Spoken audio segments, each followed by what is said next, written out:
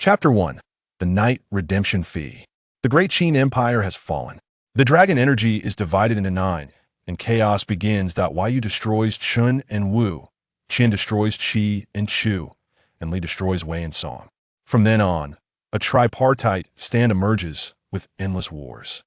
In northern Li, a horse-drawn carriage is speeding along. Inside the carriage, Qin Fan, dressed in a blue robe, leans back on a cushioned seat. He has reached the age of maturity, with sword-like brows and starry eyes, and a handsome face. In his previous life, he was a weapons enthusiast, reborn into a historical world that does not belong to any dynasty. He has never seen his mother. Since he opened his eyes, he was taken by the midwife to another room. His father told him that his mother died in childbirth. His father is the chief of the Black Dragon stronghold on Qianlong Mountain, which is simply a mountain bandit in common terms. At first, Qin Fan was very dissatisfied. Why is it that others reincarnate as princes, royal sons, or at least dukes or generals, while he ended up as the son of a mountain bandit? But gradually, he accepted reality. After all, living a carefree life isn't so bad with such a large stronghold. There is no worry about food and drink. When he grows up, he can take dozens of wives.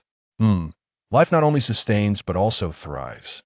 But unexpectedly, his father turned out to be a far-sighted mountain bandit leader. He said things like, "Bandits are not scary. What's scary is a culture bandit, and my son must read and write to bring glory to the Black Dragon stronghold." At the age of 10, his father found him a peer to study with, and the two were sent to school. They studied for 6 years. "Young master, at the current pace, we should reach Qianlong Mountain within half a day," said his companion, Ma San, holding a whip and driving the carriage forward. "I've told you many times, you must call me young master when outside." The voice pulled Qin Fan back to reality. I was just too excited. After all, once we return to the stronghold, I can follow the young master to show my skills. In the young master's words, we will grow strong and turn from mountain chickens into phoenixes. Ma San was very much looking forward to it. Qin Fan smiled and said nothing, closing his eyes to rest. Whoa! Half a stick of incense later, Ma San pulled the reins, and the carriage came to a stop. Qin Fan slightly opened his eyes. Ma San's voice came. "Young master, there is a family ahead putting up wedding decorations, and many people are gathered in front. The road is narrow, and our carriage cannot pass. Then let's wait." Qin Fan lifted the curtain and glanced at the large red double happiness character on the door. Although the character looked festive, it seemed particularly ironic in northern Li. Since the world was divided into 3, Yu and Qian almost inherited the old systems of the Qin dynasty, but Li was an exception.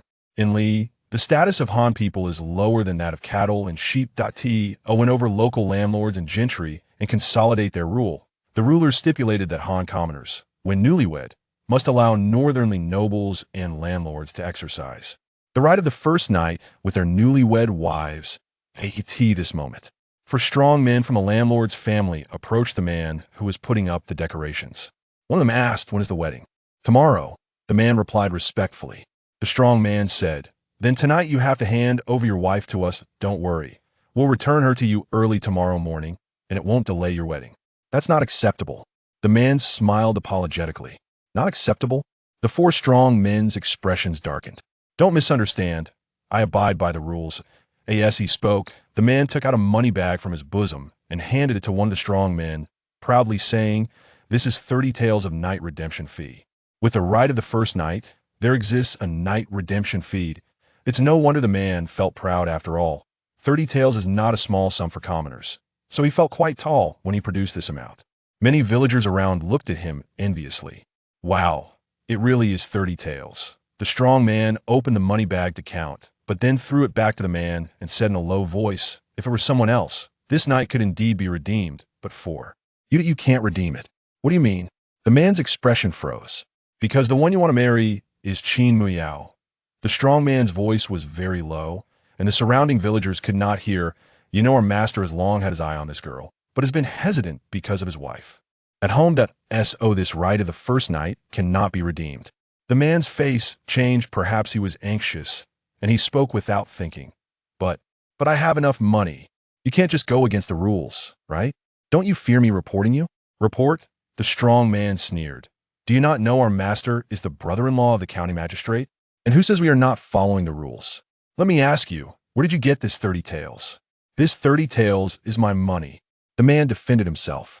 The strong man chuckled. Your money? Just because you say it's yours, it's yours? I could say this is money you stole from our master's house. The man was momentarily at a loss for words. He understood that with the landlord's power, if they really accused him of theft, he would have no way out. I say, brother, it's just the right of the first night. There's no need to take it so seriously. For over a decade, isn't this how every household has been living, except for the powerful and wealthy? Another strong man stepped in front of the man and said softly, you look smart, you should understand the reasoning. If you don't make things difficult for us, we won't make things difficult for you. This 30 taels is still yours. But if you don't know how to appreciate kindness, not only will you lose the right of the first night with Qin Fan, but you'll also lose this 30 taels, and worse, you'll get beaten and end up in jail. Hearing this, the man's face turned pale. 30 taels is indeed not a small amount after all.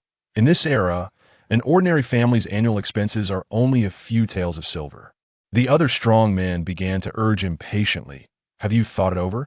It's getting late, and we still need to bring the people back to report. I will go discuss it with her.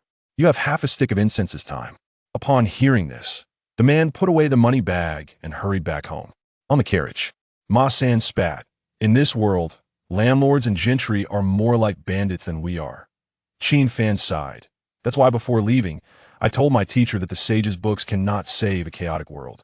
My teacher also said he hopes the young master can take the imperial examination and become an official. Ma San looked back at the carriage. Become an official? Qin Fan shook his head. Even if I become an official, I wouldn't want to be an official in Northern Li. Besides, in chaotic times, being an official is not as free as being a bandit. Ma San nodded in agreement. What the young master says is true. At that moment, a fierce argument broke out from a courtyard ahead.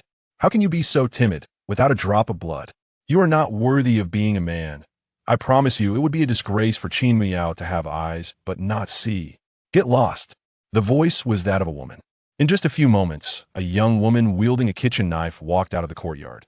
She was in her prime, and even in coarse clothing, her exquisite beauty could not be concealed.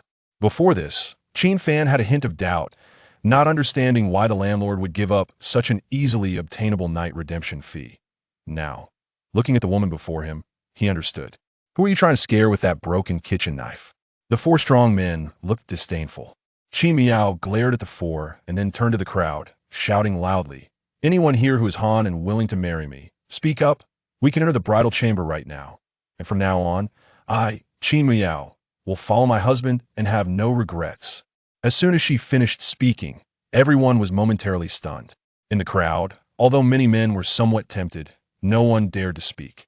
After all, they all understood the landlord's power. If they offended the landlord over this matter, they might end up with a crime pinned on them and thrown into jail tonight. The man who was originally going to marry Qin Fan was even lowering his head. Silent, a sturdy man spoke up. Stop struggling uselessly and come with us quickly. If our master gets anxious waiting, you'll suffer tonight after he uses the 9 dragons and 9 tigers revitalizing pill. Hearing the man's filthy words, Qin Fan sneered coldly, her gaze sweeping over the crowd, her voice tinged with sorrow. In the past, the great Qin was so glorious with 100 nations standing tall, and the great Qin dragon riders conquering all. Now, the bravery of our ancestors has dwindled to almost nothing. Well, I had already anticipated this situation. At this point, she looked at the sturdy man, her voice gaining determination. You just asked me what I would do with the knife? Now I will tell you. From the moment I picked it up, I was prepared to die without a sound to make my point. Ma San looked at Qin Fan. Young master, this woman is quite a fierce character. Quite interesting. Qin Fan squinted slightly. On this trip back to the Black Dragon stronghold, he definitely needed to cultivate his own people. Putting aside everything else, just this woman's character would ensure that she wouldn't betray him as a subordinate. While the two were talking, Qin Fan raised the kitchen knife and slashed at her own face. She was preparing to disfigure herself before committing suicide. Only by doing so could she guarantee that her corpse would not be defiled after her death. The 4 sturdy men changed their expressions in unison. They wanted to stop her, but it was already too late. Just as the knife was about to cut her cheek, a whoosh of air rushed in. A steel ball the size of a bottle cap struck the kitchen knife precisely, the immense force knocking the knife out of Qin Fan's hand. Chapter 2. According to the laws of Great Qin, you should be drawn and quartered. With a thud, the kitchen knife fell to the ground. The steel ball landed beside it, spinning continuously on the ground. Qin Muyao's expression froze. The four sturdy men and the surrounding villagers also looked toward the cart. The steel ball had been thrown by Qin Fan. This skill was something he had honed since childhood after crossing over. After all, there are no smartphones or other entertainment options here. He could only practice this to pass the time. Now, years later, he had mastered this skill to perfection. He wouldn't dare say much, but if he exerted his full strength, a steel ball hitting the back of someone's head or temple would definitely leave a large hole. A beautiful girl like this, it would be a pity for her to die. Qin Fan stepped out of the cart. May I ask who this young master is? One sturdy man cautiously probed, testing Qin Fan's identity. After all, in this world, anyone who could afford a cart surely held some status, and he didn't dare to offend easily. Who I am is not important. Qin Fan looked at Qin Muyao. I heard what you said earlier. If no one marries you, come with me. Are you Han? Qin Muyao's hand holding the knife went numb from the shock. Qin Fan nodded, absolutely. Good. Qin Muyao nodded without a hint of hesitation. This young master, regardless of your identity, such actions are inappropriate, aren't they? The sturdy man stepped forward and said softly, this place is under the jurisdiction of my master. According to the rules, if you want her virginity, you should personally ask my master. He assumed Qin Fan was the son of a landlord from another place. Chattering, Qin Fan didn't even look at him, and without knowing when, he had a beautifully crafted and sharp dagger in his hand. With a single swipe, he drew an arc, and a spray of blood followed. The sturdy man's throat was slit, but from his expression, it was clear he hadn't reacted yet. Zzz. Only when blood gushed from his severed throat did the sturdy man's expression change from dazed to terrified. He clutched his neck, but couldn't stop the blood from gushing out.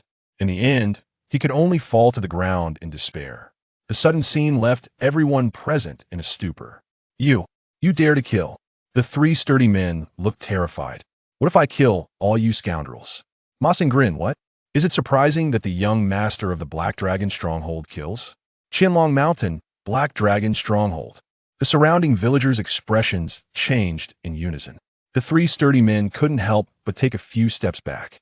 As the saying goes, a person's name brings a tree's shadow. Although the Black Dragon Stronghold only had 700 or 800 people, it was rumored to have thousands. Qin Muyao's face froze. She truly didn't expect Qin Fan to be the young master of the Black Dragon Stronghold. Young master, it's a misunderstanding, all a misunderstanding. Since you have taken a liking to this woman, please take her away. The sturdy man was drenched in cold sweat. This was the Black Dragon Stronghold. The government had been trying to eradicate bandits for years, but when had they ever succeeded? These mountain bandits that even the government couldn't deal with. How could they dare to offend? After speaking, the three sturdy men turned and fled. They just wanted to leave this place as quickly as possible, without any trace of their previous arrogance in bullying the villagers. Did I let you go? Qin Fan's gaze turned cold. As he spoke, 2 steel balls were thrown from his sleeves, and 2 whoosh sounds pierced the air. 2 screams sounded, followed by the dull thud of bodies hitting the ground. The corpses of 2 sturdy men lay on the ground, their skulls smashed in, and although they were already dead, their bodies continued to twitch. This was a normal phenomenon after death, and it wouldn't be long before they lost control of their bowels. Young master, spare me. The last sturdy man realized that continuing to run would surely lead to his death, so he immediately turned and knelt on the ground, repeatedly bowing his head. Spare you? Qin Fan approached with the dagger in hand, slowly walking behind the sturdy man. As a fellow Han, you helped the barbarians commit atrocities. According to the laws of the Great Qin, you deserve to be drawn and quartered.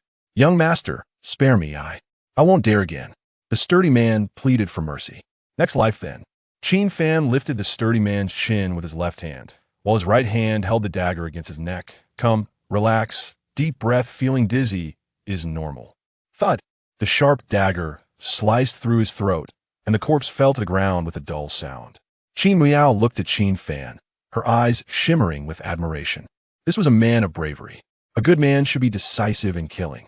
Although the surrounding villagers were terrified, they felt a sense of relief in their hearts. After all, these sturdy men had often bullied the villagers, doing countless heinous acts for the landlords and gentry. Now that they were killed, It was indeed just retribution. Let's go. Qin Fan looked at Qin Muyao. Wait. Qin Muyao turned and strode toward the man, trembling in front of the door, reaching out and saying sternly, "Give me the money."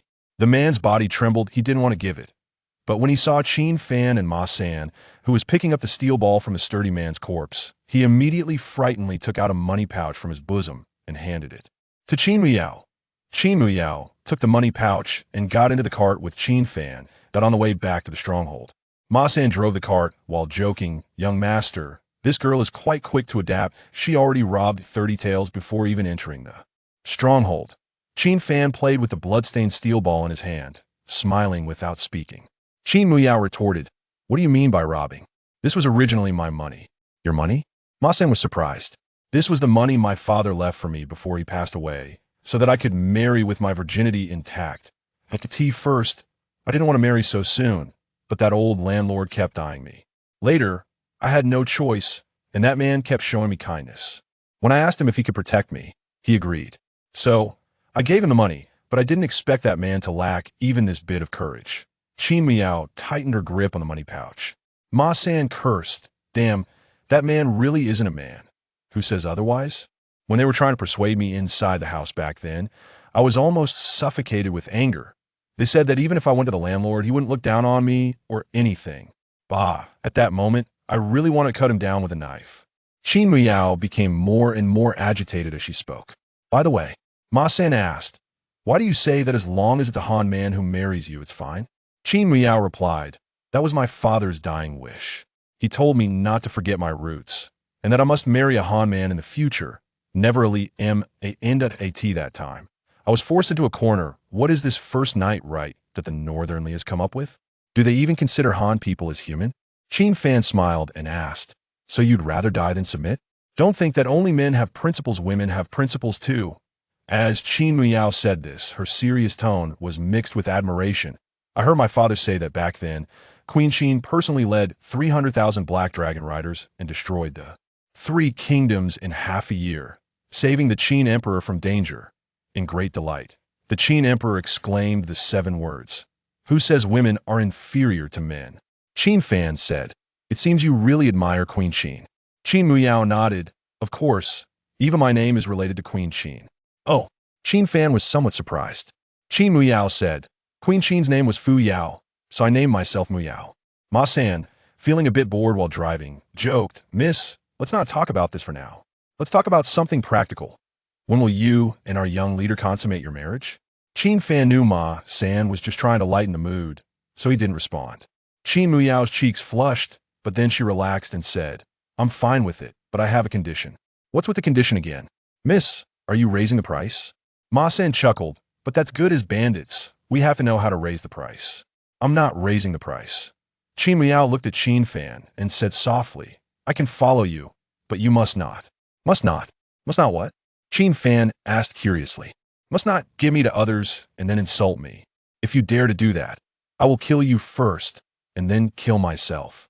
Qin Muyao's expression was extremely serious. Qin Fan was a bit confused. "Why would I insult you? And why would I give you to others?" Qin Muyao said, "Isn't that how you Black Dragon Village operates?"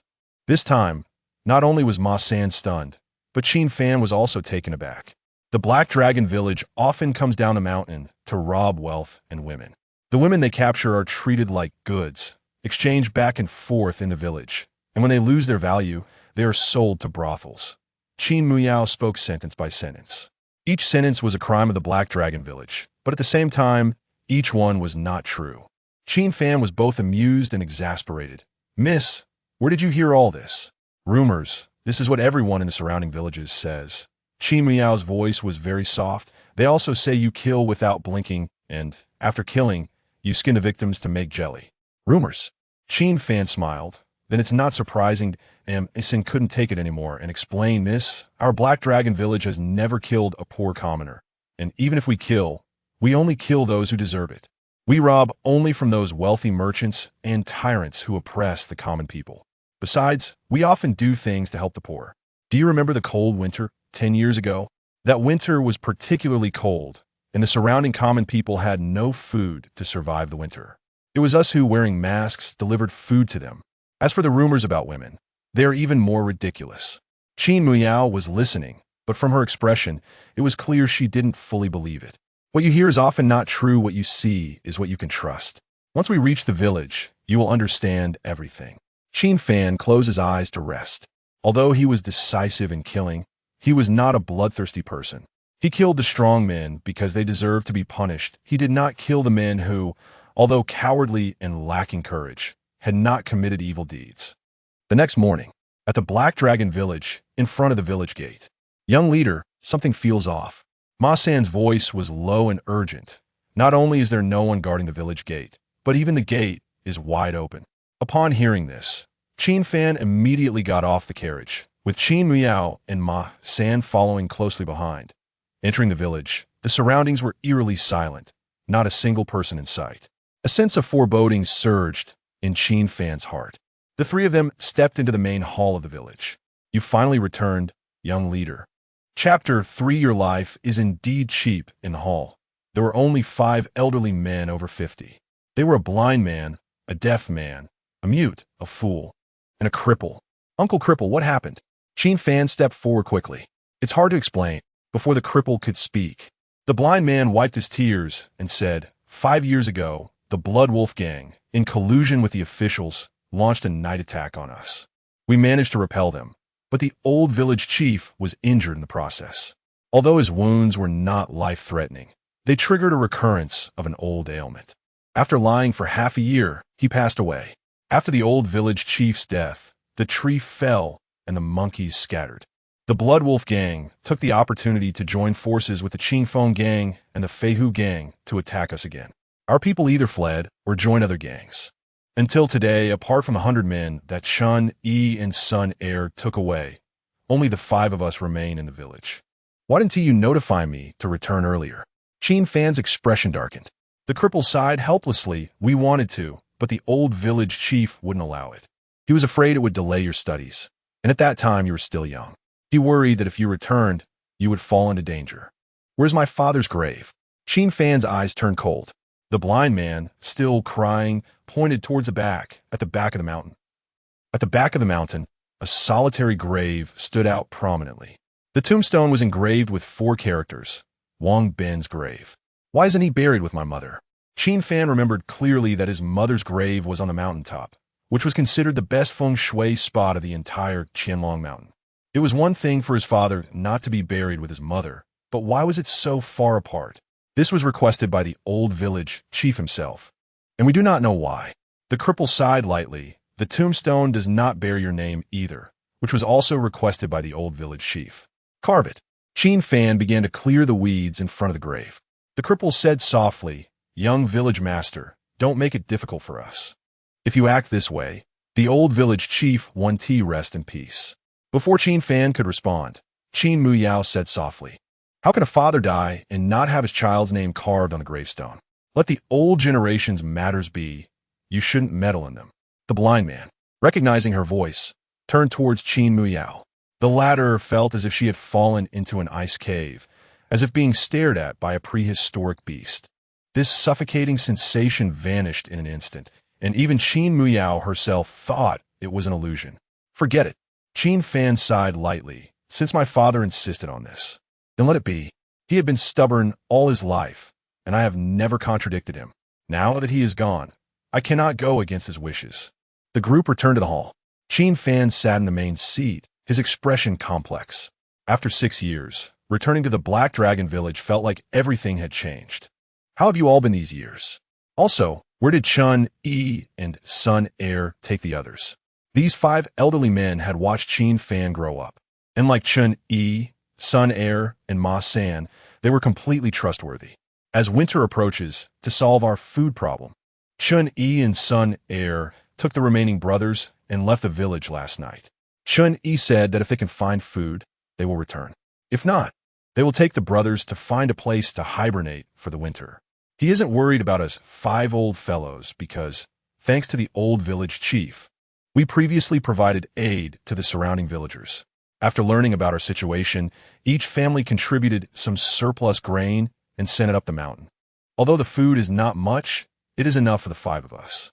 As the blind man spoke, he began to wipe his tears again. You suffered. Qin Fan felt sorry for them. Don't worry, now that I am back, everything will be fine. Young village master. The cripple continued, before winter sets in, I will hunt some game, and we can have a comfortable year. It's just that I need to trouble the young village master to spend the winter with us old useless fellows. By the way, where is Jiangxi? Qin Fan asked. Ah, Jiangxi. The blind man was about to speak, but was interrupted. Someone is coming. Ma San suddenly stood up and looked towards the door. He saw more than 10 people striding in, led by a man with a long scar on his neck and another on his forehead. The scar on his neck was left by a bear, but he was lucky to have survived. It's the Blood Wolf gang, the cripple exclaimed. Well, everyone is here. The man walked in, and upon seeing Qin Fan, he grinned after a careful look. Isn't this the young village master? It's been 6 years since we last met, and you finally deigned to return? Jiangxi, how did you become one of them? Ma San glared at Jiangxi. How can you repay the old village chief's kindness by doing this? Jiangxi was originally from the Black Dragon village. 10 years ago, he escaped to Qianlong Mountain and met the bear in the mountain. Just as he was about to lose his life to the bear, he was saved by Wang Ben. Since Jiangxi joined the village the latest, despite being nearly 30, he still ranked behind Ma San. Don't use gratitude to threaten me. As the saying goes, a good bird chooses a good tree to perch on. Jiangxi sneered, pointing at the cripple and the others. Besides, I have repaid my gratitude. Otherwise, how could these 5 old fellows survive until now? Jiangxi, why are you here? It can't be to welcome me back, right? Qin Fan squinted his eyes. Blood Wolf gang. I haven't gone looking for them yet, but they came looking for me. Ha! Jiangxi laughed. I rushed over after receiving news that the young village master's carriage entered the mountain. I originally planned to exchange pleasantries, but since the young village master is straightforward, I will get straight to the point. As winter approaches, there are fewer merchants passing by. We Blood Wolf gang are many and are in urgent need of food. I heard your village has surplus grain. Could you lend us some? Oh, how much do you want to borrow? Qin Fan asked. 2 stones. Jiangxi replied. Ma San said in a deep voice, what if we don't lend it? I heard that Chun, Yi, and Sun Air have already taken their men away last night. Jiangxi's words were filled with threats. He raised a big knife in his hand, wiping it with his sleeve as he continued. Don't say I'm not leaving you any room. The surrounding villagers collectively sent you 2 stones and 5 dough of grain. I will leave you 5 dough and take 2 stones as a way to repay the old village chief's life-saving grace. Ma San sneered. Then your life is indeed cheap. Ma San, are you looking for death? Jiangxi's eyes flashed with fierce light. Do you have the ability? Ma San grinned savagely. Despite Jiangxi and his more than 10 men, Ma San showed no fear. 6 years. I've been holding it in for 6 whole years, being a model student for 6 years. Ma San was particularly eager to see blood at this moment. Ma San, step back. Qin Fan spoke and then looked at Jiangxi. You even know that the surrounding villagers sent us grain. It seems you Blood Wolf gang have been down the mountain to visit them? This is unavoidable. The village is short of food. We can't let our brothers starve to death. Can we? Jiangxi admitted frankly, but don't worry, we 1T wipe them out. We will always leave them some life-saving grain. If we starve them all to death, who will we rob next winter? Qin Fan sneered. 1 stone of grain is 120 jin. Enough for 3 people to eat for about 3 months. Now that winter is coming, although Chun, Yi, and the others are not here, with 8 of us. 2 stones and 5 dough of grain is not enough to eat. You want to take 2 stones? Jiangxi chuckled coldly. Young village master is joking. Who doesn't he know that the young village master has mastered the iron ball technique? You could hunt wild rabbits at 5 years old and deer at 8. After winter sets in, the young village master can go into the mountains to hunt some game. You 1T starve to death. Besides, what if Chun, Yi, and the others really find food? I will consider it and give you an answer in 10 days.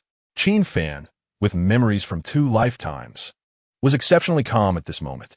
10 days? Jiangxi shook his head. Too long. I can give you at most 3 days. However, at this point, he looked at Qin Miao beside him, licked his lips, and said, as an exchange, I have to take this woman back. Qin Miao's expression changed. Ma San looked at Qin Fan. As long as the latter gave the order, he would act.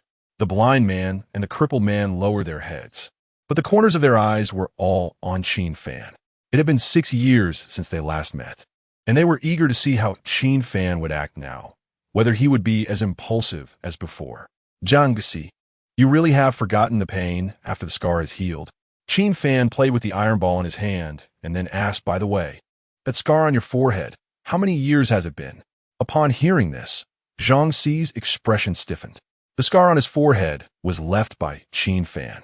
When Qin Fan was 8 years old, the Black Dragon Gang robbed a wealthy merchant passing by, and as a result, Jiangxi secretly dragged the merchant's daughter into the woods, intending to assault her.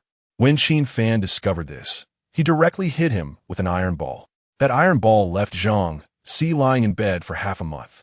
8 years ago, it only made a small hole in your forehead.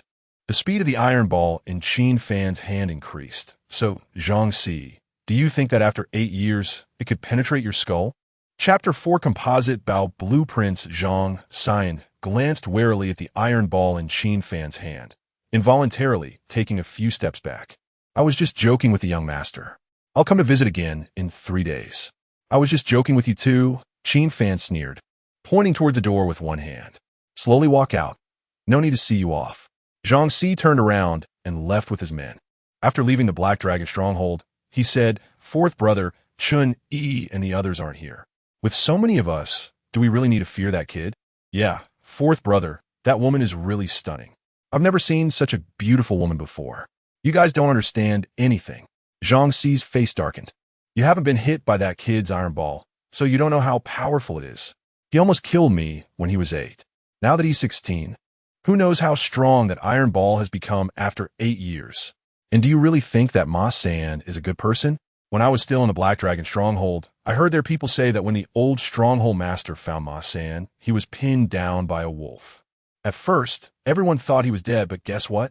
That guy actually bit the wolf to death with his teeth. And at that time, he was only 5 years old. One person said, even if they are strong, can't all of us from the stronghold kill them? It's not hard to kill them. But who dares? Jiangxi gritted his teeth. Do you think I really spare those 5 old guys' lives just to repay a debt? It's because the government won't allow us to touch them. Meanwhile, on Qin Fan's side, the government is hunting us down, and the Blood Wolf stronghold isn't giving us any way out. They are pushing us to a dead end. The blind man said, wiping his tears and sighing. Chun Yi and Sun Air are really something. When they went out to work, they didn't leave anyone behind. Aren't they afraid of something happening to Uncle K and the others? Ma San started to complain. Qin Fan smiled lightly and said, not leaving anyone is the right choice, because Chun Yi knows that leaving someone behind would not only be useless, but would also take up the little food that Uncle K and the others already have. At this point, Qin Fan asked Ma San, do you remember how the able-bodied men and villagers reacted when they heard about the Black Dragon stronghold on our way back? Ma San nodded. Those people were scared to death when they heard about the Black Dragon stronghold. From this, we can see that they don't know our current situation. In their eyes, we are still strong and powerful. Ever since my father passed away, there have only been this few people in the stronghold. Although the terrain of the Black Dragon stronghold is easy to defend and hard to attack, if the government really wanted to wipe us out, with their officers plus the cooperation of the Blood Wolf stronghold, it wouldn't be difficult, right? But why, after all these years, have we not been exterminated? Instead, the government has been able to make a big show of hunting bandits in Qianlong Mountain every year. After he spoke, the 5 from the K family did not respond. Qin Miao lowered her head, lost in thought. Ma San suddenly realized these dog officials are using us to boost their political achievements. Qin Fan nodded and said, not just for political achievements, but also for military funding to hunt bandits. It's no exaggeration to say that we are their cash cow and stepping stone for promotion. Qin Miao understood as well and quietly said, no wonder the Blood Wolf stronghold shows mercy to Uncle K and the others. It seems the government won't allow them to act. Qin Fan said it's not just that. The reason they spare Uncle K is also very important. At crucial moments, their corpses can prove that the government is truly hunting bandits. After all, the wanted posters from the Beili dynasty only have Uncle K and a few others left. Young master. At this moment, the blind man sighed and said, if we must endure, then let us give them the food. At worst, we can hunt some game to get through this cold winter. Give it to them. Qin Fan chuckled. Do they deserve it? My father wasn't killed by them, but he did indirectly suffer a relapse because of them. Not only will I not give them food, but I will also take away their food for winter." The blind man was taken aback. Does the young master mean revenge? How do we get revenge? Rely on us? The mute carries the blind man. The fool carries me, and I direct the deaf? Qin Fan was speechless. Qin Miao found it a bit funny upon hearing this. But the occasion wasn't suitable, so she could only lower her head and hold back her laughter. It's unrealistic to rely on you 5 old ministers, Qin Fan said helplessly. Hearing the words old ministers, the 4 blind men, except for the fool, awkwardly looked down. Ma-san, go get my luggage. Okay. After Ma-san brought back the luggage, Qin Fan took out a stack of paper and then pulled out several blueprints from the middle. Young master, what is this? The crippled man asked curiously. Qin Fan organized the blueprints and said, "These are some bow designs I drew when I was bored with studying." This is a bow. Ma-san scratched his head. It looks a bit like one, but it seems so complicated. Uncle K, do you think these parts are easy to solve? Qin Fan looked at the crippled man. The latter walked over with his cane, took a glance at the blueprints, and said, "The bow frame isn't hard to solve, but the other parts might take some time. It's just a small problem. We can handle it. This part isn't difficult either." Qin Fan pointed to a pulley-like part on the blueprint. The blueprints are for a modern composite bow, although it's unrealistic to completely replicate a modern composite bow. Imitating it would definitely yield greater power than an ancient composite bow, especially in terms of power requirements. It would be greatly reduced. Its range and penetration would also be stronger. Not difficult, the crippled man nodded, then frowned and said, "But the bowstring is a big problem. We understand some ordinary hemp rope bowstrings, but just from the blueprints, the young master's bowstring definitely cannot use hemp rope. And we old guys don't know about higher standard bowstrings." I see. Qin Fan frowned slightly. The hemp rope is definitely not up to standard. Modern materials are certainly unavailable. The only things that can meet the standard and be used are animal tendons and silkworm silk. Making bowstrings from animal tendons and silkworm silk isn't difficult, but creating bowstrings that meet the requirements and are qualified, that's a skill. I can make bowstrings, Qin Miao said at this moment. You can? Qin Fan and the others were taken aback. Yes, my father taught me. Qin Miao nodded and said, in his words, bows made by him shoot farther and have stronger penetration than those made by others. Take a look at the blueprints first, then tell me if you can do it. Qin Fan gestured for Qin Miao to come forward. She walked closer. Qin Fan asked, "Can you understand it?" "It's a bit complicated, but I can understand it." Qin Miao frowned slightly and said softly, "But I can't guarantee that it will meet your requirements. Just do your best. There's no shortage of wood in the mountains, and there are also a small amount of water, buffalo horns, and other materials in the stronghold. As a weapon enthusiast, Qin Fan could also complete the manufacturing of modern composite bows. The only thing lacking now is a qualified bowstring technician. The young master doesn't he mean to use this against the Blood Wolf stronghold, right?" The crippled man asked. Yes, Qin Fan nodded. The crippled man said, "Now the Blood Wolf stronghold has nearly 500 people, 500 useless drunks who only bully the weak." Qin Fan's eyes flashed with cold, killing intent. Chapter 5 The Legacy of the Great Qin. The blind man stood up and said, "If the young chief has made up his mind, we still need to summon Chun, Yi, and the others back. They left the camp last night, and we can still catch up if we go after them now." Qin Fan nodded and immediately entrusted this matter to Ma-san. After Ma-san left the camp, Qin Fan stood up, looked at everyone, and said, "Let's go to the treasure vault." Young chief. The cripple glanced at Qin Miao, hesitating to speak. The treasure vault of the Black Dragon camp was confidential. Apart from the late Wang Bin, only Qin Fan, Chen Yi, Sun Air, Ma-san, and their 5 old fellows knew about it. Trust those you use, and do not use those you distrust. Qin Fan understood the cripple's concerns, but given Qin Miao's nature, she would never engage in betrayal. All right, since Qin Fan said so, the cripple and the others couldn't say anything further. On the way to the treasure vault, Qin Miao, filled with confusion, asked, "Aren't you short on food? Since there's a treasure vault, why not use the gold and silver inside to buy food? The vault doesn't contain yellow and white items." Qin Fan did not elaborate. If there were truly gold and silver in the camp, would Chun, Yi, and the others have risked going down mountain? The location of the treasure vault was very hidden, in a dilapidated courtyard within the camp. The houses in the courtyard had collapsed, the wood was decayed, and it looked utterly ruined. However, hidden beneath the collapsed floor of one of the houses was a secret door. Opening the secret door and descending about 10 meters led to the treasure vault. Due to the approaching winter, it was already very cold in the mountains. But the temperature in the treasure vault was 7 or 8 degrees lower than outside. Inside the vault, the cripple lit the oil lamp on a wooden pillar, and the dark vault gradually lit up. "This is Sisyphus wood?" Qin Miao was shocked when she saw the rows of Sisyphus logs before her. In ancient times, Sisyphus wood was associated with imperial power and was considered military material. Moreover, Sisyphus trees were already scarce, and after decades of continuous wars, they had been nearly depleted. The remaining production areas were occupied by the Qian, Yu, and Li kingdoms, heavily guarded for royal use and military supplies. Yet, the Black Dragon camp had so much of it. Is it really that surprising to have Sisyphus wood? Qin Fan chuckled. But this is too much. Qin Miao exclaimed, unable to hide her shock. Could it be that you once robbed the Northern Li's military supplies? But that doesn't make sense. The Northern Li are skilled in horsemanship and archery. If they were truly robbed, with this much quantity, they would not let it go so easily. Not all.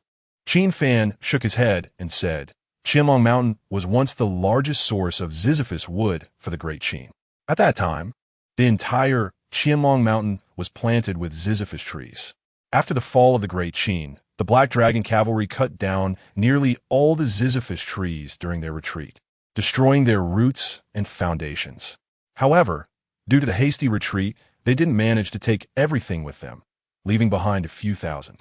A few thousand left behind means this much? Qin Miao found it hard to believe. She looked at Qin Fan and asked, "You don't plan to use Sisyphus wood to make Bao bodies, do you?" "Yes." Qin Fan nodded, aiming to ensure that every brother in the Black Dragon camp could use one. "That's too extravagant." Qin Miao marveled. Even the armies of the Qian, Yu, and Li kingdoms don't have many Bao bodies made of Sisyphus wood.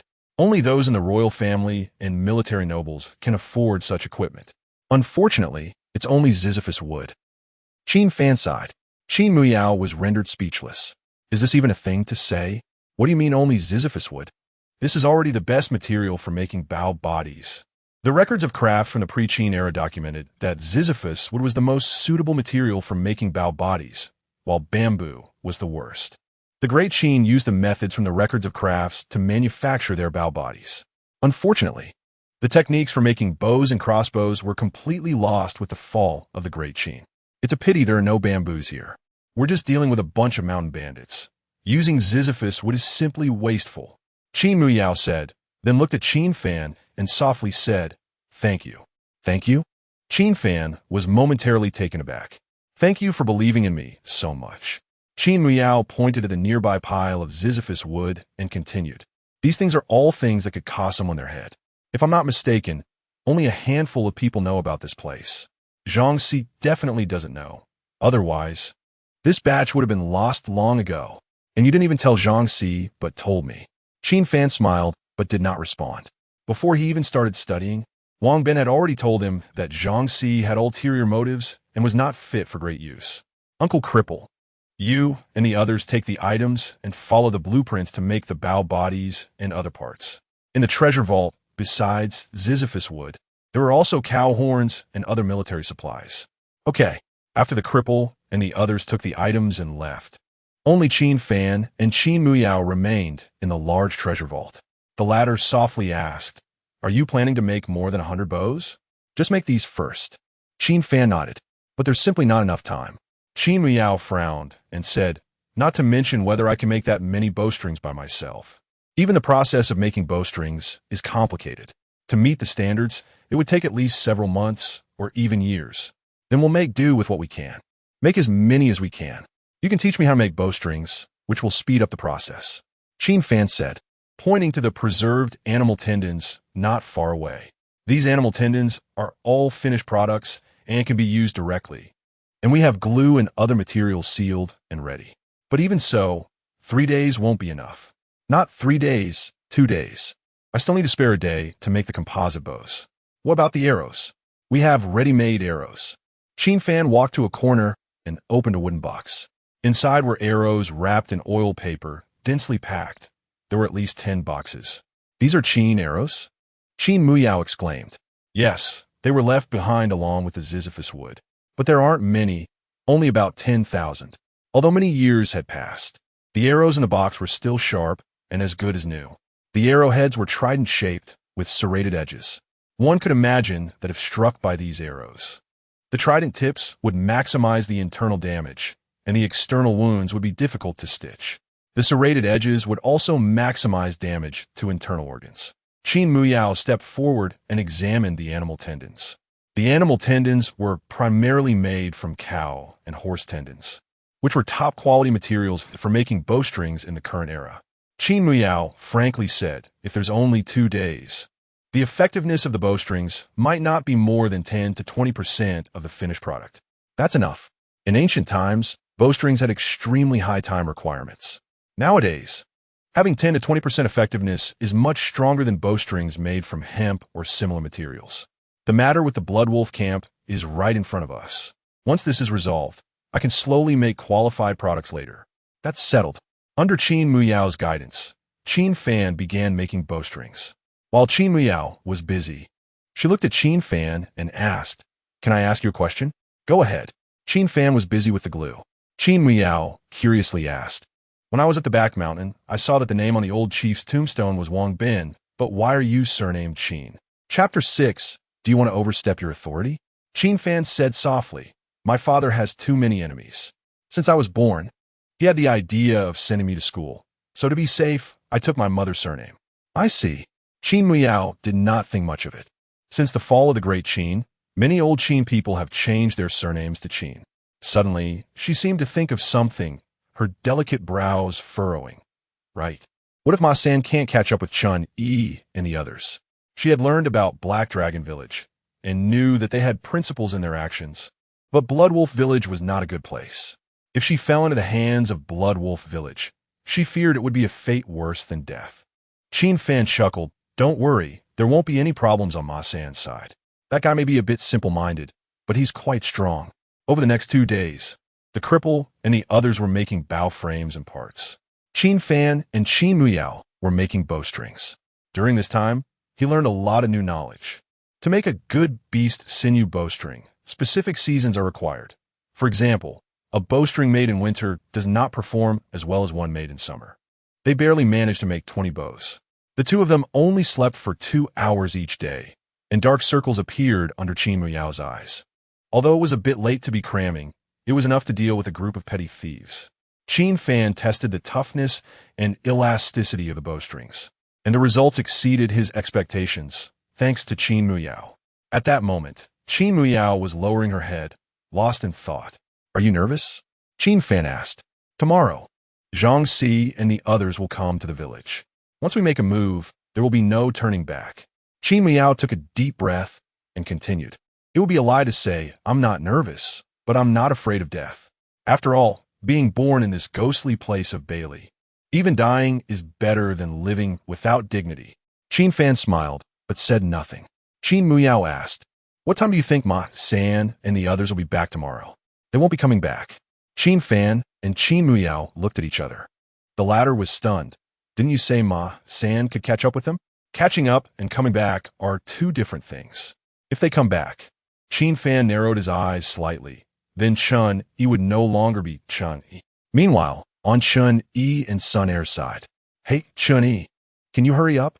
I've been looking for you for almost 5 hours. Why are you dragging your feet like this?" Ma San said anxiously, urging, "The young village master is still waiting for us. Aren't we on our way?" Chun Yi, who had a handsome appearance and a medium build, was wearing a bearskin coat. "Is this what you call on our way?" Ma San was so angry his teeth itched. Everyone in the village knew that Chun Yi was very fast when leading a team. "It's been an hour. Have we even covered 5 miles? A turtle would be faster than this. The mountain road is difficult. 5 miles is not a small distance." Sun Air, who was nearly 2 meters tall and built like a bear, added. Ma San stared hard at Chun Yi and Sun Air, saying, "Are you two waiting for the young village master to be killed so you can overstep your authority? Oh, looks like all that reading wasn't in vain. You even know idioms now." Chun Yi chuckled, patting Ma San on the shoulder But overstep your authority is not the right phrase here.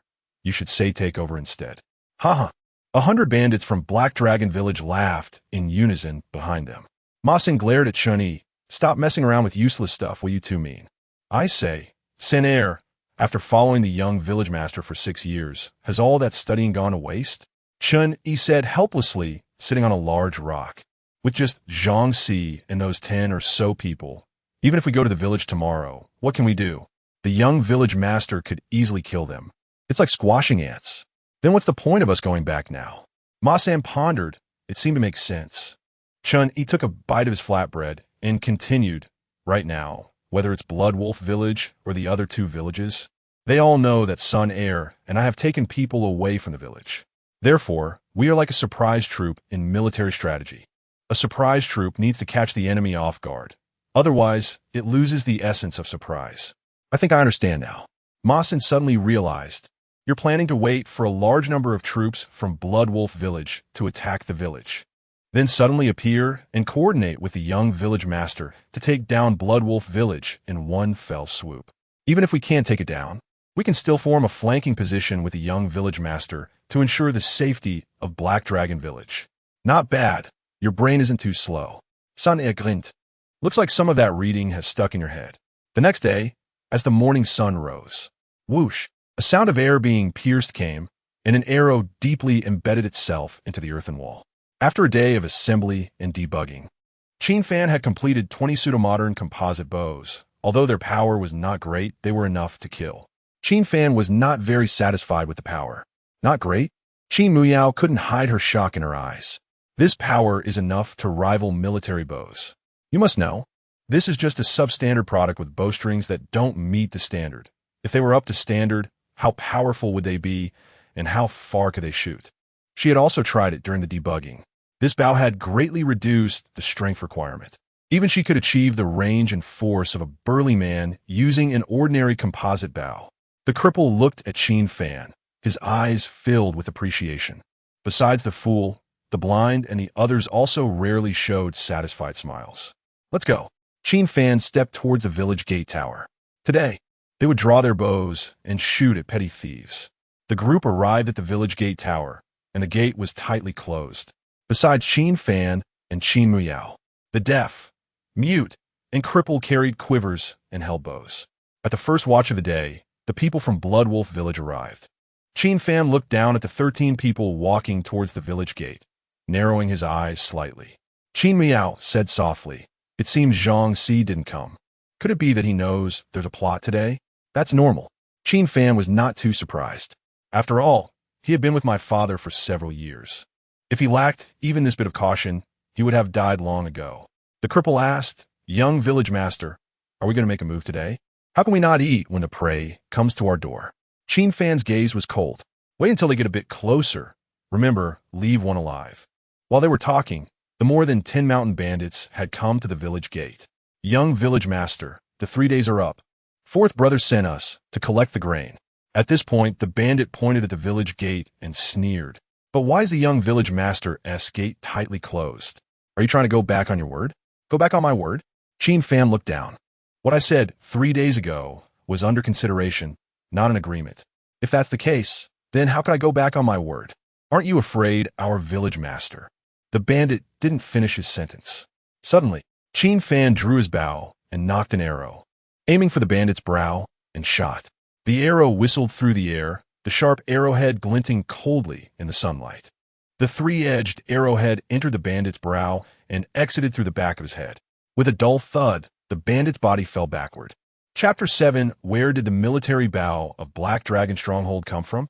The sudden scene caused the faces of the remaining mountain bandits to change simultaneously. One of them turned to flee while loudly threatening, "Qin Fan, if you dare to kill our Blood Wolf Stronghold's people, aren't you afraid that our leader will flatten your Black Dragon Stronghold?" As soon as he finished speaking, he was shot through the back of the head by an arrow fired by the cripple. Whoosh, whoosh, whoosh. At the same time, the mute and the deaf also took action. Although they were older, their archery skills were superb, and at such a short distance, it was almost one arrow, one life. However, things were not going smoothly for Qin Muyao. Archery is not something that can be mastered in a short time. She shot 3 arrows in a row, all of which missed. At this moment, only 6 of the 13 mountain bandits from Bloodwolf's stronghold remained, desperately trying to escape. Qin Fan drew his bow, the bowstring pulling the Ji wood pulley, making a continuous squeak sound. With a whoosh, an arrow shot out, and another mountain bandit screamed and fell to the ground. What kind of bow is this? How can the range be so far? The bandits were all in a panic. Bloodwolf's stronghold also had bows. They often used them for hunting and robbing. According to the range of their bows, this distance should have been safe enough. But why were their people still being shot? This range is comparable to that of military bows. Some bandits were terrified. Where did they get military bows? Some bandits could not understand. It is known that even the Bloodwolf stronghold, which colludes with the government, does not have military bows. But unfortunately, they would never know the answer. Qin Fan shot another arrow, and before it could hit the target, he took out another arrow from the quiver and drew the bow again. Whoosh, whoosh.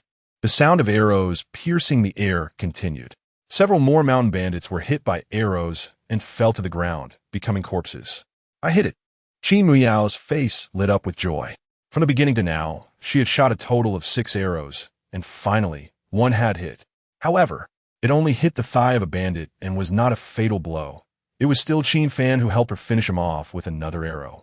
From the original 13 mountain bandits, only one was left, since Qin Fan had stated beforehand that one live captive must be left. The cripple and others also put down their composite bows. However, Qin Fan aimed his bow at the remaining bandit. He bent the bow, knocked the arrow, and released it in one smooth motion.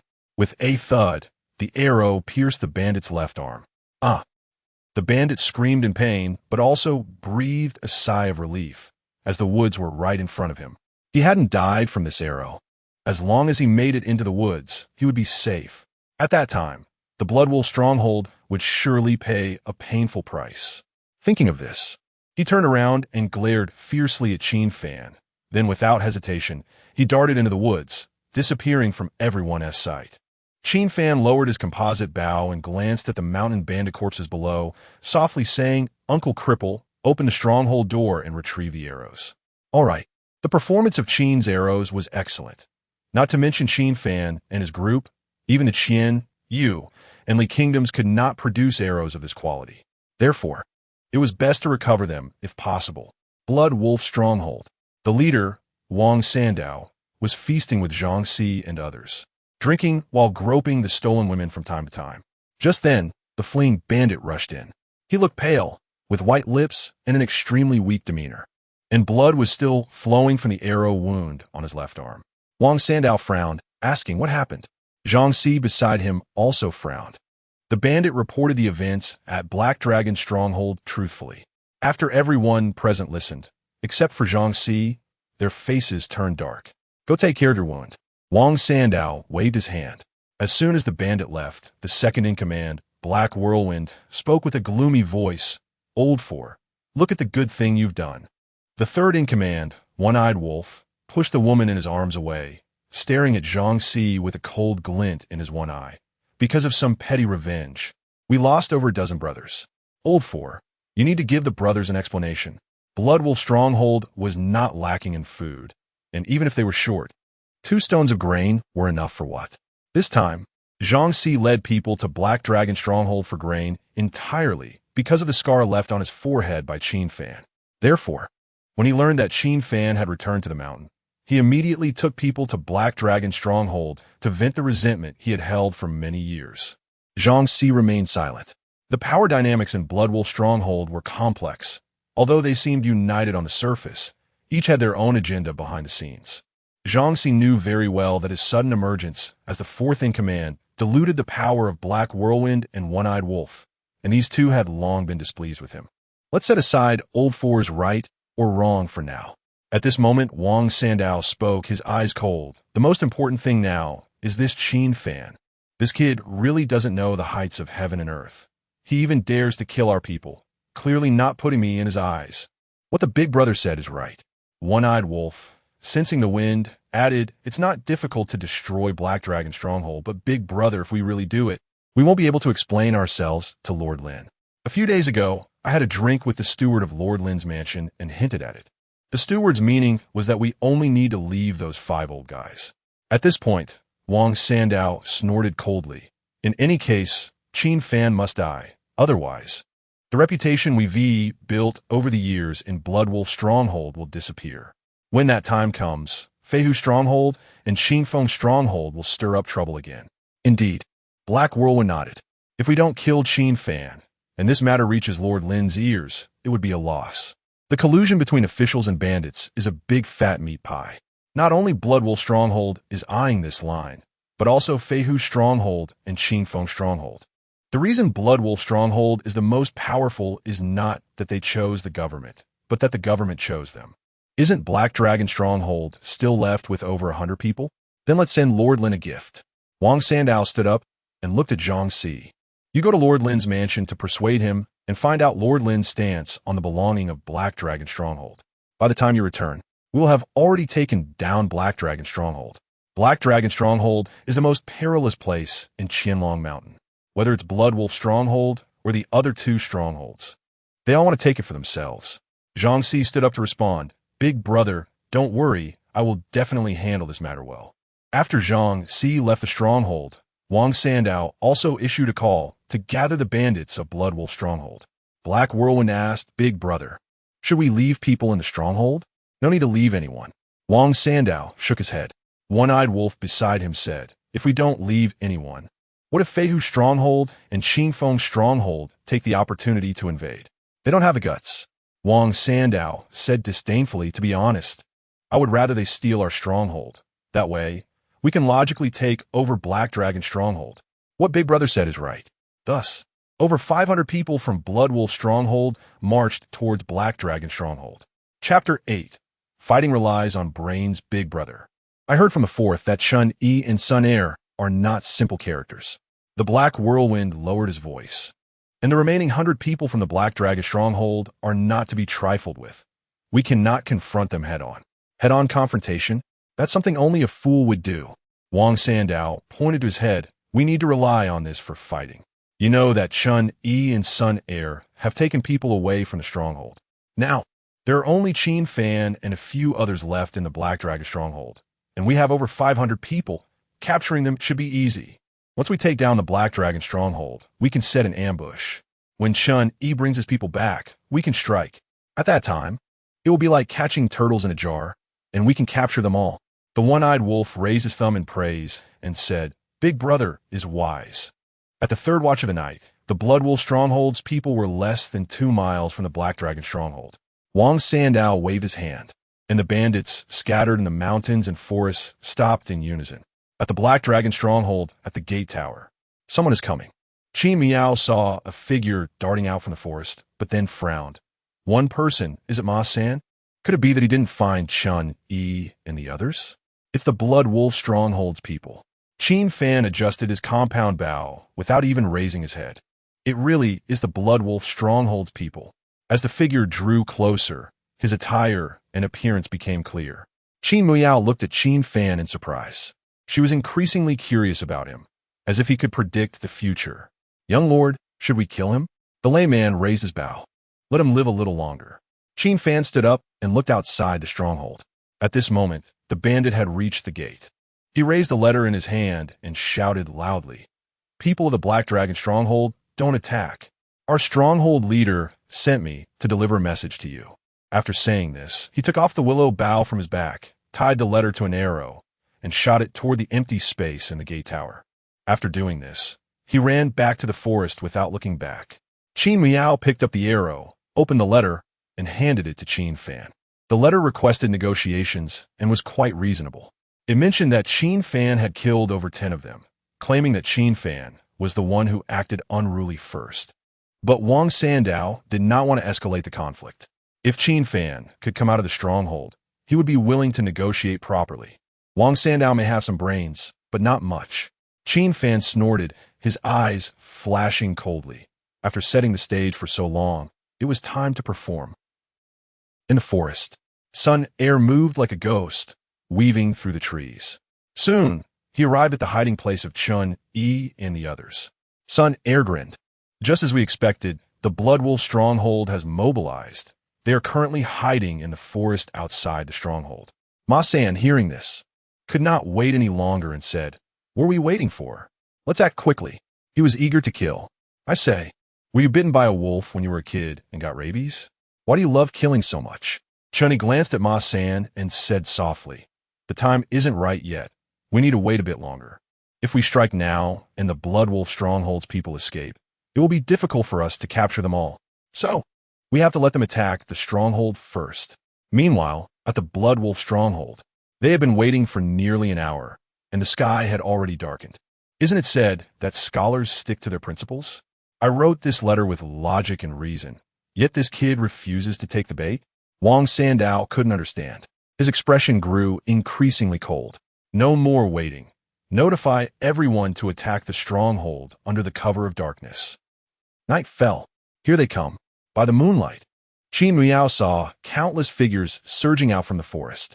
The layman stared at the approaching crowd below and said softly, "They have some brains."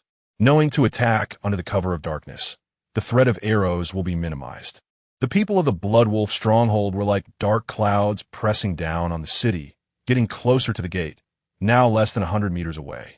At this moment, we need a fire. Qin Fan ignited an oil-soaked arrow and drew his bow, aiming at the trench in front of the gate. This trench, dozens of meters long, was dug when they took advantage of the Blood Wolf Stronghold's people returning to report. It contained scrap wood and oil. Once ignited, it could burn for at least 2 hours. When the Blood Wolf Stronghold's people were less than 50 meters from the gate, whoosh, the flaming arrow landed in the trench. The weak flame ignited the oil, and with a boom, the flame instantly transformed into a fire dragon. In the pitch-black night, it became as bright as day in that moment. The sudden scene left the bandits who had rushed to the gate dumbfounded. It is well known that in the darkness of night, people can see clearly in the light, but cannot see clearly when looking from the light into the darkness. The bandits of the Blood Wolf Stronghold were now completely exposed to Qin Fan and the others' view, while they could not see the situation at the gate tower. Whoosh, whoosh, whoosh. Arrows whistled through the air, and continuous screams rang out. In such a dense crowd, even Qin Muyao could hit a target. Where did they get the oil? Wang Sandao's face turned extremely ugly. The entire Black Dragon Stronghold's resources had already been emptied under Zhang Xi's guidance, hadn't they? You have to know that oil is military supplies. The Black Whirlwind gritted his teeth and said, "Big brother, I'll take people to put out the fire with soil.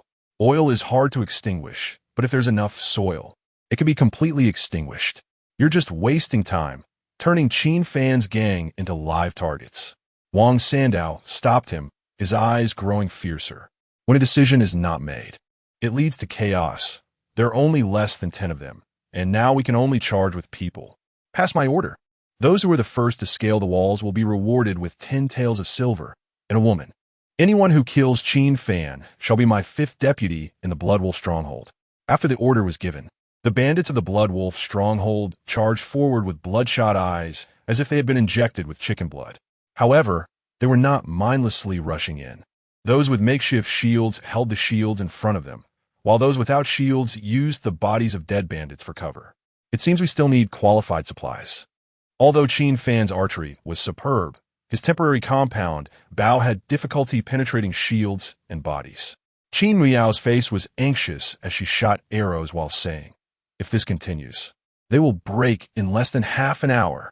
Qin Fan said nothing but looked down at the bandits from the Blood Wolf Stronghold. At this moment, the bandits had left the forest and were completely exposed in the open mountain area. There was no moon tonight, nor any bright stars. The time has come.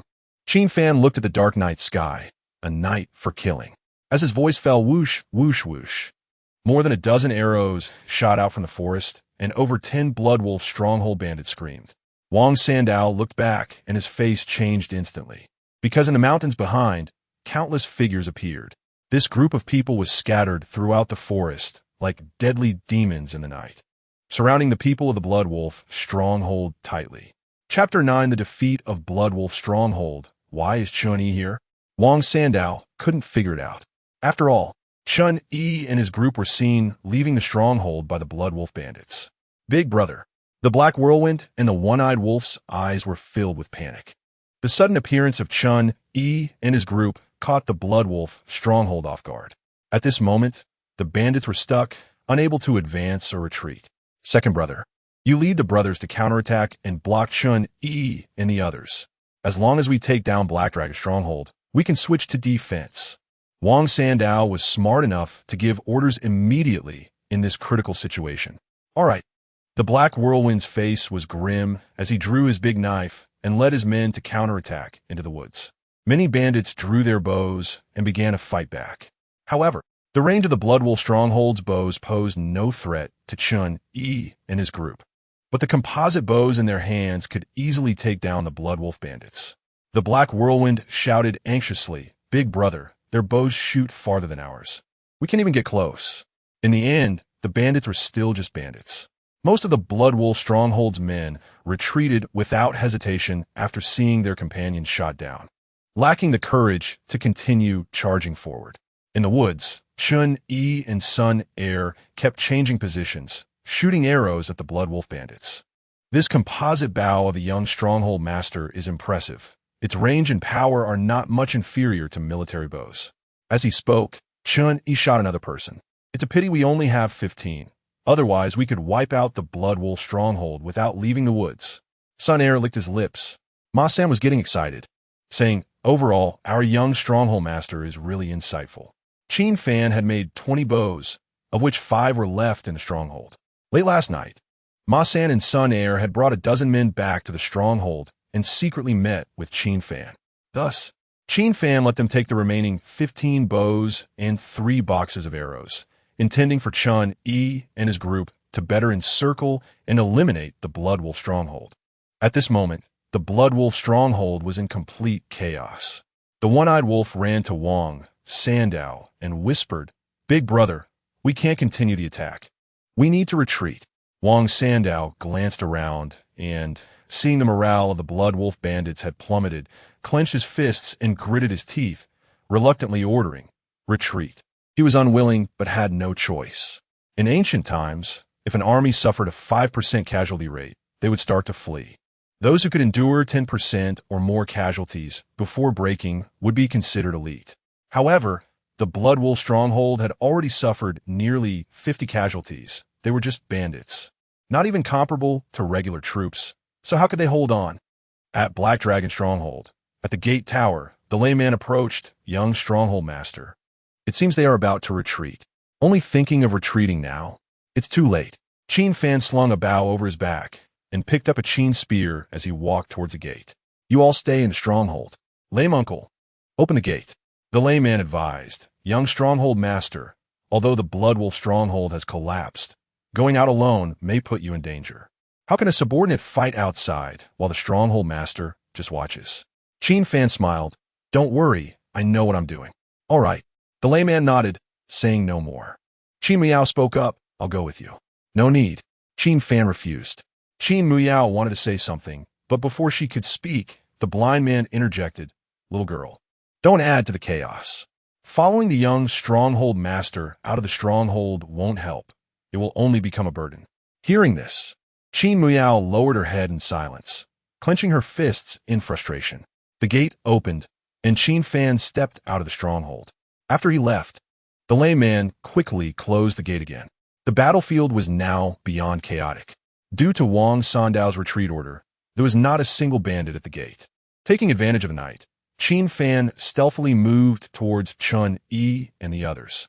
The Blood Wolf stronghold had completely collapsed, with no fighting spirit left, only thinking of fleeing. Qin, and his group, like hunters, continuously eliminated the remaining bandits of the Blood Wolf stronghold. "This won't do. They will escape.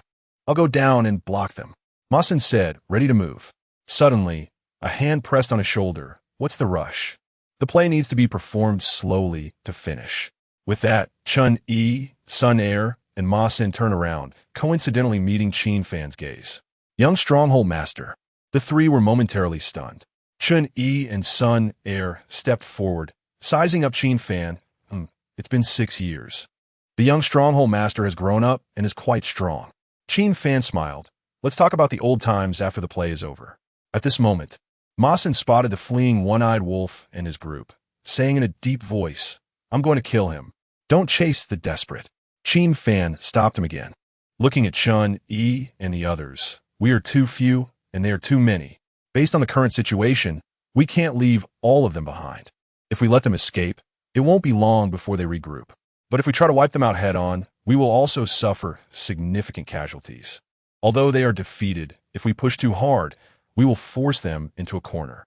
When desperate, people will fight back with their lives. We want to engage in such reckless behavior. Chunyi nodded and then asked, "So what does the young stronghold master mean? You and son heir take 30 men. Pretend to be over 100 and continue to pursue, slowing their escape. Remember, do not chase too closely. Masa and I will lead the rest to Blood Wolf Stronghold, arriving ahead of them, then take control of their stronghold and wait for them." At this point, there was an unmistakable killing intent in Qin Fan's voice. This way, we can thoroughly crush them.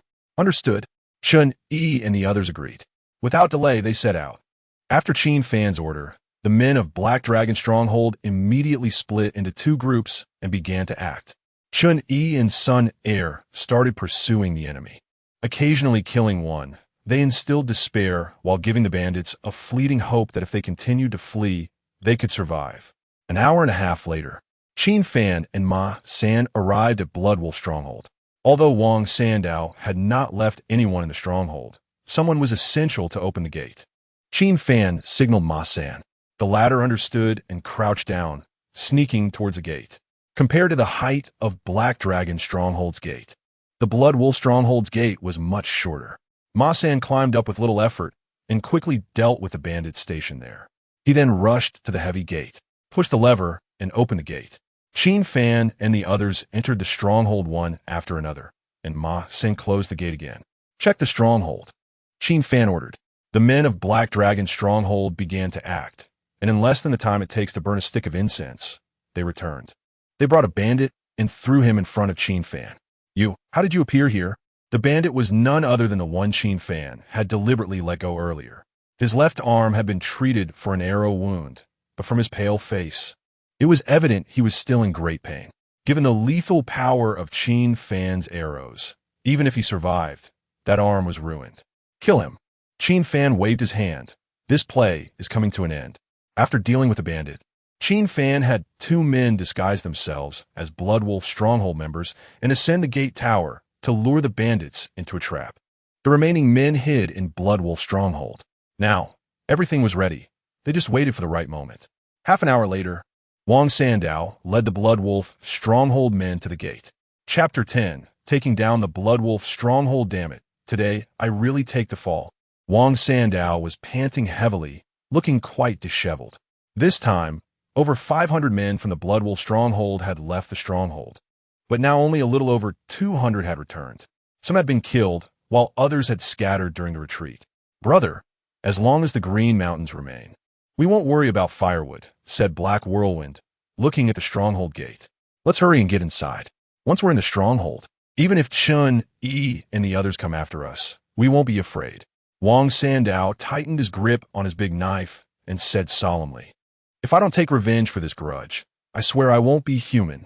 After we return to the stronghold, prepare a heavy gift for Lord Lin. While they're out of food, we can use the power of the government to completely wipe them out."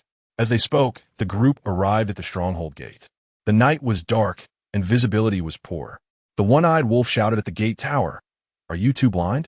Hurry up and open the gate." Creak! The two men atop the gate tower pushed the heavy gate, which slowly opened. Wang Sandao and his group quickly entered the stronghold. Once all over 200 men had entered, the gate began to close slowly. After entering, Wang Sandao and the Blood Wolf Stronghold members relaxed their guard. They walked together in a crowded mass, leaving some brothers to stay vigilant. Wang Sandao casually tossed his big knife to a bandit and cursed, "Damn it, where are those women in the dungeon? Bring them out. I need to vent my anger today." And that, before he could finish, the air was suddenly filled with the sound of whistling arrows, and screams erupted from the crowd. The bandits of the Blood Wolf Stronghold were too densely packed, almost like live targets. With Qin Fan and the others lying in ambush, even the willow wood bows were within shooting range. This sudden turn of events stunned not only Wang Sandao, but also Black Whirlwind and the One-Eyed Wolf. Why were the men from the Black Dragon stronghold inside the stronghold? Weren't Shun, Yi, and the others supposed to be chasing us? Wang Sandao felt his head buzzing. Had the Black Dragon stronghold silently developed into hundreds of people? At this moment, not just Wang Sandao had this thought. The bandits of the Blood Wolf stronghold shared the same idea. Their earlier flight had left them highly tense and exhausted. Just as they had relaxed, they were ambushed again, and thinking that there might be hundreds of Black Dragon stronghold men inside, they had completely lost the will to resist. Good men of the Black Dragon stronghold, stop shooting. We surrender. Spare our lives. Someone in the crowd shouted, and immediately dropped their weapon and knelt down. With one person leading, more and more began to follow suit. However, their actions would only lead to a quicker death. Whoosh, whoosh, whoosh. Over 70 of Qin Fan's men stood at a high point, shooting from different positions, able to cover almost all the cluster targets. The Blood Wolf stronghold men had discarded their armor during their flight, and their shields were long gone. After several rounds of arrows, only a few dozen of the Blood Wolf stronghold bandits were left alive. Blood stained the ground, and as the wind blew, a heavy and pungent smell of blood filled the air. Wang Sandao, did you ever think of today when you colluded with the government? Qin Fan stepped forward. Qin Fan? Wang Sandao's face turned grim upon seeing Qin Fan. When he saw Ma San and the 70 men following him, his expression worsened. At that moment, the gate of the Blood Wolf stronghold opened again, and Chun Yi and Sun Er entered with 30 men. No, this can't be. Wang Sandao's eyes turned red. Weren't they being chased by over 100 men? How did it become 30? All along, the Black Dragon stronghold had been just over 100 men. But why was Qin Fan here? No, it shouldn't be like this. Wang Sandao's face gradually twisted in anger. In his plan, he should have been the one to enter the stronghold early and implement the strategy of catching the turtle in the jar. Why had it become Qin Fan? Kill! Qin Fan ordered, charging forward with his gun in hand. The remaining Blood Wolf stronghold bandits knew they were doomed and picked up their weapons to resist. However, their resistance was utterly meaningless. With his spear, Qin Fan pierced one bandit's jaw, the tip emerging from the back of his head. Like a tiger entering a flock of sheep, he wielded his spear with such precision and speed that each strike was lethal, along with Chun, Yi, and the others. This battle was nearly without suspense and quickly came to an end.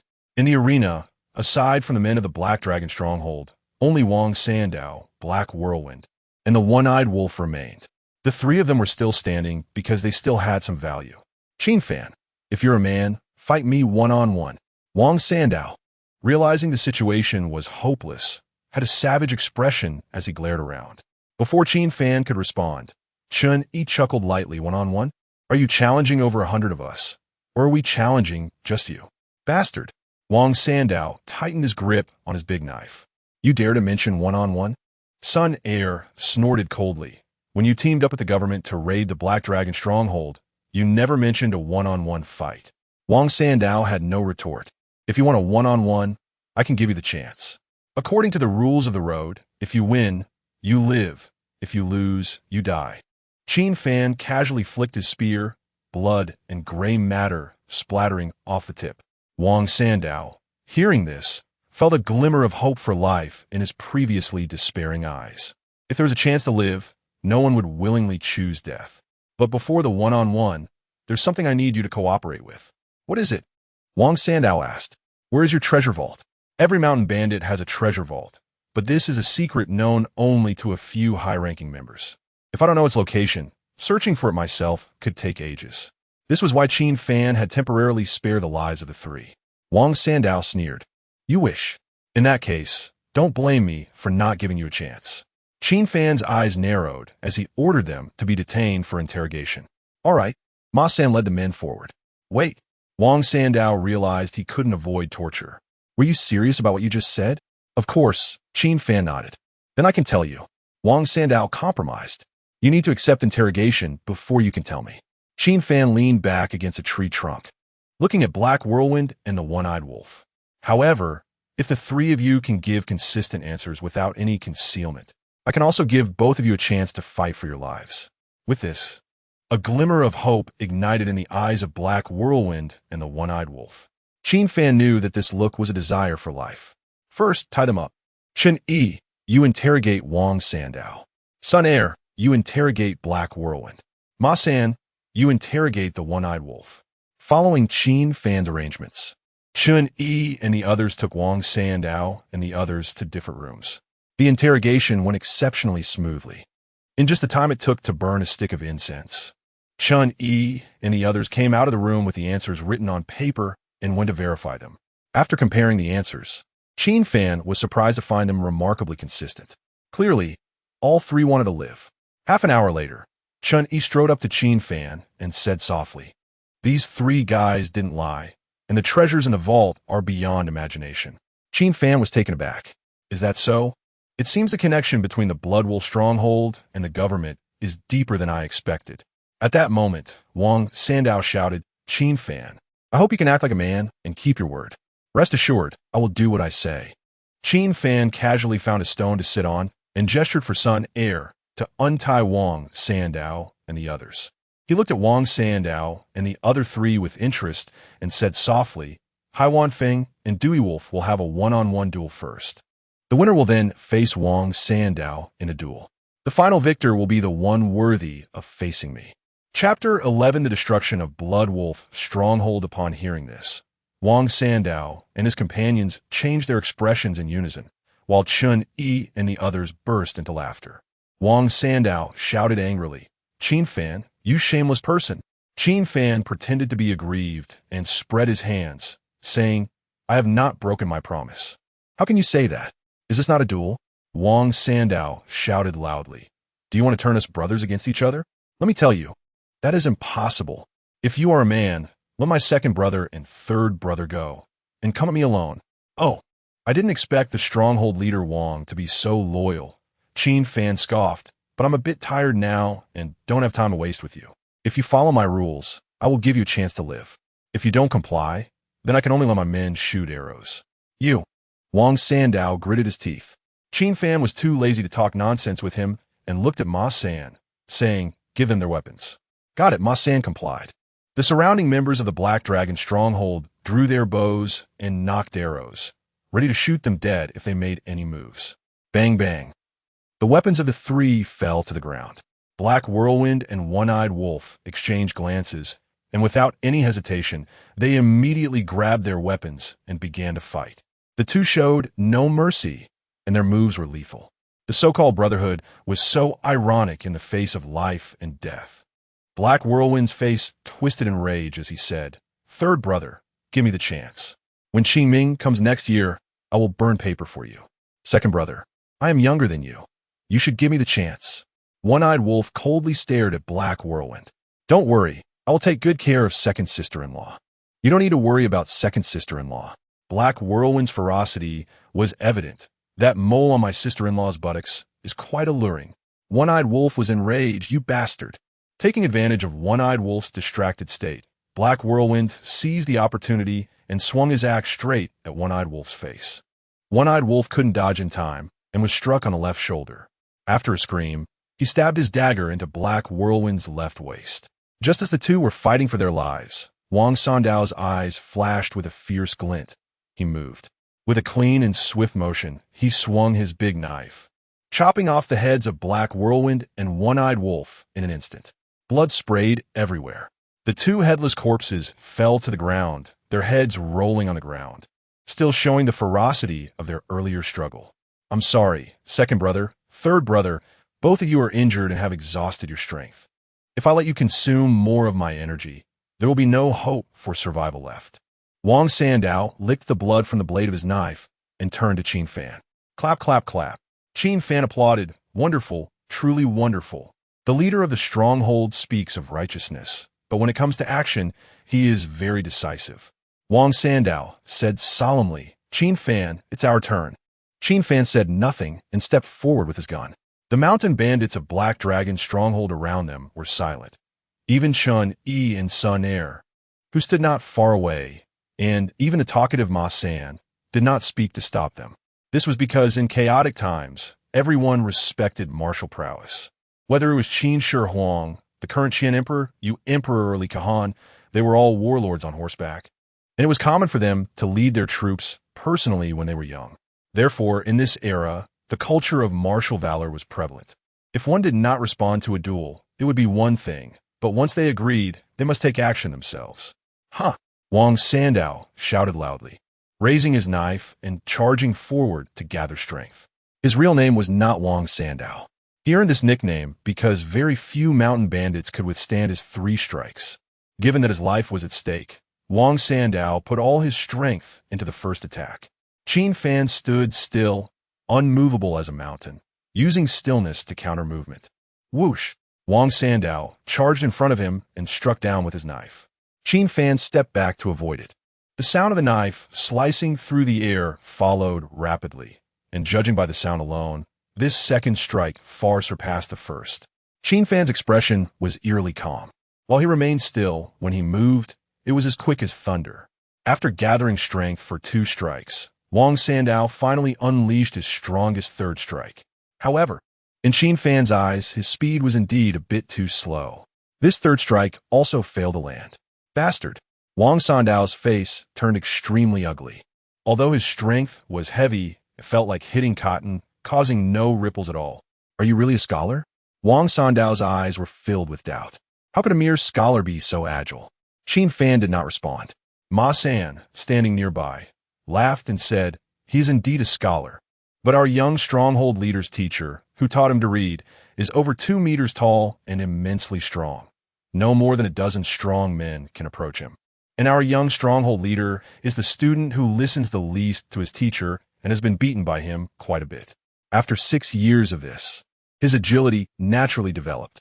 Wang Sandao glared at Qin Fan. "If you have the ability, don't dodge. Take one of my strikes. You no longer have the chance to strike." Qin Fan raised his gun with one hand. "The only reason you could strike is that I wanted to know your level. If the leaders of Feihu Stronghold and Qingfeng Stronghold are at your level, then they have no reason to exist." After finishing his words, Qin Fan's gun shot out like a dragon, directly piercing Wang Sandao's forehead. The speed startled the mountain bandits of Black Dragon Stronghold. Wang Sandao raised his knife to block. The gun tip struck the knife, and with a crisp sound, the big knife broke. Following that, there was a crack sound as the gun blade shattered through the bone. Qin Fan withdrew his gun. Wang Sandao pierced through the skull, fell to the ground, convulsing, blood and brain matter continuously flowing out. Wow, wow, wow. The mountain bandits of Black Dragon Stronghold raised their weapons in approval of Qin Fan. At that moment, these bandits in their 40s seemed not like bandits, but seasoned veterans who had survived numerous battles. When Wang Ben first arrived at Qianlong Mountain, he only brought this 105 other men, including the cripple. Although Black Dragon Stronghold later developed to nearly 800 people after Wang Ben's death. The tree fell and the monkeys scattered. Some fled while others betrayed. But this 100 men before him had never harbored any treachery from the beginning to the end. Such loyalty in this chaotic era was quite valuable. Chun Yi stepped forward and softly said, "Young stronghold leader, shall we take a look at the treasure vault?" "All right." Qin Fan nodded. "You and Ma San come with me to the treasure vault. Sun Air, take people to clean up the battlefield and recover the arrows." After speaking, the 3 of them headed towards the treasure vault. On the way, Qin Fan asked, "Did you find Zhang Si among the pile of corpses?" He had to eliminate the traitor Zhang Si because the cripple had said that without Zhang Si, the government and Bloodwolf Stronghold would not have obtained the defense map of Black Dragon Stronghold. Without the defense map and Zhang Si's insider help in opening the Stronghold's gates, even if the government and Bloodwolf Stronghold teamed up, they would find it difficult to shake the foundation of Black Dragon Stronghold at that time. When I was interrogating One-Eyed Wolf, I casually mentioned Zhang Si, and One-Eyed Wolf said that Zhang Si was sent to the city by Wang Sandao. Ma San recalled, scratching the back of his head. "I think he said he wanted to find some Lord Lin." Chapter 12. Sally Fei and the Smiling Fox at Qingfeng Village. In a room, there were 2 people.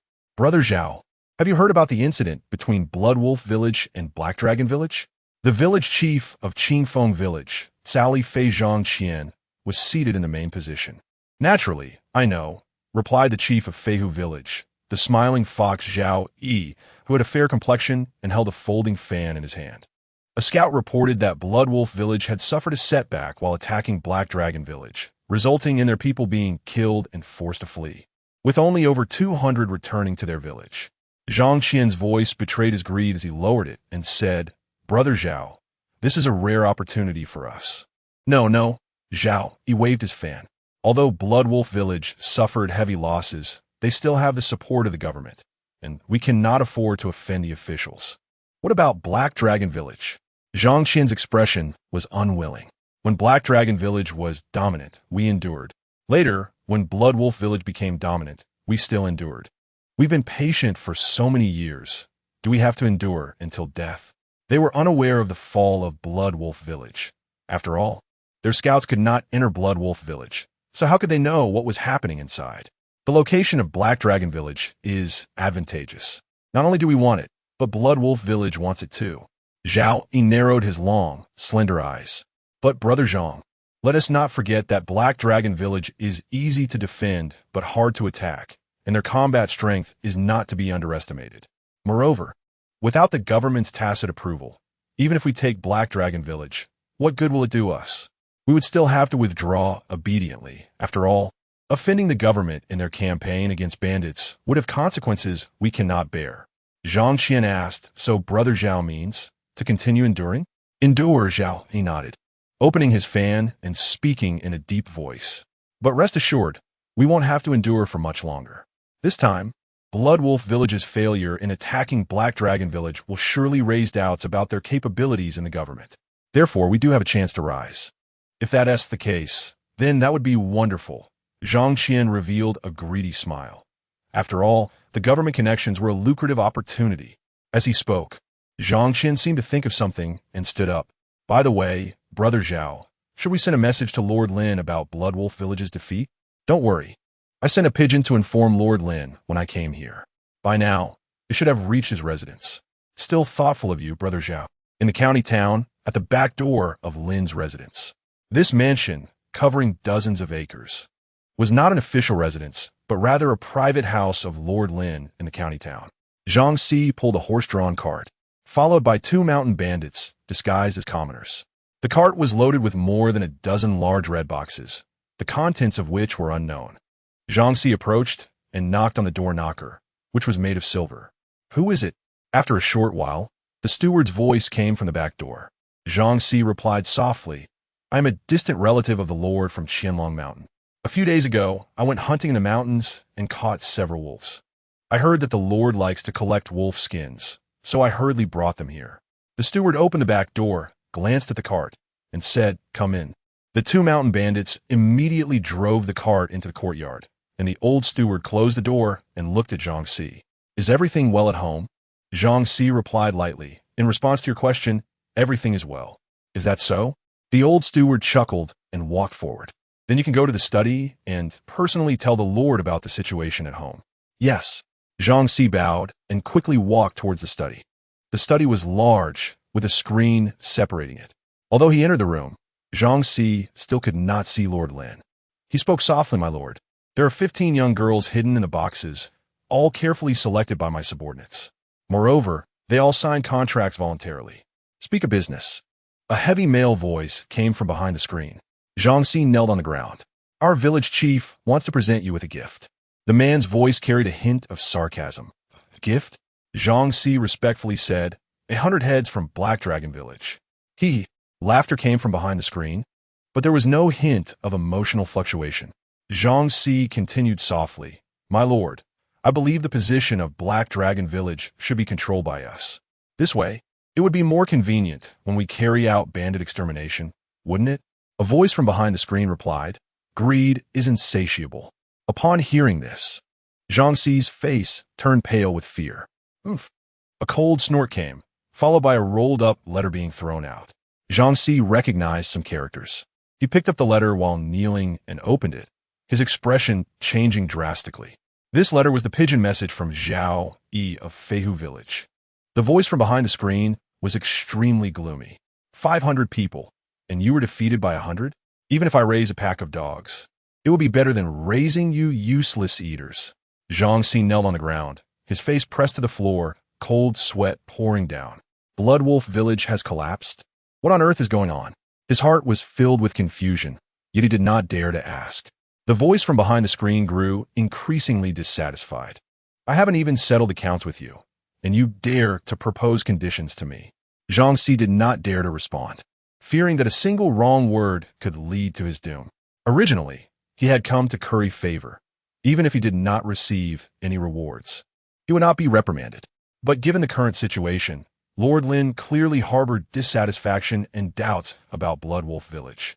Whether he could leave this mansion alive depended entirely on Lord Lin's mood.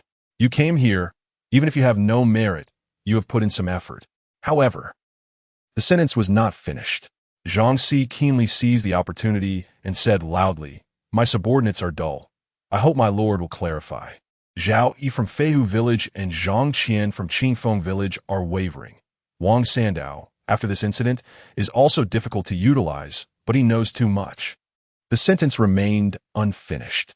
"I will ensure he keeps the secret forever." Zhang Si's gaze gradually turned ferocious. "If this matter can be done well, Bloodwolf Village will be yours. Thank you for your cultivation, my lord." Zhang Si bowed, but he did not dare to relax in the slightest. Wang Sandao had merely failed to accomplish one task, and Lord Lin had already developed murderous intentions. If he also failed in this matter, he would surely be killed. "Go back. I am tired." "Yes." Zhang Si stood up, bowed, and left. In the treasure vault of Bloodwolf Village. So much. Qin Fan looked at the piles of gold and silver in wooden boxes, frowning slightly. Roughly estimating, there were nearly 1,000 taels of gold and over 10,000 taels of silver in the vault, not counting pearls and other jewels. I was also shocked when I first saw it. Qian casually opened other wooden boxes and continued, "Additionally, their granary must have at least 1,000 stones of stored grain. These damn things." Masen gritted his teeth. In a situation where they don't lack money or grain, they still go and rob the livelihood of the common people.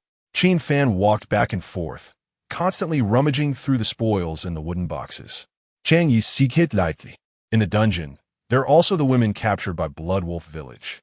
They said there were originally over 100 people locked up, but now only a few dozen remain. Some have been sold into brothels, some died of disease, and others were tortured to death. Qin Fan lamented, "In chaotic times, human lives are like grass. Most common people are like a solitary leaf in a vast ocean, and their only wish is to survive."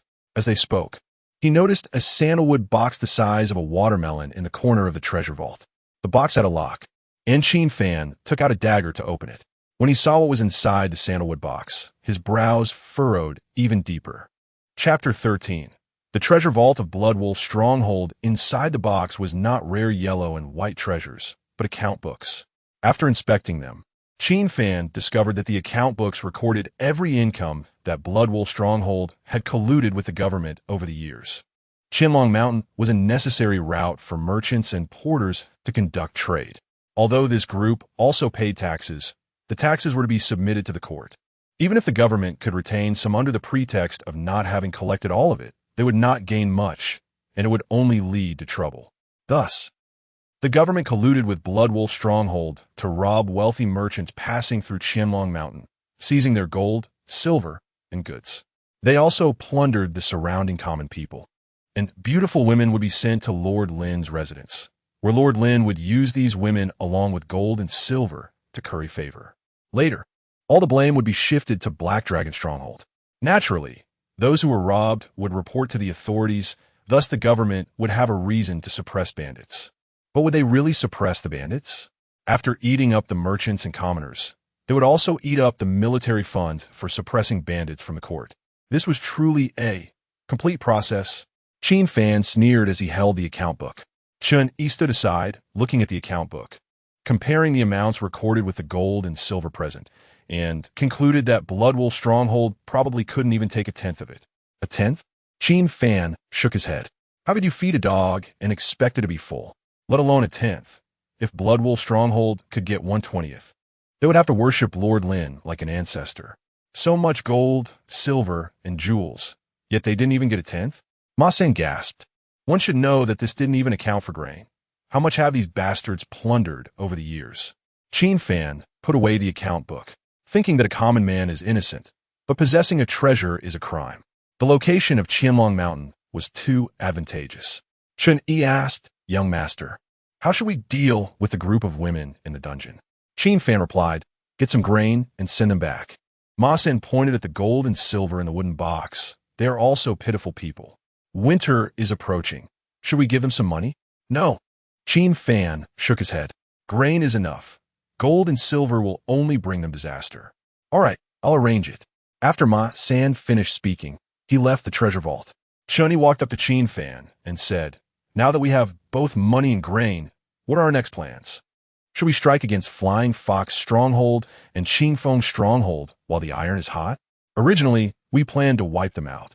Qin Fan sat aside, but after reading the account book, I changed my mind.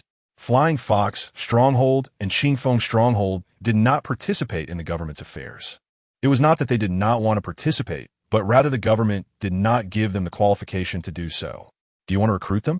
Chun Yi casually picked up a silver ingot and continued, "Zhang Qian and Zhao Yi are like reeds in the wind, swaying back and forth for years, unreliable at critical moments. Recruit them? They're not worthy." Qin Fan played with 3 iron balls in his palm, but being a reed has its uses. "Chen Yi nodded.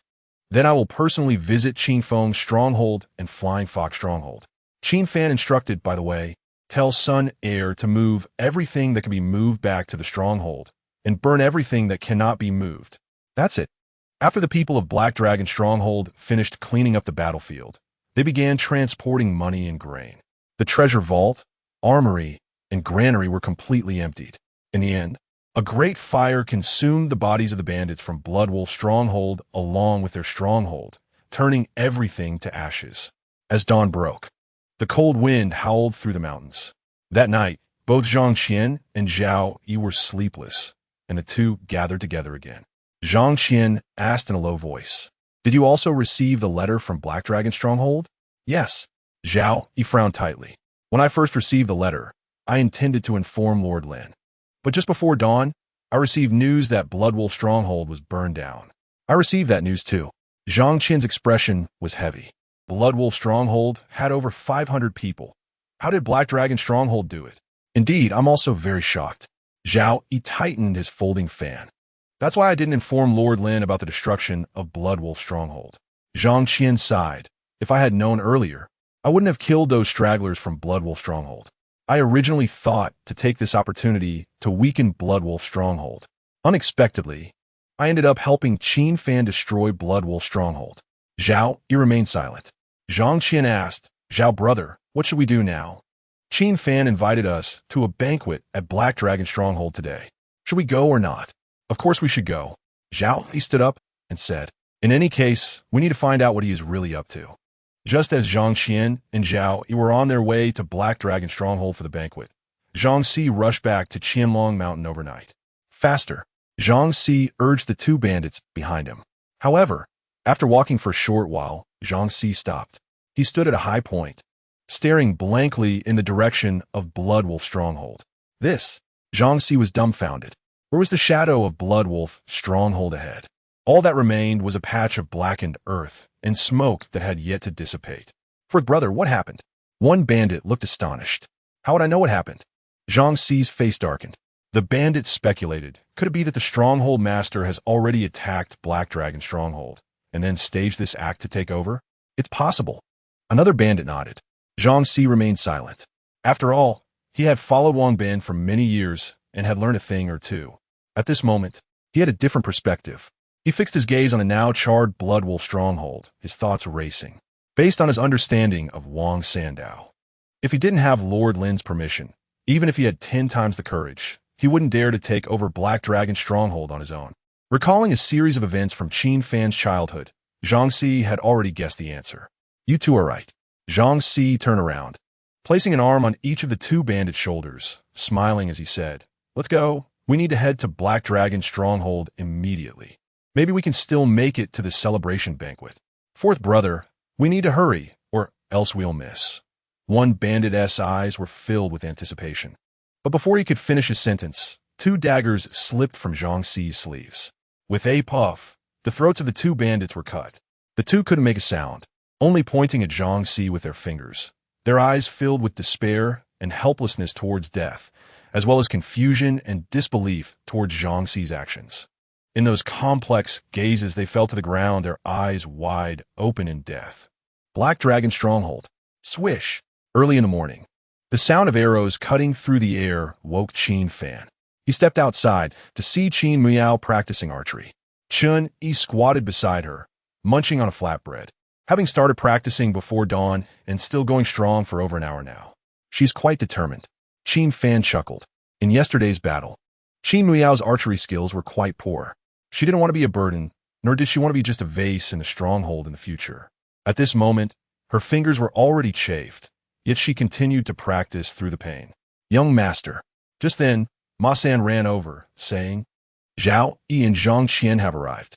Okay, I understand. Qin Fan nodded, walking towards Qin Miao, reminding her, your bow grip is incorrect. He then began to adjust Qin Miao's grip on the bow. Working hard is good, but if the direction of effort is wrong, it's just a waste of time. With a whoosh, an arrow was shot out. After Qin Fan's adjustments, Qin Miao's accuracy indeed improved significantly. Qin Fan said, what you should be doing now is teaching the bowstring technique to the brothers of Black Dragon Stronghold. This doesn't conflict with practicing archery. As he spoke, Qin Miao shot another arrow, hitting the bullseye, though it had some element of luck involved. Young master, I want to discuss something with you. Qin Fan said, let's hear it. Qin Miao, with a hint of pleading in her tone, replied, I could dedicate 6 hours a day for bowstring training. But can I have the rest of the time to myself? Qin Fan frowned and asked, are you sure your body can handle it? I can handle it. After all, I don't want to be seen as a burden. Qin Miao tightened her grip on the composite bow. Blood from her finger wound dripped down the bow, deeply affecting her pride after the blind man's words from yesterday. All right.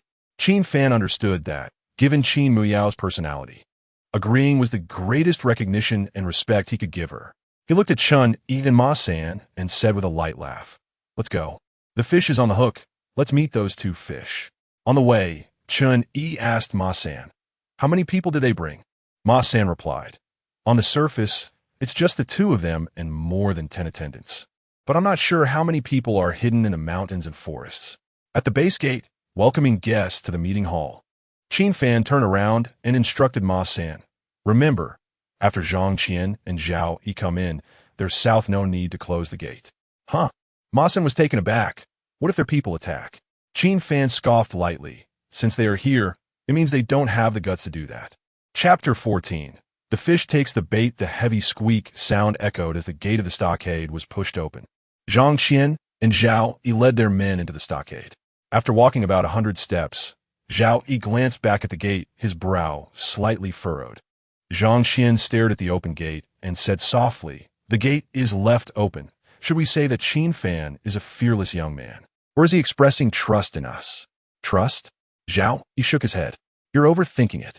He is indirectly telling us that even if we attack the stockade, he can still defeat us. What an arrogant young man. Zhang Qian clenched his fist, feeling unwilling, but dared only to grumble verbally. After all, over 500 men from the Blood Wolf stockade have been wiped out. How could they dare to attack the stockade? Before long, the two entered the council hall, while their men waited outside. However, the hall was completely empty.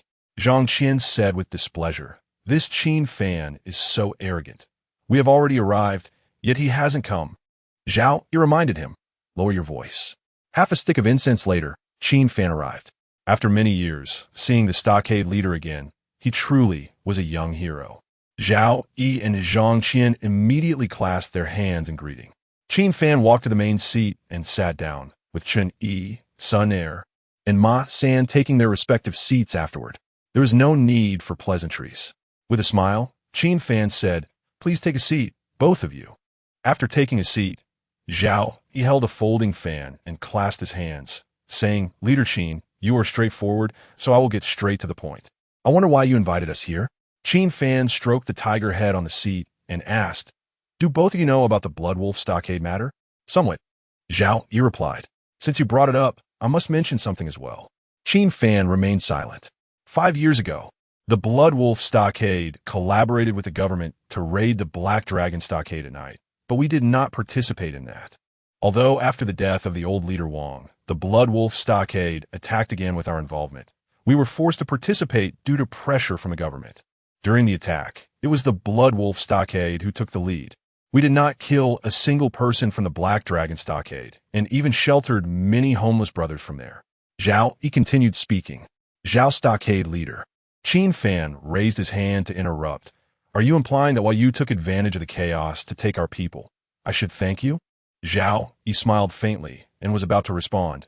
But before he could speak, Qin Fan's voice rang out again. However, good birds choose good trees to perch on, and everyone has their own choices. Since they have joined you, they are your people now. Zhao Stockade leader, rest assured. The reason for inviting you here is not to demand people.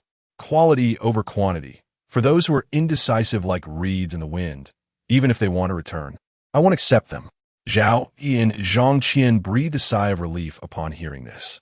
5 years ago, they were just a small stockade with fewer than 100 people, and thanks to the influx of people from the Black Dragon Stockade, both stockades had developed to over 200 people each. Leader Qin is principled. Zhang Qian clasped his hands and said, "You are kind to me, and I also value loyalty.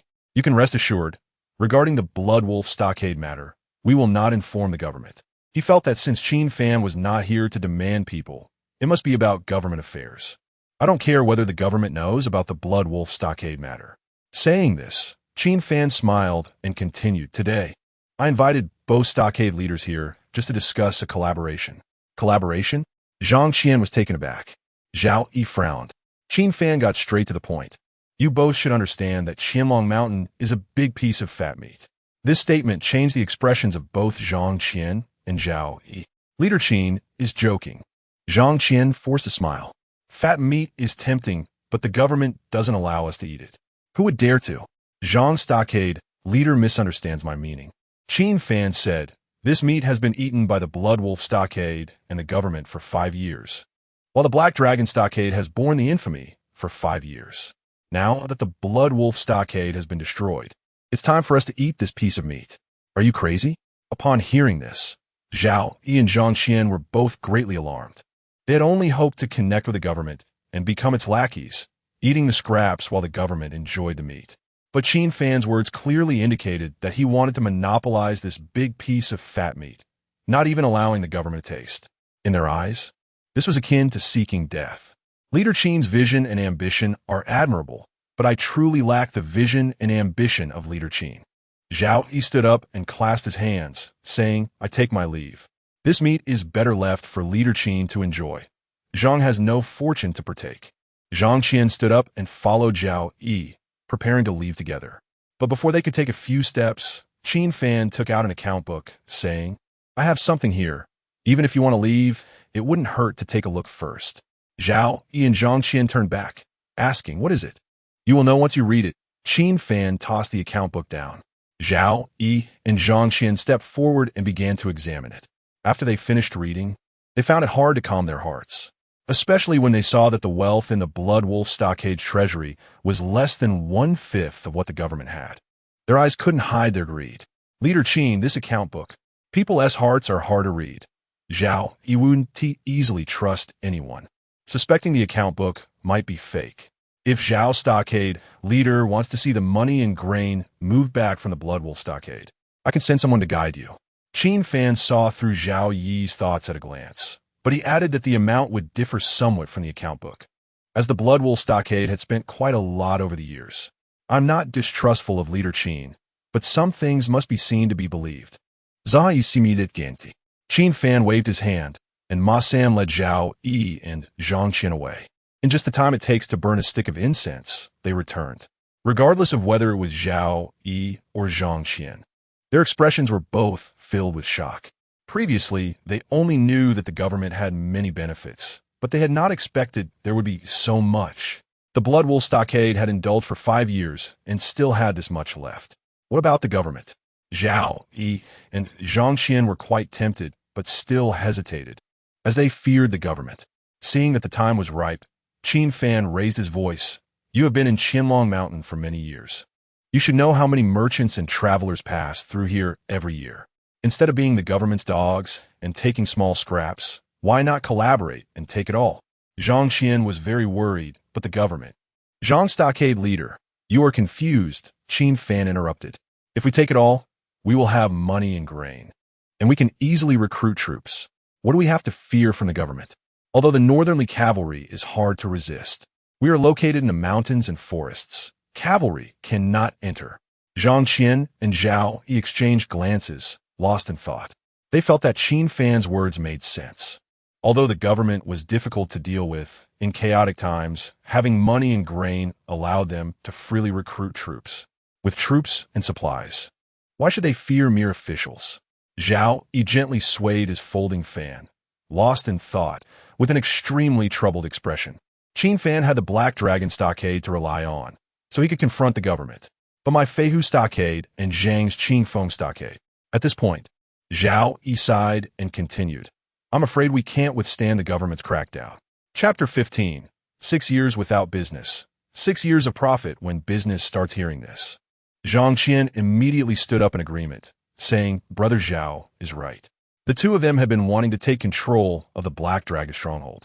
However, Lord Lin had been concerned about maintaining a balance of power, fearing that if the bandits occupied key locations, they would lose control.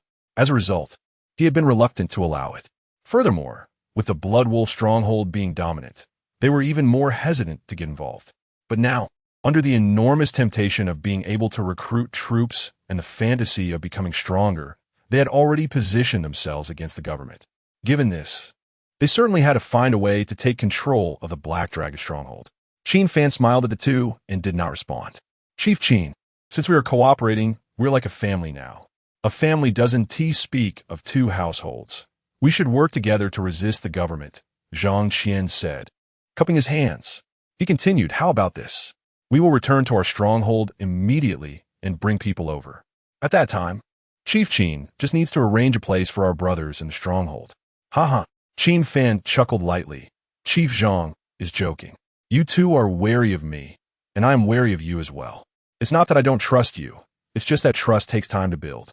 So for some matters, we need to proceed gradually, and we mustn't be impatient.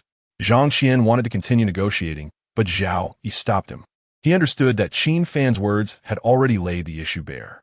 If they continued to play dumb, the cooperation would fall apart. Once that happened, not only would they lose the juicy benefits, but both sides would also have to go to war. Although the combined forces of their two strongholds were 4 times that of the Black Dragon stronghold, Zhao Yi was wary given the precedent set by the Blood Wolf stronghold. At that moment, he waved his folding fan, smiled, and said, What Chief Qin said is true. I wonder if Chief Qin has any other clever strategies? Qin Fan pretended to ponder for a moment before standing up and saying, Since we are cooperating, we should resist the enemy together. However, your strongholds are quite far from the Black Dragon stronghold. If the government attacks, regardless of which stronghold they target, we won't be able to support each other in time. Upon hearing this, Zhang Qian and Zhao Yi exchanged glances but said nothing. They knew that Qin Fan was speaking the truth, and they were well aware of this fact. How about this? Qin Fan said as he approached the two, feigning difficulty from today onwards. The two of you should lead your men to build strongholds around the Black Dragon stronghold. This way, we can form a supportive position, even if the government really attacks. No matter which stronghold they target, we can respond in time and catch them off guard. Chief Qin, Zhang Qian frowned. Zhao Yi interrupted Zhang Qian, saying, I think Chief Qin's suggestion is quite brilliant. After all, if we are all in one stronghold, it would be easy to block all escape routes. But if we are separated, we can be much more flexible. Zhang Qian was taken aback, but quickly realized the implications. Allowing them to build strongholds nearby was already a significant concession from Qin Fan, as building strongholds around their own was a major taboo for bandits. Seeing that Zhang Qian was silent, Zhao Yi knew that the latter understood his intentions. He couldn't help but smirk inwardly.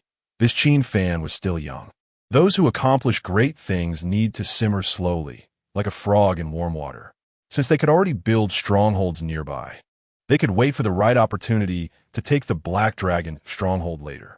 He had already endured for so long. What were a few more months? If there are no objections, then this matter is settled? Qin Fan smiled. Good. Zhao Yi nodded, closed his folding fan, and cupped his hands, saying, However, Chief Qin, we need to address a few uncomfortable truths up front. As the saying goes, brothers must settle accounts clearly. Shouldn't we agree in advance on how to divide the spoils? According to the rules of the path, Qin Fan replied, putting away the ledger. I provided the information, so the Black Dragon Stronghold will take the larger share. I hope the two chiefs have no objections. Zhao Yi and Zhang Qian remained silent. If it weren't for Qin Fan's words, they wouldn't have known the specifics of the Black Dragon Stronghold's dealings with the government. According to the rules, Qin Fan was indeed entitled to the larger share. But just how large was that share? Zhang Qian inquired. If we go by the 8-1-1 ratio, and we only take one, then the risk wouldn't match the reward. After all, even if we were dogged for the government, we could still earn 5 under no-risk conditions. Qin Fan replied, 60-20-20. After he spoke, Zhao Yi and Zhang Qian exchanged glances, and the former said, Chief Qin, this is a matter that could cost us our heads. You know that our stronghold has more personnel compared to yours. Convincing our brothers to risk their lives can't just rely on words. Although this ratio met their expectations, who would complain about earning more if it were possible? Qin Fan frowned and pretended to be displeased, saying, I am distributing according to the rules. Chief Qin, just a little more. Zhang Qian cupped his hands and said softly, even if it's just a bit more. It would make it easier for us to convince our brothers, and when the time comes, we will definitely follow Chief Qin's lead. Since Chief Zhang has said so, to show my sincerity, Qin Fan said, extending 3 fingers 40-30-30. This distribution ratio completely exceeded Zhang Qian and Zhao Yi's expectations. The two immediately cupped their hands to Qin Fan and said, Chief Qin is righteous. Afterward, the two exchanged pleasantries with Qin Fan before returning to arrange the relocation of their stronghold. Qin Fan stood at the stronghold gate, watching Zhao Yi and Zhang Qian gradually walk away, a faint, almost imperceptible smile appearing on his face. Pigs must be fattened before they can be slaughtered. Chang Yi, with a blade of grass in his mouth, said softly, Young chief, shouldn't we establish some rules for highway robbery? Although Feihu Stronghold and Qingfeng Stronghold were not as villainous as Bloodwolf Stronghold, they were not exactly righteous bandits either. If rules were not established, they might harm the innocent. Yes, we must establish them. Qin Fan agreed, but before we do, I need to test the waters first. After all, I haven't robbed anyone for 6 years. Ma San, hearing the words highway robbery, was quite excited. I'll go get the brothers ready. Qin Fan instructed.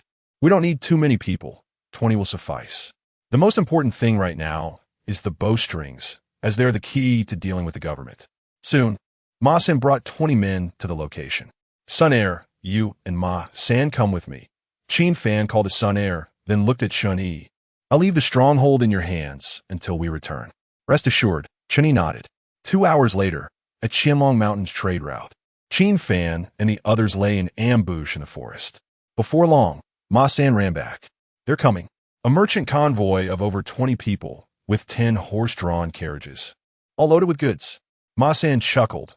Young chief, after 6 years of no business, we're about to feast for 6 years. Chapter 16.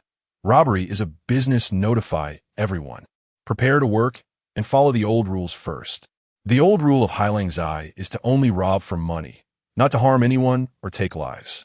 About half a stick of incense later, a merchant convoy appeared in the sight of Qin Fan and others, led by an elderly man over 50. He nervously looked around and urged, Hurry up, this place is infested with the mountain bandits of Highlang Zai. If we get targeted by those beasts, not only will we lose our goods, but we may also have to pay with our lives. Upon hearing the name Highlang Zai, the crew of the merchant convoy couldn't hide their fear in their eyes and unconsciously quickened their pace. However, they hadn't walked 100 meters when a whistle echoed around them. Then, Sun Air rushed down with 2 50-pound axes in hand. The people from Highlang Zai, who were ambushed nearby, immediately stood up, with 10 holding bows aimed at the convoy and another 10 surrounding the convoy along with Sun Air. Highlang Zai is robbing. Ma San, holding a guandao with a short sword at his waist and a dagger strapped to his boots, shouted, Men on the left, women on the right. All of you squat down with your hands on your heads. If anyone is disobedient, don't blame me for being ruthless. Good man, spare my life. Upon hearing the name Highlang Zai, The members of the merchant convoy felt utterly hopeless and immediately squatted in a line with their hands on their heads, their bodies trembling. Damn the government and the Blood Wolf village, my reputation. Qin Fan sighed helplessly, reflecting on the past when they robbed. Although the merchant convoys feared the name Heilangzai, at least they knew they wouldn't lose their lives. But now, with the interference of Blood Wolf village, they had become completely infamous. Qin Fan walked to the road and leaned against a boulder, waving at the elderly leader. You come here. The old man trembled as he stood up and walked over slowly.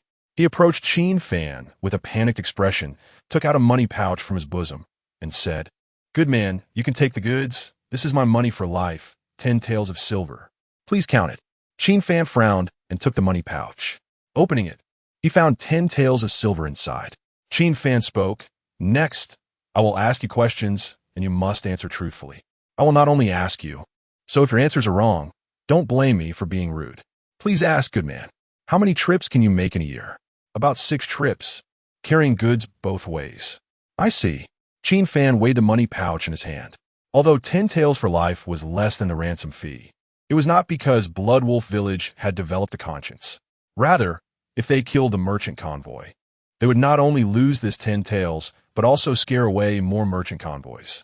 Of course, the most important thing was that this money for life could be collected multiple times. For example, this merchant convoy makes 6 trips a year. A round trip means 12. Although not every one of the 6 trips will be discovered by Blood Wolf village, finding out 2 or 3 times is normal. This means that they could collect 40 to 60 taels from one person, making this money for life much more cost-effective in the long run compared to the ransom fee.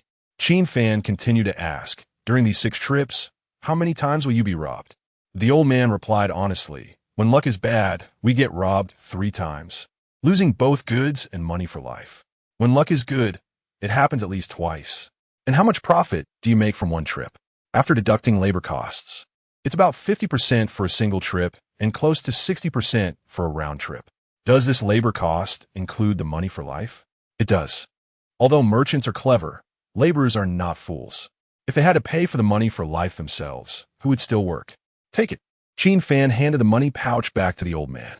"Good man, spare my life." The old man thought Qin Fan was going to kill him. His face turned pale. "The previous Heilangzai has already been wiped out, and now I am the new leader of Heilangzai. A new emperor brings new ministers. The rules must change." Qin Fan didn't mention that the previous things were all done by Blood Wolf village, as explaining that was pointless. The merchants and laborers wouldn't believe it. Rather than elaborate, it was better to be straightforward. "So, how much will this money for life increase?" The old man asked with a trembling voice. "In the future, you will no longer need to pay money for life. We won't harm your lives either. But the Qianlong Mountain is my territory." Qin Fan squinted and smiled. "You need to pay a toll for passing through my territory, right?" The old man nodded repeatedly. "What the good man says is true. You just said that your profit for a round trip is 60%. So, starting today, you only need to pay 20% of the profit from the goods you are transporting each time you pass through Qianlong Mountain. However, I will say this up front. I want you to wait until you sell your goods before collecting. I will collect in advance after inspecting goods. This means you need to carry the toll in advance when you set out." As Qin Fan's words fell, not only was the old man stunned, but even the merchant convoy squatting in a row was dumbfounded. "Really? Really?" The old man couldn't believe it. In the past, if they were discovered, they would lose all their goods along with the money for life. Although they weren't robbed every time, the total loss could reach 50%. Now, Qin Fan only took 20%, and they wouldn't have to live in fear anymore. This was very valuable. At that moment, the old man even thought he was hearing things incorrectly. "Of course it's true." Qin Fan smiled. He had already made plans. Once this spread, he could set up toll booths similar to those on highways along the routes. This way, it not only saved manpower and resources from running around for robbery, but also eliminated the worry of merchants taking detours to avoid bandits.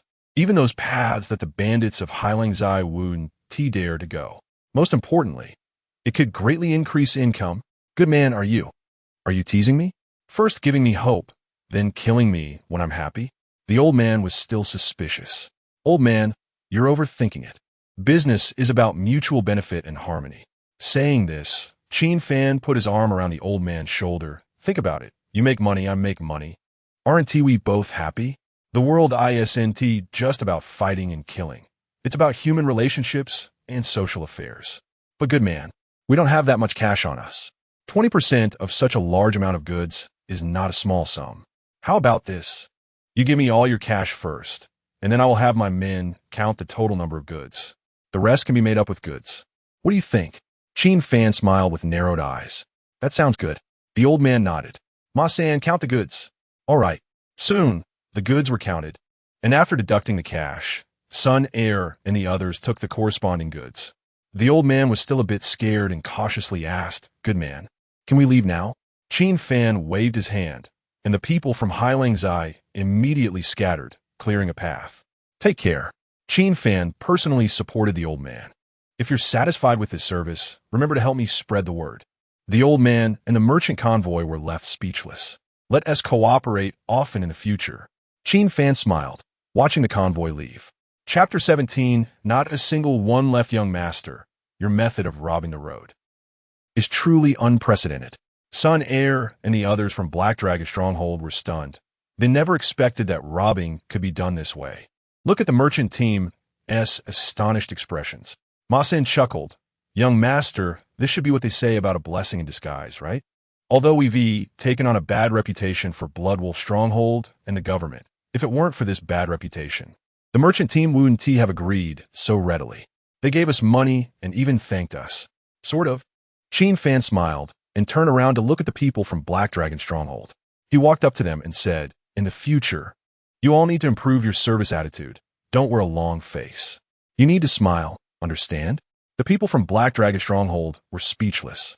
Son, heir awkwardly laughed. Young master, if we smile at everyone, are we still bandits? Qin Fan waved his hand. Bandits who kill and plunder are the lowest kind of bandits. Bandits who are cultured and love to smile, able to make customers willingly pay, are the high-end bandits. Ma-san nodded in agreement. The young master is right. There's a saying that goes, the barking dog doesn't bite. Qin Fan and the others were speechless. Son heir kicked Ma-san in the butt, jokingly scolding, Why does everything you say come out twisted?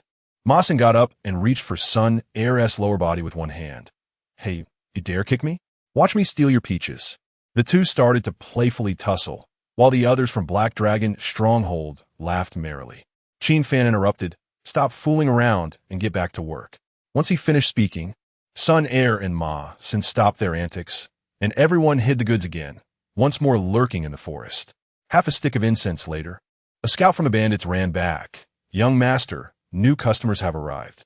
Qin Fan instructed, Remember, smile, and provide good service. Soon, this merchant team appeared in sight.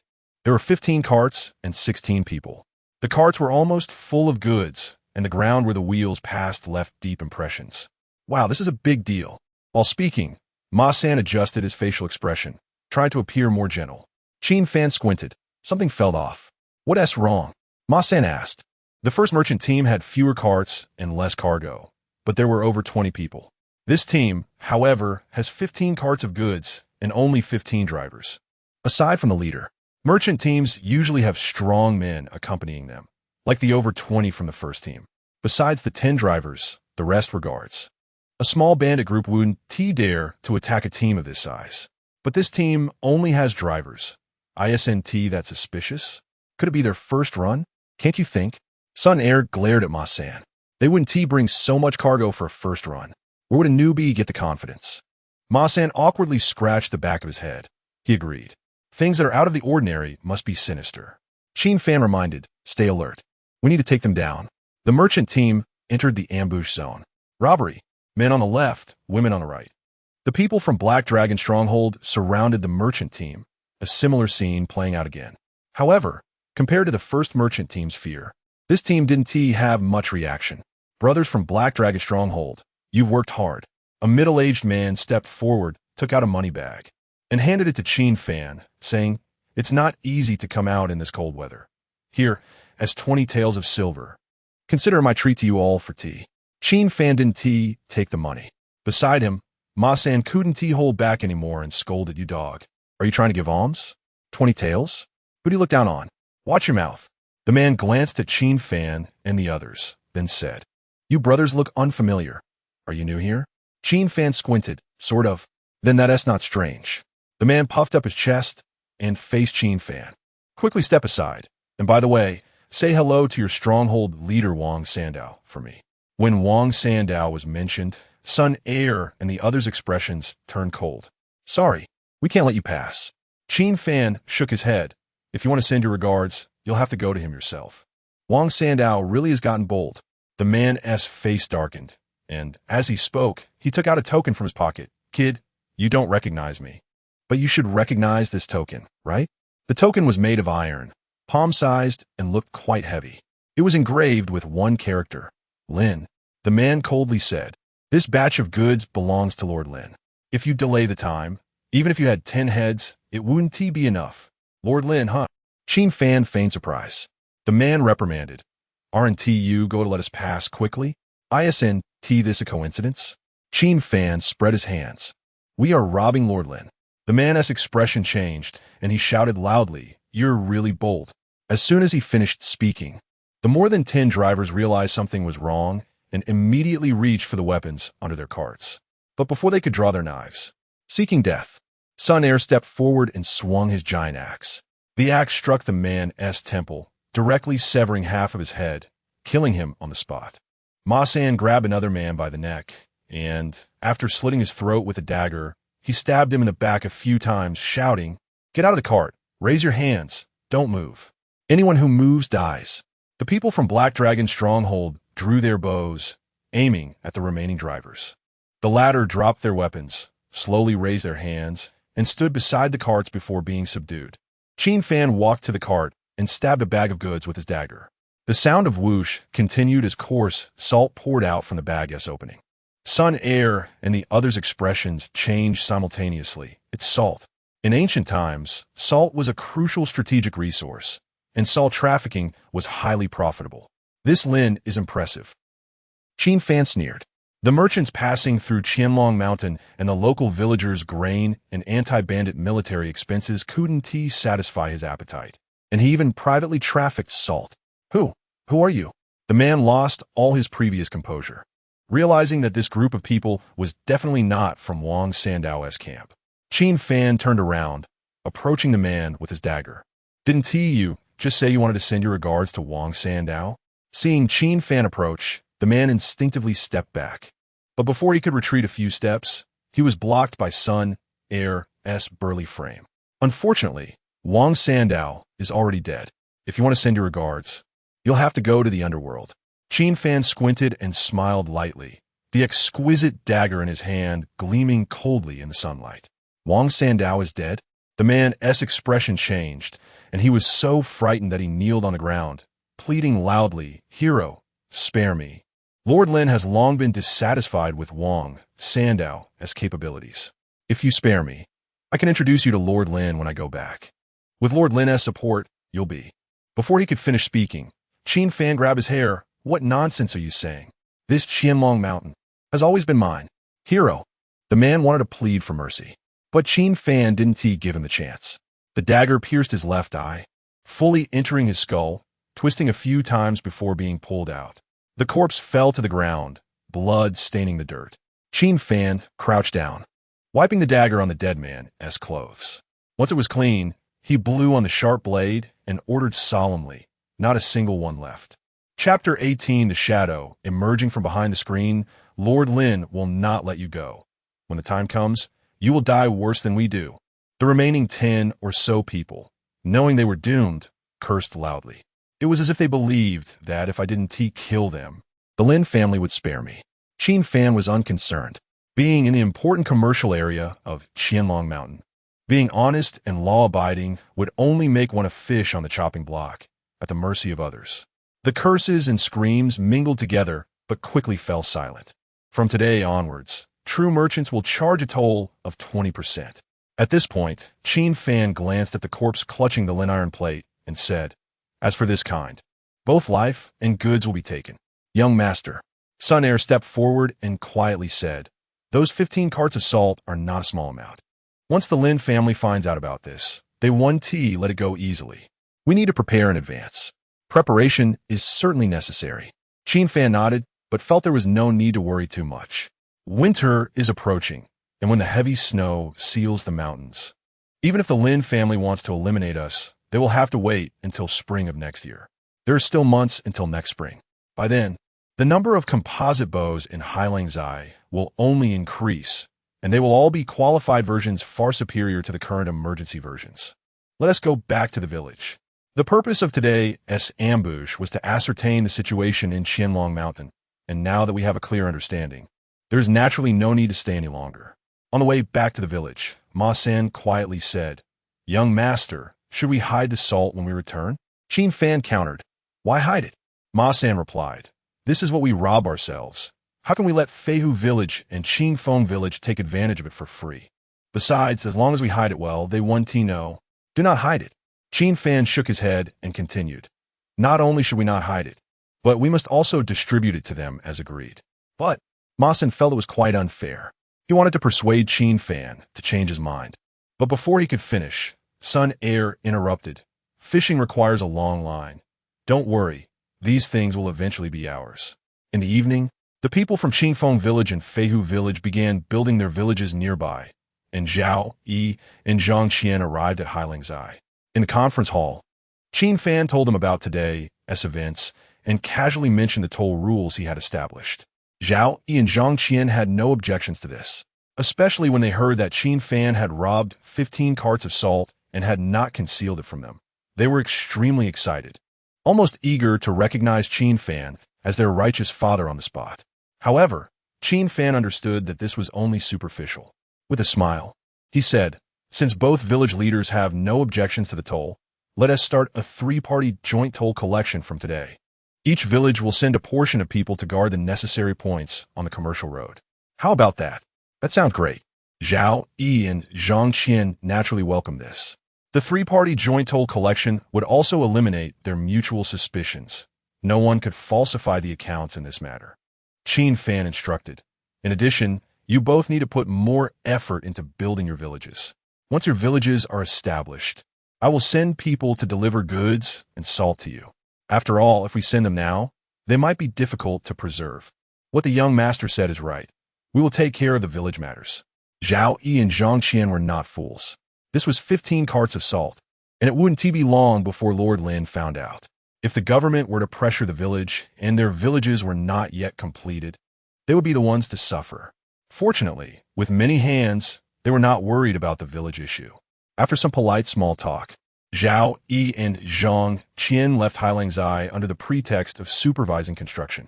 As night fell, Qin Fan walked through the village and heard the whoosh, whoosh of arrows again. Qin Miao was practicing archery. Qin Fan approached and smiled, asking, "How is it being a teacher? Did those old students make things difficult for you?" From beginning to end, he was most concerned about the bowstring issue. It was much easier than expected. Their learning attitudes were very serious. Qin Miao shot an arrow while speaking, but it went off target. "That's good." Qin Fan nodded. However, Qin Miao put down the composite bow and looked at Qin Fan, saying, "Are you sure they're just mountain bandits?" Qin Fan frowned. "What do you mean by that?" Qin Miao said, "When teaching them to make bowstrings, I noticed that they are progressing rapidly in adaptability and hands-on skills, especially their learning attitude and execution. It's quite frighteningly efficient." Qin Fan smiled. "That just means my father trains people well." Qin Miao nodded. "Previously, you said that once I arrived at the village, I would understand the truth about Heilangzai. Now I understand. They are indeed very special mountain bandits. Only such bandits can be called righteous bandits." Qin Fan spread his hands. "I didn't come here to discuss this with you. You wanted to ask about the bowstring, right? I originally thought this teaching would take months, but now it seems that in less than 5 days, they should be able to graduate. High-quality bowstrings are complex, but as long as Qin Miao doesn't hold back, the steps are not difficult to master. That's very good. If the bowstring issue can be resolved, then Qin Fan can manufacture composite crossbows based on the composite bows." Meanwhile, in Qinghe County S-Town, upon returning to the town, Zhang Si looked somewhat disheveled. His clothes were torn, and there was a knife wound on his arm. However, this was all a deliberately created scene. At the back door of the Lin family's private residence, Zhang Si lightly knocked on the door. After a few moments, the old steward's voice came out. Who is it? A distant relative of the Lord in Qianlong Mountain. Creak. The back door opened, and Zhang Si entered the courtyard. The old steward glanced at the knife wound on Zhang Si and then closed the door, pointing towards the study. Zhang Si understood and, after receiving permission, he cautiously entered the study and knelt on the floor. From behind the screen, a voice emerged. Did you accomplish the task? Reporting to the Lord, yes. It has been accomplished. Zhang Si replied, bowing his head. After returning to the village, I used sleeping powder to deal with Black Whirlwind and One-Eyed Wolf. But there were some issues when dealing with Wang Sandao.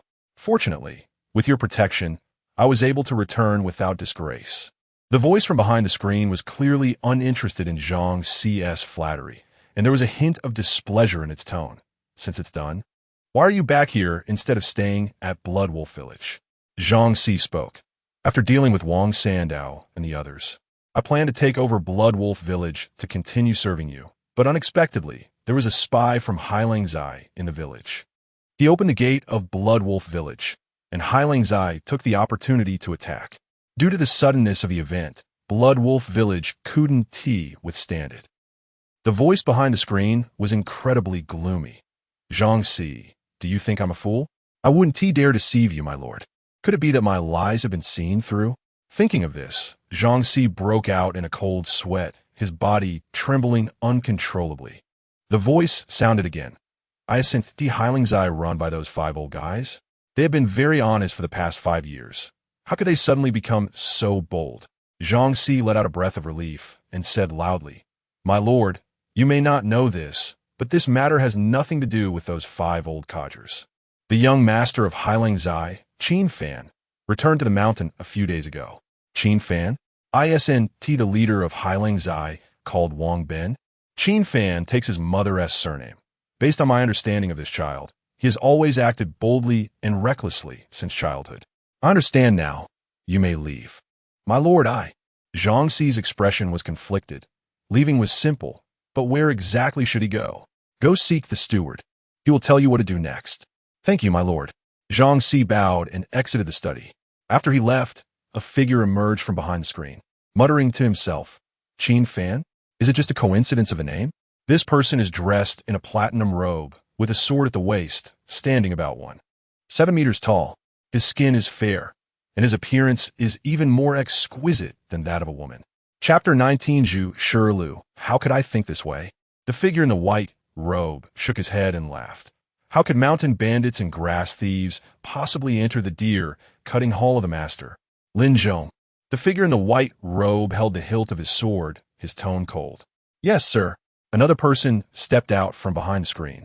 This person had graying hair at the temples, but his eyes were hard to hide their sinister nature. He was Lord Lin, as mentioned by Wang Sandao. The figure in the white robe glanced at Lin Zhong and said softly, Did you not tell my elder brother that there would be no problems here? And I am merely passing through, taking a rest. How could there be an incident here? Please rest assured, Princess, I will definitely handle this matter properly. Lin Zhong bowed and changed the subject. Does the princess need me to accompany you to Yuzhou City this time? Just do what you should do. This matter of the princess does not require your concern. Yes. Lin Zhong's expression was respectful. The next day, Black Dragon Stronghold, Clear Wind Stronghold, and Flying Fox Stronghold began to unite to rob the roads. Since it was the first time, Qin Fan and Zhao Yi also came to the scene. Black Dragon Stronghold sent 10 men, while Flying Fox Stronghold and Clear Wind Stronghold each sent 20. Zhang Qian sat aside, looking at Qin Fan, and said, Chief Qin, we need to take turns in the future. 50 men during the day and another 50 at night. That way we won't leave any loose ends. Zhao Yi added, besides, we need to arrange for people to patrol to prevent a surprise attack from the government. What you both say makes sense. Qin Fan nodded. As the saying goes, the beginning is always the hardest. Currently, only a few merchant teams know the new rules, and it will take some time to make them willingly pay the fees. 3 chiefs, a merchant team is coming. At this moment, a bandit ran over to report. Everyone prepared an ambush, and when the merchant team entered the ambush circle, they rushed out all at once. Blinded by your dog eyes, the leader of the merchant team took out Alan Iron Plate and cursed. However, What awaited them was the cold laughter of the three strongholds people, and in no time, the accompanying personnel of this merchant team became corpses.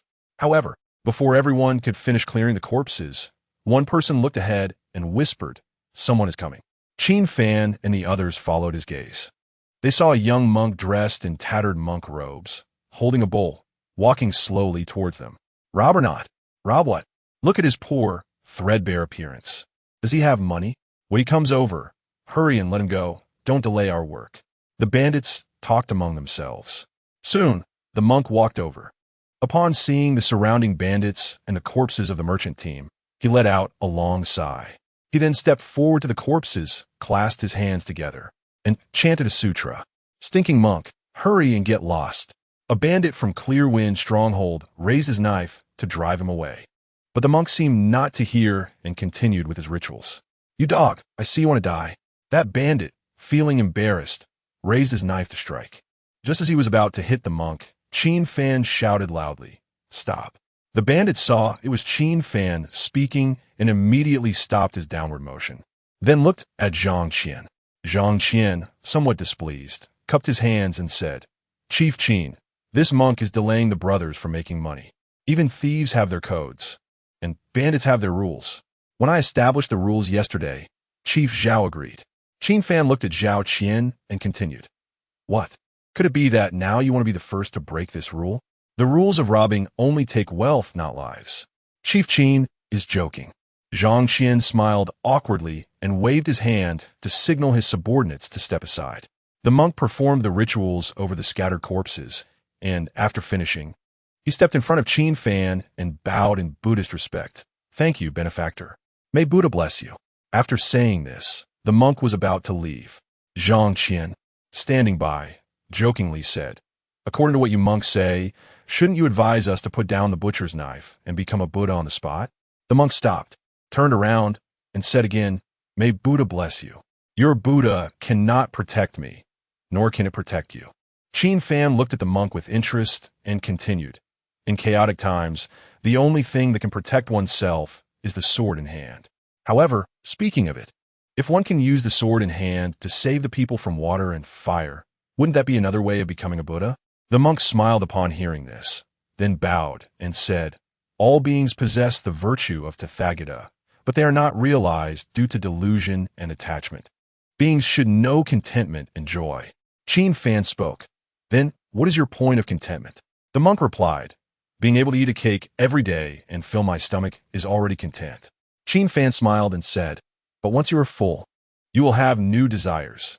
After fulfilling new desires, you will have even greater desires." The monk pondered for a moment, perhaps in agreement, perhaps in rebuttal, or perhaps. But in this chaotic world, this poor monk cannot see so far and can only follow his heart. A good phrase, just follow your heart. While speaking, Qin Fan took a money bag from Ma San's hand and placed it into the monk's bowl. The bag contained about 30 taels of silver. The monk frowned and asked, "What does the benefactor mean by this?" Qin Fan chuckled lightly. "You perform rituals for them, and I use their money to pay you for the ritual fee. Fair and just." The monk did not refuse, clasped his hands together in a Buddhist salute, and then walked forward. At this moment, his expression was somewhat uneasy, perhaps fearing that Qin Fan would go back on his word, and he gradually quickened his pace. After all, this money could buy a lot of cakes. Qin Fan watched the monk's back and shouted loudly, "What is your name?" "I am asking for your secular name." "Zhu Shirlu." The monk replied, and soon disappeared from everyone's sight. Zhao Yi quietly said, "I say, Chief Qin, do you really need to? You gave 30 taels to a stinking monk? Those 30 taels could have been shared among the brothers of Black Dragon Stronghold. They could have enjoyed a good drink and good meat."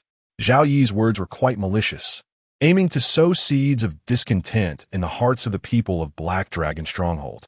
Qin Fan smiled and softly said, "In my view, the 4 words, 'just follow your heart,' are worth these 30 taels. This smiling face fox is best at sowing discord and using others to kill.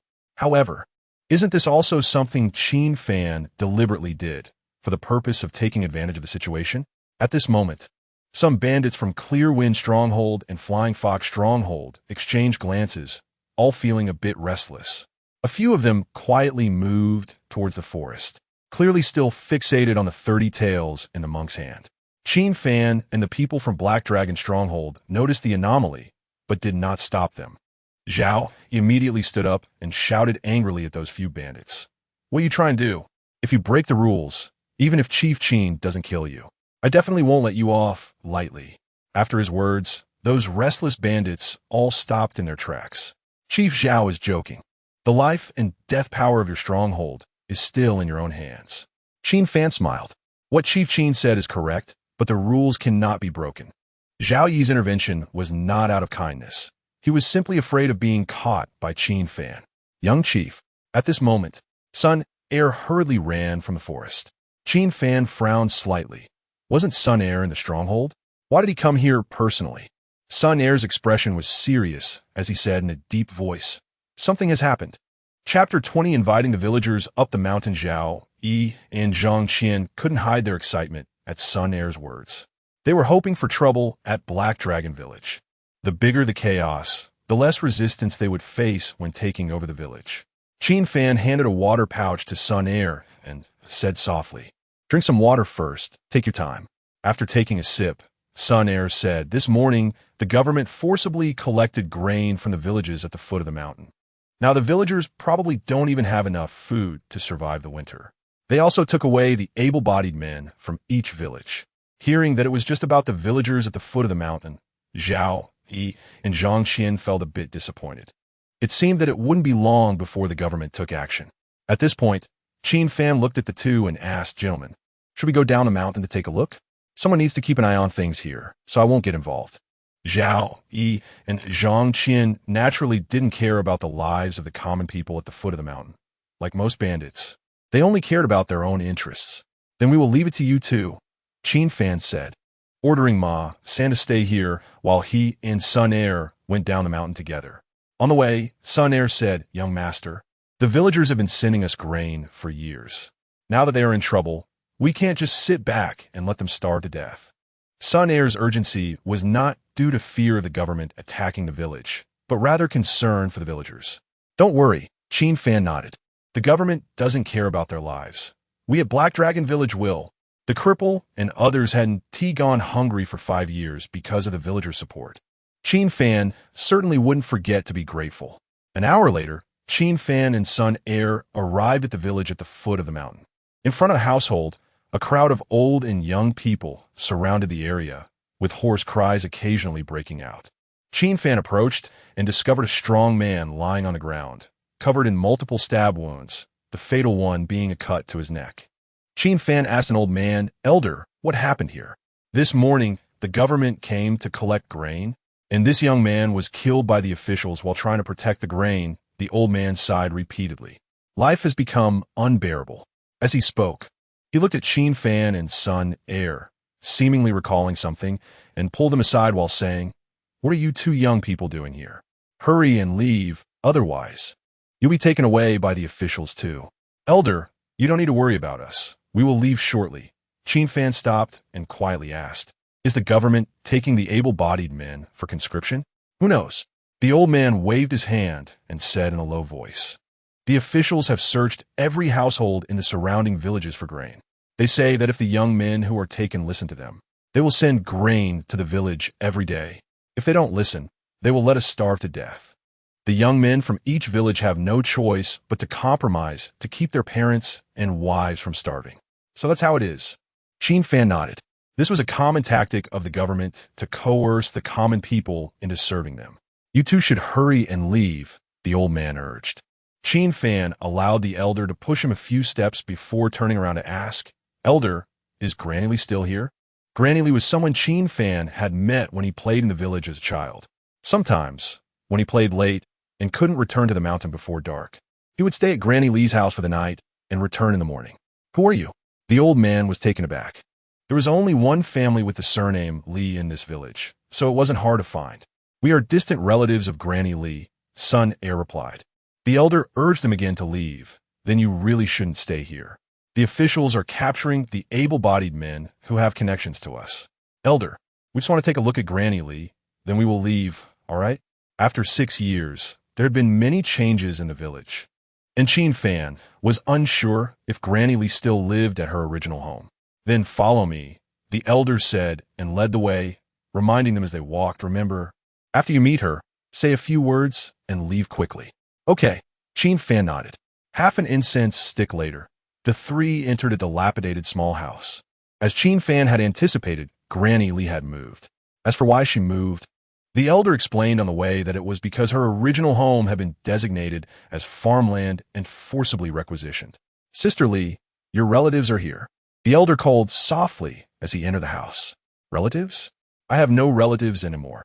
An elderly woman, nearly 70, sat by the earthen Kong. Her hair completely white, but her body still relatively strong. On the Kong lay a woman who looked young, but appeared a bit weak due to having married early in ancient times. "Granny Li, it's me." Qin Fan stepped forward, squatted down, and held her wrinkled hand. "Do you still remember me?" Granny Li examined Qin Fan closely, and when she saw the scar on the back of his left hand, it seemed to jog her memory. "You are Fanwa." "It's me." Qin Fan nodded. The scar was from an accident when he was playing at Granny Li's house as a child. "You come back after studying." Granny Li knew about Qin Fan's education. At this moment, she gently patted the back of his hand and said softly, "Fanwa, in this life, one must experience ups and downs. You must let go of the matters of the village." "The village?" the old man beside them asked, puzzled. Granny Li explained to the elder, "This child is the son of the former village chief of Black Dragon Village, Beili.To."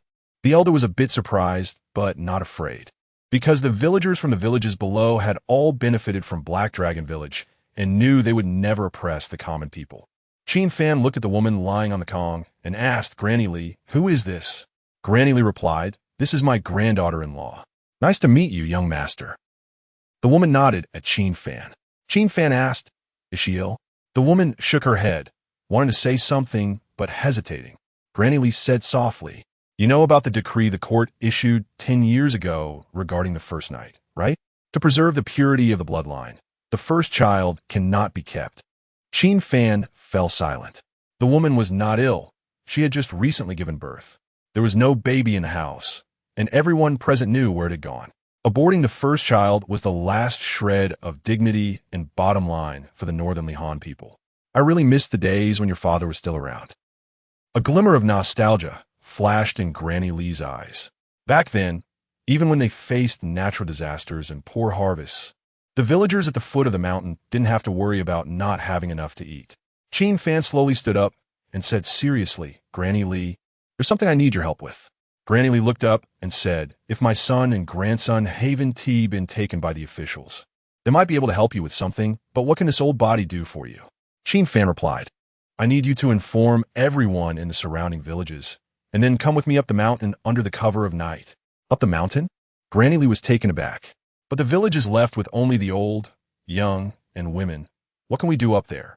"I don't need you to do anything. I just don't want you to become pawns for the government to threaten your sons." Saying this, Qin Fan squatted down again and added, "The Blood Wolf village has already been destroyed by me. Don't worry. The food in the village is enough for us to survive this harsh winter." Chapter 21. The pressure on Black Dragon Stronghold Fanwa. Grandma Li thanks you on behalf of the villagers. At her age, Grandma Li has witnessed the aftermath of the Qin's conquest, seen the current tripartite balance of power, and is certainly well informed. She knows that staying here will not only fail to solve the problem, but will also make the young men wary and turn them into puppets of the government. Qin Fan looked at Grandma Li and said, "Please don't say that." At this moment, an elder nearby volunteered, "I'm quick on my feet. I'll call a few brothers to spread the word." Qin Fan nodded. "Time is of the essence. I appreciate your help. Don't worry." The elder turned and left the house. In times of war, villages are usually very united. Moreover, with the current government oppressing the common people and having just seized their life-sustaining grain, every household is filled with resentment toward the authorities. Late at night, at the first watch of the night was as dark as ink, and the cold wind howled down from the mountains. Families cautiously emerged from their homes, carrying bundles and luggage, with the older folks supporting each other as they gathered at the foot of the mountain. The people of Black Dragon Stronghold were waiting in the mountains. They had been summoned by Sun Air to assist the villagers in their ascent. "Gulme, let me take your luggage." Qin Fan took Grandma Li's burden, and the others from Black Dragon Stronghold help the villagers carry their things. It's a pity about our fields. One villager sighed. There's nothing to regret, Qin Fan replied. The mountains have plenty of land. Once we clear it, it will become fertile farmland, and the crops we grow won't be taxed. We could be entirely self-sufficient. The young lord is right. The villagers nodded, but their eyes still revealed reluctance. After all, those fields were the fruits of their labor for most of their lives, sustaining their families, and they held a certain emotional attachment, unrelated to money. The villagers gradually entered the stronghold. This matter naturally did not escape the notice of Zhao, Yi, and Zhang Qian, who were building a stronghold nearby. Zhang Qian looked somewhat disdainful. Has Qin Fan lost his mind? Why gather a bunch of old, young, women, and children? Studying the classics inevitably breeds compassion. Zhao Yi opened his folding fan and sneered, but in this chaotic world, compassion can lead to utter ruin. Inside Black Dragon Stronghold, Qin Fan instructed Chun, Yi, and others to arrange accommodations for the villagers. Black Dragon Stronghold was large.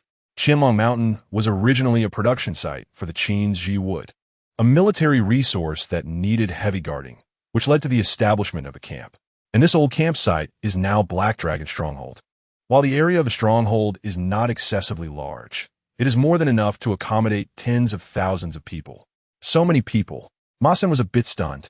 Although villages in ancient times didn't have many people, the old, weak women and children from so many villages at the foot of the mountain added up to over 1,000. Isn't it a problem to have so many? Chun Yi put his arm on Ma San's shoulder. First, we don't have to worry about cooking. Secondly, they can also help make bowstrings, bow bodies, etc. In spring, they can clear land and plant grain. This is our logistics department. That's true. Ma San nodded and chuckled. The young lord thinks long-term. We can fight. But not many of us know farming. In the study, Qin Fan sat cross-legged, riding under the light of the oil lamp. At this moment, Qin Muyao walked in. Qin Fan looked up and asked, "Are you looking for me?" Qin Muyao chuckled.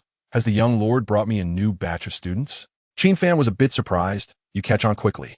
Qin Muyao honestly replied, "I just happened to overhear Chun, Yi, and Ma San chatting and picked up some things.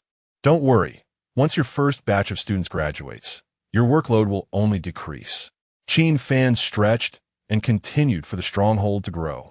We need talents from all walks of life.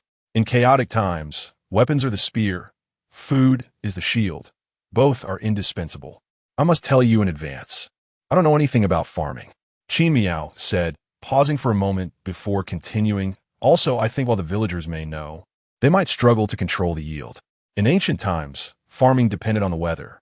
Qin Fan replied, "I can handle the yield." "You can?" Qin Miao was surprised, then frowned. "How do you know so much? Does the 4 books and 5 classics include farming?" "Let's not discuss that for now." Qin Fan leaned back in his wooden chair, closed his eyes to rest, and said, "This new batch of people belongs to logistics. If I let you take full responsibility, can you handle it?" "Me?" Qin Muyao was taken aback. Qin Fan trusted her so much. Realizing this, Qin Muyao lowered her head and asked softly, "Why me? You've already assigned Chun Yi to manage the Stronghold's operations, but Sun Air and Ma San are both idle. Are you envious of Chun, Yi, and the others' names?" Qin Fan pondered. "How about this? Starting today, you can change your name to Qin Si?" Qin Muyao was speechless and turned to walk out. Qin Fan called out, "Hey, why are you leaving? If you're not satisfied with Qin Si, you can also be Qin Wu or Qin Lu. They're all available. You can pick." Meanwhile, outside Qingshui County, in a barren land, there were about 500 officials. They stood around lazily, surrounded by over 1,500 young and strong men. Zhang Si rode in on horseback. An official immediately came forward to take the horse. Zhang Si glanced at the densely packed crowd and asked, "Are these the people I need?" "Yes, Fourth Master," the official replied. "This group has been captured from the villages at the foot of Qianlong Mountain according to your requirements. A total of 1,533 people." Saying this, the official took out a ledger from his bosom, holding it with both hands. "This is the roster. Please take a look, Fourth Master." Zhang Si looked down at the official and took the roster. He enjoyed his current status and felt increasingly astonished by Lord Lin's identity. He was merely a small errand boy in Lord Lin's private residence. Yet this official treated him so courteously. If Lord Lin were to come in person, oh no, even if just the old steward from the residence came, the county magistrate would probably have to treat him with respect, right? Fourth Master, when shall we set off? The official inquired. No rush. Zhang Si glanced at the roster, then looked at the frightened crowd, a sinister glint flashing in his eyes. Qin Fan, you really are bold. Qin Fan's actions of seizing salt and attacking Lin Zhong's merchant convoy had already been reported to Lin Zhong. Lin Zhong was furious and initiated the first real anti-bandit campaign in 5 years. Considering that Zhang Si had spent time in Black Dragon Stronghold and was quite familiar with it, Lin Zhong entrusted the task of leading the anti-bandit operation to Zhang Si. Zhang Si tightened his grip on the roster. This was the second task entrusted to him by Lord Lin, and he had to accomplish it. He was well aware of the mutual assistance between the villagers at the foot of Qianlong Mountain and Black Dragon Stronghold. In that case, he would use this group of villagers as a pathfinder, turning them into live targets. Isn't Black Dragon Stronghold supposed to be benevolent? When the time comes, facing this group of villagers, let us see if you kill or spare them. If you kill them, the reputation of Black Dragon Stronghold as righteous bandits will be ruined. If you spare them, Zhang Si can use these people as human shields to lead the officials to seize Black Dragon Stronghold. Send my orders. Immediately rest in place. Zhang Si waved his hand, his eyes unable to hide the enjoyment and longing for power. Tomorrow morning, let us pressure Black Dragon Stronghold. Chapter 22. Arrogant Zhang Si the next day. Black Dragon Stronghold, Council Hall. Early in the morning, Zhao Yi and Zhang Qian arrived at the stronghold. Lord Qin, it's not even dawn yet, and the government has already entered the mountains. Zhang Qian said anxiously. With their speed, they will likely reach the stronghold in less than an hour. So what? Qin Fan replied calmly. In this world, there are no good things that come without a price. Before deciding to feast on this fat meat, didn't the three of us prepare for battle with the government? Qingfeng Stronghold and Feihu Stronghold have scouts patrolling the mountains. And Black Dragon Stronghold naturally has scouts as well. That's true, but Zhao Yi tightly gripped his folding fan, frowning. This time there are at least 5,000 men. How many? Qin Fan raised an eyebrow. Are your scouts too scared to see clearly? Do you know what 5,000 troops mean? Could it be that the government has summoned the Yuzhou army from Yuzhou City in just a few days? Let's not even discuss whether the county magistrate of Qingshui has such authority, even if he is the illegitimate son of the lord of Yuzhou City. Can he really summon the Yuzhou army? Moreover, it would take at least half a month for the Yuzhou army to march to Qianlong Mountain. Zhao Yi remained silent. He also felt that 5,000 was unrealistic. Lord Zhao should return to the stronghold immediately, control or eliminate that scout. Otherwise, spreading rumors will affect the morale of the troops, and the consequences will be unimaginable. In ancient times, an army of 200,000 would dare to claim it was 1,000,000 to create pressure on the enemy. But if scouts exaggerate the enemy's strength without confirming the situation, it will only create pressure on our own side. But, Lord Qin, our stronghold is not yet established. If Zhang Qian began. Before he could finish, Qin Fan interrupted. Their purpose in coming here is Black Dragon Stronghold. The two lords just need to return and prepare for battle, forming a joint effort with me.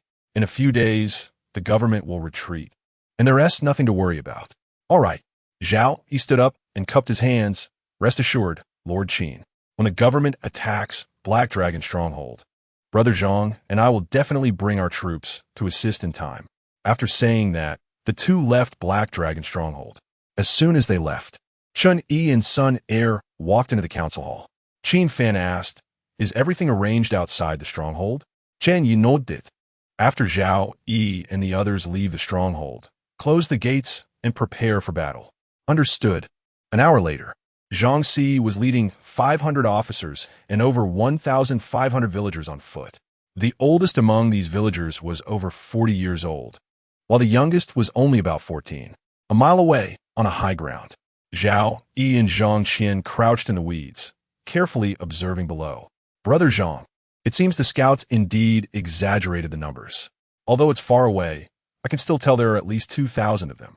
Yes, Zhao Yi nodded. Zhang Qian whispered, We only have a little over 400 men combined, and our weapons and equipment are not as good as theirs. If it comes to a fight, we might lose all our resources. Adapt to the situation." Zhao Yi's slender eyes flashed with a cold glint as he said seriously, "Black Dragon Stronghold is easy to defend and hard to attack. Let them suffer each other first. Then we can take the opportunity to seize Black Dragon Stronghold. Not only will we eliminate Qin Fan, but we will also deal with the officers and take control of Black Dragon Stronghold. Isn't that killing 3 birds with 1 stone?" Zhang Qin agreed. "Let's do as Brother Zhao says." In front of Black Dragon Stronghold, the government pressed down on the stronghold. Zhang Si and the officers stood outside the range of arrows. The villagers were unarmed and had no weapons. The officers had 300 holding swords, 100 holding spears, 70 holding bows, and 30 holding crossbows. Not far away were small siege engines and ladders. However, they did not have siege crossbows or catapults because those were military equipment that needed to be applied for, and there was simply not enough time. "Everyone, move quickly and line up." Several officials were driving the villagers forward, using them as human shields. In the shadows, Zhao Yi and Zhang Qian were observing. When the two saw Zhang Si, their expressions changed simultaneously. Zhang Si was too familiar with Qianlong Mountain. He knew the structure of Black Dragon Stronghold, as well as the strongholds of Feihu and Qin Fan like the back of his hand. At this moment, Zhang Qian hesitated and whispered, "Brother Zhao, should we withdraw?" "We can't withdraw." Zhao, he shook his head, tightened his grip on his folding fan, and said, "This is our only chance to take control of Black Dragon Stronghold. If we miss this opportunity, we might never have another." Zhang Qian thought for a moment and nodded. "All right, then I will gamble with you this time, Brother Zhao." On the stronghold gate tower, Qin Fan held a bow and spear, looking down at the scene below. "Young master, their leader is coming." Ma Sen shouted, then frowned. "That guy looks a lot like Zhang Si."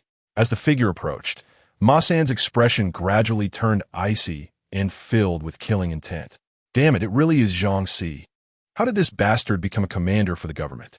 He's just changed masters and continued to be a dog. Nothing surprising." Qin Fan looked down at Zhang Si, an unusual killing intent flashing in his eyes. "Qin Fan, do you still recognize me?" Zhang Si gestured for several officers to pull 10 or so villagers in front of him, while he himself hid behind them holding a shield. Qin Fan said coldly, "You finally picked up a life. Why not hide and live well? Kid, put away that arrogant face of yours." Zhang Si's eyes darkened as he shouted loudly, "Do you see the people behind me? More than 2,000 of them. Your death is imminent. If you open the city gate and surrender now, for the sake of our years together, I might spare your corpse. Zhang Si, you are still as afraid of death as ever." Qin Fan's eyes showed disdain as he mocked, hiding behind unarmed villagers. "When will you be a real man?" "Qin Fan." Zhang Si gritted his teeth, but then sneered. "You speak so grandly. I want to see how you will act next." As he said this, Zhang Si stepped back and waved his hand. The densely packed villagers were pushed forward by the officers, with knives at their backs, moving the siege engines and ladders in rows toward the stronghold gate. Many villagers were unwilling to cooperate, but facing threats against their parents and families from the officials, they had no choice but to compromise. "Qin Fan, if you have the ability, shoot arrows." "Ha!" Zhang Si laughed loudly, provoking. At first, he was genuinely worried that Qin Fan would order the archers to shoot. But as the villagers got closer and the gate tower showed no signs of shooting, his anxious heart finally calmed down. "Qin Fan, today you will definitely die.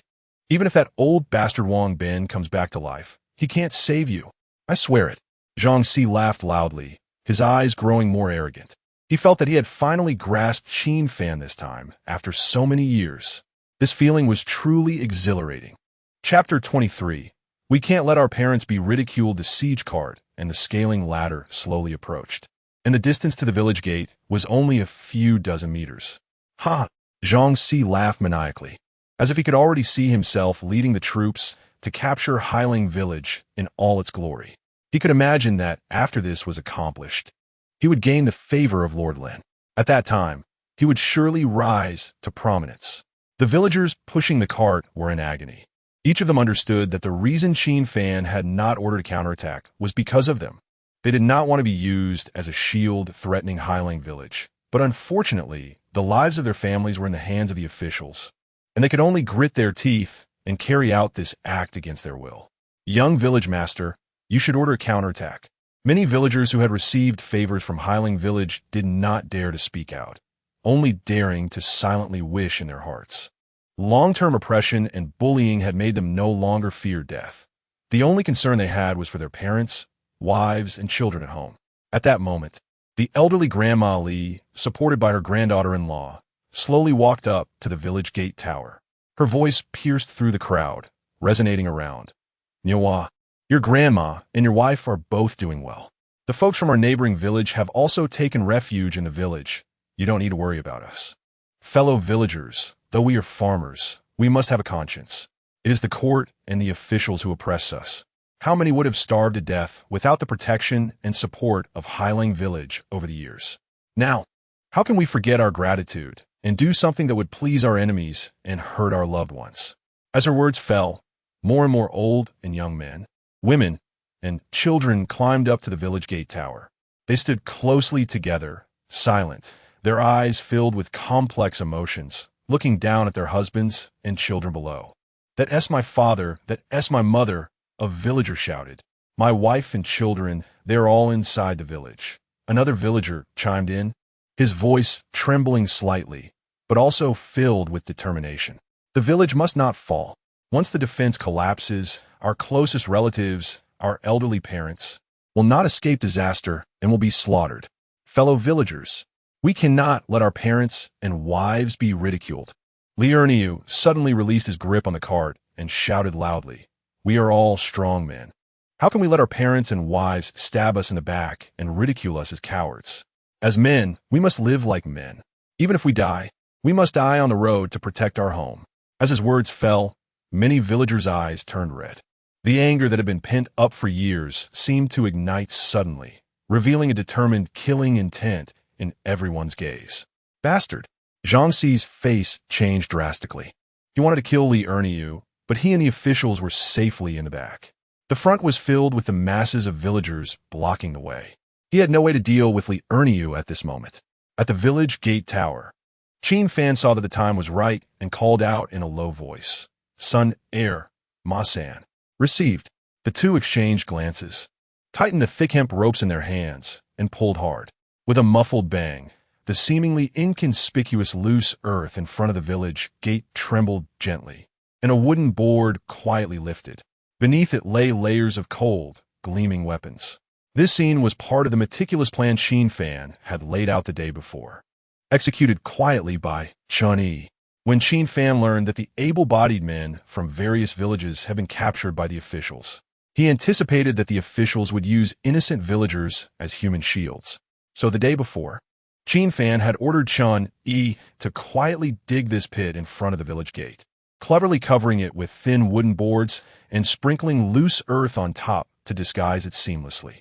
Unless someone stepped on it, it would be nearly impossible to detect with the naked eye.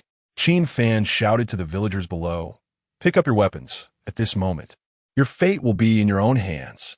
The weapons in the pit numbered at least 800, including knives and spears. Highling village did not possess so many weapons. These had been transported back from the arsenal of Blood Wolf village after Qin Fan annihilated it. Kill them. Zhang Xi ordered the officials. As he spoke, he raised his crossbow and shot the nearest villager. In an instant, the sound of blades piercing flesh and the screams of the wounded filled the air. Kill! Liu and the others immediately rushed toward the pit. Pass the weapons out. After obtaining the weapons, they did not immediately engage in battle, but passed them to others, who then passed them on to those behind. At first, the officials had the advantage, as the villagers at the back were unarmed and suffered greatly. But slowly, their advantage began to vanish. Fourth Master, retreat. If this continues, we will be overwhelmed in less than half an hour. Although the individual combat ability of the officials was stronger than that of the villagers, they could not withstand the sheer number of villagers. Moreover, morale was crucial in battle. The villagers at this moment were brimming with pent-up anger and were eager to vent it. Qin Fan. Zhang Xi glared at the village gate tower, his eyes filled with both anger and unwillingness. Open the village gate and follow me to annihilate the enemy. Qin Fan strung his bow and held his spear, striding toward the village exit, with Chun, Yi, and others closely following behind. In the shadows, Brother Zhao this. Zhang Qian was dumbfounded, staring blankly at Zhao Yi. The latter tightened his folding fan and said softly, "This Qin Fan is not simple. I originally thought that letting those old, weak women and children into the village would be a burden, but unexpectedly, such a reversal has occurred." Zhang Qian asked, "Brother Zhao, what should we do next? What else can we do?" Zhao Yi gritted his teeth and said, "We must support him. Immediately notify the brothers to launch an attack on the officials." The official continued to persuade Zhang Si. "Fourth master, retreat." Zhang Si's face was grim, and he did not respond. He understood that if he retreated now, he would surely become Lord Lin's abandoned pawn. But if he did not retreat, what could he do? At that moment, Village Master Qin, "We are here to support you. Brothers, follow me to kill." Zhang Qian led his men out of the mountains and charged toward the officials. Not far away, Zhao Yi also led his men out. Qingfeng Village and Feihu Village. Zhang Si's eyes were icy, but then he seemed to think of something and loudly ordered, "Break out in the direction of Feihu Village." After breaking out, all personnel retreat. Just as Lin Zhong had considered, Zhang Si knew very well about Qianlong Mountain and understood that Feihu Village was the weakest in combat capability. The officials had military bows and crossbows clearing the way, and Zhao Yi did not want to suffer a significant loss. Scatter, scatter. He merely allowed the mountain bandits from Feihu Village to resist symbolically for a while before retreating. "Village Master, should we go over?" A mountain bandit from Qingfeng Village asked Zhang Qian. "Go over? Are you out of your mind?" "Right now. The officials are desperate to break out. Whoever goes will be in trouble." Zhang Qian naturally would not really go and confront the officials. He didn't even intercept them. Qin Fan silently observed all of this, his killing intent gradually brewing. "These two bastards." Ma San gritted his teeth and said, "Young village master, if Zhao Yi and the others intercept with all their strength, how can these officials break out?" Qin Fan did not respond, because this is just like the lords attacking Dongjua. If they could truly unite, they would have long since eliminated Dongjua. But all the various lords had their own agendas. "Younger village master, let us pursue them." Many villagers still wanted to chase after them. "Don't chase the desperate enemy." Qin Fan stopped them and said loudly, "First, treat the wounded and return to the village to rest." Chapter 24. Dog Bite Dog Heilong Village, Council Hall. Young village master. Here is the casualty report from the villagers. Chun Yi handed the compiled list of casualties to Qin Fan. Over 1,500 villagers, nearly 70 dead, about 30 severely injured, and over 100 lightly injured. After reading it, Qin Fan said softly, "The deceased should be buried, and the injured should be treated." "Understood." Chen nodded and continued, "Furthermore, the remaining villagers want to join us. They asked me to inquire if the young village master could accept them. Let them calm down for a few days first. If they still decide to join after that, then accepting them is fine." This was nearly 1,400 living combatants. It would be a lie to say Qin Fan wasn't tempted. Young village master.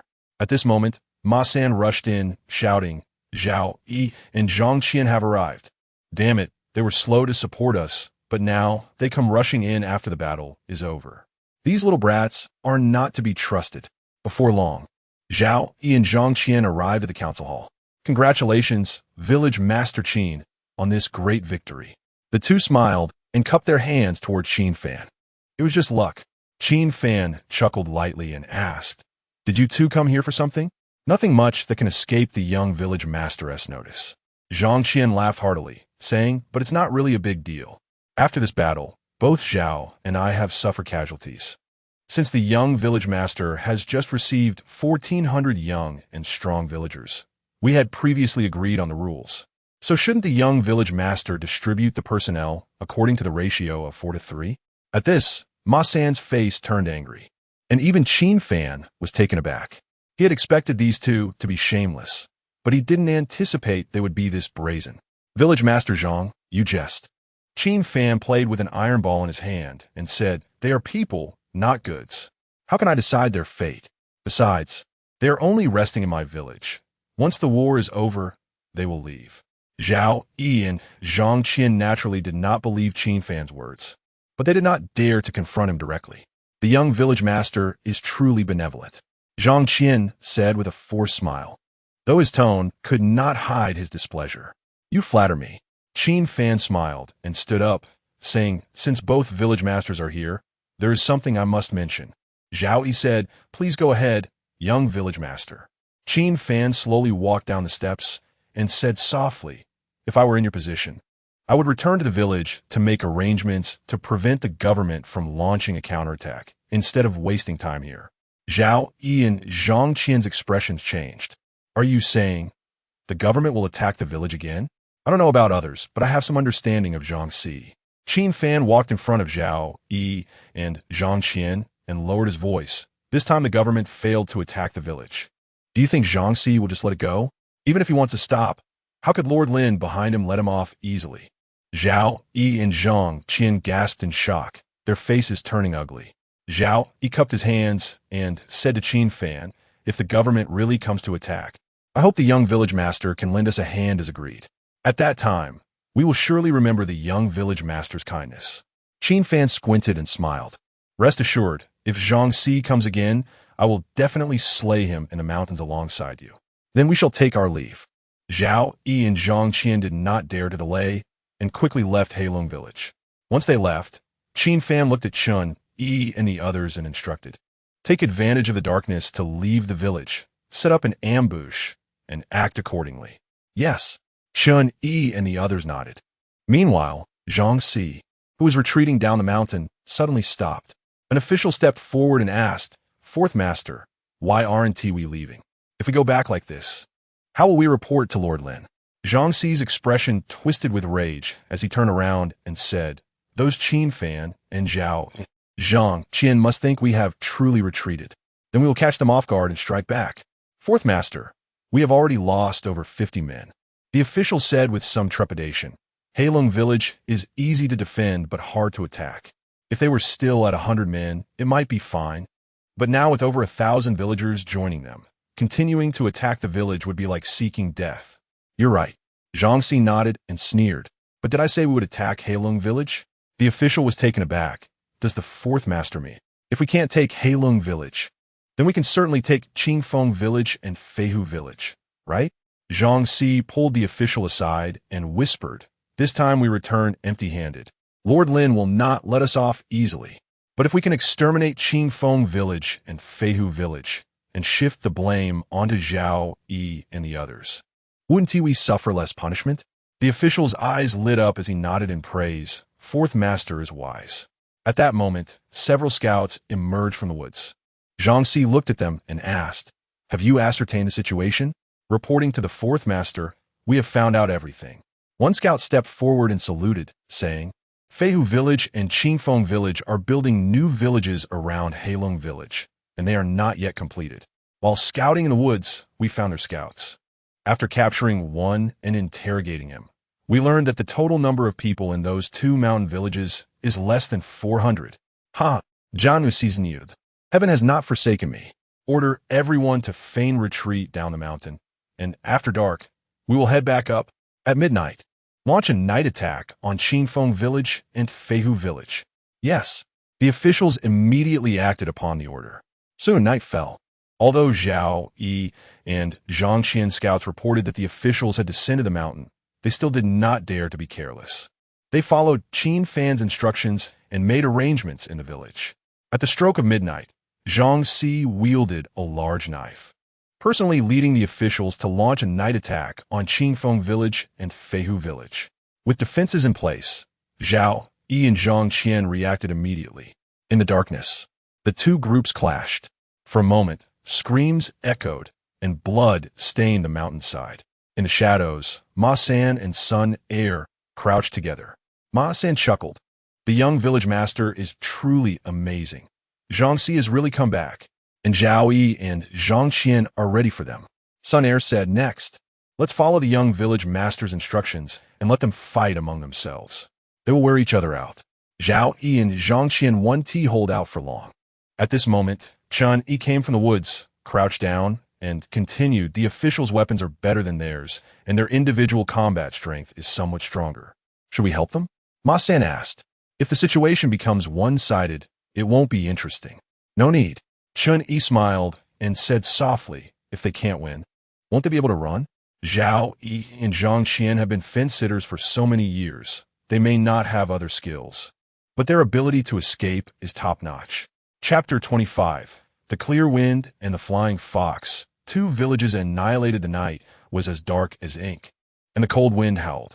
As the village was still under construction, the officials easily opened a village gate. Among the 3 remaining villages on Qianlong Mountain, Feihu Village had the weakest fighting capability. As the saying goes, one should naturally pick the soft persimmons to squeeze, in order to minimize his own danger. Zhang Si personally led over 200 officials into Feihu Village. Soon, he discovered Zhao Yi, who was preparing to escape. Zhang Si brandished his large knife and shouted loudly, "Zhao Yi, you can't escape." Zhao Yi glanced at the Feihu Village members who were already at a disadvantage, his expression extremely grim, and shouted back, "Zhang Si, it was Qin Fan who destroyed your Blood Wolf village. Why are you trying to kill us all?" "Zhao, don't talk nonsense with me." Zhang Si snorted coldly and quickened his pursuit. "I remember clearly that today you and Zhang Qian attacked me quite easily." "Zhao," he shouted loudly, "Zhang Si, how about we cooperate? Withdraw your troops, and tomorrow I will assist you in taking down Highling Village." "Nonsense. Who doesn't know that you, the smiling fox, speak one way and act another?" Zhang Si replied. "If you were smart, you'd stop and accept your death. If I catch up to you, I will make you wish you were dead to relieve my hatred." Zhao Yi and Zhang Qian were scapegoats for Zhang Si and had to die. "Zhang Si, if you don't give me a way out, don't expect to have an easy time either." Zhao Yi's eyes were fierce as he signaled the bandits of Feihu Village to break out with all their strength. It must be said that Zhao Yi and Zhang Qian's ability to escape was indeed remarkable. Since early morning until now, they had held out for nearly 3 hours. As dawn broke, the 2, with fewer than 50 remaining men, reached the gate of Highling Village. On the gate tower, Qin Fan stood with a smile, hands behind his back. Zhang Qian shouted loudly, "Qin Village Master, it's been 3 hours. Why haven't you come to our aid?" Qin Fan replied, "Sorry, I overslept." "You." Zhang Qian was furious. Zhao Yi, knowing this was not the time to argue. After all, they still needed Qin Fan to save their lives, clasped his hands and shouted loudly, "Qin Village Master, please open the gate. Zhang Si is about to catch up." Sure enough, just as he finished speaking, Zhang Si charged out of the forest with nearly 200 officials. After a night of fighting, only 46 of the 400 from Feihu Village and Qingfeng Village remained, while the officials had also lost over 200 men.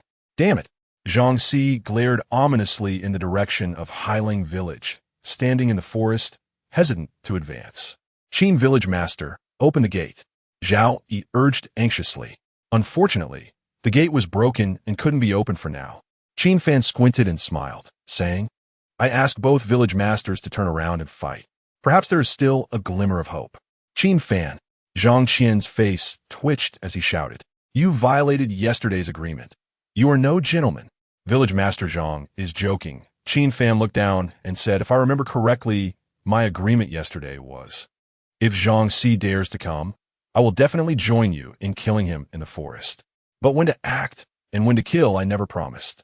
Zhao Yi cursed angrily. "Qin Fan, you are shameless." "Shameless?" Qin Fan snorted coldly and said, "We are both 1,000-year-old foxes. What are you playing with me?" "You." Zhao Yi was furious and speechless. This world is fair. They wanted the interest from Qin Fan, but what Qin Fan wanted was their principle. If they could get the interest, then that was their ability. If Qin Fan could take their principle, then that was Qin Fan's skill. "Gentlemen, you must accept the consequences of your bets, please."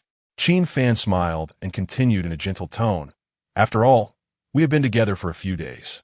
I did not want to force you, so I hope you do not make things difficult for me." As he finished speaking, the 20 men who had been squatting on the gate tower immediately stood up, holding longbows and aiming below.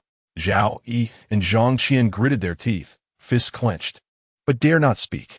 "Qin Village Master, for the sake of my previous service to Highling Village, please give me a way out. At this moment, a bandit spoke up. He had once been a member of Hailang village before joining Qin Fan village. I may be kind-hearted, but what I cannot tolerate in my life is, Qin Fan said, raising his bow, an arrow, aiming at the bandit while uttering 2 words, betrayal. Whoosh! The sound of the arrow piercing the air emerged as it struck his forehead, killing him instantly. Qin Fan, you are ruthless. Zhao Yi tightened his grip on his weapon. He knew Qin Fan wanted them to fight Zhang Si to the death, but they had no other choice at the moment. He understood that if they continued to stay there, it wouldn't take long for Qin Fan to issue a shooting order. Staying here meant a dead end, but fighting Zhang Si might allow them to find a glimmer of hope under the cover of the forest. Zhang Qian and Zhao Yi exchanged glances, turned around, and led the remaining bandits toward the forest.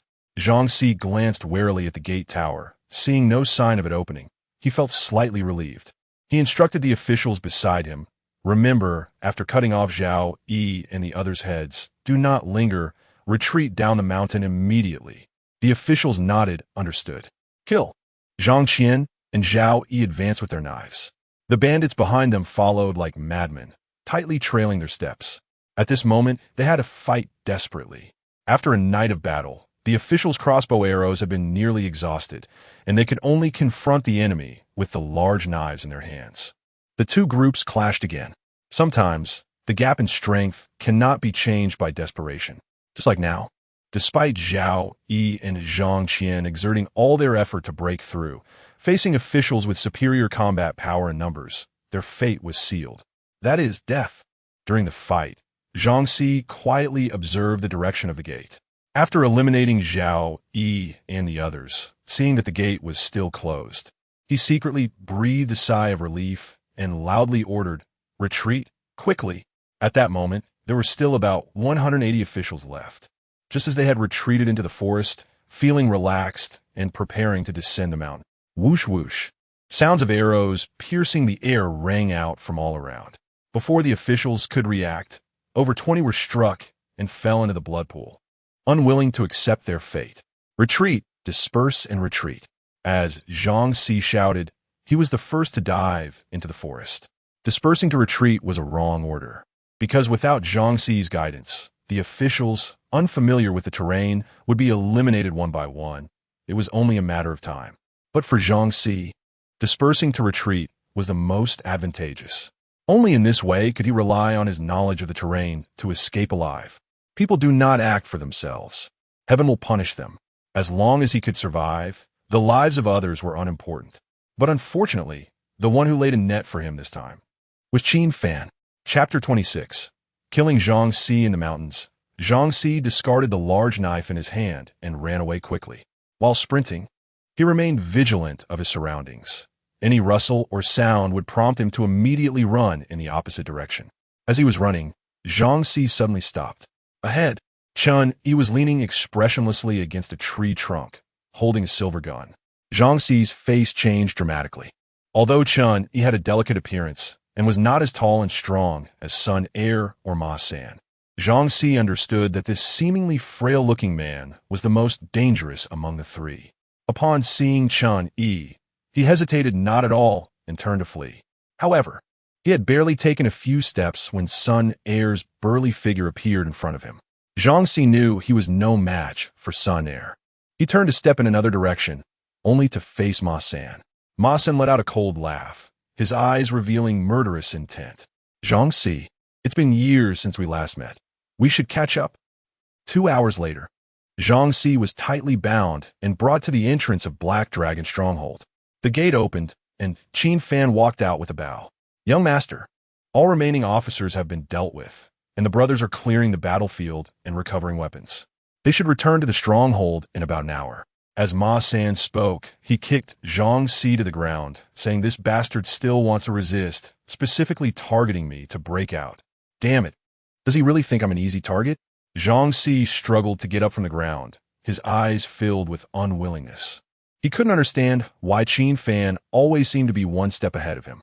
His cheeks were swollen as he spat a mouthful of blood on the ground and asked in a deep voice, "Did you bribe some officer?" "You think too much." Qin Fan retorted disdainfully. "For someone like you, it's not worth my effort." Upon hearing this, Zhang Xi's expression gradually turned savage. You followed my father for years and learn a lot, but it's only the surface. Those skills are enough to deal with people like Wang Sandao and Zhao Yi, but you think they can match me? At this point, Qin Fan's words were laced with mockery. Zhang Xi, when did you become so arrogant? Qin Fan. Zhang Xi seemed greatly provoked and shouted loudly. I know you've looked down on me since childhood, but so what? To this day, it's enough to prove that I, Zhang Xi, am not a nobody. I have the ability and can achieve great things. Is that so? Qin Fan narrowed his eyes. Colluding with the government is what you call ability? As he finished speaking, Qin Fan drew his bow, and an arrow shot out, hitting Zhang Xi in the left leg. Ah! Zhang Xi screamed in agony and stumbled to the ground. Is leaking the defense deployment of the stronghold what you call skill? He continued. With that, a second arrow was shot, hitting Zhang Xi in the right leg. Zhang Xi groaned, his forehead covered in beads of sweat. Eating from both sides is what you call great things. With a whoosh, another arrow was shot, piercing through Zhang Xi's left arm. Qin Fan walked up to Zhang Xi, grabbing his hair. Stop deceiving yourself. You were just like you were 8 years ago. During that robbery 8 years ago, you only dared to target the women accompanying the merchant convoy, and now you still only dare to bully the weak. After saying this, he released Zhang Xi and continued walking forward. After taking nearly 10 steps, Qin Fan drew his bow and shot again. The arrow pierced Zhang Xi's right arm and deeply embedded itself into the ground, pinning him in place. Qin Fan. Zhang Xi emitted a series of muffled groans. His eyes filled with bloodshot rage as he shouted, I just want to prove myself. Is that a mistake? Wanting to prove yourself is not wrong. Qin Fan took an arrow from his quiver, aimed at Zhang Xi's forehead, and spoke in an extremely calm tone. But your method is wrong. I'll give you one last arrow, so it can be seen through to the end. With a whoosh, the arrow pierced Zhang Xi's head, hitting precisely where the iron ball had left a scar 8 years ago. Who? A cold wind blew, and snowflakes continued to fall from the sky. Winter had arrived. Qin Fan extended his palm, allowing the snowflakes to settle in his hand. A blind man, assisted by a deaf person, slowly walked out of the stronghold and softly said, Young master, now that Qianlong Mountain is unified, only our Black Dragon stronghold remains. What should we do next? Qin Fan looked ahead at the unfinished stronghold of Zhao Yi and his companion. We will help them finish building it. We can also take over their old stronghold. He declared, the grand plan in my heart has only just begun. Ma San frowned and said, what do we need those broken strongholds for? Fool! Chun Yi slapped Ma San on the head and took out the Qianlong Mountain map from his pocket. Look for yourself. On the map, 5 locations were marked. Centered around Black Dragon stronghold, the next points were Zhao Yi and his companions' unfinished strongholds, followed by the old stronghold locations of Qingfeng stronghold and Feihu stronghold. Previously, without Zhao Yi and his companions' new stronghold, their old stronghold was too far from Black Dragon stronghold to form a pincer movement. But now, with the connection of the new strongholds, these 5 points could form a pincer. Great, very great. Ma San's eyes lit up, looking at Qin Fan. Young master must have thought of this step when letting Zhao Yi and his companion build a new stronghold, right? Qin Fan did not respond. Chen Yi chimed in naturally. Since we have free labor to help build the stronghold, why not use it? Given the current progress of those 2 strongholds, along with our more than 500 men, we should be able to complete it in less than 3 days without affecting the toll collection. Young master, at this moment, the men from Black Dragon stronghold who had been clearing the battlefield returned. In addition to weapons, they also carried the cotton clothes from the officers and Zhao Yi's group. One of them stepped forward to report to Qin Fan, it's snowing, and the brothers thought the villagers lacked cotton clothes. So they stripped the cotton clothes off the officers. But we didn't let them be buried without clothes. Their outer garments are still on them. In ancient times, cotton clothes were a rarity, especially for common people who often had only one piece to wear during winter, with straw stuffed inside. Qin Fan nodded and instructed. Distribute the cotton clothes to the villagers, and then take them to transport the weapons, food, and other supplies from Zhao Yi's stronghold back to our stronghold. Remember to leave some for building the stronghold. Understood. Everyone nodded and followed Qin Fan into the stronghold. Meanwhile, in Yuzhou City, At the Lord's mansion. I apologize for not welcoming you properly, Your Highness Linglin. Please forgive me. The city lord, dressed in brocade, bowed in greeting. You are too polite, Lord City Master. Zhao Linger sat in the main seat. Her exquisite and perfect face, combined with her peach blossom eyes, seemed to make the world around her pale in comparison. Zhao Linger was the Han name she had chosen for herself. At this moment, she got straight to the point, saying, Dariachi, this princess needs you to do something. Please speak, Your Highness. If I can do it, I will certainly not refuse. Look for a person named Qin Fan. Chapter 27. The deer cutting hall and the deer dining house. Dariachi was taken aback and asked in confusion, why is the princess looking for a Han person? Zhao Linger lifted her teacup, took a sip, and said, have you heard of the deer cutting hall? The one from the Zhulu Academy? Dariachi's expression changed. The Zhulu Academy had existed for hundreds of years and had gone through various schools of thought. Today, it integrated the strengths of many schools and stood tall across the 9 provinces. The reason the academy was located in the northernly territory was that, during the Qin dynasty, it was situated in the land of the 16 prefectures of Yin and Yun. After the world was divided into 3, northernly occupied the 16 prefectures of Yin and Yun.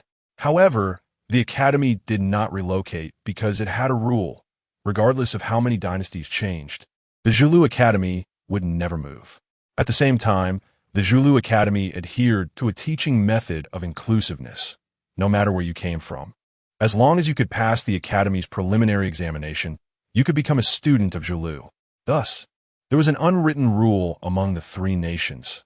No matter what conflict arose between the countries, they could not affect the academy. After students achieved success in their studies, they could not commit assassinations on their way back to their countries. If anyone violated this rule, they would be punished collectively. This rule was even silently observed by Conli, as there were students from Northernly in the academy. Although there were 3,000 students at the Zhulu Academy, only 100 students were admitted to the deer cutting hall every 10 years. Dariachi's expression was serious. Any student who graduated from the deer cutting hall was valued by all nations, many of whom were granted titles and appointed to high positions. At this point, Dariachi looked at Zhao Linger and bowed, saying, I admire the princess for her concerns for the country. However, I have one question. There are many students who graduated from the deer cutting hall. Why is the princess only looking for Qin Fan? If you search for a few more people who could serve the court, wouldn't that be more efficient? Furthermore, if I remember correctly, the princess is also a student of the deer cutting hall, right? Zhao Linger stood up, holding the hilt of her sword, and softly said, the deer belongs to the world. Those who cut the deer can rule the world. That is the deer cutting hall. Placing the deer on the dining table and sharing or consuming it alone. This is the deer dining house. The ones who dine on deer can eat the deer, but they can also protect the deer. The deer dining house? Dariachi's expression changed drastically. But hasn't the deer dining house been closed for 100 years? If it can be closed, it can also be reopened. As they spoke, Zhao Linger drew her sword, observing the cold gleam of the blade. With a hum, the blade returned to its sheath. As she stepped lightly, she said softly, after 100 years, the deer dining house of the Zhulu Academy will reopen. There are 3 people who dine on deer within. Whoever obtains one can rule the world. One person left the academy for the Qian kingdom, another for the Yu kingdom, and only Qin Fan remains in the 16 prefectures of Yin and Yun. I understand now. Dariachi nodded and said, the princess also does not know where Qin Fan is in the 16 prefectures, which is why you entrusted this matter to me. Exactly, Zhao Linger nodded. Tomorrow, I will leave Yuzhou City and head to Jizhou City to give instructions to Daising Dariachi.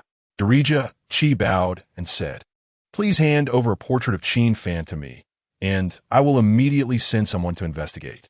I only know what he looked like 4 years ago.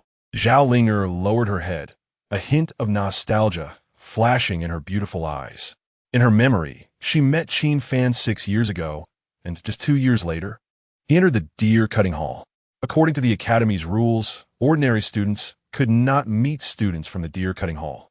After studying hard for 5 years, she finally obtained the qualification to enter the deer cutting hall. However, she learned that shortly after entering the deer cutting hall, Qin Fan was taken to the deer dining house by the teacher after only half a year. Qin Shui County, Lin family private residence, study room. Sir, the scouts from the mountain report that Zhang Si and the bandit extermination officers have been completely wiped out. Moreover, the villagers from the nearby villages have also disappeared. The old steward stood outside the study. Since Zhang Si and the officers went up the mountain, scouts had been waiting below. The scouts who went up the mountain with Zhang Si would relay messages to the scouts below daily. And the scouts below would then report back to Lin Zhong to keep him informed of the situation on the mountain. However, today, the scouts on the mountain did not come down. So the scouts below took advantage of the heavy snow to go up the mountain and confirmed the total annihilation of the officers. Total annihilation? Lin Zhong stood up, his face turning extremely pale. Zhang Si is really useless. I'm going to be ruined because of him. Qianlong Mountain is a prime piece of fat meat. The money earned from the trade route every year is a huge sum. I can keep a small portion of this money. The rest must be handed over to my superiors. And my superior is the heir of the northerly prince. Sir, please do not be anxious. It is already winter, and with this heavy snowfall, it won't be long before the mountain is closed off by snow, making trade impossible. Every winter is the most leisurely time for the government, as all the heir wants is to eliminate bandits and collect money from trade routes. And in winter, it is impossible to eliminate bandits or rob trade. Lin Zhong fell silent. The old steward continued. This time we lost 500 officers, which gives us a reason to request troops from above. When spring comes next year, we will strike hard and completely eliminate the Black Dragon stronghold, leaving only those 5 old fellows as backup. After that, we will let the officers go up the mountain to become bandits. Wouldn't that be a one-time solution? Everything you said, I have also thought of. Lin Zhong was not a mindless person. He sighed and said, what I am worried about is the heir. If the heir finds out that I couldn't even deal with a group of mountain bandits, wouldn't he be disappointed in me? Once the heir is disappointed in me, then my career shouldn't be the case, right? After all, we have been helping the heir deal with these matters for 5 years, and there hasn't been a single mistake during this time. You still do not understand the heir. A hint of wariness flashed in Lin Zhong's eyes. That heir, like his sister, Princess Ling Lin, both came from the deer-cutting hall of the Zhulu Academy. He was not an ordinary person. Qianlong Mountain, Black Dragon stronghold. The snow continued to fall heavier, and the entire stronghold was covered in a white expanse. Fortunately, there was no shortage of wood in the mountains, and the villagers had cotton clothes for warmth. With the bonfire, there would be no cases of people freezing to death. Qin Fan, wrapped in a sable fur coat, sat indoors reading a book. Young master, look what I shot. Qin Miao dragged a deer, the arrow piercing through its skull. Qin Fan was clearly taken aback when he saw the deer. What? What's wrong? Qin Miao frowned. Isn't it just a deer? Why do you have that expression? Qin Fan smiled, put down the book in his hand, and asked, can you roast deer? I can't. Qin Miao felt a bit embarrassed. Let me do it. Qin Fan stepped forward, dragged the deer out, and took out a dagger to clean the deer's entrails in the snow. After cleaning it, he started a bonfire and began to roast the deer. He remembered that the last time he ate deer meat was when he left the Zhulu Academy. Perhaps the next time they meet, he could verify it? As Qin Fan roasted the deer meat, he muttered to himself. The deer dining house required 3 people to each raise a deer when leaving the house. They needed to consume deer. Qin Fan remembered clearly that their methods of consuming deer were different. But as for whose method was correct, that could only be determined by time. Chapter 28. The commercialization of mountain bandits. The first snow of winter fell for a full 3 days and nights, blanketing the entire Qianlong Mountain in a sea of white. On the day the snow stopped, Qin Fan stepped out of his room. The villagers were busy clearing the accumulated snow in the village, and by now, most of it had been taken care of. Fan, my boy. At that moment, Grandma Li approached with her cane. Qin Fan stepped forward to greet her. Why aren't you resting indoors on such a cold day? I can't sit idle after working hard for most of my life. Grandma, Li waved her hand. It seems we aren't meant to enjoy a life of ease. Don't say that. Qin Fan shook his head with a smile. By the way, how is your granddaughter-in-law's health? After coming to the village and taking some tonics and mountain ginseng, she's much better, Grandma Li replied, glancing at the villagers. Fan, the villagers have thought it over these past few days and have decided to let me speak on their behalf, hoping you can accept them. All right, Qin Fan nodded. but I need to say a few things to them first. Grandmolly replied, a nation has its laws, and a family has its rules. That's how it should be. Qin Fan looked at Ma San and said, have them gather at the training ground. Got it. Ma San quickly ran off. Half a stick of incense later, nearly 1,400 people stood neatly in the training ground. Qin Fan, draped in a black and white mink coat, strode onto the platform. His sharp gaze swept over the crowd as he said loudly, I hope you understand that once you choose a path, there is no turning back. Therefore, before you join the Black Dragon Village, I will give you one last chance to choose. It is not too late to regret now. Young Village Chief, we have already made our decision. Yes, young Village Chief, we have thought a lot these past few days. Everything we should and shouldn't think about has crossed our minds. This is our well-considered decision. There were continuous affirmations from below. Once you join the village, you will fight for it. Some of you may die, and many will watch those around you die. Qin Fan raised his voice. Let me ask more directly. Are you sure you are ready to face death? Rather than freeze to death, starve to death, or live without dignity, we would rather die fighting. I have been cowardly for most of my life. When I married, because of my cowardice, my wife was mistreated by the local landlord for an entire night. Now that I have died once, since heaven has given me a second chance, I naturally cannot continue to be cowardly. Young Village Chief, we farmers may not be eloquent, but we know who feeds us, who ensures we are full, and who keeps us from freezing to death in winter. Our lives belong to whoever provides for us. Yes, young Village Chief, because of you, we have been able to eat well for the first time in winter. Because of you, we have worn real cotton clothes for the first time. For so many years, only you and the old Village Chief have treated us as humans. Since that is the case, what harm is there in giving our lives to you? The men below expressed their genuine feelings. All right, Qin Fan nodded and said loudly, then from today on, you are members of the Black Dragon Village. From today, you must abide by the village rules, and those who violate them will be dealt with according to village law. Scene, young Village Chief. The crowd knelt on one knee, their voices soaring into the sky. Liurniu's eyes were filled with expectation as he shouted, young Village Chief, shouldn't we start practicing next? After all, we have quite a gap compared to the officials. There is no rush for practice. Qin Fan smiled and said, right now, there are more important things for us to do. More important things? Many scratched their heads, quite puzzled. What could be more important than practice? Even for robbing the road. The heavy snow has blocked the mountains. There are no roads to rob. We can't possibly go down the mountain to attack the county town, can we? Of course. It's about making money. Qin Fan spread his hands and said loudly, with money, there are weapons and troops. With money, there is food and clothing. Someone asked, but with the heavy snow blocking the mountains, where can we make money? Everyone, listen to your village chief's orders. Qin Fan waved his hand. Our target is the trade route. Our task is to clear the snow. The merchants are our cash cows. Only by clearing the snow on the trade route can the merchants do business, and we can continue to make money. Many suddenly realized, it seems to make sense. All right, let's go. Qin Fan commanded. The crowd picked up their tools and marched toward the trade route.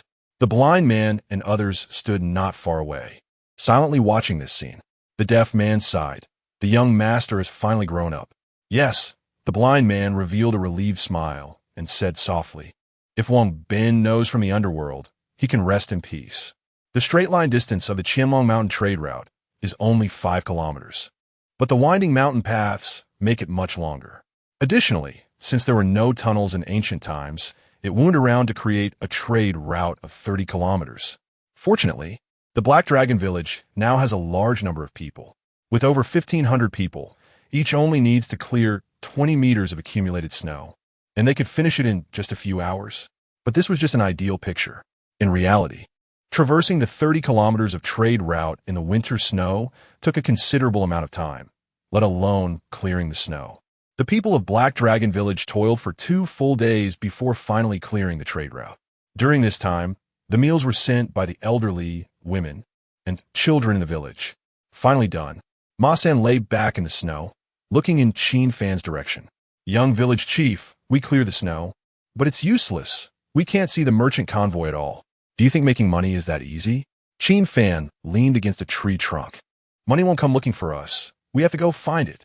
The snow came so suddenly that not only were we caught off guard, but the merchants were as well. They must be regretting how to handle their goods at the inn right now. Young village chief is right. Ma Xin got up and said, I'll go spread the news around the inns near the entrances of the trade route. Before Ma San could take a step, Qin Fan stopped him. You might as well rest.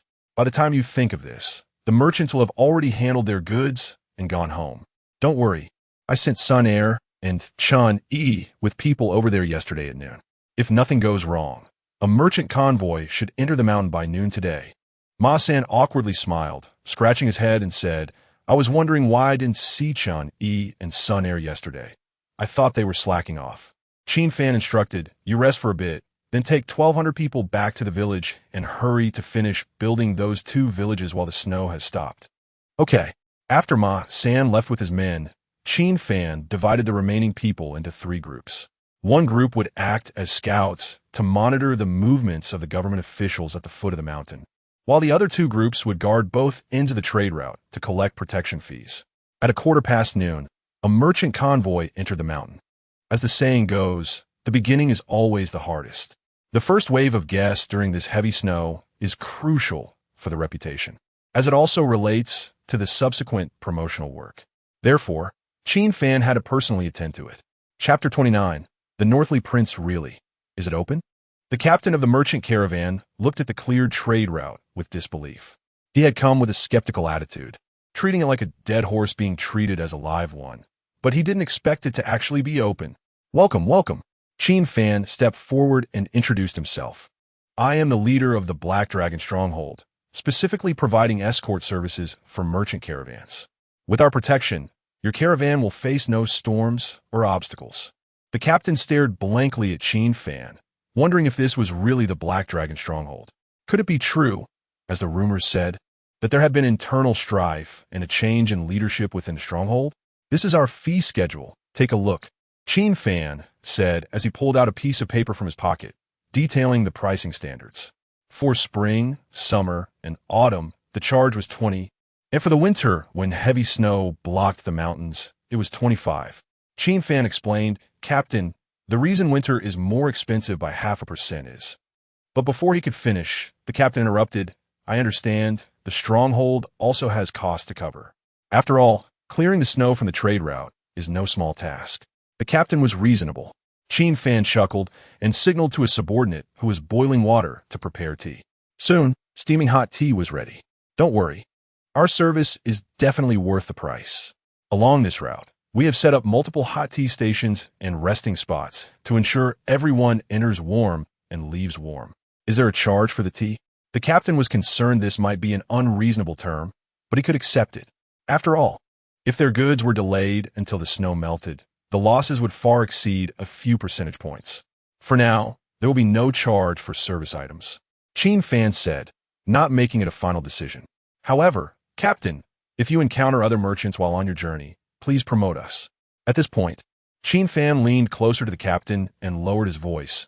This stronghold master will not let you advertise for free. For the 25 toll, I will waive 0.5% for you, but you must not tell anyone else. Absolutely, absolutely. The captain's face lit up. That 0.5% was no small amount, especially since he was working for the owner. The leader of the Qin stronghold is generous. We must also be mindful. I certainly won't let you lose that 0.5%. How about this? I'll return to the inn, share this good news, and help bring business to the Black Dragon stronghold. That would be much appreciated, Qin Fan replied. The captain returned to the inn, and an hour later, he brought back 7 or 8 merchant caravans. In fact, there were more than just 7 or 8 caravans trapped in the surrounding inns, but many were still observing. Those who came here were all in a hurry with their goods, as there were penalties for delays in ancient times. The people of the Black Dragon stronghold began counting the goods, busy and excited. Take care, everyone, and make sure to promote us. After the captains paid the toll, Qin Fan watched them enter the trade route, gradually disappearing from view. He turned to the people of the Black Dragon stronghold and asked, have you all learned? This is what it means to offer service with a smile. In the future, we must take service seriously, ensuring customer satisfaction, making them feel comfortable spending their money. The crowd nodded, looking confused. And just like that, as the first batch of merchant caravans exited Qianlong Mountain, word spread from 10 to 100, and more caravans learned the news. The trade route on Qianlong Mountain became lively again. As the news spread, the local government naturally received it as well. However, when they learned that the Black Dragon stronghold had over 500 people, they began to feign ignorance. If it were just a few dozen or a few hundred people, the government might dare to gather officials to eradicate bandits. But with over 1,000 people, unless the Yuzhou army came in person, relying on the local government's small force would be tantamount to seeking death. Time passed quickly, and half a month had gone by. The unfinished stronghold was completed. Each day, 100 people were selected to take turns on the trade route to collect tolls, 20 people patrolling, the remaining 80 split into 2 groups to collect fees, while those left behind learned to make bowstrings and other items. Everything was falling into place. Young stronghold master, this shouldn't be the case. It's been half a month, and the local government has allowed us to develop without any action? That Lin fellow doesn't seem like someone without a brain, Ma San pondered. In the court, being an official meant understanding human relationships. With the new year approaching, that Lin person must have returned to the capital of Northli. If I'm not mistaken, he is unaware of this matter. Qin Fan replied, his tone filled with sarcasm. That's because the local officials, fearing accountability after reporting, don't want to be the ones to stick their necks out. This is a common occurrence in a corrupt bureaucracy. Sun Air beside him said, but this can't be hidden forever, right? After all, caravans come from all corners of the world. There are so many mouths to feed. True information from the common folk is hard to penetrate the deep palace. Qin Fan sighed lightly. Thus, the fall of many dynasties is not solely due to the emperor's incompetence, but rather the inaction of those beneath him. The emperor bears the blame, but it is the lack of action that leads to downfall. Ma San asked, so, young stronghold master, are you suggesting this matter will be kept hidden indefinitely? Not indefinitely. Qin Fan shook his head. But before the start of spring next year, the capital of North Li will definitely not be aware. On New Year's Eve, even ordinary folks seek joy, let alone the royal family. Even if some officials receive news early, they wouldn't dare report it during the new year, as disturbing the festivities would have consequences they don't want to bear. Qian, he said, that's good. At least during this time, we can develop in peace. In the capital of North Li, in the prince's residence. Young master, this is this year's banknotes, totaling 58 million taels. Lin Zhong knelt on the ground. Beside him was a wooden box. Zhao Bao sat in the main seat, his sturdy figure casting a cold glance at Lin Zhong. You can leave now. Yes. Lin Zhong stood up and bowed as he left. Zhao Linger walked out slowly and kicked the wooden box with one foot. It was filled with banknotes. She looked at Zhao Bao and said softly, brother, it's been 5 years. Every year it's over 2 million taels. Isn't that enough? It's a bottomless pit. Zhao Bao sighed lightly, a hint of helplessness flashing in his eyes, but I am confident that with just one more year, once this money is spent, the Khan will revoke the right of the first knight. He is Zhao Linger's elder brother, one of the 100 students from the Golutang over the past 10 years. He was not accumulating wealth for personal gain, but to change the current situation of North Li. However, change requires money. After all, the founding Khan of Li has passed away, and the new Khan ascended the throne 3 years ago, never leaving the palace, surrounded by sycophants. Since the Khan only listens to the flatterers, Zhao Bao can only bribe this group of sycophants to achieve the goal of saving the country indirectly. Even if he can revoke the right of the first knight, after so many years of effort, he has only taken this first step. How many more 5 years does he have? Zhao Linger closed the wooden box, saying, the old Khan issued the right of the first knight just to temporarily stabilize the landlords and gentry. After all, we are outsiders on this land. The old Khan intended to eliminate those landlords and gentry completely once the situation stabilized. But the current court has not acted according to the old Khan's wishes. This step is very important. It must be taken.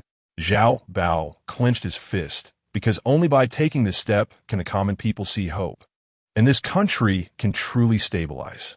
Zhao Linger asked, have you never thought about dealing with those sycophants? Zhao Bao frowned slightly at her words and stood up, instructing, remember, such words must never be spoken in front of outsiders. Their spies are beyond your imagination. Zhao Linger sighed lightly. Zhao Bao shifted the topic. Let's not talk about this. Have you found that Qin Fan? No. Zhao Linger shook her head. Brother, sometimes I think that if Qin Fan were here, he should be able to find a solution to this matter, right? Perhaps. Zhao Bao nodded and said, although I have never seen him, anyone who can make the master open the deer house must be extraordinary. Chapter 30. Repeating composite crossbow. As the village gradually stabilized, Qin Fan began developing the composite crossbow. Since Qin Fan wanted a repeating crossbow, the initial progress was not smooth. However, with many hands available, the production speed of various parts kept up, saving Qin Fan a lot of trial and error time. In fact, the principles of modern composite crossbows are not complicated. The challenge lies in the absence of modern materials in ancient times. Qin Fan needed to find suitable substitutes to create a repeating composite crossbow with power close to modern standards. The biggest issue for performance was the crossbow mechanism. Taking the Qin crossbow as an example, it was made of bronze. Now, in the village, there wasn't even a blacksmith. Where could he find a crossbow mechanism? However, he soon received good news and bad news. The good news was that there were crossbow mechanisms left from the Great Qin in the Black Dragon Village's treasury. The bad news was that the quantity was limited, only about 300. The crossbow mechanisms of the Qin crossbow were as smooth and exquisite as products from modern industrial machines. With the crossbow mechanisms in hand, Qin Fan needed to experiment continuously, combining them again and again. This process took him a full half-month. The appearance of the composite crossbow was similar to the Qin crossbow, with a bow back curvature of 1.5 meters, a string length of 1.35 meters, and a string diameter of less than 1 centimeter. The bowstring was made from the same animal sinew as the composite bow. The composite crossbow was single arrow, equipped with an arrow box containing 10 bolts, allowing for 10 consecutive shots. Qin Fan did not create a double arrow repeating crossbow, partly because the number of crossbow mechanisms was too small, and partly because the range, penetration, and lethality of double arrows were not as good as single arrows. Whoosh whoosh. Qin Fan held the composite crossbow and shot at the target, the bolts deeply embedding into the target body. The range, Chun, E, and the others' expressions changed in unison. It had to be nearly 70 meters more than the composite bow, right? How many meters? The blind man asked the deaf man. The latter replied, from my estimation, it must be around 160 meters. The blind man asked, is that distance straight or high line? Straight line is flat shooting, while high line is parabolic shooting at a 45-degree angle. Naturally, high line shooting has a longer range. The deaf man replied, straight line. The blind man's tone couldn't hide his shock. That's several dozen meters more than the Qin crossbow. Immediately after, Qin Fan tested the 45-degree shooting. The half-month effort had not been in vain. Qin Fan was relatively satisfied with the result. The straight range of modern composite crossbows is about 180 meters. After modifications by enthusiasts, similar to Qin Fan, it can reach 260 meters. This range is almost infinitely close to military-grade special composite crossbows. Currently, the straight range of this composite crossbow is about 160 meters, while the 45-degree angle range can reach around 300 meters. For a single soldier repeating crossbow, this is already the limit, considering that even the straight range of the Great Qin single soldier crossbow is only about 120 meters. Those with ranges up to 600 or 700 meters are the largest bed crossbows among the Qin crossbows, typically used for siege or city defense. All composite crossbow parts were manufactured according to this standard. Once testing was passed, mass production could begin. Such work was left to the logistics team, while combat personnel began training. Time flew by, winter passed, and spring came. Many lands around the Black Dragon Village had been cleared. After 3 months of training, the former villagers had changed drastically. They now appeared resolute, with sharp gazes. In these few months, the number of composite bows surged to 800, with 400 in use. The repeating composite crossbows numbered 300, with 100 in use. Qin Fan assigned combat positions to the 500 people in the Black Dragon Village. The original 100 people from the Black Dragon Village became the Black Dragon Guards, commanded by Ma San, responsible for protecting Qin Fan's safety. They were equipped with short weapons, long weapons, and repeating composite crossbows. From the original 400 villagers, 400 strong individuals were selected as archers, commanded by Chun Yi, equipped with short weapons, long weapons, and composite bows. The remaining 1,000 villagers included 400 heavy spear soldiers, equipped with 4-meter heavy spears, heavy shields, and large sabers. With 200 heavy spear soldiers and 200 heavy shield soldiers, 100 long spear soldiers, with 3-meter long spears and large sabers, and 500 sword-bow soldiers with large sabers and willow bows, commanded by Sun Air. This configuration was not an exaggeration to say that. Except for the lack of armor and horses and the difference in numbers, it was not much inferior to elite troops in other aspects. However, similarly, these weapons had nearly emptied Qin Fan's coffers. He did not lack large sabers and willow bows, as he had forcibly inherited the legacies of Wang Sandao, Zhao Yi, and Zhang Qian. But those heavy spears and long spears were all from the great Qin's treasury.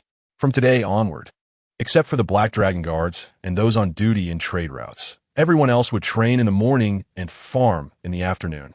Spring had arrived, and the farming season was upon them. They did not lack seeds, as the villagers had brought their own seeds when they went up the mountain. Under Qin Fan's leadership, the Black Dragon village gradually became a self-sufficient, independent world amid the chaos of war. Qingshui County, Lin family's private residence. Returning here again, Lin Zhong felt like his head was about to explode with anger. In the study room, Lin Zhong did not sit behind the screen for the first time, as he had already slashed it to pieces. "My lord, please calm down." In front of the study door, 5 or 6 officials were kneeling from the inside out, their bodies trembling. "You dare to conceal such an important matter?" Lin Zhong clenched the tiger head knife in his hand, the anger in his eyes clearly visible. "You useless bunch. Do you know how many things could happen in over 100 days? How much money could have gone into the Black Dragon Village's pockets? Even if during this period you sent officers to harass the Black Dragon Village without attacking or issued a ban on trade, stationed troops at both ends of the trade routes, and played cat and mouse with the mountain bandits, we wouldn't have arrived at the current situation." The officials lowered their heads, not daring to respond. "Now you tell me how I should explain to the young master." With a bang, the tiger head knife fell to the ground with a light sound.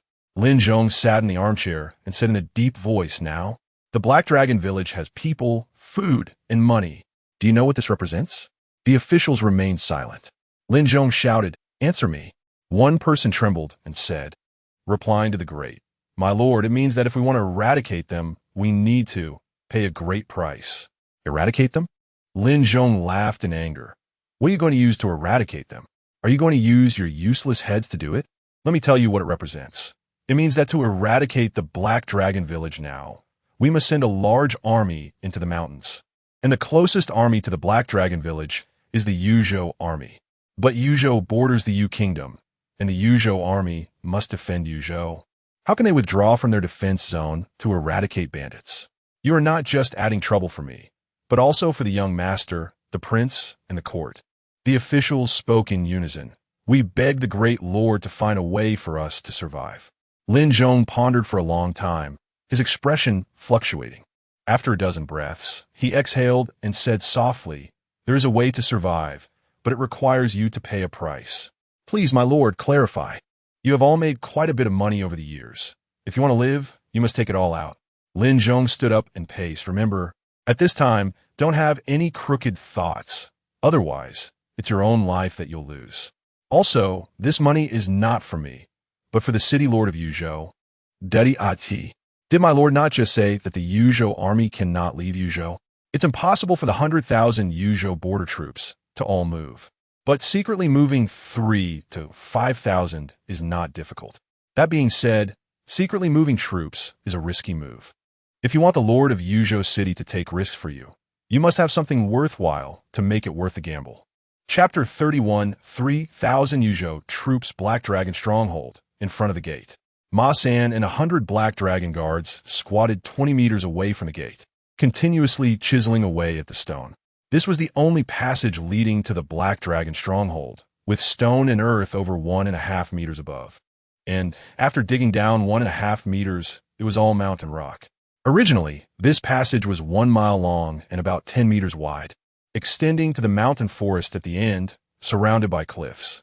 3 months ago, in preparation for defensive deployment, Qin Fan specifically instructed that a passage be dug 20 meters outward from the gate, with a hollow length of about 15 meters for the construction of a suspension bridge.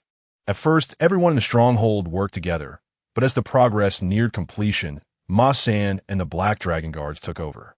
Now it was about to be finished. The stronghold master estimated it would be completed before dark. After the stronghold grew stronger, Ma San and the others began to address Qin Fan as the stronghold master instead of the young master. Qin Fan stepped forward to take a look. The originally continuous passage had been cut off for 15 meters, and looking down, there was a cliff that reached 30 meters deep. With this, the Black Dragon stronghold had gained another natural barrier. Qin Fan patted Ma San on the shoulder, urging him to put in more effort so that they could use the suspension bridge before the guards returned. The suspension bridge had long been assembled, made entirely of solid wood, 15 meters long and over half a meter thick. Its lifting mechanism, like the gate, relied on a 1,000-pound brake, and the gate for raising and lowering the bridge was inside the stronghold. "Hey, our protective cliff is no less than those large cities," Ma San said, shaking off the stone dust from his body. "But master, aren't you being a bit too cautious? We are now strong and well-equipped, even if the government attacks. With 2,000 or 3,000 men, we wouldn't fear them. I just don't want to increase casualties unnecessarily," Qin Fan replied, picking up a piece of rubble and throwing it off the cliff. The rubble collided with the cliff, producing echoes. "With this suspension bridge, we can defeat the enemy at the cost of just a few dozen men. Without it, we would pay the price of hundreds or even more." Ma San nodded and asked, "Master, spring has already arrived. When do you think the government will attack the stronghold?" Qin Fan chuckled lightly this time. "It's unlikely that the government's troops will come. Then who else could it be, if not the Yuzhou army?" Ma San frowned. "If the Yuzhou army comes to attack us, the Yu country would immediately take Yuzhou city, right? Once Yu country takes Yuzhou, the Qian country will surely take the opportunity to attack Jizhou. After all, they have always wanted to prove that they are the legitimate rulers by reclaiming the 16 prefectures of Yanyun. But if that's the case, wouldn't the lord of Yuzhou city be losing his sesame seed while giving up a watermelon? The northernly court wouldn't spare his 9 clans," Qin Fan said. "In a standoff between 2 armies, especially when both sides are in a ceasefire defense, a shortage of 3,000 to 5,000 men wouldn't be noticeable." Ma San was taken aback. The master meant that the Yuzhou army would transfer thousands of troops? "That depends on whether Lin has the ability," Qin Fan said as he turned to walk back into the stronghold. "If he doesn't have that capability, then he won't be able to mobilize the Yuzhou army, which only means that his roots in the northernly court are not deep, and we can almost rest easy and develop. Conversely, it means he has a big figure behind him. After all, mobilizing border troops, even just a few thousand, cannot be done simply with bribes." The next day, Yuzhou City, the Lord's mansion, a trusted aide rushed in, presenting a secret letter. "My lord, a carrier pigeon from Qingshui County. Leave." Dariachi took the secret letter, and after the aide left, he opened it to read. The letter was written by Li Wan, merely requesting him to send 3,000 troops, promising heavy rewards in a few days. Qianlong Mountain, Black Dragon Stronghold. Dariachi burned the letter in the brazier. "Lin Zhong, you really are a waste, being forced to this extent by a group of bandits. Well, for the sake of the prince, I'll accompany you on this risk." Merely money could not persuade Dariachi. To be precise, if Lin Zhong had someone else backing him other than Zhao Bao, Dariachi would not send troops, because he, like the lord of Jizhou City, came from a prince's mansion. Kulmin, subordinate, is here. 2 centurions knelt on one knee as they entered.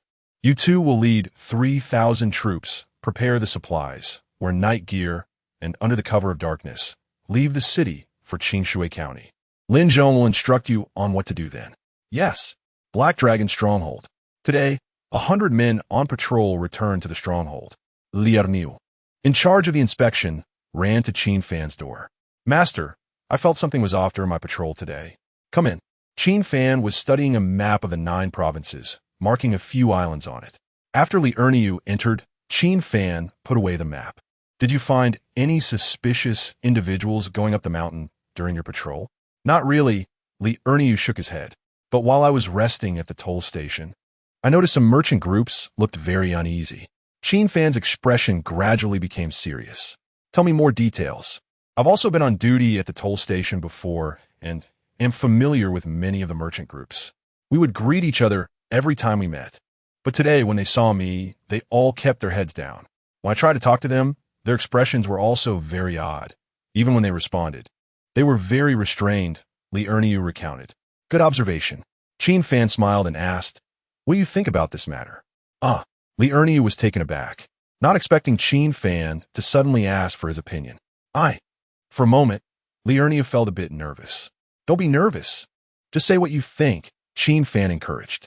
Liu said, if they're so uncomfortable, there must be someone in the merchant group that frightens them. And the current merchant groups do not fear us. The only thing that could scare them is the government. So I believe the government must have forcibly infiltrated the merchant groups to gather information about us. Qin Fan smiled, gesturing for Liu to take a seat. Not bad.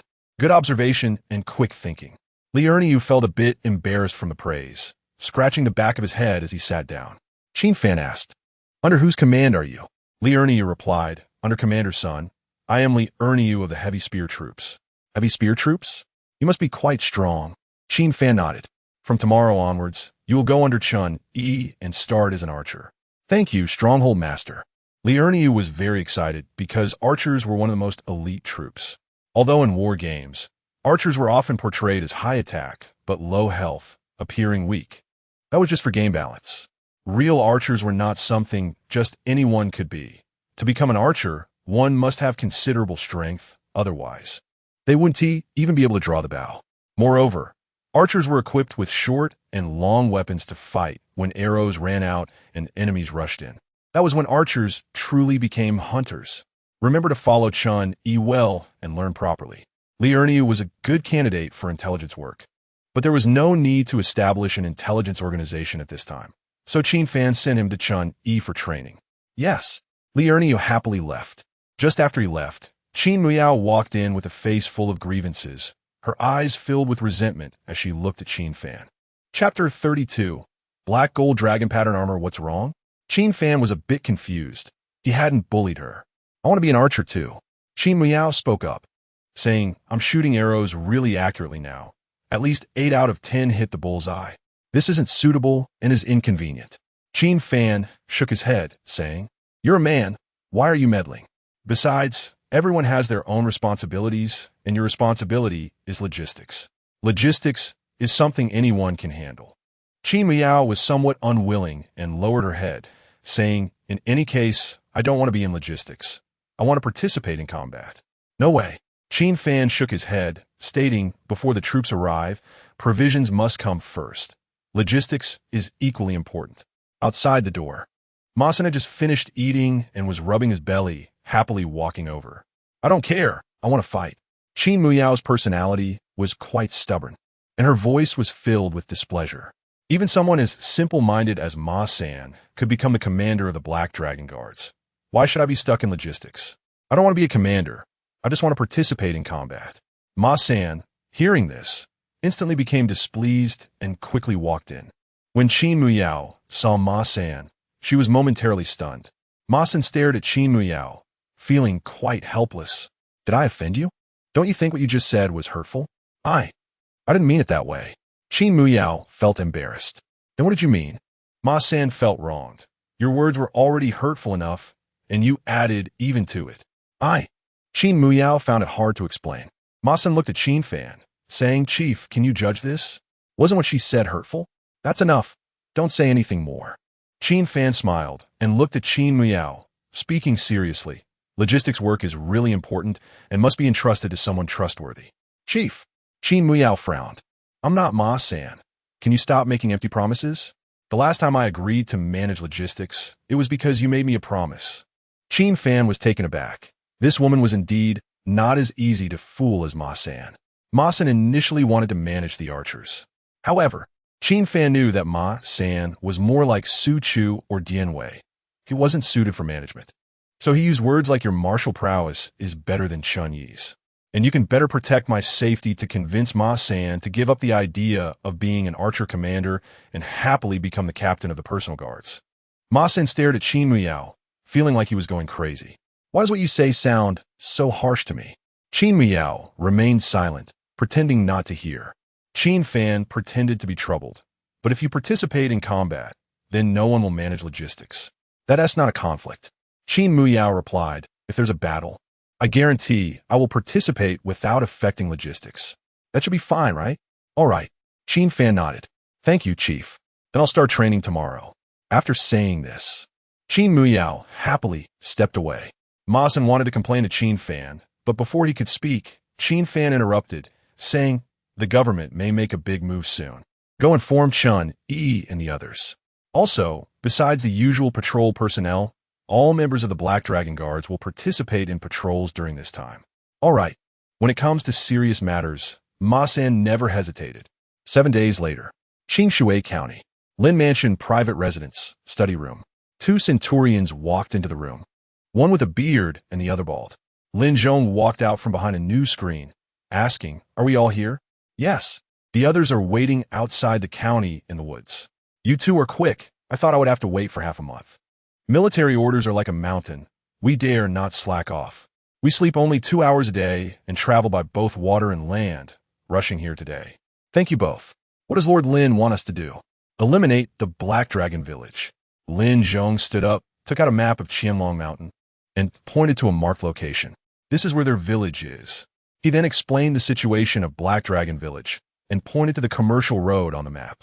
This is the commercial road. My people have already investigated. A small part of them occupies both ends of the road. You can first deal with this group of scattered soldiers before attacking the village. The bearded man said, less than 2,000 mountain bandits. Is it that troublesome? Don't underestimate them, Lin Zhong warned.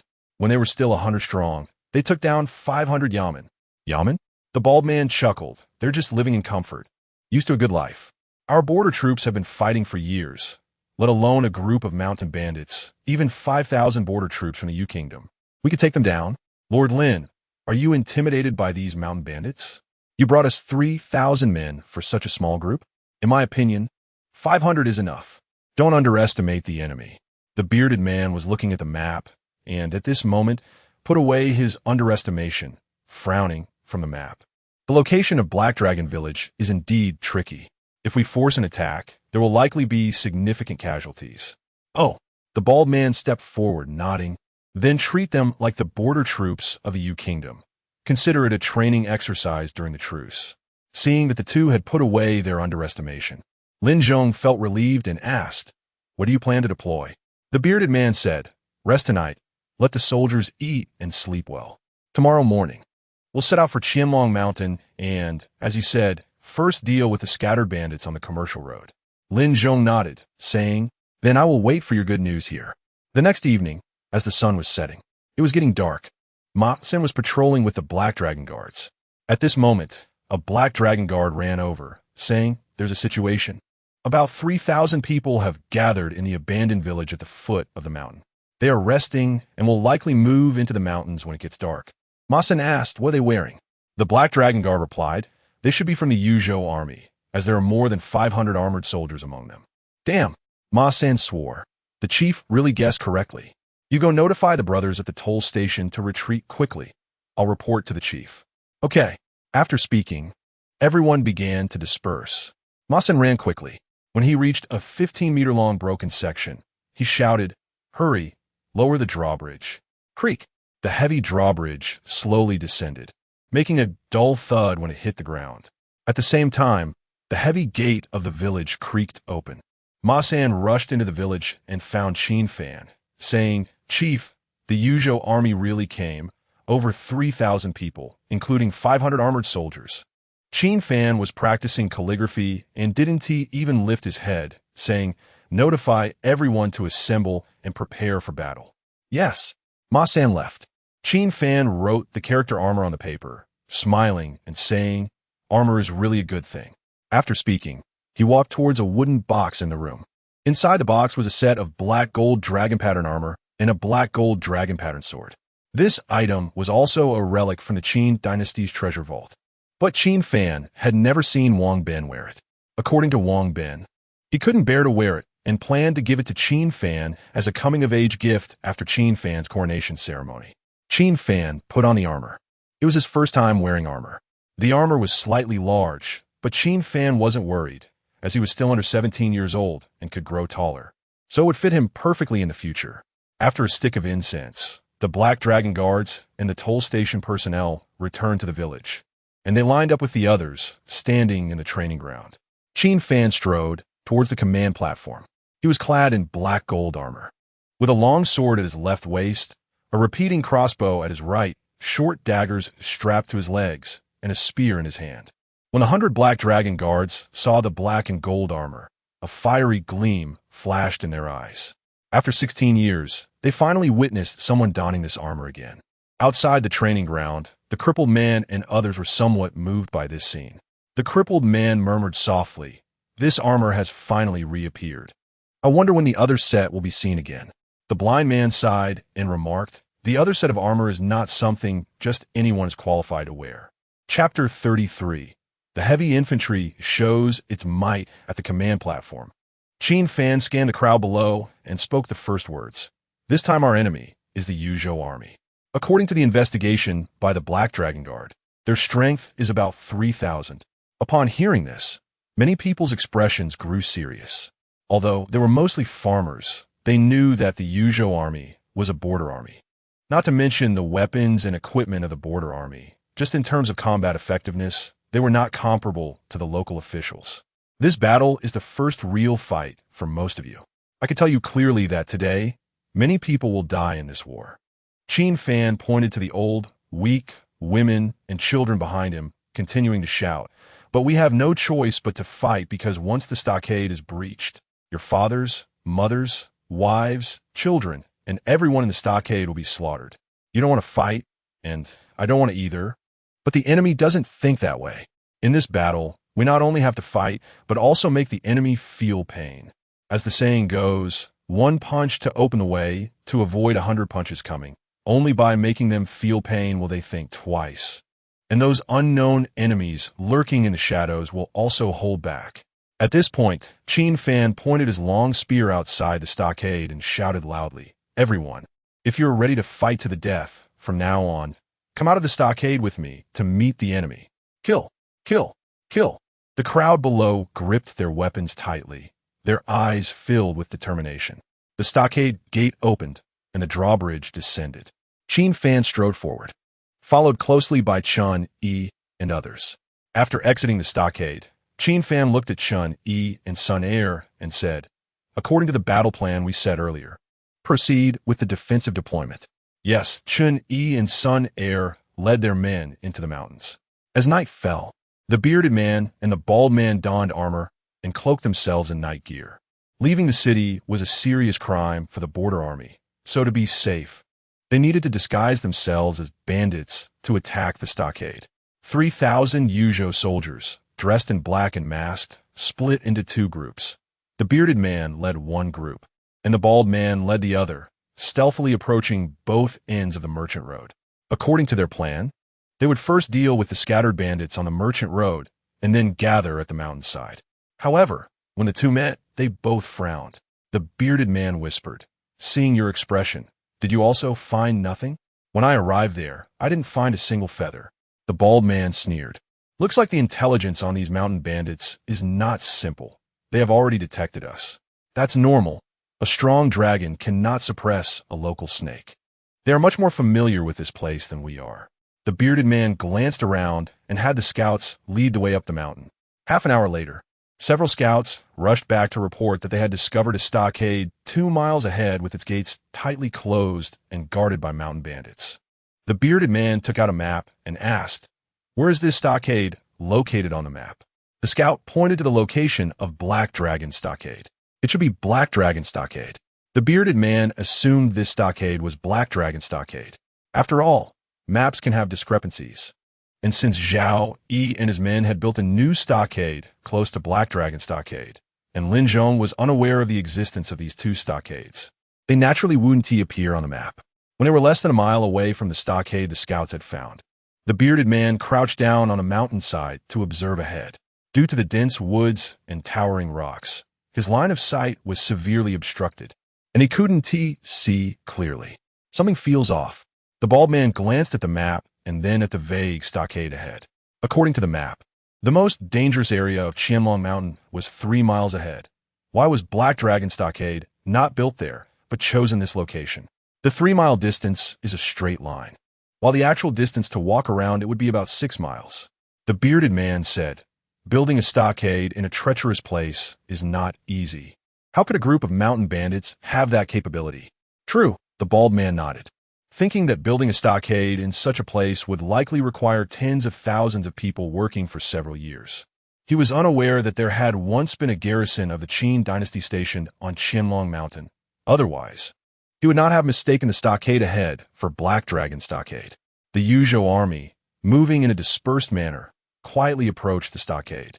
Just as they were less than 300 meters from the stockade, a group of shadows suddenly rushed out from the surroundings, followed by a continuous sound of arrows whizzing. One of the men beside the bearded man was unfortunate enough to be shot through the chest by an arrow, letting out a scream before collapsing, motionless. "Attack!" The bearded man's expression darkened. He had originally planned a night raid, but unexpectedly, they were ambushed instead. Since the night raid was already ineffective, continuing to sneak was meaningless. So he loudly issued military orders, "Attack!" Swish, swish, swish. The sounds of military bows and crossbows filled the air, with arrow after arrow being shot out. The combat effectiveness of the border troops was indeed impressive. Whether in terms of counterattack speed or psychological endurance, they far exceeded the local officials. In just a few moments, they had turned from passive to active. The Yuzhou soldiers were experienced in combat and coordinated well. Some leaned against tree trunks, occasionally firing blind shots at the front to probe the enemy's position. If there were no enemies, they would continue to shoot blindly in other directions. If there were enemies, other soldiers would simultaneously fire crossbow bolts to cover the source of the sound. Is this the combat effectiveness of the border troops? Qin Fan narrowed his eyes. Earlier, the Yuzhou army had been caught off guard and lost over a dozen men. But with just this one counterattack, more than a dozen men from Black Dragon Stockade were killed. Qin Fan ordered, "Sword and bow soldiers, retreat. Heavy infantry, defend." The heavy infantry, hidden nearby, immediately charged out. Some held heavy spears while others carried tall wooden shields. The shield bearers formed a tight defensive circle around the heavy infantry, creating a barrier like a barrel. To cover the retreat of the sword and bow soldiers, they stood in front of them. Bang, bang, bang. The arrows and crossbow bolts from the Yuzhou army struck the wooden shields, but could not penetrate them. Due to the density of the arrows, the wooden shields were almost filled with arrows and bolts at this point. "Our arrows can't penetrate this wooden shield?" The bearded man's expression grew serious. He was unaware that the thickness of this wooden shield reached 1/2 meter and weighed nearly 200 pounds. A weight of 200 pounds is difficult to move. But Qin Fan had equipped the wooden shields with wooden pulleys, making them extremely easy to maneuver. "Eliminate them," the bald man ordered. Many Yuzhou soldiers charged forward, but before they could reach the wooden shields, scatter. With Qin Fan's command, the shield bearers opened a gap the size of a fist. "Kill!" Sharp, heavy spears shot out from the gap. The more than 10 Yuzhou soldiers at the front were immediately turned into pincushions. Heavy infantry resisting a cavalry charge? The bald man was stunned. Were they really just mountain bandits? He thought the large wooden shields were normal since there was no shortage of wood in the mountains to make shields. But where did these heavy spears come from? "Advance!" Qin Fan ordered, and the shield bearers began to change their formation. They transformed from an all-around defensive circle to a straight-line defense, forming a shield wall. As long as anyone approached, the heavy spears would stab out from the shield wall. In just a few moments, the number of Yuzhou soldiers killed by the heavy infantry had exceeded 30. Chapter 34, Fierce Battle with the Yuzhou Army. The bearded man knew that continuing like this was not a solution. He immediately ordered the soldiers to retreat, while giving orders to the archers and pikemen. "After our men have retreated, the archers will shoot 3 volleys.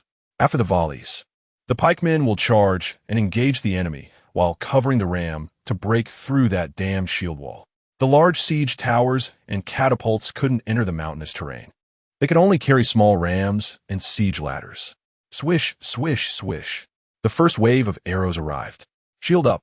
At night, visibility was poor, but the sound of the arrows slicing through the air, Qin Fan gave the command.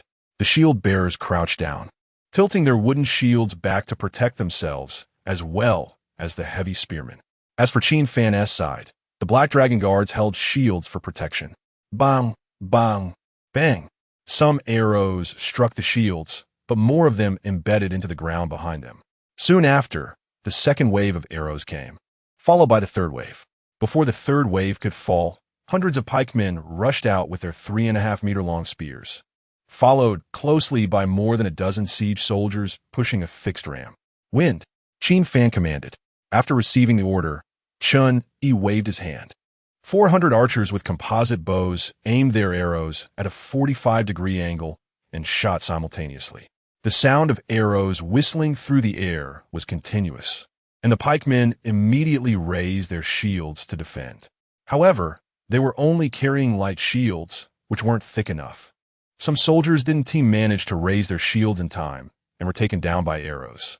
Those who were lucky, standing farther back, only had their shields pierced. But those within closer range had arrows penetrate their shields and still embed into their bodies. In an instant, cries of agony filled the battlefield. However, as the Yuzhou army closed in on the heavy spearmen, Qian and the others could no longer continue providing cover with their bows, or it would lead to widespread friendly fire. The first batch of pikemen pressed forward. The clash of spears against heavy spears resulted in several pikemen being impaled. After losing dozens of pikemen, the ram crashed into the shield wall. The force of the ram's impact was something that mere humans could not withstand. With a loud bang, 2 shields were knocked down. With a breach created, several pikemen attempted to rush in. But before they could enter, a spear pierced through one's left eye and exited through the back of their head. Qin Fan retracted his spear and fired his repeating crossbow, killing the pikemen that had charged in front of him. However, even more pikemen rushed towards him. Ma San led the Black Dragon Guards in a charge, and at this moment, his crossbow became a devastating weapon. Arrows flew out, and a number of pikemen fell instantly. Qin Fan fixed his gaze on the ram and strode forward. The siege soldiers drew their weapons and surrounded him. But before they could reach Qin Fan, an arrow pierced through one of them. It was an arrow from a composite bow. Qin Miao was holding her bow and killing enemies. With a repeating crossbow hanging from her waist, she managed logistics, and she decided on the weapons allocation herself, taking what she could without hesitation. Qin Fan charged in with his spear, like a tiger entering a flock of sheep, and within a few breaths, he killed 3 men. However, when he saw dozens of siege soldiers rushing out from the forest, he decided to withdraw. This tactic of attrition was not something Qin Fan could afford. After all, the Yuzhou army had 3,000 men, double the number of the Black Dragon stronghold. If they were wiped out, they could be replaced, but if you were wiped out, it would be truly over. Taking advantage of this brief respite, the few shield bearers who had been knocked down also lifted their wooden shields, and the breached shield wall was restored. Retreat, Qin Fan commanded. Ma San and the Black Dragon Guards immediately fell back, and the shield wall began to move towards the stronghold. At the same time, Sun Ye ordered the sword-in-bow soldiers to provide cover with upward shots. Swish, swish. Faced with the impending rain of arrows, the Yuzhou army could only halt their pursuit, raising their shields to block. After several rounds of arrows concluded, Qin Fan and the others retreated back into the stronghold. The bald man pulled an arrow from a Yuzhou soldier's corpse and, after examining it, handed it to the bearded man. What do you think this is? The bearded man initially didn't pay much attention, but when he got a good look, his expression changed. Is this a Qin arrow? Not only was it a Qin arrow, but their bows and arrows had a far superior range and penetrating power compared to theirs. The bald man lowered his voice and said solemnly, "This is outrageous. Not to mention they have heavy spears, but just their bows. How can mere mountain bandits have such military equipment? Their combat methods and response speed during battle are comparable to those of the border troops of the Yu Kingdom." The bearded man looked towards the stronghold and sighed. "It seems we misjudged Lin Zhong. This is indeed a tough nut to crack." though they were only centurions of the border army. Those who had survived years of fighting were certainly not simple. What about our casualties? We have only a dozen injured, but over 100 dead, the bald man replied. We can't delay. Otherwise, morale will be affected. Let us take a short rest and then make a concerted effort to break open the gate. Qin Fan stood on the gate tower. Sun Er approached and said, We've lost 28 men here. It's meaningless to tally these losses before the battle is over. Qin Fan replied, giving orders. Take your men through the secret passage out of the stronghold to the second stronghold for supplies, and rest for a while preparing to support us. The first stronghold was the one Zhao Yi completed. After Black Dragon's stronghold took over, they discovered an unconnected secret passage during construction. This passage was meant for Zhao Yi's escape. Thankfully, it had not been completed, otherwise he would have likely fled long before Zhang Si attacked the stronghold. Now the passage had been opened, and it was less than a mile from the second stronghold. Sun Er said, the first and second strongholds can support each other. After I finish resupplying, wouldn't it be better for me to attack their flank when the Yuzhou army assaults the stronghold? Qin Fan shook his head. The supporting position is only suitable for a desperate defense, but we are not at that point yet. Understood. Sun Er left quickly. Qin Fan sent Sun Er away early because his men were not very useful in the city defense, while Chun Yi's archers could maximize their killing potential. Lord, Chun Yi stepped forward and asked quietly, how long do you think we can hold this stronghold? That depends on how fiercely the Yuzhou army attacks. Anyway, we will retreat once we VE shot all our arrows. Qin Fan looked at Chun Yi and reminded him, I mean ordinary arrows. Don't use up all the Qin arrows. Chun Yi smiled. Are you treating me like Ma San? Ma San, who was moving oil barrels up to the gate tower, heard Chun Yi's words as soon as he arrived. He set down the oil barrel and hurried over. Chun Yi, what do you mean by that? If you're not convinced, let us settle this with a duel. Chun Yi ignored Ma San and said to Qin Fan, I'll go notify the archers to come up and defend the stronghold. With that, he went down. Ma San wanted to say something more, but before he could speak, Qin Fan pointed to 2 barrels of oil nearby and interrupted, Just these? Yeah. Ma San was a bit confused. Didn't you say not to put too much oil in the first stronghold? Aren't 2 barrels enough? They're coming. Qin Fan looked down. The Yuzhou army was gathering. The bearded man understood the importance of speed in warfare. He wouldn't give Qin Fan much time to prepare. The bald man drew his curved knife and shouted loudly. First to scale the walls will be promoted 1 rank, receive 50 silver, and have priority with the women in the stronghold. If someone led the charge in the siege, the rewards would naturally be great. But this time, they were only attacking a mountain stronghold, and this reward was already the limit. The bearded man raised his sword and pointed forward, shouting, Warriors from the grasslands, charge. Kill them all. Their wealth is a testament to you, and their women are proof of your honor. Under the night sky, the soldiers of the Yuzhou army stared intently at the gate tower.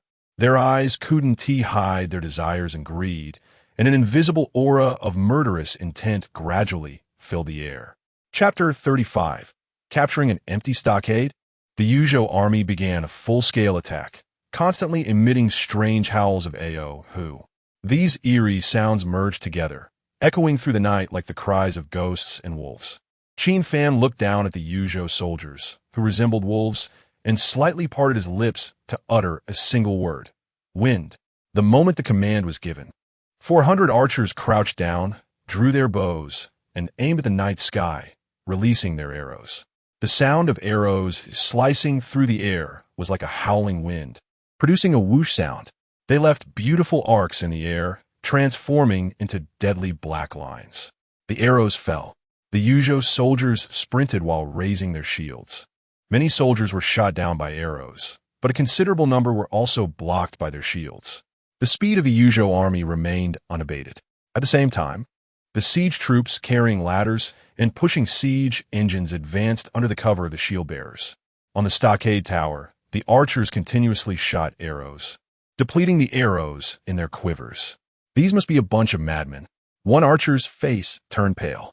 Although they had killed many, it had done nothing to slow the enemy's attack speed. Qin Fan did not speak. After all, these archers were merely farmers before, even after a few months of training. They could not compare to the border troops who have been fighting for years. This does not mean that the archers were weak. If their opponents had been the government officials, this war would have ended long ago. But unfortunately, the first opponents they faced in battle were the battle-hardened northernly border troops. The Yuzhou army. Qin Fan ordered, Black Dragon Guards, stand by with shields. Yes. Everyone responded in unison. At this moment, the Yuzhou archers, under the cover of the vanguard, had already reached the range. They immediately crouched down and collectively aimed at the stockade tower.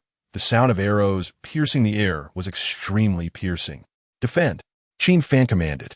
Everyone crouched down, and the Black Dragon Guards raised their shields in defense, forming a wall like a copper wall and iron bastion, with the cover of the rain of arrows. The Yuzhou army charged to the front of the stockade. The rain of arrows stopped. 2 siege ladders were propped against the rock wall, and many soldiers were climbing up with all their might, while the siege engines were pushed to the stockade gate. Counterattack! Qin Fan, holding a crossbow, pulled the trigger at the siege ladder. 10 crossbow bolts were shot, and several soldiers fell from the siege ladder. Qin Fan shouted loudly, "Ma San oil." Understood. Ma San picked up an oil barrel and threw it down at the siege engine below. With a loud bang, the barrel smashed into the siege engine that was crashing against the stockade gate, splintering and causing oil to splash everywhere. Qin Fan lit an arrow, drew his bow, and shot it out. The burning arrow ignited upon contact with the oil, causing those siege soldiers splattered with oil to turn into flaming figures, screaming in agony. Chun-Yi quickly ran to the second barrel of oil, opened it, and poured half over the first siege ladder, while the other half went onto the second siege ladder. As Qin Fan shot an arrow, igniting the siege ladder, the soldiers on it also turned into flaming figures. He was about to shoot a second arrow when, before he could ignite it, a burning arrow ignited the other siege ladder. Qin Fan looked at Qin Muyao, noting her improved archery skills. Naturally, she chuckled lightly, quickly stepping forward to shoot an arrow into the crowd below. After killing an enemy, she looked at Qin Fan and said, "Shall we have a competition to see who kills more of the Tatars? Just learning to walk, and you're already thinking about running?" Qin Fan chuckled, knocking 3 arrows on his bowstring. "You're still too inexperienced." The arrows flew from the bowstring, killing 3 siege soldiers. Qin Fan turned to Chun-Yi and loudly asked, "How many arrows are left?" Chun-Yi replied, "If we don't count Qin's arrows, each person has about 5 left." Qin Fan said, "After shooting them all, you take the archers and retreat first. I'll lead the Black Dragon Guards to cover our retreat." Soon, the archers ran out of arrows, and Chun-Yi led them to the secret passage. The Yuzhou army was quite insane. They ignored the burning siege ladders and continued to climb up.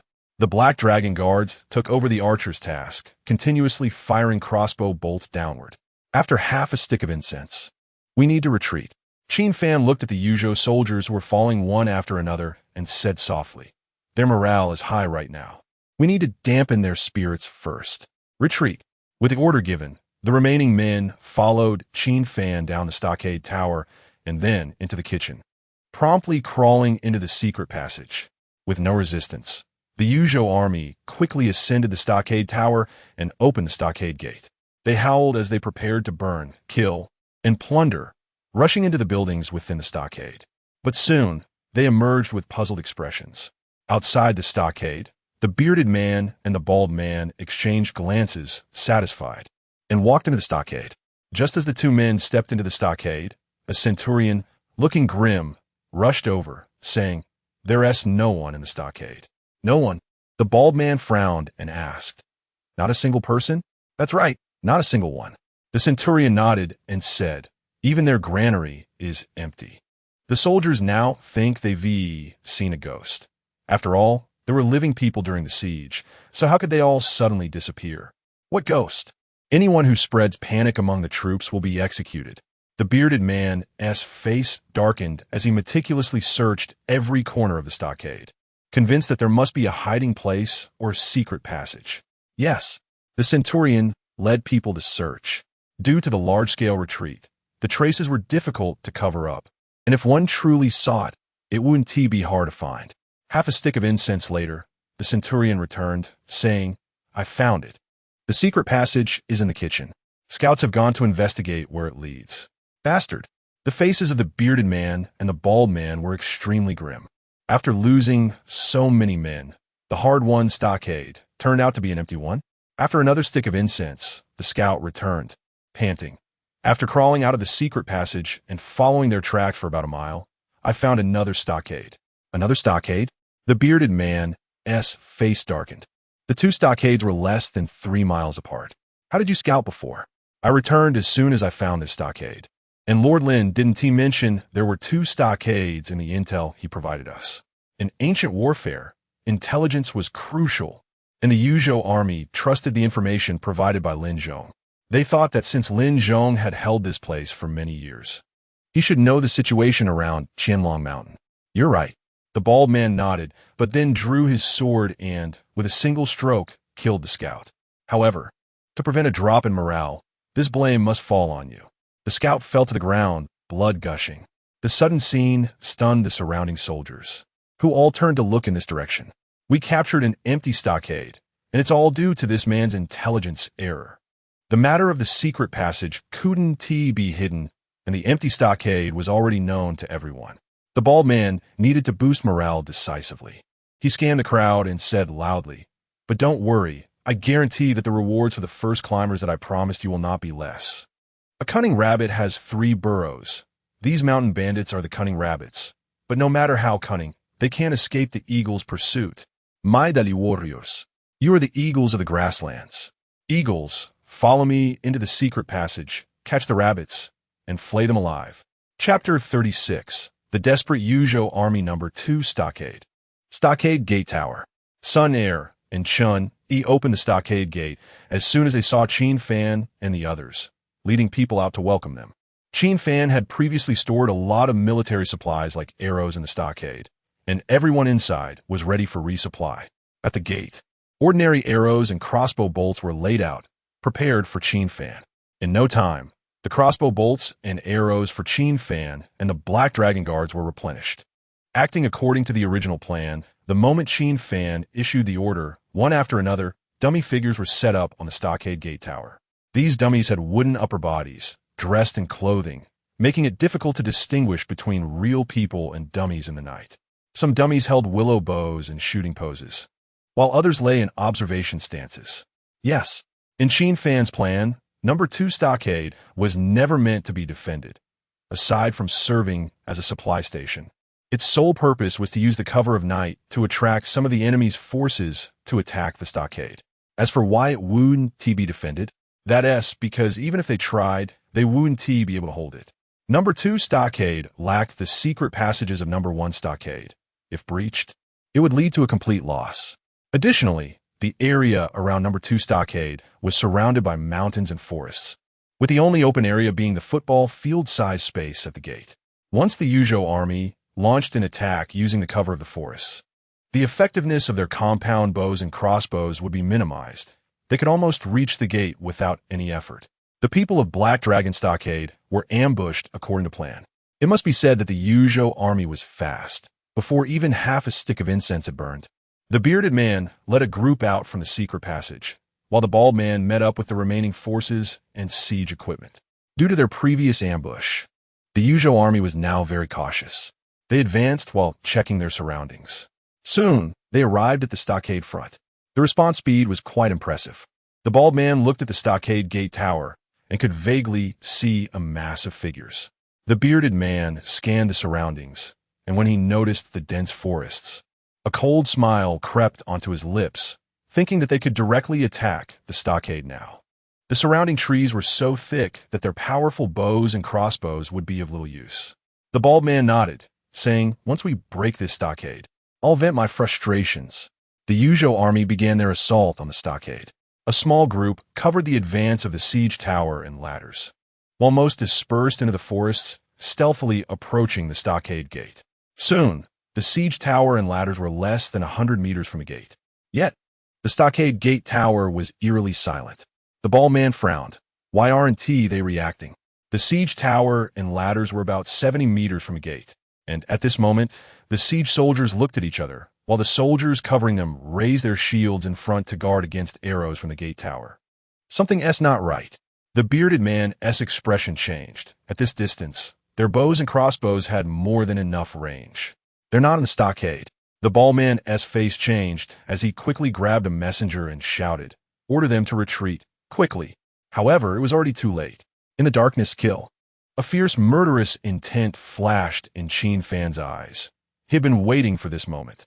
After issuing the command, he immediately moved, disappearing into the night. Whoosh, whoosh, whoosh. The compound crossbows fired. The sound of bolts slicing through the air echoed. The Yuzhou soldiers at the stockade gate were all focused on defending against the direction of the gate tower. And at this moment, facing the bolts falling from above, they had no time to react. The dense rain of bolts fell in waves, instantly killing a large number. By the time 10 waves of bolts had been fired, more than half of the several hundred soldiers were dead, and most of the rest were injured, lying on the ground moaning, with very few unscathed. The sudden scene left the soldiers scattered in the forest, dazed. A centurion stared in shock at the stockade gate tower, filled with confusion and disbelief. But he could only take his doubts to his death. Qin Fan had already snuck up behind him, wrapping his arm around the centurion's neck and bringing him down. Before the centurion could react, Qin Fan stabbed down with a dagger, driving the blade into the centurion's left eye, then twisting it a few times before pulling it out. Similar scenes were happening continuously in the forest. The Black Dragon Stockade took advantage of their knowledge of the terrain to complete the first wave of assassinations. However, the Yuzhou army was still the Yuzhou army. They quickly reacted, and under the orders of the bearded man and the bald man, began to organize a counterattack. But the people of the Black Dragon Stockade did not engage them in battle. After successfully ambushing, they immediately dove into the woods, and if ambushes failed, they would not linger in battle but still dive into the woods. Of course, not everyone could escape after a failed ambush. After all, the combat power and various statistics of the Yuzhou army were not something new recruits could compare to. Those new recruits cornered by the Yuzhou army would almost always be counter-killed. Qin Muiyao had already killed 3 people by shooting arrows. Yet, she frowned tightly. Out of dozens of arrows, she had only killed 3. This wasn't due to her poor archery skills, but because there were too many obstructions in the forest. She now had only 1 arrow left in her quiver. She quickly maneuvered through the forest, and perhaps due to bad luck, she ran into a Yuzhou soldier. Just as she grasped an arrow from her quiver, the Yuzhou soldier swung his knife at her. Qin Muiyao lunged forward to evade, but before she could get back up, the Yuzhou soldier's next strike came. Qin Muiyao rolled to dodge, but still, the blade cut in her left arm. A sharp pain surged through her, and she gritted her teeth, raising her compound crossbow. However, before she could pull the trigger, she was kicked away by the Yuzhou soldier. At the same time, the Yuzhou soldier's curved blade came crashing down. Qin Muiyao fell back, and the curved blade struck the trunk of a tree, due to the excessive force. The blade got stuck too deep. The Yuzhou soldier couldn't pull out the knife, giving Qin Muiyao an opportunity. She quickly rushed behind the Yuzhou soldier, using the bowstring of her compound bow to strangle the soldier's neck. The Yuzhou soldier let go of the knife handle, pulling out a dagger with his left hand to cut the bowstring. Just as he prepared to use the dagger to finish Qin Muiyao, the arrow she held pierced into the Yuzhou soldier's left neck. The arrow was sharp, directly penetrating his neck. Just as Qin Muiyao was about to breathe a sigh of relief, the Yuzhou soldier, surprisingly, was still not dead. With a ferocious expression, he lunged at her, aiming his dagger straight at her face. Whoosh! A steel ball flew in, knocking the dagger from the Yuzhou soldier's hand. And then a Qin gun pierced through the soldier's head. Next time you kill someone, remember, piercing the throat won't immediately kill. If it's the chest, even if you hit the heart, they can still live for about 3 breaths. Qin Fan withdrew his gun, pointing the tip at the corpse's head, continuing, "You need to hit this area. After close combat, it's best to twist it a bit. For long range, it doesn't matter." Qin Muiyao nodded. Qin Fan took out a fire starter, igniting an arrow, aiming for the sky, and shot it with all his strength. The arrow ascended, its faint light exceptionally noticeable in the night. The fire arrow flew up, signaling to retreat. In the forest, upon seeing the fire arrow, the people of Black Dragon Stockade began to retreat towards the main stockade. At this moment, 8 Black Dragon guards were surrounded by 15 Yuzhou soldiers while retreating. "Run," Why aren't you continuing to run? The centurion scoffed, mocking, I'm very curious what gave you the illusion that you could escape from us. Sigh. The 8 exchanged glances, their expressions helpless. Don't worry, you want to die too quickly, because I'm very angry right now. The centurion tightened his grip on his curved blade, and the surrounding Yuzhou soldiers drew their weapons, looking at the Black Dragon guards as if they were prey. Isn't it good to be alive? Why rush to your deaths? One Black Dragon guard spoke, his gaze gradually sharp as a knife. Rest assured, you will die very quickly, because we don't have time to waste with you. Arrogant, the Yuzhou soldiers sneered. Before encountering the 8 Black Dragon guards, they had already faced many other members of the Black Dragon stronghold, but without exception, almost no one could withstand 3 moves against them. Chop off their limbs and torture them slowly, the centurion ordered. The soldiers from Yuzhou moved forward in unison. The Black Dragon guards drew their short knives. In just one exchange, 8 Yuzhou soldiers were pierced through the skull by the short knives. The remaining Yuzhou soldiers realized something was wrong and tried to retreat. But it was too late. The moment they turned, the short knives took their lives. The centurion's expression was dazed, and his forehead was covered in cold sweat. The Black Dragon guards looked at the centurion and said, I told you, you will die very quickly. The centurion trembled as he replied, what exactly are you? The Black Dragon guards grinned and said, even the foreign guards of your northernly retreat in the face of us, let alone your Yuzhou border troops. Upon hearing this, the centurion's pupils continuously constricted. His body trembled as he realized the answer. At this moment, he didn't even have the courage to flee. Chapter 37. The 13 armors of the 9 provinces Qin Fan and Qin Miao weaved through the mountains and forests. As they were running, 3 soldiers from Yuzhou suddenly charged out ahead of them, drawn in by the fire arrows. The 3 men, armed with swords, positioned themselves around Qin Fan and Qin Miao. Besides these 3, there was another hiding in the shadows, aiming a crossbow at Qin Miao. He pulled the trigger, and the crossbow bolt shot out. Qin Fan had noticed him before he could shoot, but it was too late to pull Qin Miao away. With Qin Miao unarmored, he stepped forward to shield her. At the same time, he raised his own composite crossbow and shot a bolt at the attacker. The enemy's bolt struck Qin Fan's armor with a dull thud, sparks flying as the bolt fell to the ground. The sharp arrowhead not only failed to penetrate the armor's defense, but also dulled upon impact. The ambushing Yuzhou soldier fell to the ground, his head pierced by Qin Fan's bolt. What kind of armor is this? The faces of the 3 armed Yuzhou soldiers changed simultaneously. This armor could even withstand a military crossbow. Not only were they shocked, but so was Qin Miao beside them.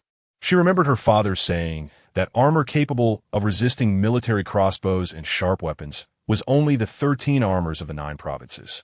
Yet, these world-renowned armors should be in the hands of famous generals and a select few, shouldn't they? Attack together, kill him. The Yuzhou soldiers' expressions turned ferocious as they charged at Qin Fan. Qin Fan's eyes were cold as he advanced, disregarding the 2 attacking him from the sides, and stabbed directly through the head of the soldier in front of him with a spear. Thud! The curved blades of the 2 soldiers on either side struck his dragon pattern armor, only sparking slightly. Qin Fan held the spear in his left hand and dispatched another soldier. Simultaneously, he drew his dragon pattern sword from his waist and thrust it violently into the jaw of the last soldier, piercing through his skull. In just a few breaths, he had dealt with all 3. If Qin Fan wanted, those 2 wouldn't have been able to hit him at all, but that would waste time, and he didn't have time to waste. Otherwise, it would be troublesome if surrounded by dozens or hundreds of enemies. Hence, he chose to endure using his armor. Let's hurry.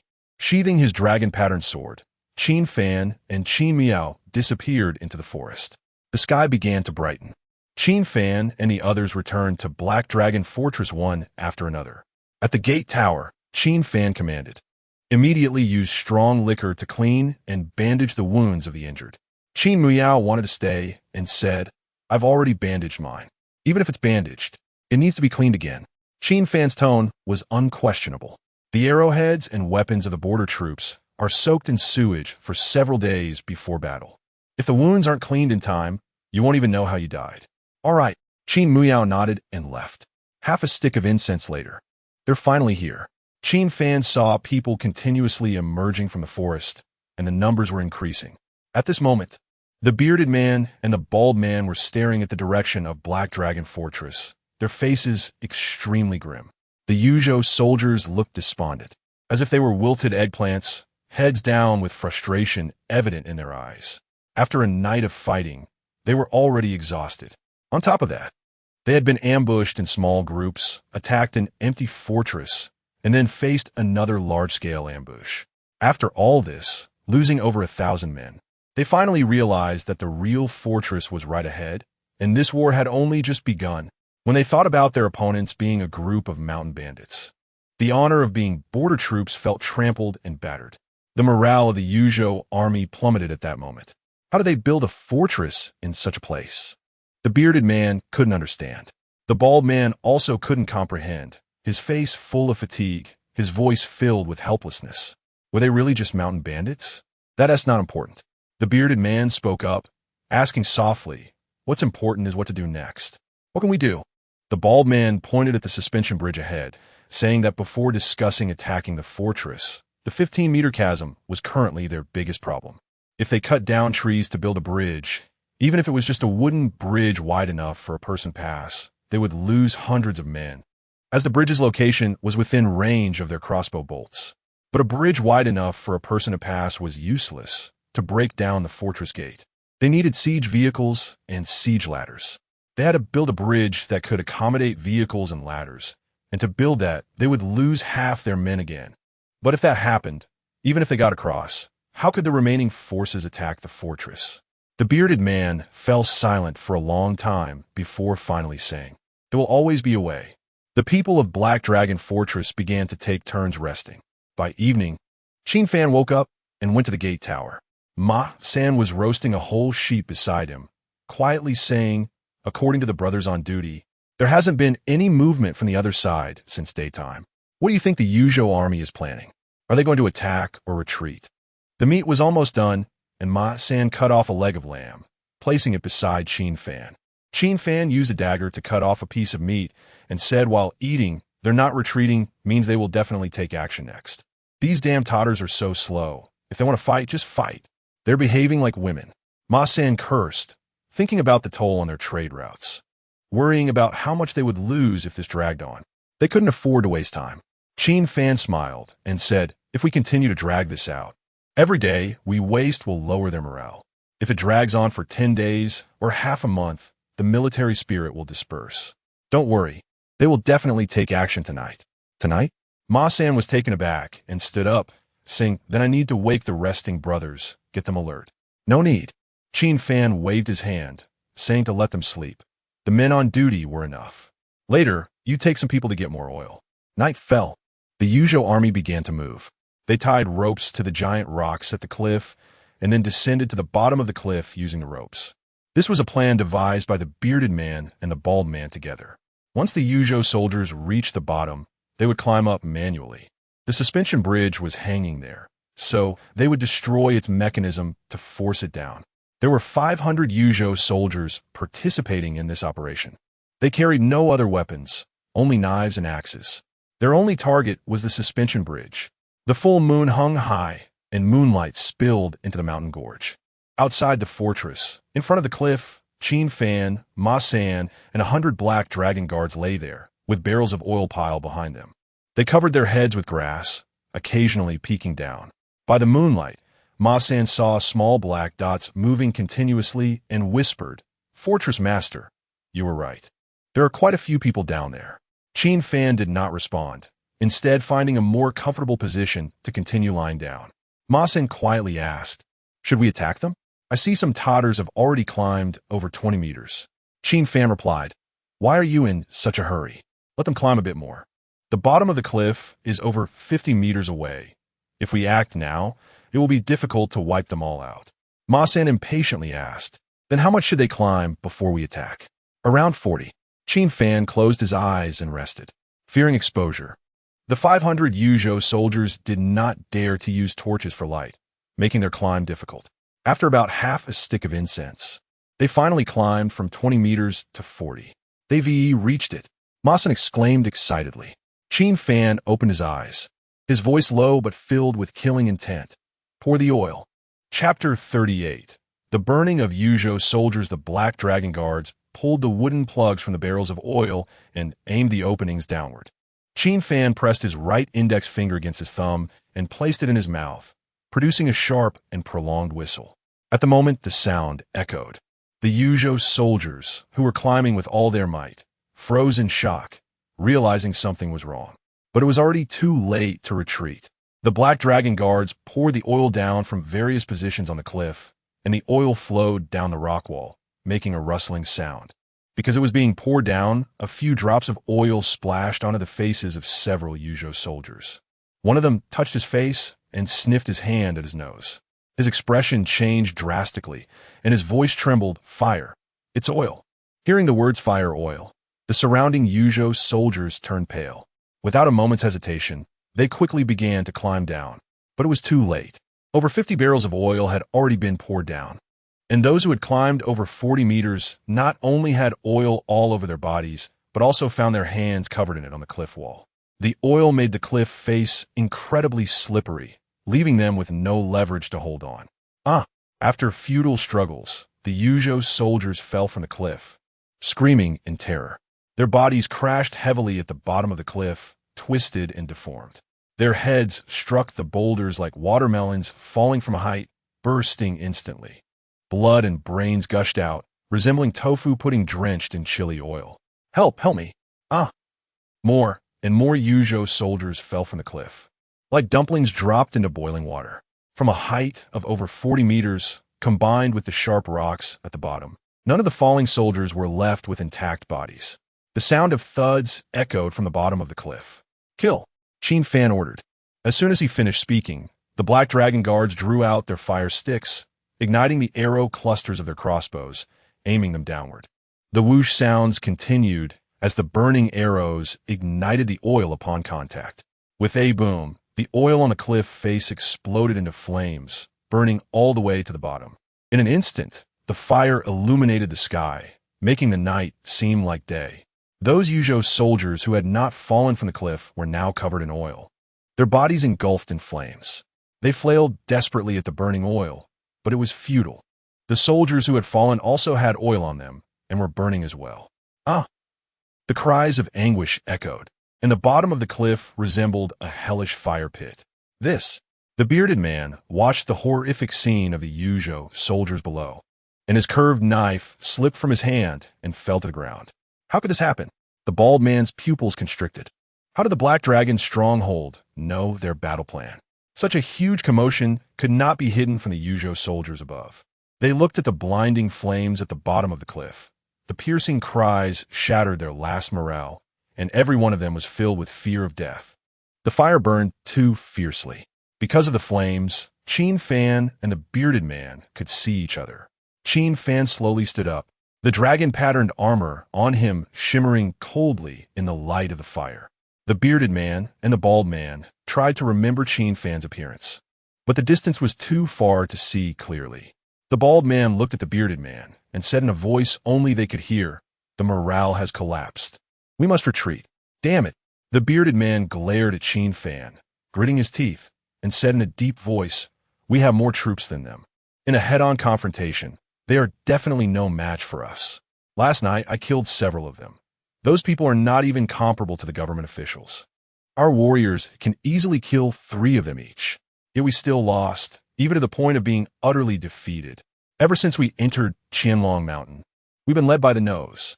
Though I don't want to give my enemy prestige, I have to admit that his strategies and leadership are superior to ours." The bald man fell silent, clearly feeling disheartened by this battle. The bearded man sighed. "Now, I only regret not having realized this sooner. And we could have brought back more warriors. They shouldn't have died here in vain. They should have died fighting against the border troops of the Yu Kingdom instead." Meanwhile, at the Black Dragon stronghold, Ma San was in a good mood after setting fire to the enemy troops. He stepped forward and chuckled. "Zhaiju, what do you think that group of Tartars is thinking now?" Qin Fan replied calmly, "They want to come down." "Come down?" Ma San sneered. "They can't hold on any longer? What border troops? They don't seem that impressive to me." "No, that's the terrifying part of border troops." Qin Fan shook his head and said, Ordinary troops would have collapsed and fled during our second ambush. For them to hold on until now is already remarkable. Let's put it this way. If the casualty situation were reversed, everyone except the Black Dragon Guards would have long since disbanded.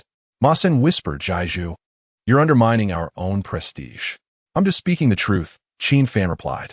National soldiers need time to build loyalty, let alone villagers who have only joined the Black Dragon stronghold for less than half a year. Qin Fan patted Ma San's shoulder and said softly, just remember, besides the elite troops of the Qian, Yu, and Li kingdoms, the strongest are the border troops. Ma San asked, then where are the elite troops of Beili? Qin Fan walked towards the stronghold. 17 years ago, when the Qin dynasty fell, wars broke out among the 9 kingdoms. The old Khan of Beili relied on the 200,000 Fanji guards to destroy the Wei and Song kingdoms and seize the 16 states of Yin and Yun. Ma San laughed and caught up to Qin Fan. Then it's nothing. Fanji guards are cavalry, and cavalry can't enter Qianlong Mountain. Jaiju, can we continue collecting tolls now? Qin Fan shook his head. Not yet. Huh? Ma San was taken aback. Didn't you say they were preparing to retreat? Their retreat is their business. Whether we fight or not is up to us. Qin Fan's eyes flashed with cold light. I said I wanted to hurt them, and we need to keep their 500 sets of armor. I'll go call the brothers to prepare for battle. Ma San quickly ran towards the stronghold. That was 500 sets of armor. Although there were just some poorly defensive light armor, it was still better than nothing, right? On the Yuzhou side, the remaining soldiers retreated under the orders of the bearded man and the bald man.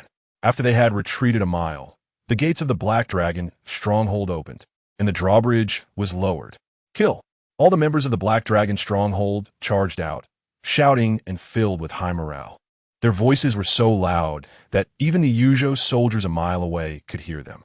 These damned mountain bandits. The bearded man's face turned ashen. He wanted to issue a counterattack order, but hesitated. First, he feared that if they counterattacked, they would fall into Qin Fan's trap again. Second, he saw only fear in the expressions of his soldiers. Their eyes reflected exhaustion and dread. We can't fight. Otherwise, the entire army will be wiped out. The bearded man gritted his teeth and ordered, drop the siege weapons and ladders. Retreat down the mountain at full speed. Chapter 39. Slaying 2009 under the night sky. The Yuzhou army abandoned their siege equipment and desperately ran down the mountain. The people from Heilongzhai, utilizing their knowledge of the terrain, took a shortcut to encircle them and caught up with the Yuzhou army in just a short while. Under Qin Fan's orders, the people from Heilongzhai did not engage the Yuzhou soldiers in direct combat, but continuously shot arrows from a distance. The Yuzhou soldiers, already demoralized and unwilling to fight, were on the verge of collapse when faced with arrows raining down from all directions. The bearded man watched as one Yuzhou soldier after another fell to the ground, realizing that if this continued, the entire army would be annihilated. He hid behind a tree trunk and shouted loudly, "Warriors of the grasslands, the enemy won't even give us a chance to retreat. Our only way to survive is to fight back. Kill. Use your courage to carve out a path to survival." They say that a desperate enemy is the most dangerous. When a person is in a situation of certain death, they will fight back with all their might. The current Yuzhou soldiers were a perfect example. Although their morale was low, their desire to live was exceptionally strong. At this moment, the Yuzhou soldiers were no longer fighting for Beili, but for their own lives. Kill. The Yuzhou soldiers began to fight back fiercely. However, as soon as they showed signs of counterattack, the Heilongzhai people began to retreat. The Yuzhou soldiers let out frenzied roars and started to pursue. But they were far too exhausted. After a short chase, they lost heart. The Yuzhou soldiers were no longer thinking about annihilating the enemy, but simply wished to drive them away. All they sought was to survive. Seeing the Heilongzhai people retreat, the Yuzhou soldiers rushed down the mountain again. But after only a few hundred meters down the path, the previously retreating Heilongzhai troops surrounded them once more and began shooting arrows again. The Yuzhou soldiers cursed loudly, their curses filled with expletives. They began to retaliate angrily, and the Heilongzhai people retreated again, prompting another chase by the Yuzhou soldiers. After several rounds, the Yuzhou soldiers completely collapsed. Enemy advances, we retreat, Enemy camps. We disturb. Enemy tires. We strike. Enemy retreats. We pursue.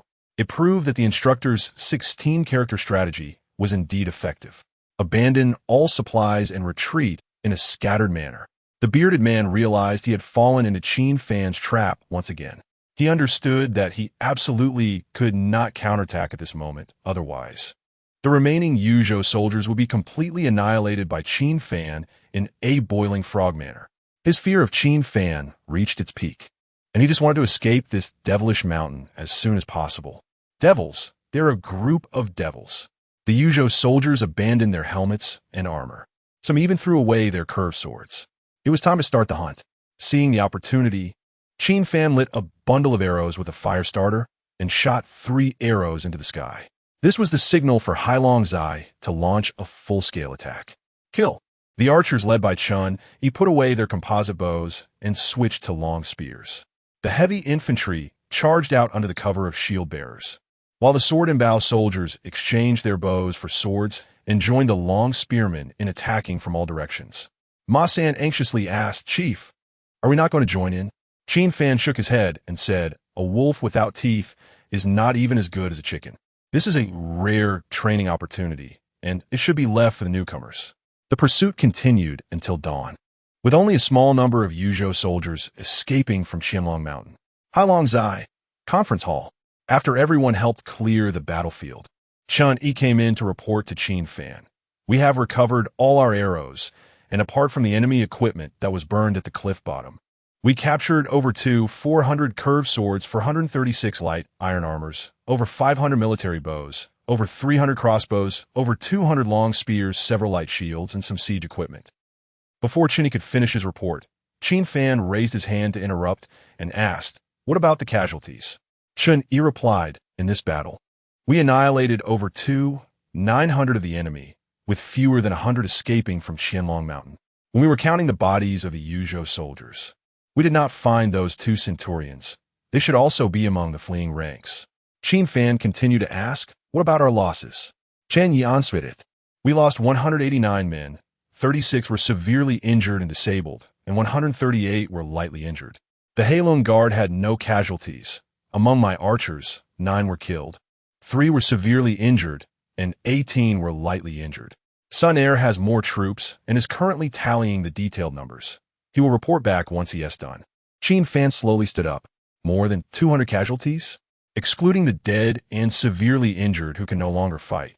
They can only move to logistics to do some lighter work." Chun Yi said, "This casualty ratio is already a great victory." Qin Fan sighed lightly. Overall combat capability is still low. If Chun Yi and Sun Air's troops had the combat capability of the Yuzhou soldiers, the casualties in this battle would have been greatly reduced. Chun Yi assured him, "From now on, Sun Air and I will strengthen their training." Qin Fan stepped outside the hall. "Come with me to the training ground." Training ground. Apart from the Heilong Guard stationed at the gate, there were fewer than 200 people left on the field. The seriously injured were not included, and the lightly injured supported each other as they stood in the front. The bodies of the fallen were covered with white cloth and laid to the side, with their families gathered there weeping. Qin Fan, clad in dragon-patterned armor, walked up to the platform and scanned the crowd below, his gaze eerily calm. Li Erniu and others were also looking at Qin Fan, their expressions dazed, because the feelings Qin Fan gave them were too complex. Previously in the business world, he was carefree and without boundaries. Now, with so many dead, he appeared like a machine devoid of emotions. This stark contrast made it hard for them to believe that this was the same person. Qin Fan shouted loudly, "You all did very well in this battle. The enemy was almost completely annihilated. Before the war, I said that with war comes death, and many would die in this battle. I feel sorrow for their deaths, but sorrow cannot bring them back to life. The only thing I can do is to provide for their parents in their old age, raise their children to adulthood, and ensure that their descendants can live peaceful, self-sufficient lives. This is my guarantee to them and my promise to all of you."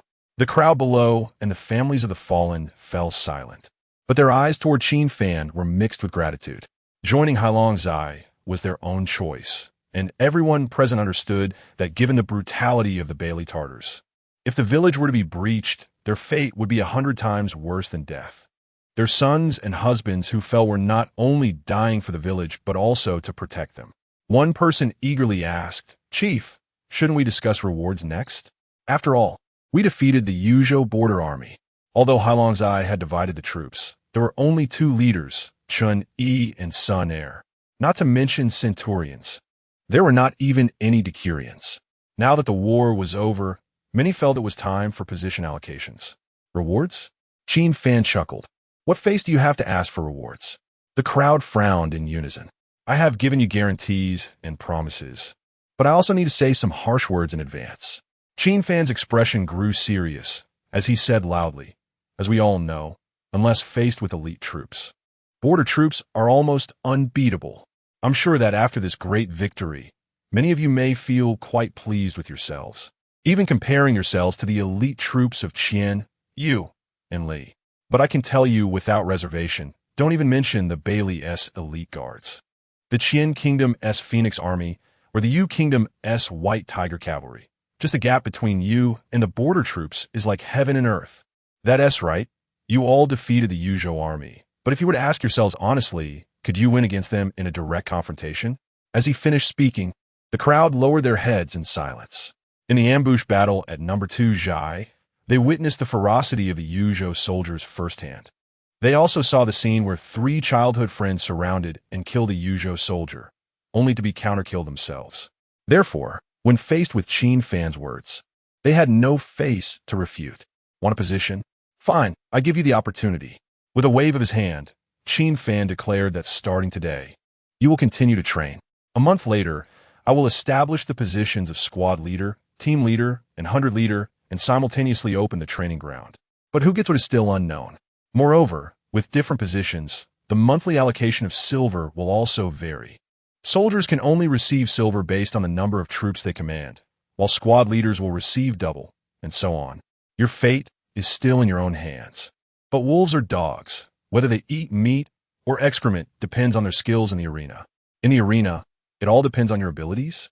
Many people's blood was stirred within them.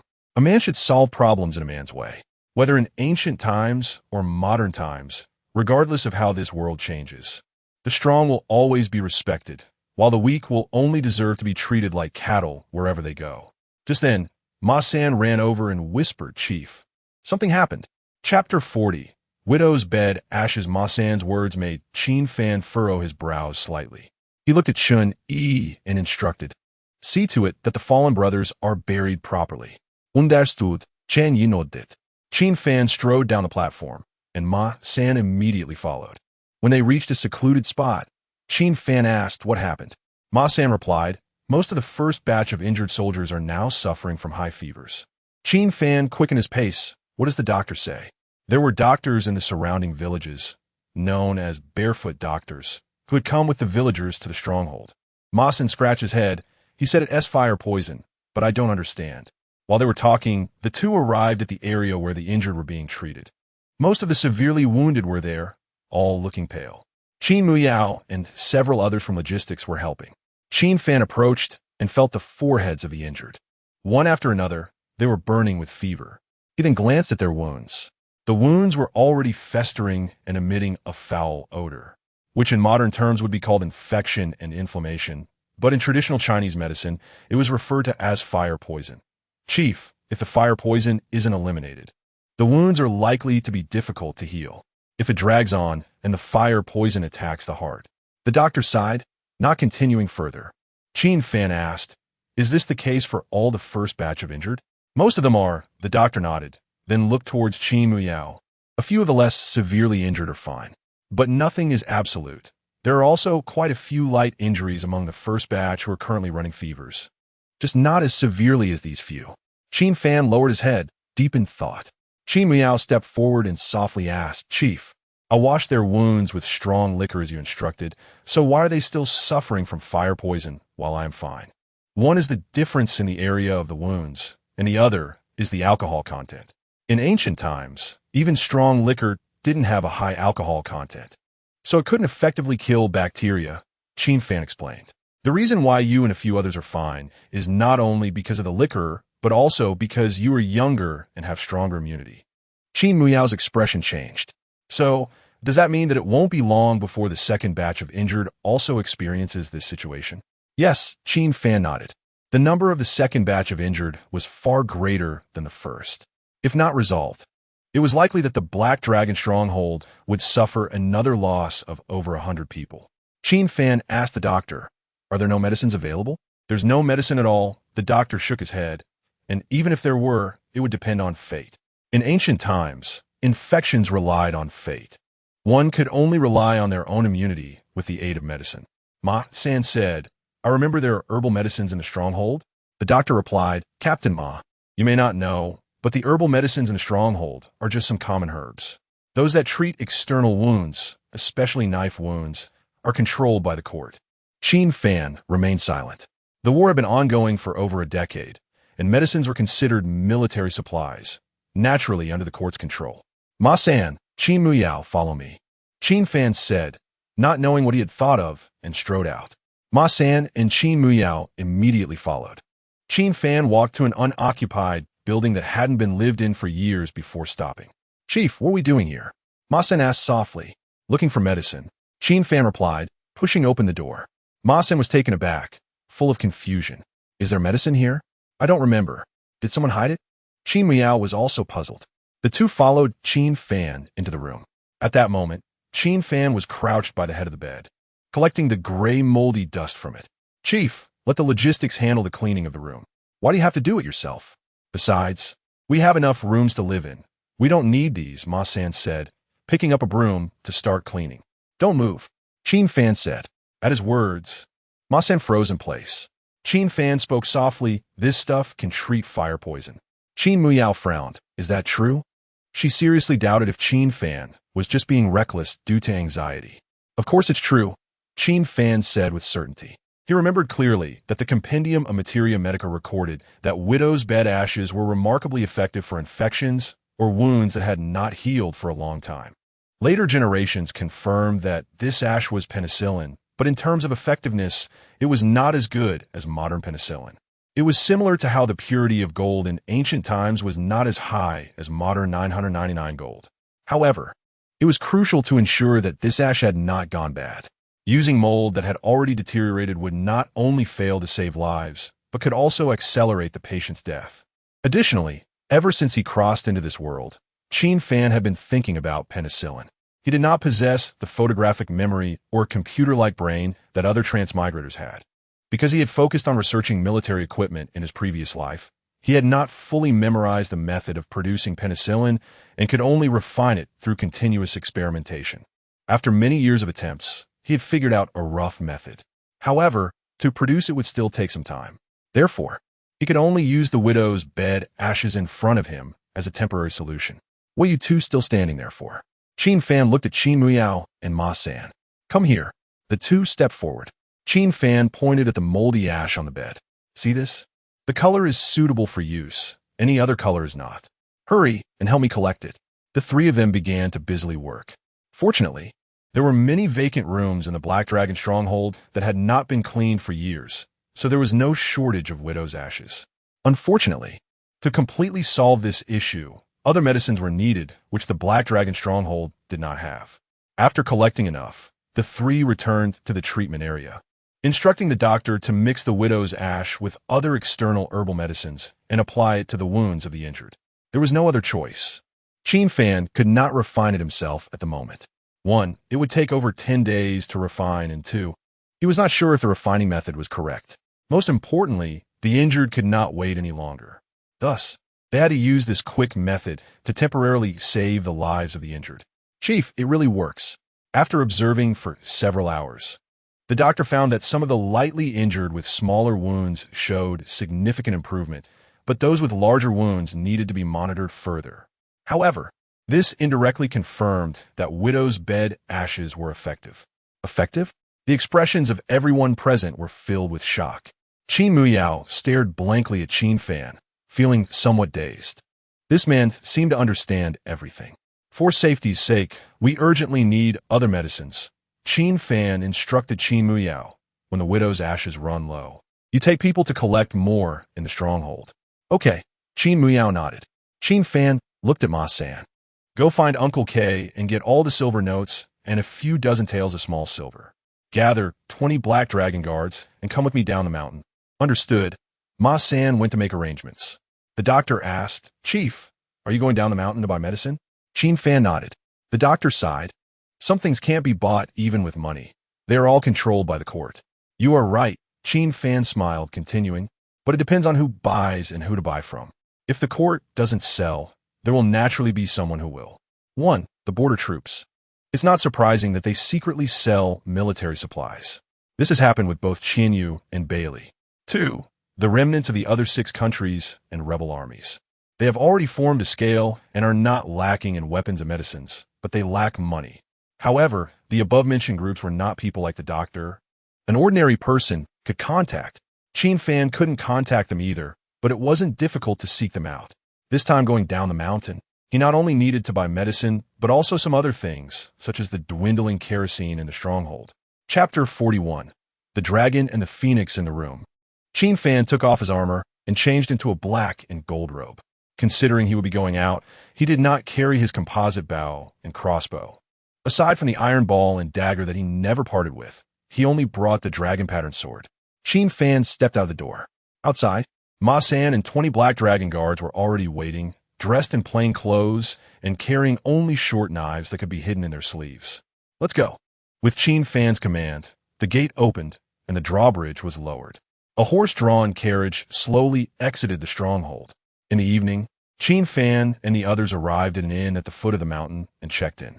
Meanwhile, in Qingshui County, at the Lin family's private residence, the old steward arrived outside the study and said softly, Master, they have returned.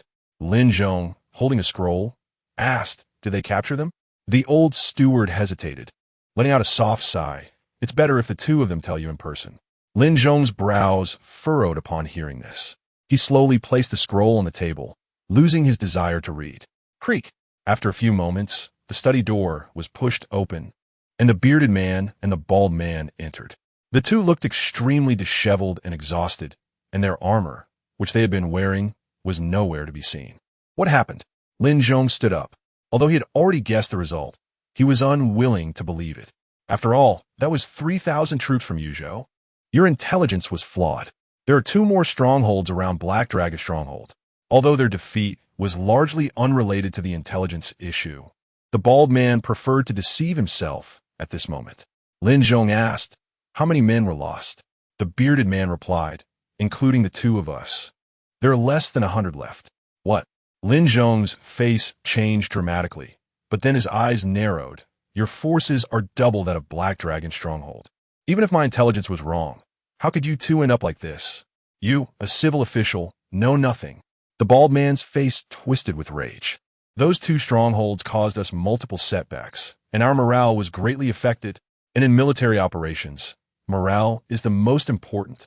Lin Zhong snorted coldly. That's just making excuses. I can't be bothered to argue with you. The bald man waved his hand and said fiercely, You deal with this matter yourself when you talk to the young master. If it involves our city lord, don't blame us for cutting you down, you dog. Lin Zhong's eyes turned cold, and he clenched his fists in silence. Master Lin, take care. The bearded man snorted coldly and stormed out with the bald man. Master, the old steward entered, closing the door behind him, and said softly, What are your plans next? Lin Zhong acted decisively, standing up and saying, This matter has gone beyond control and cannot be concealed any longer. It must be reported to the young master immediately. I'll prepare the carrier pigeon right away. The old steward said as he was about to leave the room. Lin Zhong stopped him. The carrier pigeon is too slow. Bring the eagle instead. Eagle? The old steward was taken aback. The eagle is known for its speed, capable of flying 2,000 miles in a day.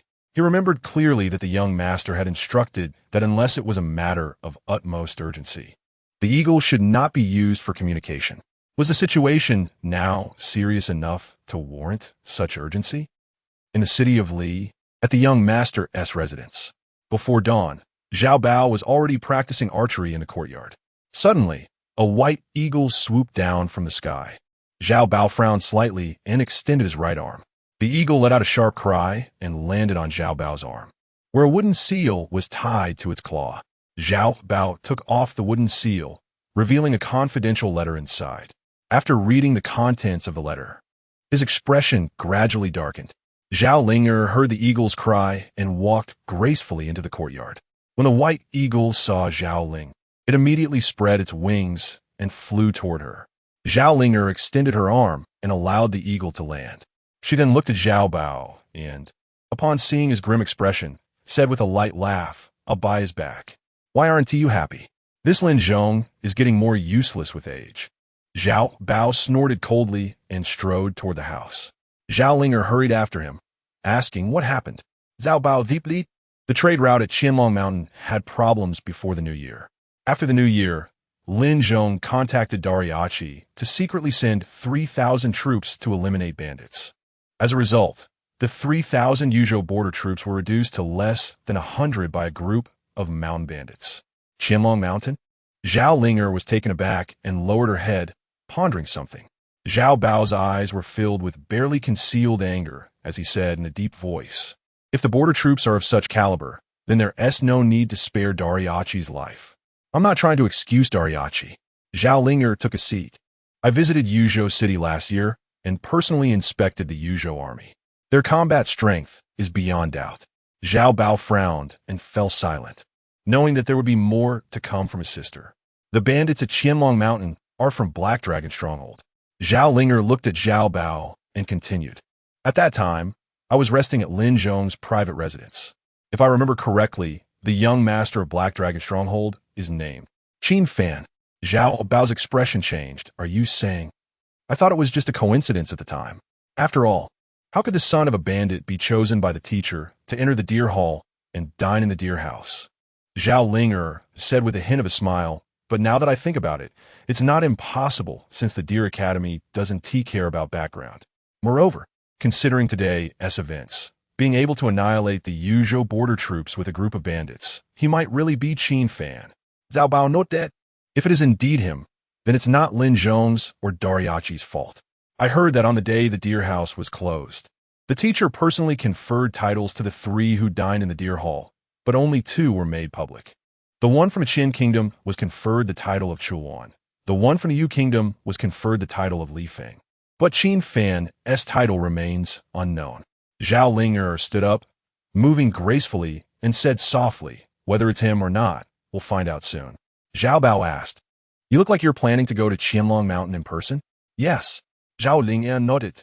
In the early morning, Qin Fan and the others left the inn, heading in the opposite direction of Qingshui County. To save time, Qin Fan had purchased some horses from the merchant group while at the inn. The merchants, having recognized Qin Fan, initially did not plan to charge him. They thought it would be nice to become familiar with him, hoping that someday he might give them a discount on their tolls. As the saying goes, you can't bite the hand that feeds you. Qin Fan was not the type to suffer a big loss for the sake of small gain. Considering the strict control over horses in the Northly, he marked up the original price of the horses by 20%. Thus, Qin Fan left the carriage at the inn and rode alongside Ma San and the others. At the 6th watch, as they passed through a mountain forest on the official road, Qin Fan reined in his horse, and Ma San and the others followed suit. Suddenly, over 50 strong men with red scars around their heads charged out, brandishing large knives and surrounding Qin Fan and his group. Qin Fan remained calm, for this was precisely the purpose of his journey, one of the strongholds of the rebel army. One man scrutinized Qin Fan and his group. After confirming they were not from Li, he raised his knife and asked, "Where are you from? Where are you going?" He noticed the sword at Qin Fan's waist. But in this world, anyone with a bit of wealth would carry a sword, so he did not think much of it. Qin Fan replied, "We're here for business." "Business?" The man sneered. "You don't even have any goods, and you're talking about business? I could see you're lying. If you were Li people, I would chop you down already. Since you're Han people, get off your horses quickly. We need war horses, and we're requisitioning yours. But don't worry. We want to take them for free. We'll pay you according to market prices. Sorry, the horses are not for sale." Qin Fan smiled and continued, "Moreover, the business I'm talking about is not with others, but with you." Without waiting for the rebels to respond, a person walked over from a distance and shouted, "What's going on? You bunch of bastards. Are you bullying passersby again?" The rebels immediately stepped forward to explain, "Oh, Captain Qian, How could we dare? We were just negotiating a business deal with them. Negotiating a business deal? Captain Qian clearly did not believe the rebels' words. He stepped towards Qin Fan and the others, wanted to inquire personally. However, when he got a good look at Qin Fan's appearance, he was taken aback. Qin Fan was also momentarily stunned. He didn't expect to run into an acquaintance during this outing. Chapter 42, Similar Flowers. Captain Qian stepped forward and said, "Is the visitor Brother Qin?" Qin Fan smiled and replied, "It's really you, Zhu Shiliu." Zhu Shiliu's face lit up with joy, and he waved to the surrounding militia, saying, "Quickly disperse. This is our own brother." The militia members scattered, and Qin Fan and the others dismounted. Zhu Shiliu was very enthusiastic, asking, "Brother Qin, how did you come here?" Qin Fan said, "I would like to ask Brother Zhu the same question." Zhu Shiliu sighed, This is a long story. Cool, me. Let's go into the tent and drink while we talk." With that, Zhu Shiliu pulled Qin Fan toward a nearby tent. When they arrived at the tent, Qin Fan signaled for Ma San and the Black Dragon Guard to wait outside, and he followed Zhu Shiliu inside. Zhu Shiliu had someone bring wine and meat, and the two sat cross-legged. Qin Fan pointed at the food and asked, "Brother Zhu, have you returned to secular life?"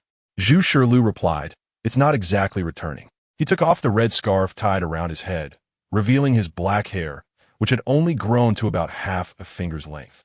He personally poured wine for Qin Fan. The two clinked their bowls, and Qin Fan drank it all in one go. Zhu Shiliu did the same, sighing lightly. "We became monks just to survive, but later the temple ran out of food and kicked us out. After that, we begged along the way to near Qianlong Mountain. Hearing that there were many merchant caravans in the mountains, we thought it would be easier to beg with so many caravans. So we went to the trade route, but ended up not getting much food and almost starving to death. Luckily, we encountered Brother Qin, who gave us 30 taels." As Qin Fan listened to Zhu Shiliu's words, he felt a sense of familiarity. He maintained his composure and quietly asked, "Then why didn't Brother Zhu use that money for some business and instead join the militia?" Zhu Shiliu said, "You might laugh at me, but I thought the same at first. I had a chicken leg and placed it in Qin Fan's bowl." Sighing, but not long after leaving Qianlong Mountain, the remaining money was taken by the government officials. That money was not a small amount, so we naturally had to go get it back. Guess what? Not only did we not get the money back, the officials framed us with a theft charge. Later, because the number of death row prisoners did not meet the requirements, they changed our crime from theft to being part of the Red Scarf Army. At this point, Zhu Shiliu gritted his teeth and took a drink.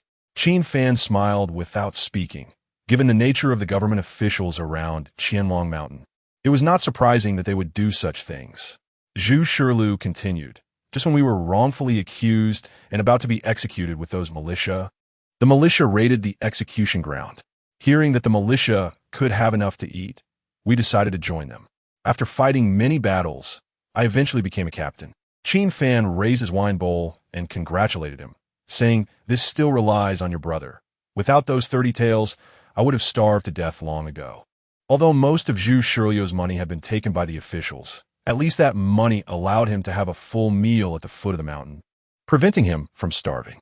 Qin Fan took a sip of wine and asked, "Brother Zhu, may I ask if you still follow your original intention?" Zhu Shiliu replied, "When we were on the mountain, Brother Qin, you said something very true. Once the belly is full, new desires arise, and when those new desires are satisfied, even greater desires emerge." Qin Fan bit into a chicken leg and asked, "What is your current desire, Brother Zhu?" Zhu Shiliu replied seriously, "It's still to be full. But right now, I'm not thinking about filling my own stomach. I'm thinking about making sure everyone in the world can eat." Qin Fan raised his wine bowl, saying, "Good ambition, Brother Zhu." Zhu Shiliu smiled and clinked bowls with Qin Fan, then asked, "Why did you come here, Brother Qin? Were you forced by those two leaders? If that's the case, just say the word, and I'll immediately lead people to take them down." "They are both dead," Qin Fan said with a smile. "But I still have to thank Brother Zhu for your kindness." Zhu Shiliu took a sip of wine and said, "Why not have your brothers from the village join the militia? I can guarantee that with your abilities, you will become a captain in no time." Qin Fan politely declined, saying, "Brother Zhu follows his original intention, and so do I." Zhu Shiliu asked, "Then may I ask what your original intention is?" Qin Fan replied, "Farming." "Farming?" Zhu Shiliu was taken aback. Mountain bandits farming? Yes, Qin Fan nodded. Starting from Qianlong Mountain as the center. I want to farm and spread it to every corner of the world. That is my original intention. Zhu Shilu laughed heartily. That is quite similar to my original intention. I want everyone in the world to have enough to eat. Well, you want to farm? Who knows? We might even cooperate. Perhaps. Qin Fan put down his wine bowl. To be honest with Brother Zhu, I came here to discuss a business deal with the militia. I originally thought it would take some effort, but I didn't expect to run into you, which saved me a lot of trouble. Business? Zhu Shilu, eating meat, raised his wine bowl, ready to drink. What kind of business are you talking about? Medicinal materials and military supplies. I don't lack other supplies on the trade route. After saying that, Zhu Shilu's raised wine bowl froze in place, not moving for a long time. About 10 breaths later, he put down the wine bowl and said softly, "These things are scarce and expensive. Not to mention that we can't make decisions on the price. Even if we want to sell, it needs to be reported first." I understand. Qin Fan knew Zhu Shilu was speaking the truth. After all, a captain's power in the militia wasn't that great. Tomorrow morning, I will personally report it. Today, let's just drink and not talk about anything else. Zhu Shilu arranged accommodations for Qin Fan and the others. The two drank until late at night. Zhu Shilu was already drunk, slumped over the table, fast asleep. Qin Fan felt a bit dazed himself, having drunk about 70% of the wine. He slowly got up, looking at Zhu Shilu with increasingly complicated feelings. Was it a coincidence? Or were they similar flowers? Qin Fan couldn't figure it out, so he decided not to think about it. He took out the list of military supplies and medicinal materials from his bosom, placed it on the table, pressed it down with a bowl, and then walked out of the tent. The next day, due to the long journey and drinking, Qin Fan didn't wake up until noon. Ma Sen was waiting nearby. When he saw Qin Fan wake up, he quietly said, "Zhu Shilu left on horseback half an hour ago, saying he would be back in at most an hour and a half." Qin Fan nodded without saying anything. An hour later, Zhu Shilu returned early. After dismounting, he came to Qin Fan and took out a list, saying, "Brother, the quantity you wanted is no problem. Here is the quote. Take a look." Qin Fan took it and glanced, his expression stunned. "It's so cheap?" The price was nearly 40% lower than he had imagined, clearly indicating that Zhu Shilu had helped with the negotiations. As long as the brother is satisfied. Zhu Shilu laughed heartily, then took out a small medicine bottle from his bosom, saying, "I see that most of the medicinal materials you want are for external injuries. Do you need this?" Qin Fan took the medicine bottle, opened it, and was surprised to find it contained hemostatic powder. He asked, "Does the militia have this?" Zhu Shilu lowered his voice and said, "The militia has it, but this medicine is different from theirs. The militia's medicine is slow to stop bleeding and causes unbearable pain. However, this medicine can stop the bleeding within 3 breaths after being applied and also alleviate the pain." "How many do you have, Brother Zhu?" Qin Fan's face brightened.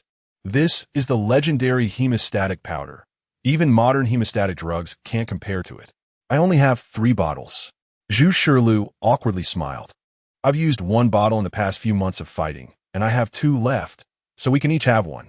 Qin Fan asked, "Where did you get this?" Zhu Shilu said, "When I was begging in Sana County, I encountered family that had been killed, leaving only a woman. I couldn't bear to see it, so I recited scriptures for the deceased and helped her bury them. Afterwards, she gave us 3 bottles, saying that if we encountered bandits and got injured, they could treat knife wounds. Is it Sana County?" Qin Fan silently noted down this address. Zhu Shilu sighed lightly and said, "Brother, there's no need to go to great lengths to find her." Although he didn't react at the time, ever since becoming part of the righteous army, I've been thinking more. I even specially sent someone to look for that woman, but we didn't find her. Chapter 43. The Leader of Healers and the Seal Brother Zhu. Don't you think it's a pity to miss out on such a remarkable woman? Qin Fan said while signaling Ma San to fetch the banknotes. "I don't think it's a pity. Everyone has their own fate. You can't force it," Zhu Shilu replied, sitting nearby. "That's true," Qin Fan said, looking at Zhu Shilu with a sense of emotion. "I believe that encounters between people are fated. You helped her bury her family, and she provided you with medicine. This is a bond formed, and no one owes anything to the other. If there is no debt, then what is the point of meeting? But you and I are yet to settle our bond, which is why we met yesterday." Zhu Shilu laughed heartily. "Brother, you speak well. We've thought along the same lines." While they were talking, Ma San returned and handed the banknotes to Qin Fan. Brother Zhu, Qin Fan pushed them toward Zhu Shilu. The latter picked up the banknotes and began counting. He wasn't worried about not being able to spend them, as the banknotes were issued by the Zhuzhou Merchants Association, valid across the Qian, Yu, and Li nations. Behind the Zhuzhou Merchants Association lies a family lineage that has existed for over 1,000 years, deeply rooted in ways that ordinary people cannot imagine. Even the current rulers of the three nations are wary of them. Zhu Shilu's expression changed after counting. He looked at Qin Fan and said, "Brother, did you count wrong? The amount is more than double what's on the list. The excess is for you to keep." "Brother Zhu," Qin Fan replied. He didn't like to take advantage of others. Historically, those who seek small gains often face great losses later. Since Zhu Shilu saved him a portion, he would add a little more on top of the original price. "This doesn't seem right," Zhu Shilu said, looking displeased. "What do you think of us, brother? Even if we make money, we shouldn't profit from you." "Brother Zhu, you must remember what I am about to say." Qin Fan lowered his voice. "There's no need to report the extra money. You can keep it for yourself. Who knows when it might come in handy? After all, in these chaotic times, one must be cautious of others." Zhu Shilu fell silent for a long time after hearing this. Perhaps he understood, as he stood up and cupped his hands. "Then I thank you, brother." "Brother Zhu," Qin Fan got straight to the point. "When can the items on the list be prepared? There are quite a few items. The militia needs to coordinate." Zhu Shilu pondered for a moment and then patted his chest, assuring, "But don't worry, brother. I will personally oversee it. At worst, we'll work through the night to ensure everything is ready by noon tomorrow." Qin Fan nodded. "That sounds excellent. However, brother, how do you plan to transport these items back?" Zhu Shilu looked a bit worried. After all, outside this area, the road back to Qianlong Mountain is almost entirely under the control of government forces. If they were checked, they could lose everything or at worst, lose their heads. "How about we select some people from the militia to help deliver them?" Zhu Shilu suggested. "There's no need for such trouble." Qin Fan declined Zhu Shilu's good intentions. "Brother Zhu just needs to help me contact the leader of the merchant convoy that frequently travels the Qianlong Mountain trade route." "That's easy to do," Zhu Shilu agreed. His efficiency was quick. That very night, he called over the leader of the merchant convoy heading to this place. Considering the excess military supplies and medicinal materials, he brought over 5 leaders. In the tent, Qin Fan sat to the side while the 5 leaders stood there, looking at each other. One of them couldn't hold back any longer and bowed, asking, "May I ask why the leader Qin has called us here?" On the way there, Zhu Shilu had subtly informed them of Qin Fan's identity. Qin Fan got straight to the point. "I need you to help transport a batch of goods. Just deliver them to the Qianlong Mountain trade route." The leaders asked, "What kind of goods are we talking about?" "Military supplies and medicinal materials." Qin Fan didn't hide it, nor could he. The 5 leaders' expressions changed drastically upon hearing this. One said, "Leader Qin, you must be joking. This is something that could cost us our heads." Another chimed in, "Yes, Leader Qin, you're overestimating our abilities. We don't have the capacity for this." Qin Fan stared at these seasoned merchants, smiling without speaking. Those who were incapable had long since perished on the road. Anyone who could consistently run a merchant convoy for years was undoubtedly shrewd. "Leader Qin, you should find someone else. We can't handle this," one of them said. "Yeah." They all echoed.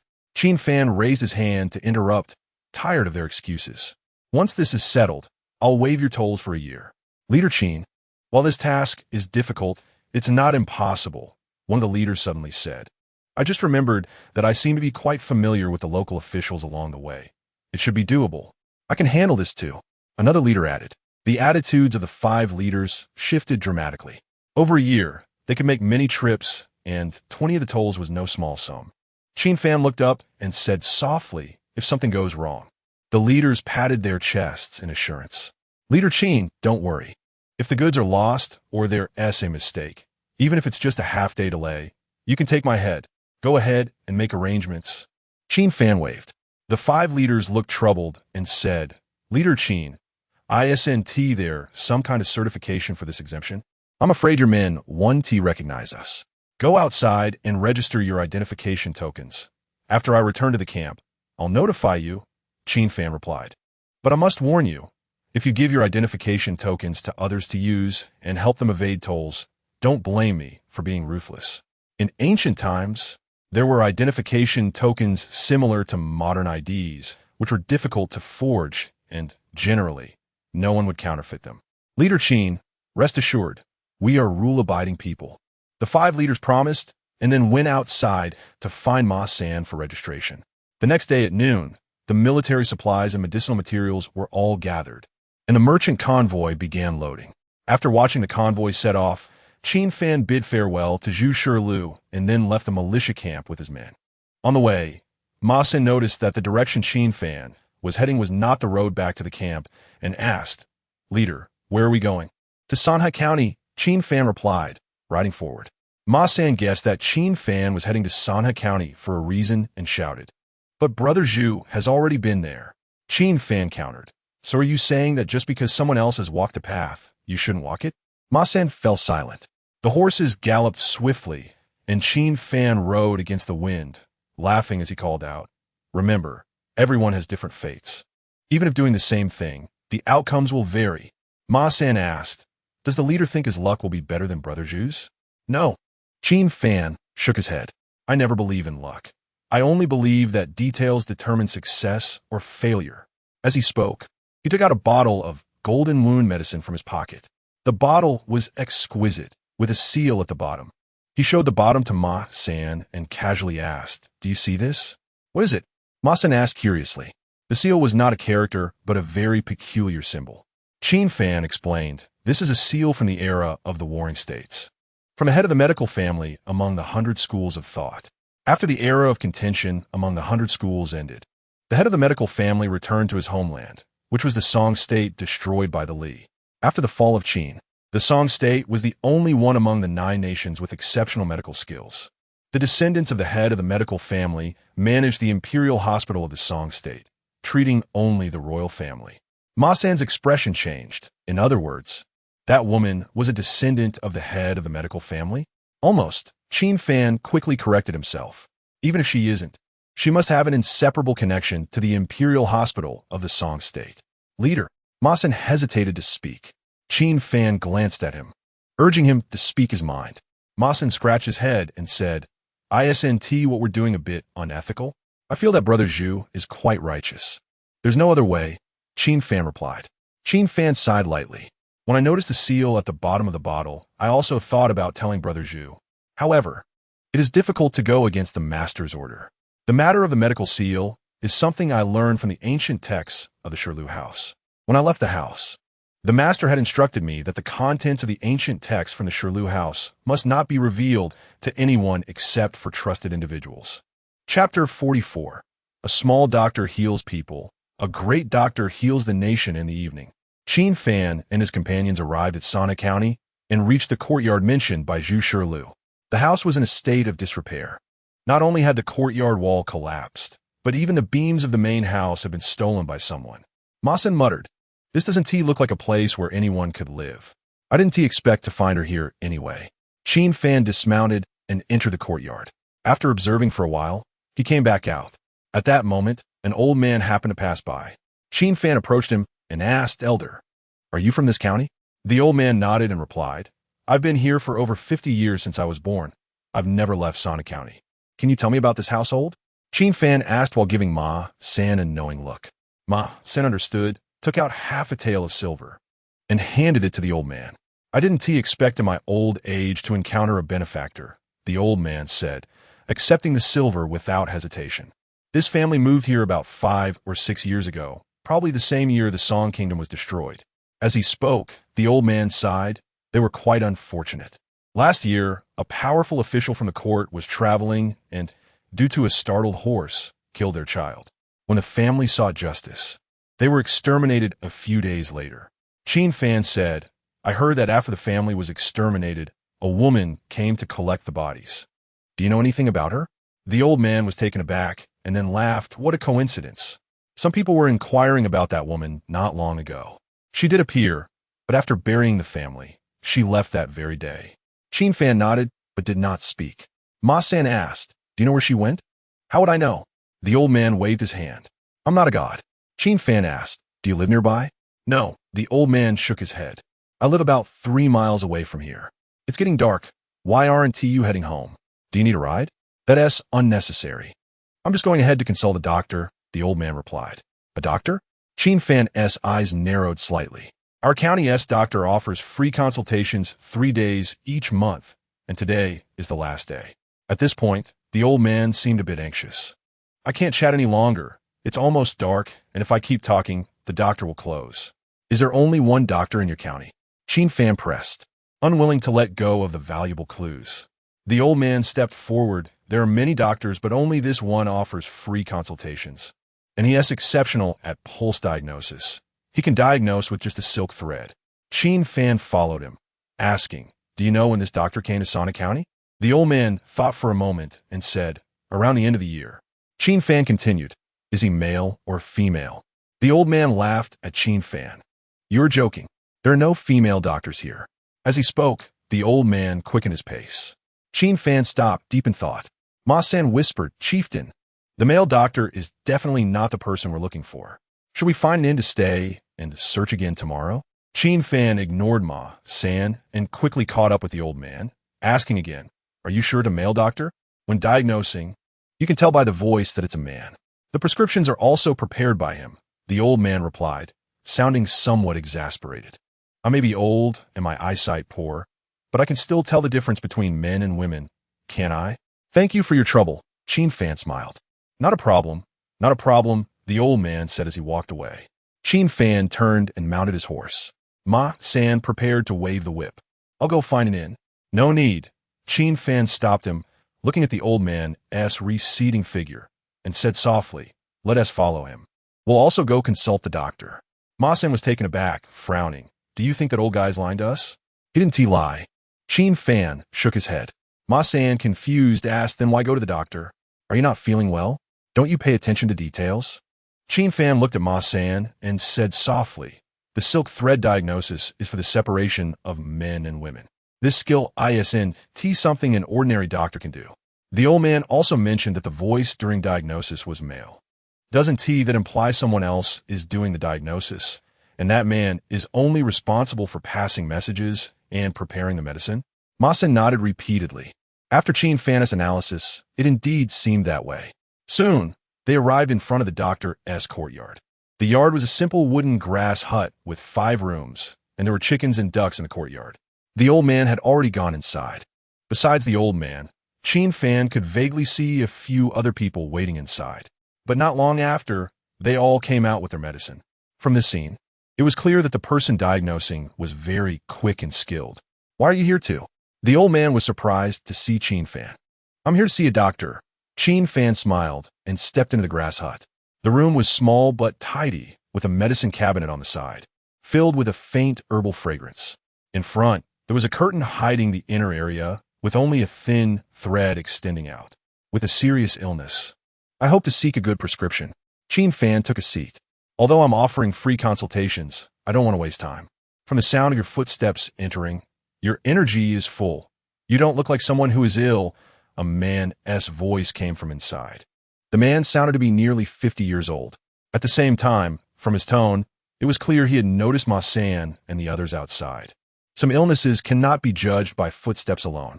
Qin Fan fixed one end of the silk thread to his pulse and looked towards the curtain. I asked the doctor to diagnose my condition and provide a prescription. The silk thread at his pulse was instantly pulled taut. After about 10 breaths, the man's voice came again. It's getting dark. I'm closing the clinic. I hope for your understanding. Qin Fan's smile grew more pronounced. But what prescription should I use to treat my illness? After 6 breaths, the man's voice sounded. Medicine is 3 parts poison. If there is no illness, why treat? Qin Fan leaned back in the wooden chair. A small doctor heals people. A great doctor heals the nation. I am now gravely ill. Who are you exactly? This time, the man's response did not hesitate. Clearly something he wanted to say. A seeker of medical help. Qin Fan removed the silk thread from his pulse. I sincerely seek medical advice and hope the doctor can treat me sincerely in return. As his words fell, there was silence in the room, and one could hear a pin drop. About 10 breaths later, a pleasant female voice came from behind the curtain. Young master, you just said, a small doctor heals people. A great doctor heals the nation. But if the nation is lost, how can there be healing? You say you are gravely ill, but do you know that this little girl is already in the underworld? Chapter 45. Still as water. Soft as poetry, the woman's voice was pleasant, gentle as a spring breeze, and soothing like a good medicine for the heart. Qin Fan slowly rose, looking toward the cloth curtain, feeling as if the girl was still outside the Yellow Springs. I would like to hear your esteemed opinion, he said. The country is broken, but the mountains and rivers remain. Qin Fan only spoke 5 words. The woman's voice came forth. The country is broken, and although the mountains and rivers remain, they're no longer our homeland. In that case, what is the difference between living and being a living dead? Qin Fan replied, the living dead are still people. At most, they can be considered as those on the brink of death. For those on the brink of death, as long as the right medicine is found, life can be restored, and they can flourish like bamboo shoots after rain. The woman was silent for a few breaths before her voice finally came through. What you say makes sense. However, a doctor cannot heal themselves. With his back to the curtain, Qin Fan said softly, then let us find a good doctor. The voice replied, though there are many doctors, there are very few who can treat my ailment. I'm not talented, but I have some knowledge of medicine, Qin Fan said. He turned and walked toward the curtain, stating, if the girl can cure my stubborn illness, I can also help her thrive. While speaking, Qin Fan reached for the curtain. Just as he was about to touch the curtain, a fierce punch wind rushed toward his face. Qin Fan did not dare to be careless, and immediately raised his hand to block. With a dull thud, Qin Fan felt his arms go numb, the powerful punch force making him take 2 steps back. What a fierce killing intent. Qin Fan raised his head, his eyes revealing an unhidden battle intent. Meanwhile, Ma San in the courtyard and the 20 black dragon guards all looked toward the house, many of the guards already gripping short knives in their sleeves. Their gazes gradually became sharper, and a chilling aura was slowly brewing, suppressing his battle intent. Qin Fan raised his hand to signal the black dragon guards not to act rashly. Rubbing his arm, he looked in the direction of the curtain and softly said, with such heavy killing intent, is your background in the military? I am just an old soldier who is about to be buried, merely following my master for many years. So it is inevitable that I carry my master's killing intent. As he spoke, the man lifted a corner of the curtain with his body blocking Qin Fan's view. Stepping out, he was an elderly man over 50, not particularly tall, but his eyes were sharp as a knife. To be able to block an old man's punch at such a young age, you could be considered a prodigy. The old man fixed his gaze on Qin Fan, his voice gradually lowering. However, to forcefully intrude without the master's permission is quite unbecoming of a guest. Qin Fan smiled lightly and said softly, I entered the courtyard openly, seeking advice. How can it be called an intrusion? I am too lazy to argue with you. The old man waved his hand and said, there is no good prescription here for you. Please leave. Qin Fan was momentarily speechless. The old man's attitude was quite troublesome, but in seeking talent, he cannot use force. If that's the case, then I will take my leave. Qin Fan cupped his hands and turned to walk outside. The old man kept his eyes on Qin Fan's back. Just as Qin Fan stepped out of the thatched hut and walked toward the courtyard gate, the old man spoke, stop. Qin Fan halted and turned to look at the old man. Although it was impolite, he was not someone who relied on strength to bully the weak. The old man slowly walked out of the hut and looked at Qin Fan. Then you may enter alone, and the others will wait outside. All right. Qin Fan stepped into the thatched hut. The old man closed the door and stood guard outside.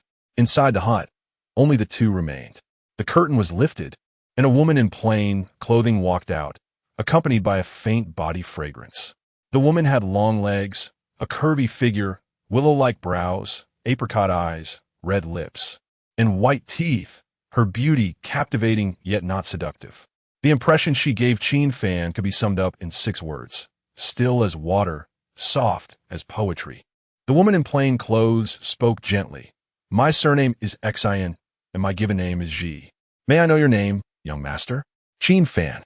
Please take a seat. Young Master Qin. After Qin Fan took his seat, Qian Ji sat opposite him and said softly, if you wish to say something, please go ahead. Qin Fan said, I believe that regardless of how the dynasty changes, the mountains and rivers remain the same, and the people remain the same. As a doctor, one should also treat the world. Qian Ji asked, Does what I am doing now not count as helping the world in your eyes? It counts, but it is not. Qin Fan pointed outside and continued. Although the free medical consultations have saved many people, can such small acts truly save them? In the end, it is merely treating the symptoms, not the root cause. Once the balance between Qian and Li is broken, chaos will ensue, and the people will fall into disaster. By then, the number of deaths will only increase, and small medical practices cannot save so many people. If one cannot save the masses, how can they call it treating the world? If one cannot treat the world, does it not contradict the principles that doctors uphold? Xiang asked gently. How did you know that I am a descendant of the medical family? Qin Fan did not hesitate and took out a bottle of wound medicine, revealing the seal at the bottom. You are able to recognize the seal of the leader of the medical family. It seems you are no ordinary person. Xing's beautiful eyes remain calm. Then I would like to ask you, what kind of medical practice is this mutual healing you speak of? Only soldiers can end wars, and doctors can reduce the casualties of many soldiers. The inheritance of the medical family is the good medicine that treats me. As Qin Fan spoke, he straightened his posture. Ending wars and allowing the people to enjoy peace for generations is the good medicine that can heal you. The same words had once been spoken by the king of the Song Kingdom to my grandfather, who believed him. Xing smiled lightly, but he was defeated, dying without any dignity under the northernly cavalry, his skull even made into a wine cup, which still resides in the northernly palace. Qin Fan remained silent, knowing that Xing still had more to say. Then, young Master Qin, what gives you the right to believe that you can achieve what even the king of the Song Kingdom could not? Xing's gaze was eerily calm. It was hard to imagine that she was only a woman in her 20s. The medical family could trust once, but could not trust a second time. For the price of failure was something the current medical family could no longer afford. Just because I am. Qin Fan raised his head, meeting Xing's gaze. One of the three of the Shirlu building. With that, Xing's calm gaze changed, but it was only for an instant. That you would tell me this is beyond my expectations. Qin Fan smiled and said, Is it merely beyond your expectations? Your conversation is extraordinary. I can guess your identity to some extent, but I suspect it is the Shirlu building.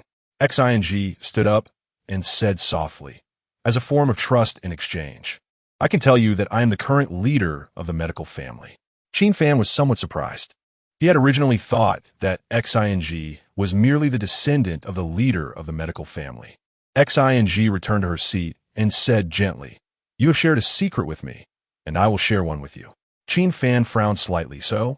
Xing looked at Qin Fan. So now, we owe each other nothing. Chapter 46 The Princess Ascends the Stockade. Qin Fan chuckled, but nodded. Fair enough.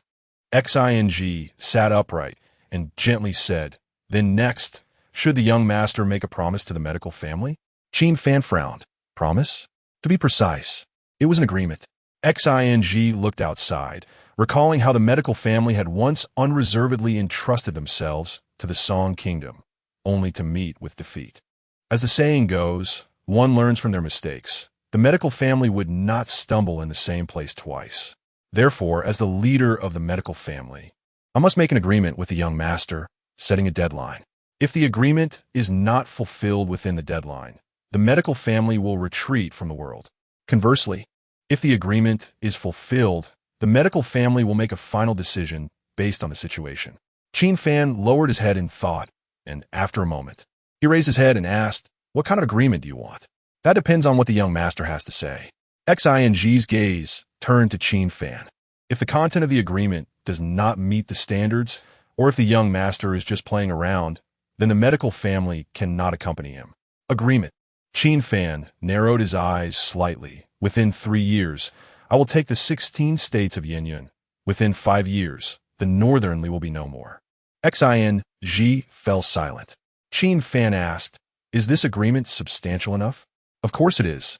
Xing nodded and said softly, I have a question for the young master. May I ask, are the other two in the deer-eating house as confident as you? Qin Fan shook his head. Of course not. Xing said, So? Only the young master is particularly confident in himself? You misunderstood my words. Qin Fan pointed to the direction of the Qian and Yu kingdoms, compared to those two. I'm already being low-key. Xin zi juka like the Qin Fan asked, when shall we set off? Xin zi zipli? I need him. The young master just needs to remember the 3-year agreement. If the 3-year agreement is not fulfilled, then the 5-year one will naturally be meaningless. Aren't you going to pack anything? There's nothing to pack. The medicine cabinet mostly contains common medicines. Then let's set off tomorrow. All right. Qian readily agreed, because rather than being a living dead person, it was better to try to find the medicine that could heal her. The previous leader of the medical family found his medicine in the monarch of the Song Kingdom, but it ended in failure. Her medicine now is Qin Fan, and whether it will succeed is all unknown. Of course, she is not placing a blind bet. After all, in the whole world, there are only 3 people who eat deer. Qin Fan's identity is enough for her to make a bold gamble. By the way, Qin Fan seemed to think of something. Qian looked up. Qin Fan said, I didn't eat dinner last night, and I'm a bit hungry. Did you stew the chickens and ducks in the yard? Otherwise, it would be a waste. Qian was speechless and then laughed softly. As you wish. The next morning, outside the thatched cottage, Qin Fan and his group were already on their horses. Qian gazed at the thatched cottage, her calm eyes unable to hide her reluctance.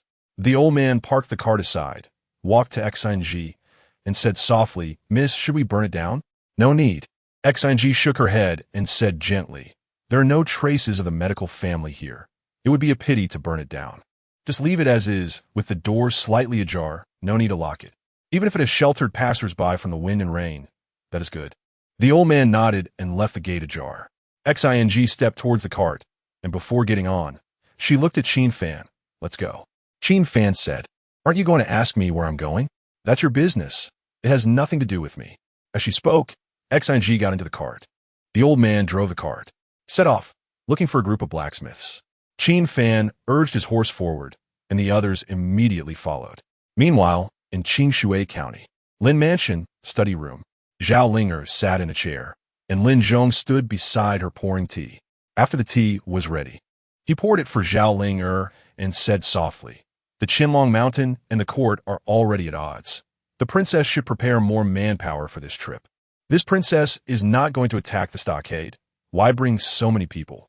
Zhao Linger lightly sipped the tea, and after putting down the cup, her tone grew slightly displeased. Lin Zhong, you are getting more timid with age. What? Do you no longer have the courage to go to Qianlong Mountain? My humble position is insignificant. My death is nothing to lament. But the princess is of noble birth. How can she take risks? Lin Zhong continued pouring tea. If the princess insists on going, it would be better for me to lead the way and scout for safety first. Then the princess can make her appearance. For you to say this, you are 100 times better than those scholars in the palace. Zhao Linger stood up and continued, given your loyalty, I will let you redeem your sins and accompany me. Thank you, princess. Lin Zhong bowed, but I do not understand why you must go to the Black Dragon Stockade. Do not ask what you should not. Zhao Linger did not mention the matter of the deer-eating house to Lin Zhong, as the fewer people who knew about it, the better. I spoke out of turn. Lin Zhong's attitude was humble. Zhao Linger commanded, prepare a few fast horses. We must arrive before noon. By noon, Zhao Linger and her group of more than 20 arrived at Qianlong Mountain. She specifically went to the commercial road. The guards rushed over, come, pay the toll. Besides a merchant convoy, even the porters, even passers-by, had to pay. Of course, there was no strict enforcement on the fees for passers-by. If someone like Zhu Shirlu who had no money came, they would be let through directly. And Zhao Linger's group looked like wealthy people, so they naturally had to pay. The more than 20 people behind Zhao Linger had cold expressions. Charging a toll from the princess of the princely residence in the northern Li's territory? Isn't that going against heaven? They were about to draw their swords when Zhao Linger stopped them, then inquired about the toll rules and promptly paid the fee with her purse. Here's the receipt. Please keep it safe. The people from the Black Dragon Stockade, as per Qin Fan's request, smiled and provided service. We welcome you to come again next time. Zhao Linger tucked the receipt into her bosom and walked up the mountain. But after walking only a few miles, they were spotted and stopped by patrolling guards. Everyone, the road ahead is blocked. Please descend immediately. Since Zhao Linger's entourage consisted entirely of Han-faced attendants, The people from the Black Dragon Stockade did not perceive anything unusual. Zhao Linger got straight to the point. Where is Qin Fan? I want to see him. Do you know our stockade leader? The people from the Black Dragon Stockade were all taken aback. Zhao Linger nodded. Yes, I met him during my studies. As soon as she finished speaking, the people from the Black Dragon Stockade began to scrutinize Zhao Linger, then exchanged glances and walked out more than 50 meters to discuss. This beautiful woman can't be the stockade leader's sweetheart from his school days, right? Could it be that the stockade leader abandoned her, and she has come looking for him? It was not impossible. Qin Fan's schooling was not a secret, but very few knew he studied at the Deer-Eating Academy. So, are we letting her through? Let her through. After all, she even called out our stockade leader's name. Even if they are here to cause trouble, with just 20 people, what kind of storm can they stir up? That's right. If we stop her and she becomes the stockade leader's wife later, wouldn't we be in for trouble? But the stockade leader isn't here. Even if he isn't, we can't say that. Have you forgotten Commander Chen's orders? Anyone who leaks the news of the stockade leader not being in the stockade will be executed on the spot. After the group finished discussing, they cheerfully approached Zhao Linger. Zhao Linger smiled sweetly, revealing 2 dimples. Have you come to an agreement? Please, we will personally lead the way. 2 of them walked ahead as guides while the others continued their patrol. Soon, the group arrived at the stockade gate. The people from the Black Dragon Stockade rushed to the suspension bridge to report, while Zhao Linger continuously surveyed her surroundings. Half a stick of incense later, Chun Yi and Sun Er arrived at the stockade gate. Zhao Linger and Qin Fan had not seen each other for many years. Yet she could still tell that the 2 people outside the village were not Qin Fan. At this moment, she furrowed her brows slightly, wondering if it was truly a case of having the same name. Who is looking for me? Chun Yi stepped forward. Zhao Linger frowned even deeper as she took a small step, carefully examining Chun Yi at the other end of the suspension bridge. Are you looking for me? Why you look so different? Zhao Linger tilted her head and then realized, oh no, you're not him. Chun Yi felt quite speechless. What did she mean by looking different? Zhao Linger asked, is your name Qin Fan? Yes, Chun Yi replied cautiously. He couldn't just take Zhao Linger's word for it, that she and Qin Fan were old acquaintances. After all, if they were enemies and knew that the village leader was not present, they would definitely take the opportunity to cause trouble. Chapter 47. The physician's daughter, named Xing Zhao Linger, did not believe Chun Yi's words. After all, she came from the Gulu Tang and understood the principle of believing 3 parts out of 10. At this moment, she raised her hand and waved lightly, signaling Lin Zhong and the others to retreat 100 paces. After ensuring they could not hear the conversation, Zhao Linger spoke 4 words, Zhulu Academy. Upon hearing this, Chun Yi remained composed. However, Sun Er beside him frowned slightly, looking at Chun Yi as if he wanted to say something but hesitated. Both of them knew about Zhulu Academy. However, being in the same academy did not necessarily mean anything, as the relationships among students were not always harmonious. However, if they knew that Qin Fan came from the Black Dragon Village, it would not be simple, because Qin Fan had said that he only told 2 or 3 people about his background in the academy. Now that this woman had found the Black Dragon Village, could she really be an old acquaintance of Qin Fan? Zhao Linger observed the expressions and noticed something from Sun Er's face. She looked at Chun Yi and said, I know you are not Qin Fan, and you don't need to be wary because I do not have any ill intentions on this trip. Chun Yi did not respond but shot a fierce glare at Sun Er. Sun Er lowered his head in silence. The village chief had been away for several days. Since it could not be concealed, Chun Yi decided not to hide it anymore. After all, he could tell that Zhao Linger was not lying. Otherwise, she wouldn't have asked her companions to step back 100 paces. Zhao Linger asked, do you know when he will return? Chun Yi shook his head. Zhao Linger fell silent for a few moments, as if making a decision. When he returns, I will show him this item, and he will know who I am. She took off the sword from her waist and placed it on the ground, continuing, I will wait at the inn at the foot of the mountain for half a month. After half a month, regardless of whether he returns or not, I will go up the mountain to retrieve the sword. After saying this, without waiting for Chun Yi's response, she turned with her companions and descended the mountain. Time passed quickly, and 3 days later. During these 3 days, Qin Fan and his group traveled to many places but found nothing. The old man, driving the carriage, could not bear to watch anymore. They had mostly visited some mountain villages, and the ancient roads were bumpy and uneven. While riding on horseback was somewhat bearable, Xing and the carriage had suffered a lot. The old man jumped off the cart and walked in front of Qin Fan, saying, "In today's world, most blacksmiths have gone to the military supply department due to the court summons, and a small number have been conscripted by the rebel army. The remaining ones have fled to who knows where to seek refuge. Your search for blacksmiths is no different from a headless fly." Qin Fan naturally understood that it was difficult to find blacksmiths, and he smiled, saying, "You misunderstood. This road is our way home. I was just checking along the way. I thought I might get lucky, but it seems luck has nothing to do with me." The old man said, "Don't waste time. I know some basic forging techniques. In chaotic times, iron mines are not hard to buy. I can still manage to make some rough weapons. You know this?" Qin Fan was taken aback. "Isn't this a buy one get one free? After the fall of the Song dynasty, my master led troops to resist Beili for a while. And the weapons at that time were all forged by us," the old man said with a long sigh.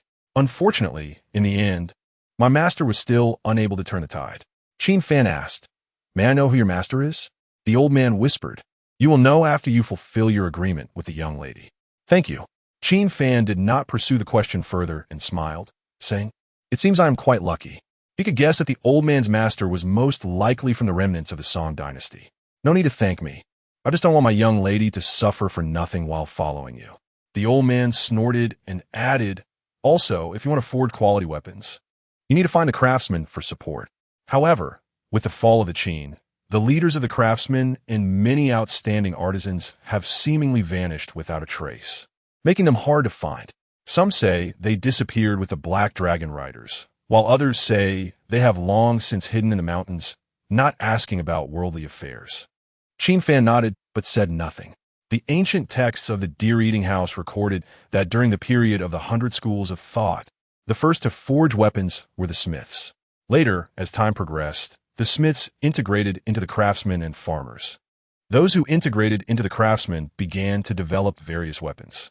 For example, the Qin arrows and Qin crossbows of the Great Qin were made by the craftsmen. Meanwhile, those who went to the farmers forged various farming tools, advocating that agriculture was the foundation of the nation while achieving high yields with their farming techniques. Farmers and craftsmen were not separated. Nowadays, whether it is the craftsmen or the farmers, their ordinary forging methods have already spread throughout the world. Like the physicians, the only thing still retained in their hands is the family secret that can only be passed down among the leaders of each generation. A few days later, the group returned to Qianlong Mountain. Finally home, Ma San could not wait to dismount. Laughing heartily, "It feels comfortable to stay on our own territory." Qin Fan did not respond, but looked back at the carriage. Xing lifted the curtain of the carriage and stepped out, surveying her surroundings, clearly unfamiliar with the place. The old man beside her explained, "Miss, this is Qianlong Mountain." "Qianlong Mountain?" Xing looked calmly in the direction of the mountain, softly saying, "A good place." Qin Fan rode forward and said softly, "It will take about half an hour to go up the mountain by carriage. I apologize for the inconvenience, miss. Please bear with it for another half an hour. I'm tired of the carriage. Let us walk and enjoy the scenery along the way."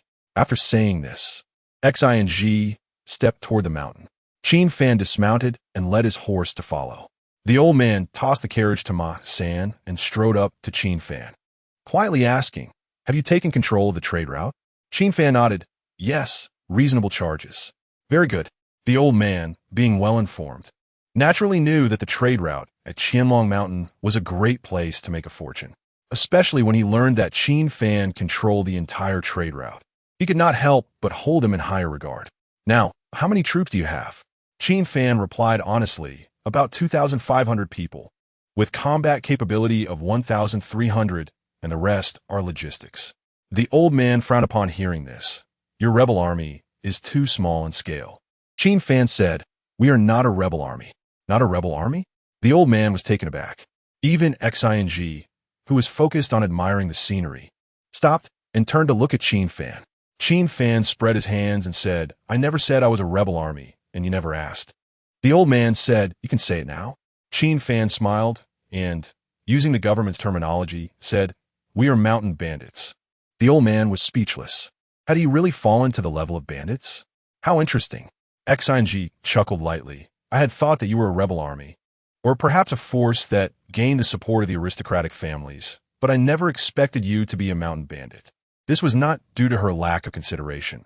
It was just that no matter how she thought about it, she could not associate bandits with the deer-eating house, because it simply felt too discordant. I apologize for disappointing you. Mississippi Qin Fan pretended to be helpless. I am not only not a rebel army, but I also do not have the secret support of the aristocratic families. All I have is the Black Dragon village left by my father. Well, I could be considered starting from scratch, and that's fine too. Qian smiled lightly and said, "Please rest assured, regardless of your identity, the physicians will keep their word. As for what you do and how you do it, it will be up to you to decide. The support from the physicians will continue unconditionally until the day of our agreement." That's refreshing. Qin Fan smiled and walked alongside Qian up the mountain. As they walked, the old man spoke from behind. With this little troop, how did you take control of the trade route? Moreover, given the importance of the trade route, the government will not compromise, right? That is natural. Qin Fan nodded. The government had sent troops to attack the stockade twice. The first time was with gathered officials, and the second time was with 3,000 troops from Yuzhou. Since they were already on the same side, Qin Fan felt no need to hide anything. He recounted all the events that had transpired after returning to the stockade to the old man. After listening, the old man's eyes could not hide his shock. After all, when Qin Fan returned to the stockade, there were only a little over 100 people. Yet he had managed to eliminate 3 groups of mountain bandits and almost completely annihilate 500 officials and Yuzhou troops in such a short time. Such achievements would be considered outstanding across the entire Jiuzhou. The old man understood better than anyone the combat effectiveness of the Yuzhou troops. Compared to the old man, Qian's face remained calm. If someone from Shirlu House couldn't even accomplish this, then the Zhulu Academy would be too cheap. However, she did not tell the old man about Qin Fan's significant identity. It wasn't that she didn't trust the old man, but some things couldn't be leaked. As the head of the medical family, Qian not only understood etiquette, but also understood the rules. Your situation is concerning. The old man sighed lightly. Now, they not only needed to guard against the court, but also pay attention to the movements of the rebel army. Qin Fan smiled and said nothing. He naturally knew that Qianlong Mountain was a big piece of meat. War is fought with money and supplies, and no matter which rebel army it is, they are all severely lacking in funds and provisions. The reason the rebel army hasn't moved on Qianlong Mountain is that they are entangled in a tough battle with the northerly court. But one day, when the rebel army finds the opportunity, it will be a different story. Uncle Lin, Qian looked at the old man and said softly, "I took on the promise you made to the young master to teach some blacksmiths. Apart from this matter, we just need to focus on our medical duties. As for the rest, the young master will have his own decisions." "I apologize, miss. It was my slip of the tongue." Uncle Lin bowed. Qin Fan looked at Qian and said softly, "There's no need to be so harsh, right? This is not harsh, but rules." Qian and Qin Fan locked eyes, and she said gently, "If the young master encounters something he cannot decide, he can ask the medical family. If we know, we will certainly speak candidly. If the young master does not ask, we cannot answer. Otherwise, it will affect the young master's judgment." While talking, the group arrived at the stockade gate. The personnel on duty at the gate tower had already received notice from the patrolling personnel, and at this moment, the drawbridge had been lowered, and the gate was wide open. Uncle Lin looked at Hailong Stockade and said softly, "If I remember correctly, this stockade used to be the garrison of the Qin army, right?" "That's right." Qin Fan nodded. "Sigh." Uncle Lin sighed heavily. Qin Fan asked, "May I ask why you sigh?" At that time, the master suggested the king withdraw from Hailong Stockade. But unfortunately, the king did not listen and insisted on retreating to avoid battle. As a result, Uncle Lin did not continue, his eyes filled with unwillingness. One misstep leads to another. In a desperate situation, not everyone can think carefully. As they spoke, Qin Fan and the others crossed the drawbridge and entered the stockade. Many people on the gate tower were staring at Qian and whispering. The stockade leader is impressive. It hasn't been long since this trip, and there's another one. I think this lady is no worse than the one who came a few days ago. and this one has an indescribable aura about her. How should I put it? Just looking at her makes one feel at ease. Don't talk. The stockade leader is looking this way. Hearing the discussions, Qin Fan glared at them fiercely and then looked at XNG, saying, I'm sorry. They're all rough people and speak without thinking. It's fine. XING smiled lightly. She didn't mind these things. Qin Fan walked while recalling the conversation he had just heard, frowning slightly. The one who came a few days ago? What the hell? Did something happen while I was out of the stockade? Chapter 48. The Sword Armor of the Nine Tripods, the Chief. As Qin Fan was deep in thought, Chun Yi and Sun Air approached. The two paused upon seeing XING and Uncle Lin. Who are these two? Asked Chun Yi, the leaders of the medical faction. Qin Fan introduced, then instructed the two, do not disclose their identities to anyone except for Uncle K and the Black Dragon Guards for now. Also, prepare 2 rooms for Miss Xian and Uncle Lin to stay in. I'll take care of it, Sun Air volunteered. I'll go with Uncle Lin to help choose a suitable place. XING understood that Qin Fan had just returned to the stronghold and had many matters to handle, so she felt it was inappropriate to stay. All right, Qin Fan nodded. After XING and the two left, Qin Fan asked Chun Yi, have the supplies and medicine from the merchant convoy arrived? Also, how are the injured? The goods have all arrived. Chun Yi sighed lightly and continued. However, 3 people were too seriously injured to wait for the medicine to reach the mountain, but the condition of the other injured has stabilized. Good. Qin Fan turned and signaled Ma San to take out the registered identity tags, then handed them to Chun Yi, instructing him to inform the toll station that these 5 people are exempt from a year's toll. Chun Yi accepted the note and followed Qin Fan as he spoke. Chief, there's one more thing. Speak. A few days ago, a woman came to the stronghold looking for you. In a situation of unclear allies and enemies, I impersonated you, but was exposed due to Sun Air's oversight. And then, she left a sword and walked away, saying that the chief would know who she was upon seeing the sword. During their conversation, they had already entered the council hall.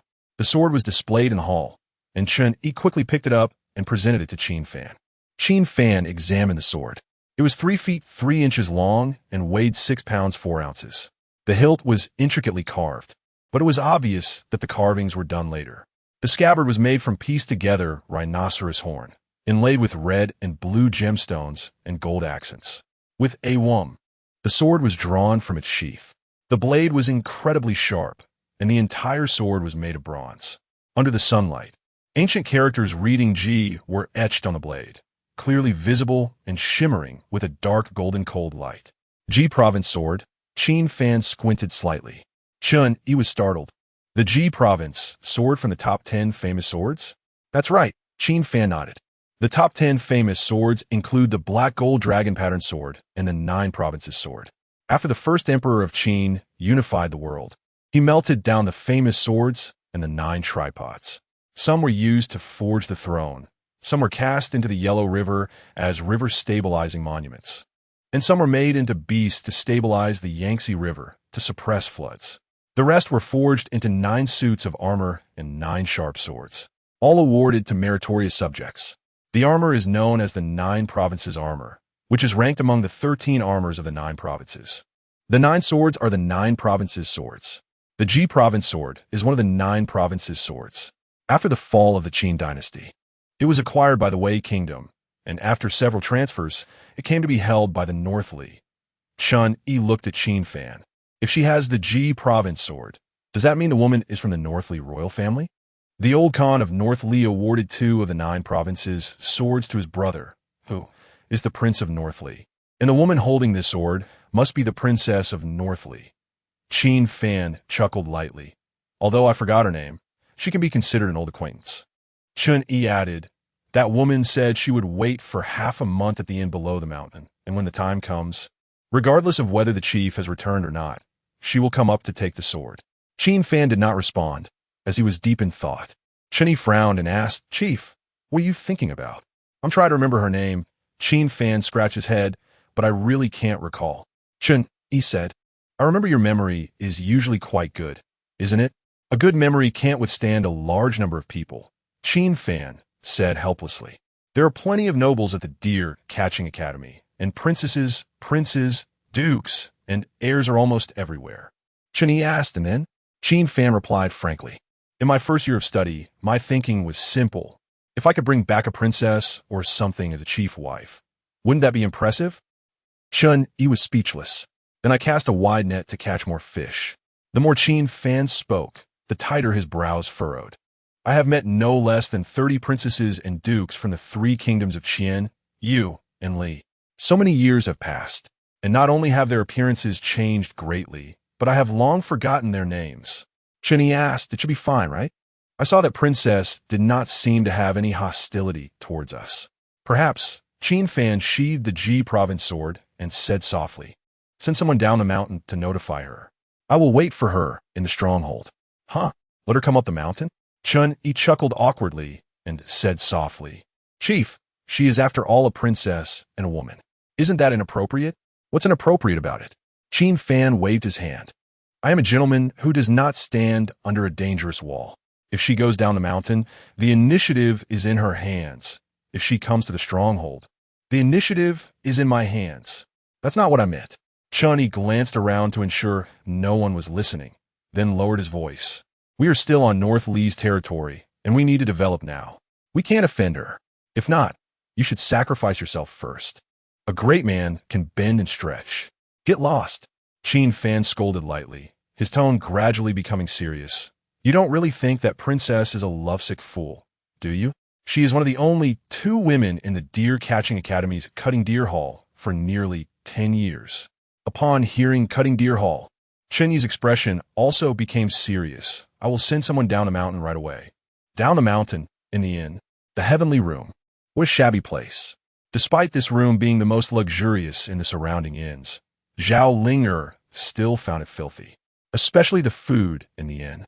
She hardly touched her chopsticks. Princess, if it doesn't work out, we should go to the official government office first. Lin Zhong stepped forward to bow. I will personally wait here. If there is any news, I will immediately inform the princess. No need. Zhao Linger stirred a yellow flower fish with her chopsticks. At that moment, there was a knock at the door. Come in. As Lin Zhong's voice fell, a subordinate entered the room and bowed. Princess, there is news from the Black Dragon stronghold. Qin Fan has returned to the stronghold. He has returned? Zhao Linger, his face brightened, and she immediately stood up and asked, where is he? The subordinate replied, the messenger said that Qin Fan is waiting for the princess in the stronghold. How dare he? Lin Zhong's face turned ashen. Shut up. Zhao Linger glared at Lin Zhong. Where do you get the nerve to judge who this princess wants to see? My subordinate spoke out of turn. Lin Zhong bowed deeply. He was filled with confusion. Who exactly was Qin Fan that could make the princess treat him this way? Kumin. Zhao Linger walked to the copper mirror and adjusted her clothing. Your subordinate is here. The subordinate entered the room. Prepare a horse for this princess.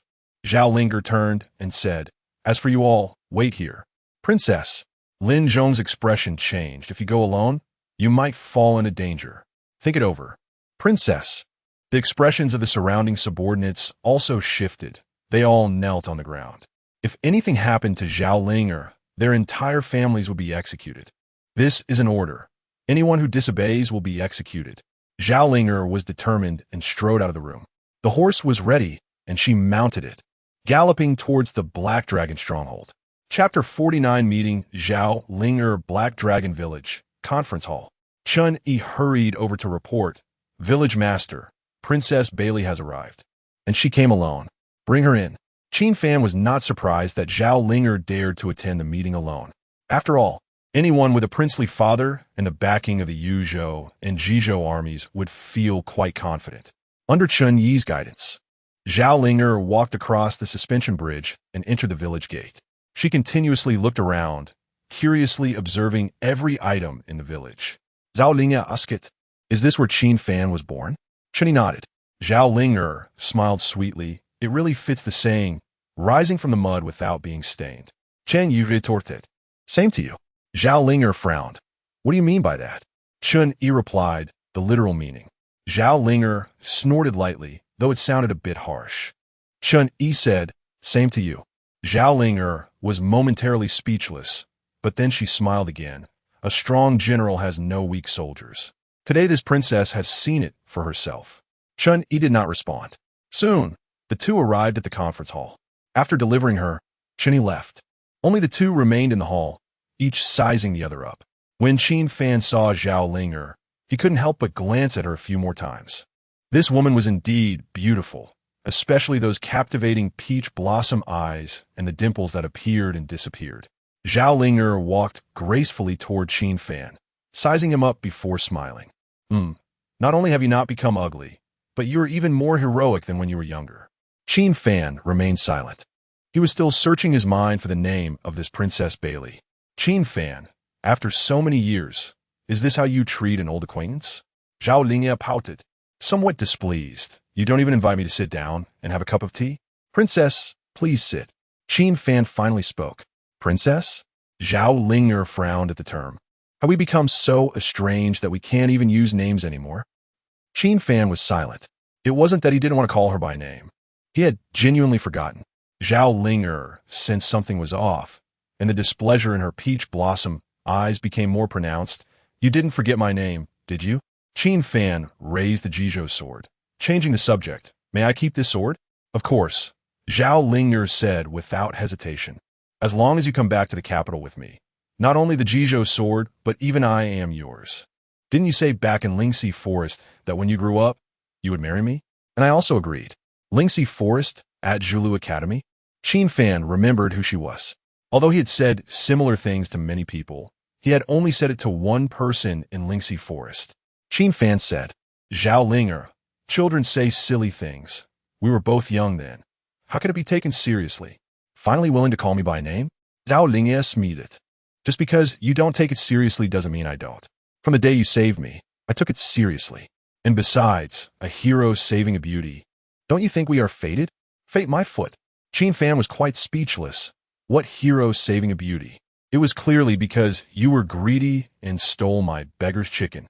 You said you had never eaten it, but you choked on a chicken bone while wolfing it down.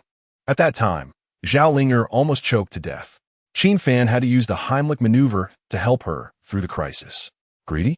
What's wrong with eating your chicken? Zhao Linger smiled sweetly, questioning, why don't you marry me? Is it because I'm not beautiful or are you blind? Qin Fan said, you came here to waste words with me? Of course not. Zhao Linger walked to Qin Fan's side and said softly, I hope you can contribute to the court, and we can change the current situation of the Li country together. Qin Fan shook his head, not interested. Not interested. Yet you still remain in the 16 prefectures of Yanyun? Zhao Linger stood in front of Qin Fan. The Qilong has gone to the Qian country, and the Lifan has gone to the Yu country. Yet you are the only one still in the Li country. Staying here is precisely to achieve merit and not waste your skills, right? I can guarantee you that as long as you go to the capital within a few years, you could become a marquis. Qin Fan and Zhao Linger exchanged glances, softly saying, you should understand, Han and Li are different. Zhao Linger replied, indeed. It is difficult for Han people to get ahead in the court, but you are different. You are one of the deer eaters. The court will definitely value you. Qin Fan remained silent because Zhao Linger misunderstood his meaning. What he wanted to say was that any man with blood in his veins would never work for another race. Zhao Linger continued, also, why do you occupy the Qianlong Mountain Business Road? Are you short on money? If you need money, you can tell me. Or do you like this bandit life? If that's the case, then you are wasting the teachings of your master. Different ambitions cannot work together. Qin Fan stood up and handed the Jizhou sword to Zhao Linger. If you can find me, it must be that the Lin family is behind you. You should know what he has done. Zhao Linger nodded, I know a bit. He has been at Qianlong Mountain for 5 years. Do you know how many people have died unjustly in these 5 years? How many common people have starved to death in the streets? And how many young women have been sold to flower boats to please high-ranking officials in the court? Qin Fan's tone became increasingly serious. The sage said, indulging in material things leads to loss of ambition, and indulging in people leads to loss of virtue. A group of people who have abandoned virtue. You want me to flow with them? Zhao Linger, had I known you would be like this today, I would not have saved you back then. Zhao Linger lowered her head upon hearing this, softly saying, there are many reasons you do not know. My elder brother needs a large amount of money to change the situation in the court. He wants to abolish the right of the first night, to save more innocent Han people. The master said, the way of heaven is fair, to save people. One must first kill. Therefore, some sacrifices are inevitable. You're not wrong. Qin Fan scoffed. Some sacrifices are inevitable. But is your elder brother really doing it for the common people? Zhao Lingye fell silent. Qin Fan continued. He is only trying to consolidate imperial power and prolong the rule of Northly. He is doing this for a land that does not rightfully belong to you. Doesn't belong to us? Zhao Lingye frowned, looking up at Qin Fan. Then who do you think it should belong to? Chong? You? Or the previously glorious Qin Empire? None of them belong. Qin Fan shook his head. The land belongs to the common people, and the common people also belong to the land. Qin Fan, are you crazy? Zhao Lingye changed her expression, reaching out to grab Qin Fan's sleeve. Your thinking is too dangerous. No one will agree with you. If you act like this, whether it is the 3 countries of Chong, you, and Li, or the aristocratic families, they will eliminate you at all costs. Even if you are one of the 3 deer eaters, you cannot be protected. The world is drunk, and I am the only one awake. Qin Fan spread his hands. So, I would rather live in seclusion on Qianlong Mountain than serve the 3 countries. Zhao Lingye frowned. Seclusion? Qin Fan nodded. To farm on Qianlong Mountain with a group of homeless people, being self-sufficient, isn't that beautiful? Then why do you control the business road? Zhao Lingye released Qin Fan's sleeve and turned away. You should know how profitable the business road is. What you are doing will not only offend the court, but also attract those wolf-like rebel armies. In that case, how can you live in seclusion? As the princess of Northly, Zhao Lingye naturally referred to the righteous army as rebel armies. Qin Fan said, that's why I need money to protect myself. Without money, I have no weapons. In chaotic times, having food but no weapons is like being a fish on a chopping board, waiting to be slaughtered. In the end, it just becomes a wedding dress for someone else. You can live in seclusion. Zhao Lingye looked at Qin Fan with a complex expression, but you must leave Qianlong Mountain, and then take your people to another place. If you need money, I will give it to you. Qin Fan shook his head. Zhao Lingye frowned. So you won't leave, even if it's like this? Qin Fan said, my parents' grave is here, and Black Dragon Village is the only memory my father left for me. How can I leave? Uncle is gone? Zhao Lingye was taken aback. She remembered clearly that while chatting with Qin Fan at the Zhulu Academy, he had said that Wang Bin was in good health. Qin Fan's expression darkened. You should ask your loyal dog at home. If it weren't for him, my father wouldn't have relapsed. Zhao Lingye's expression changed, and for a moment, she didn't know what to do. Even her voice became tense. I'm sorry, Qin Fan, Qin Fan said seriously, if I were to truly work with you all, what face would I have to meet my father 100 years later? Zhao Lingye explained, I really didn't know about this. Qin Fan turned his back to Zhao Lingye and said softly, I know. Zhao Lingye wanted to say something, but hesitating. She tried to speak several times, but ultimately couldn't say a word. You should go back. Qin Fan, holding the hilt of the dragon pattern sword, continued. At the same time, I don't want to be threatened by the authorities. Because I understand that whether it's the Yuzhou army or the Jizhou army, most of their troops cannot leave their garrison, and the few troops that can do not pose any threat to me. As for the other forces of the court, the rebel armies across the regions are enough to keep them busy. Right now, I just want to farm well and hope no one disturbs me. Zhao Lingye remained silent, because she understood that perhaps others did not know the situation of the war, but Qin Fan surely did. Sigh. Zhao Lingye sighed lightly, took a small step, hugged Qin Fan from behind, her cheek resting against his back, and softly said, I will give you an explanation. After saying that, she released Qin Fan and walked out of the hall with big strides. But just then, Qin Miao ran in joyfully, shouting as she ran, You're finally back. I suddenly thought of, before she could finish her sentence, she encountered Zhao Lingye face to face. Qin Miao was taken aback when she saw Zhao Lingye, murmuring to herself, such captivating eyes. Zhao Lingye slightly furrowed her brows when she saw Qin Miao. She thought that not only was Qin Miao beautiful, but she also had a heroic air about her. Most importantly, Qin Miao referred to Qin Fan not as the village chief, but as you. This made Zhao Lingye ponder deeply. Nevertheless, she did not stop her steps, as she had her own pride. After Zhao Lingye left, Qin Miao looked at Qin Fan in a daze. Who is she? Why have I never seen her before? Don't ask what you shouldn't. Qin Fan spoke, reminding her, Next time, in a place like the council hall, remember to call for the village chief before entering. Qin Miao murmured softly, "Sorry, village chief. I was too excited and forgot." Qin Fan asked, "What do you need from me?" Chapter 50. There is wine, tea, and beggar's chicken before the spring. Qin Miao asked, "Do you remember the last time the Yuzhou army attacked the stockade?" Qin Fan was speechless. "Do I have such a bad memory? Just get to the point." "When we were fighting the Yuzhou soldiers in the mountains and forests, I found that the use of bows, crossbows, long knives, and heavy guns was greatly limited. The only weapon that was less restricted was the spear. And since the Black Dragon stockade is on the mountain, if there are enemies attacking the stockade in the future, we will inevitably engage in mountain and forest battles again. So after returning to the stockade, I kept thinking about whether there was a weapon more suitable for mountain and forest combat than a spear. And then I came up with one." As Qin Miao spoke, her eyes sparkled with excitement and enthusiasm. Qin Fan curiously asked, "What kind of weapon?" "I'll go get it for you. It's outside the hall." Qin Miao ran out of the meeting hall and returned shortly after, holding 2 long white wooden rods, with hooks on the top and hard iron rings on the bottom. In combat, the hook can be used to cut or pull, and the iron ring can be used for striking. Qin Miao began to explain the weapon. If necessary, dozens of these weapons could be linked together to create tools for climbing mountains and crossing ridges, suitable for climbing cliffs, tall trees, or city walls, making them very suitable for mountainous combat. Talented. Qin Fan's eyes lit up, and he looked at Qin Miao with newfound respect. "You think it's feasible too, right?"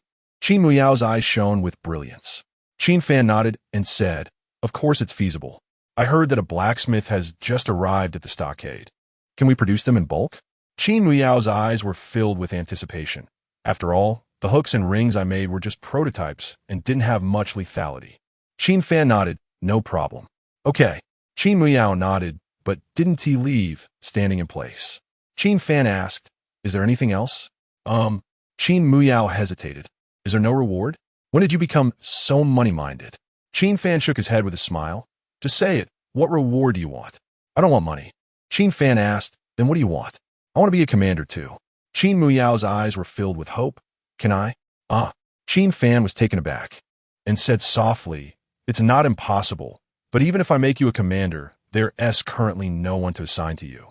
Qin Miao raised 2 fingers and pleaded, "Sun Air Bao and Arrow soldiers have many people. Can you spare me 200? It's possible, but..." Qin Fan was a bit worried. Although commanders don't need to participate in martial arts drills, the soldiers are about to conduct drills to assign positions. "Are you sure you can manage those 200 soldiers? If a commander cannot control their soldiers, it could lead to big problems." "I can." Qin Miao's eyes were determined. "In that case, let's wait until after the drills, and then I'll give you the men." "Thank you, Stockade Lord." Qin Miao happily left the meeting hall. Qin Fan walked towards the front of the seat, still carrying the fragrance of the sachet worn by Zhao Ling. He had deceived Zhao Linger, but it was a kind lie. Those who hunt deer possess dragon-slaying techniques. How could they live under someone else's roof? He wanted a farm, but wouldn't hide from the world. The reason he didn't tell Zhao Linger the truth was that the current situation of Beili was just as he had said. They simply couldn't spare extra troops to deal with Qianlong Mountain. Therefore, telling her the truth would only add to her sorrow. He couldn't just tell her, "I want to recover the 16 states of Yanyun and then gradually nibble away at Beili." Could he? Half an hour later, at the inn at the foot of the mountain, Zhao Linger dismounted and strode into the Tianzi room. "Princess, you're back." The attendants and Lin Zhong breathed a sigh of relief when they saw Zhao Linger was unharmed. At this moment, Zhao Linger had a cold expression, and the more she thought about it, the angrier she became. When she saw Qin Miao, she left without saying a word due to her pride. But it was this pride that ignited a fire in her stomach as she left. The anger grew stronger until she returned to the inn, reaching a point where she could no longer contain it. Zhao Linger's gaze was indifferent as she lightly scolded Lin Zhong. "At your service," Lin Zhong bowed. "Kneel." Zhao Linger stood up, gripping the hilt of her sword. Lin Zhong was taken aback, then frowned, but he still knelt down. Zhao Ling ordered the 2 attendants, "You, too, restrain him." The attendants immediately controlled Lin Zhong. "Your Highness, what are you doing?" Lin Zhong's face changed dramatically. Zhao Linger drew her Jizhou sword, its blade gleaming coldly. Lin Zhong shouted, "Your Highness, I have always been loyal to the young master. Why do you want to kill me?" Zhao Linger looked down at Lin Zhong, slowly raising her sword. "Your Highness, even if you want to kill me, you should let me die with some understanding, right?" Lin Zhong struggled continuously. But as a mere civil official, how could he resist the elite attendants? "We believe in different things. After you die, you will go to the underworld. Once there, you can ask the king of hell yourself." With that, Zhao Linger swung her Jizhou sword down. The blade was incredibly sharp, and with a thud, it cut through Lin Zhong's neck as easily as cutting tofu. The blade of the Jizhou sword did not stain with a drop of blood. Lin Zhong's head rolled away, his eyes wide open, unable to close them even in death. The Jizhou sword was sheathed, and Zhao Linger took a seat, tossing the body onto the mass grave to feed the wild dogs, while the head was sent to the Black Dragon Stockade's drawbridge. Yes, the attendants bowed and left with Lin Zhong's corpse. Zhao Linger took a deep breath, a hint of confusion flashing in her beautiful eyes. She felt an emptiness in her heart, as if she had lost something important. At the Black Dragon Stockade, report. A guard rushed in to report that the patrol found the female attendant who had gone up the mountain before returning again, carrying a wooden box. Considering that the stockade lord knew the woman, the patrol did not stop her. Qin Fan asked, "Where's the wooden box?" "Outside the hall." The guard ran outside and brought the wooden box into the hall. "Open it," Qin Fan ordered.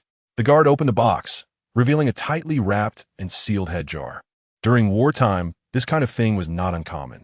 The person opening the box was startled, as no matter how he thought about it, he would never have imagined there would be a head inside. After all, he had assumed that Zhao Linger and Qin Fan were acquainted. Since they knew each other, why would they send a head for no reason? As the seal of the head jar was opened, a bloody smell wafted out, revealing Lin Zhong's head inside. Qin Fan waved his hand with a complex expression. "Stockade Lord, how should we dispose of this?" "Throw it into the ravine." "Understood." As the man was about to leave, Qin Fan called out, "Wait." The man asked, "Does the Stockade Lord have any further instructions?" Qin Fan picked up a wolf hairbrush nearby, wrote a line on the paper, folded it, placed it in an envelope, and handed it over. "You go down the mountain yourself and deliver it to the inn. Give it to that woman." "Understood." The man took the letter and left in haste. At the inn, Zhao Linger stepped out and mounted her horse, preparing to leave. "Miss, please wait." A person rushed over quickly. Originally, Zhao Linger did not intend to pay him any mind, but when she saw he was dressed as a member of the Black Dragon Stockade, she felt a bit of anticipation and did not raise her whip. "This is a message from my Stockade Lord for you." After delivering the letter, the Black Dragon Stockade member left. Zhao Linger opened the envelope, pulled out the letter, and read the words. "There are no spiritual streams or forests on Qianlong Mountain, but there is the Yanyun spring. If one day the floating roots are severed, there will be wine, tea, and beggar's chicken before the spring." Chapter 51. The Aura of Warfare the next morning at Black Dragon Stronghold. The newly cleared mountain fields had already been planted with crops, and Qin Fan personally came to inspect the fields. After observing for a while, he quietly asked, "Have you fertilized the fields?" "Chief, we applied fertilizer before planting," replied Li Erniu's father. He had originally been a combatant, but lost one eye and several fingers while fighting against the Yuzhou army, so he moved to logistics, responsible for the mountain fields. "Not enough." Qin Fan shook his head. "Not enough." Erniu's father was taken aback. "How could that be? The manure from our stronghold and the ash from plants are all good stuff. I've had people apply it all." Qin Fan said, "Using this kind of fertilizer, the yield of the crops won't be enough." "But we've always farmed this way every year." Erniu's father scratched his head and said, "Even the best fields owned by landlords only use some horse and cow manure along with spoiled grains. But for us, we don't have enough food to eat. How can we let food spoil? As for horse and cow manure, we can't afford it. After all, it costs money to buy. Even with the addition of horse and cow manure and spoiled grains, the increase in crop yield is only about 20 to 30%. Qin Fan took a step forward and said while walking, "Right now, we don't have much land, so this farming method doesn't affect us. But if the amount of land increases dramatically in the future, it will be difficult for us to be self-sufficient. The increase in land indirectly represents an increase in military strength and population. If we can buy food, that's fine, But after years of war, food production has already decreased severely. In a few years, we might find ourselves in a situation where we have money but no food. At that time, if we can be self-sufficient, it will give us a competitive edge. I'm a farmer. I don't understand what the chief means. Erniyu's father scratched the back of his head and continued, but my mother told me to do whatever the chief asks, so I'll follow her advice. And Erniyu will listen to his grandmother too. Uncle Lee, let's head back. Qin Fan smiled as he walked back towards the stronghold. Once the situation stabilizes this year, I need to go to sea. Erniyu's father was quite puzzled. What does the chief want to go to sea for? Qin Fan replied, to seek treasure. But I haven't heard of any pirates in the nearby waters. Without pirates, where would the treasure come from? Real treasures are not just gold and silver. Back in the stronghold, Qin Fan went to logistics to take a look.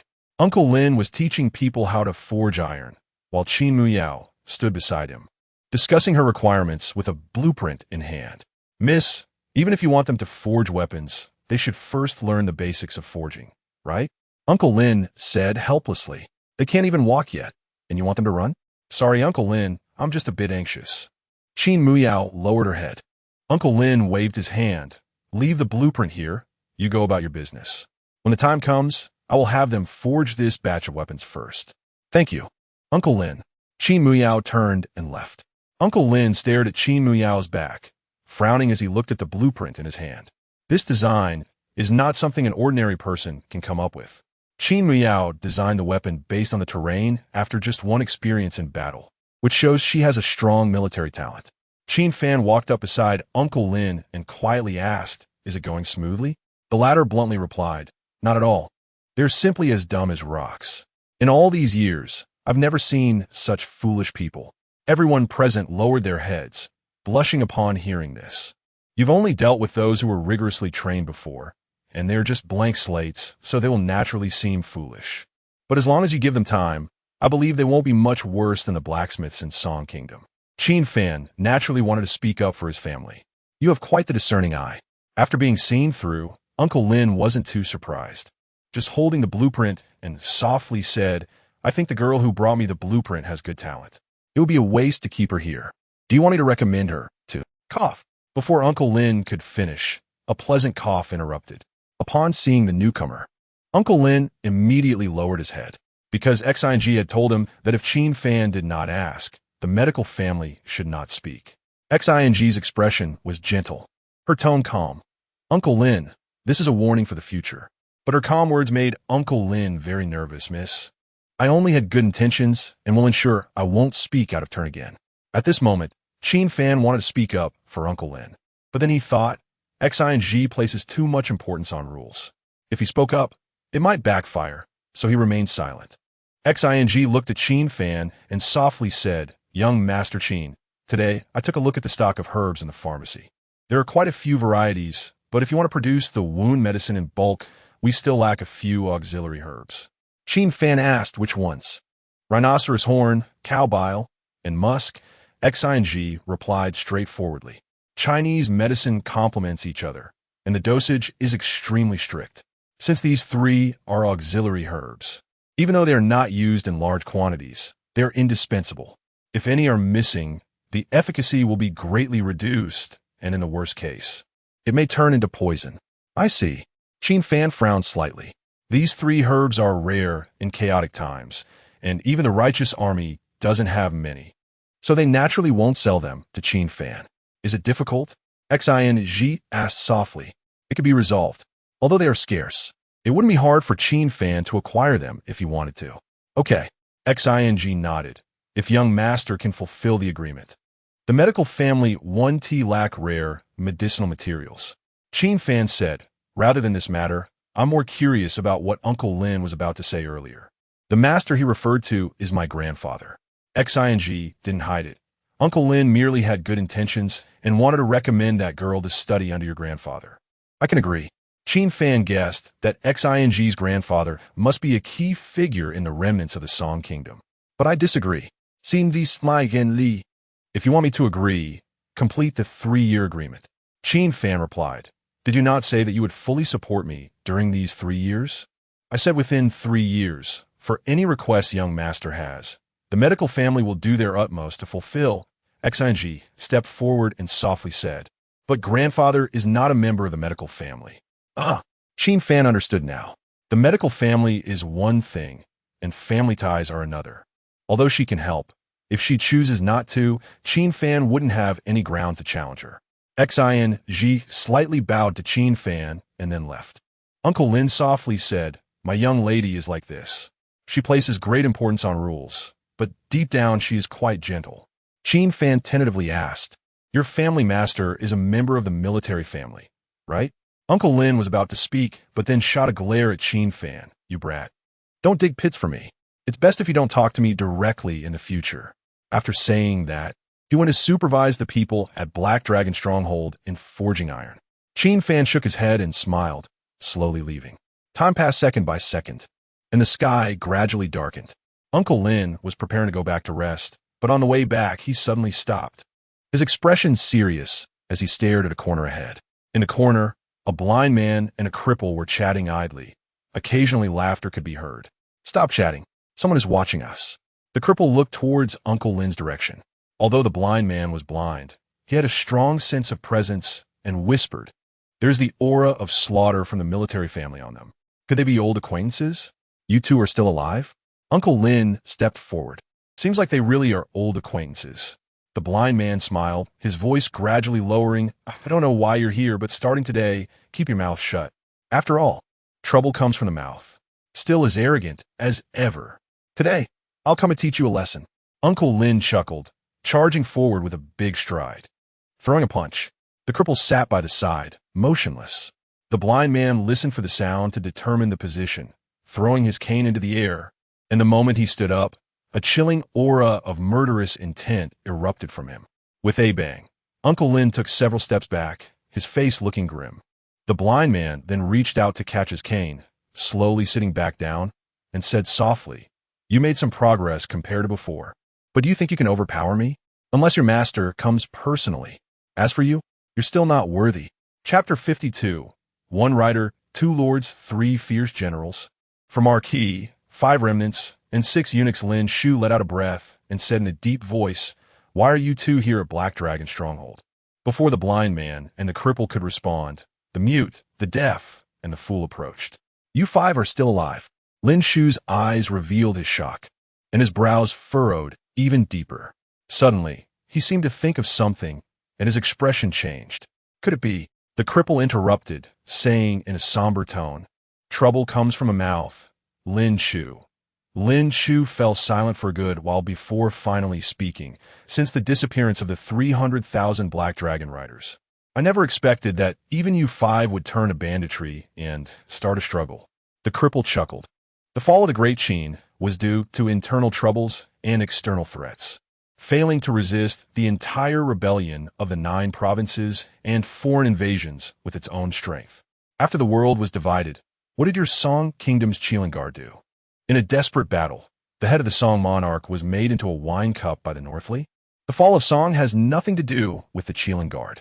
Lin Shu seemed to have touched a sore spot, his eyes reddening. The Qian Guard was the ace army of the Song Kingdom. Indeed, the blind man spoke softly.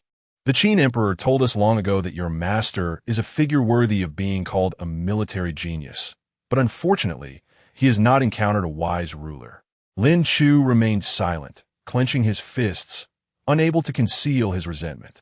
This resentment was partly his own, but more so for his master. "Lin Shu, arguing is meaningless." The cripple stood up and said softly, "You only need to understand one thing. Before the time is right, our identities cannot be revealed." Lin Shu said nothing and turned to leave quickly. He arrived at Xing's residence, standing at the door and greeting Mississippi. "If there's something, come in and talk." A voice came from inside. Lin Shu entered the room. Xing sat at the table, holding a medical book with an oil lamp burning on the table. Lin Shu said softly, "This Black Dragon Stronghold is truly a place where hidden talents gather. It is normal for some extraordinary individuals to congregate in a place like this." Xing's expression remained calm. "But today, I encountered the 5 remnants of the Great Qin." Lin Shu understood what the cripple meant by trouble comes from the mouth. As long as he did not pass the identities of those 5 to Qin Fan, it would be fine, As for whether to report to XING, they did not care. Oh, XING showed some interest, putting down the medical book. I heard my grandfather say that since the fall of the Great Qin, the remaining forces could be divided into 6. 1 rider, 2 lords, 3 fierce generals, 4 marquis, 5 remnants, and 6 eunuchs. The 1 rider is the universally recognized leader of cavalry, the Black Dragon Riders. The 2 lords are the Marquis of Wuan and the Marquis of Xinling. The 3 fierce generals are by Tian, Wang Bin, and Qin Songhai. The 4 marquis are the Marquis of Wenwu, the Marquis of Huban, the Marquis of Zhongshan, and the Marquis of Qingyuan. The 5 remnants are the cripple, the blind, the deaf, the mute, and the fool. The remaining 6 eunuchs are the most mysterious. Some say they were loyal and committed suicide for the Qin emperor when he died, while others say they hid in the mountains and forests after the fall of the Great Qin. There are also those who say they betrayed their master for personal gain, seeking refuge in other countries before the Qin fell. Lin Chu stood to the side and said softly, "When I went to the back mountain, I saw a grave with the name Wang Bin inscribed on the stone. At first, I thought it was just a coincidence, but after seeing the 5 remnants today, I realized things are not as simple as I thought." XING murmured softly, "Is he the son of Wang Bin?" Lin Chu quietly asked, "Could he be a prince of the Great Qin?" XING replied gently, "If he were truly a prince of the Great Qin, then those guarding him would not be the 5 remnants, but the 300,000 Black Dragon Riders." "What you say is true." Lin Chu nodded in agreement. "But if the son of Wang Bin wants to seize the world, could we have misjudged him? Why can't the descendants of fierce generals seize the world?" XING's almond-shaped eyes reflected the light of the oil lamp as she gently said, "Isn't the Great Qin also a descendant of the evil lie?"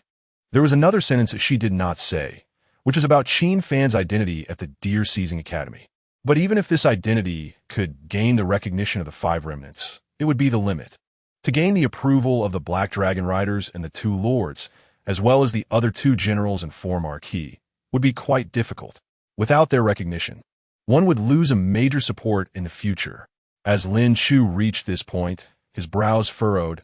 "Moreover, I have a concern. You are worried that the 5 remnants remain by Qin Gongzi's side to wait for the right moment to help the prince of the Great Qin seize the world again?" XING asked. "Yes," Lin Chu nodded. "It is not without this possibility." XING smiled lightly. "But this has nothing to do with us. As long as he can fulfill the agreement, no matter what his future holds, the medical family and I will never abandon him. A scholar dies for his confidant. Even if I misjudge a person, even if I die in this chaotic world in the future, that is my fate." Lankueskid. Should we inform Qin Fan about this? Before clarifying the intentions of the 5 remnants, one should not act rashly, lest it backfire. XIG stood up and said gently, "As for the matter of Wang Bin, I estimate that even if we do not speak of it, he has already guessed the answer in his heart." "Indeed?" Lin Chu nodded, saying softly, "The 20 Black Dragon Guards who accompanied him that day are not simple." XING smiled and said, "Since you can see it, how could Qin Fan not see it?" Lin Chu asked in confusion, "Then why doesn't he make it clear? The Black Dragon Guards are his personal guards.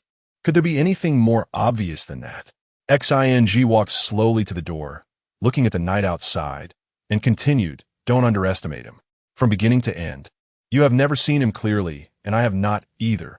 In the study, Qin Fan was intently examining the map of the 9 provinces. How to describe this map? It was somewhat similar to the map from his previous life, yet vastly different.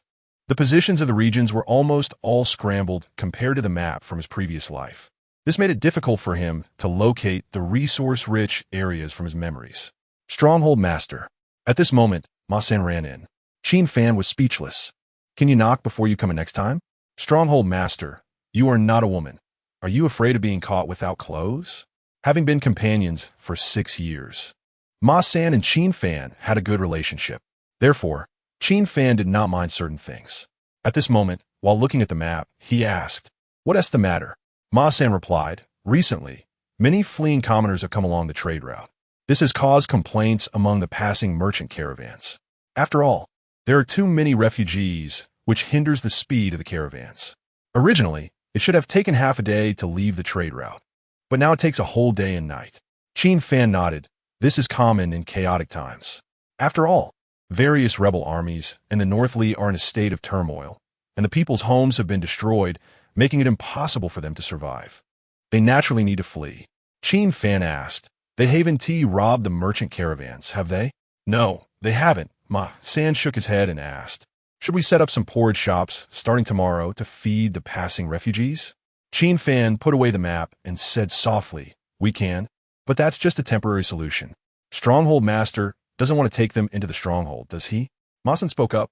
Many refugees have asked me if the stronghold is still accepting people, and I rejected them without thinking. Why did you refuse? Qin Fan frowned. Don't rush to scold me. I have my reasons for rejecting. Ma San chuckled, although we haven't even passed the initial test of the Deer Seizing Academy. Being a companion reader counts as having some education. I noticed that most of those refugees are over 40, and many have white hair. Can I take them in? If I do, wouldn't that mean they come in for free food and drink? Our Black Dragon stronghold may rob the rich to help the poor. But we can't just feed a bunch of people for free, can we? At this point, Ma San leaned closer to Qin Fan and asked, does this count as me relieving your worries? Qin Fan stood up and said, relieving worries? You are adding to my troubles. Why? Ma San was taken aback. Qin Fan asked, do you know why this group of refugees is generally older? Ma San shook his head. Qin Fan said, that's because their children and grandchildren were all conscripted by the court or the rebel army. Ma San replied, so what? What does that have to do with us? Their children and grandchildren weren't conscripted by us. Since it was the court and the rebel army that conscripted them, it should be the court and the rebel army that take care of their old age. We haven't benefited at all. We can't be expected to clean up this mess for the court and the rebel army, right? You're right. I want to take care of them. Qin Fan's eyes sparkled with brilliance. What the court and the rebel army do not want, I want. Not only do I want it, but I will also ensure they are well fed and taken care of. Ma San frowned and asked, so what do you want from this, Chief? Can you think outside the box? Qin Fan helplessly reminded him. They're the parents and wives of most of the rebels. I understand now. Ma San suddenly realized that if one day the rebels targeted Qianlong Mountain's business, we could turn the tables on them. Exactly. Qin Fan nodded. In ancient times, children protect their parents, and there is no crime. If a child accuses a parent, regardless of right or wrong, they would first receive a beating, because they value the concept of filial piety far more than modern people do. Even in modern times, there are very few beasts who would harm their parents, let alone in ancient times. You need to leave the camp immediately, personally supervise the business, and put up a notice. At this point, Qin Fan waved his hand and said, no, there's no need to put up any recruitment notices. After all, very few common people can read. They wouldn't understand. Just have the brothers take turns shouting to recruit people for the camp. If any refugees want to join, regardless of gender, age, or number, take them all in. Yes. Ma San quickly left. Qin Fan's dark eyes narrowed, and a smile could not be hidden from the corner of his mouth. The various rebel forces and the northernly court.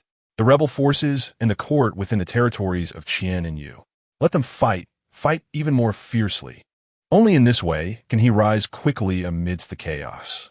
This hidden dragon of his can finally emerge from the depths, and that time will be the true beginning of the chaotic world. Chapter 53. Accumulate grain, expand the camp, and delay claiming kingship the night was as dark as ink. Ma San personally supervised the trade route.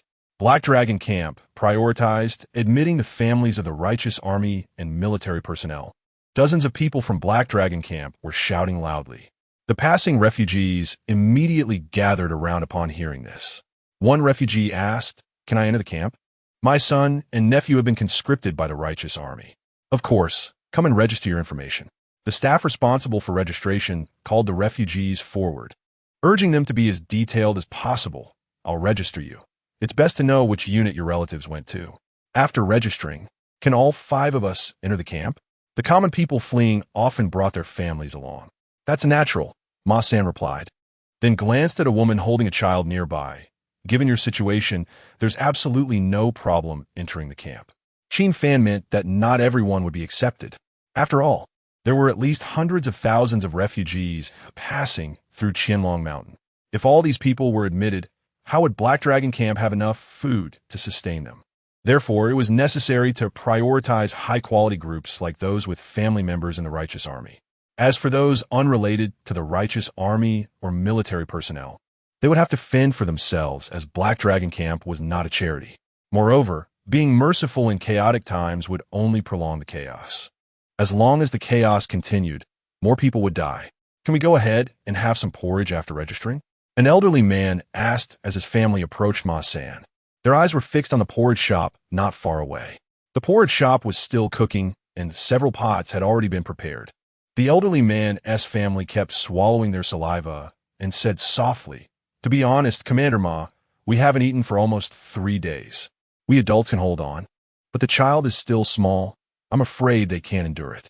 You can go directly up the mountain." Ma San pointed to the path leading to Black Dragon Camp, where markers have been set up. There was a porridge shop within a mile, along with freshly baked pancakes.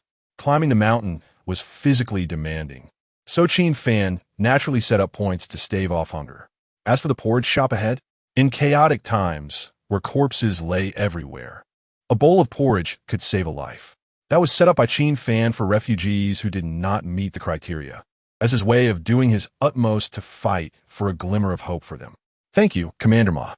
The old man led his family up the mountain. They hadn't walked 500 meters before they saw the porridge shop. "1 bowl of porridge and half a pancake for each person," Liurnia shouted. After finishing the porridge, "Do not linger. Save the pancake for the journey up the mountain." As more qualified refugees registered, many unqualified ones were filtered out. They arrived at the trade route where the porridge station was set up. "Go get your porridge ahead, finish it, and leave immediately. Do not linger," to free up space for those coming later. Sigh. Whether they could survive depended on fate. "We are still too weak.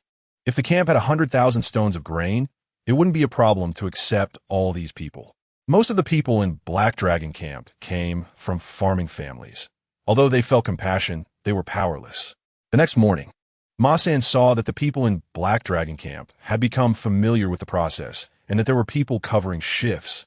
So he yawned and returned to the camp. Camp leader.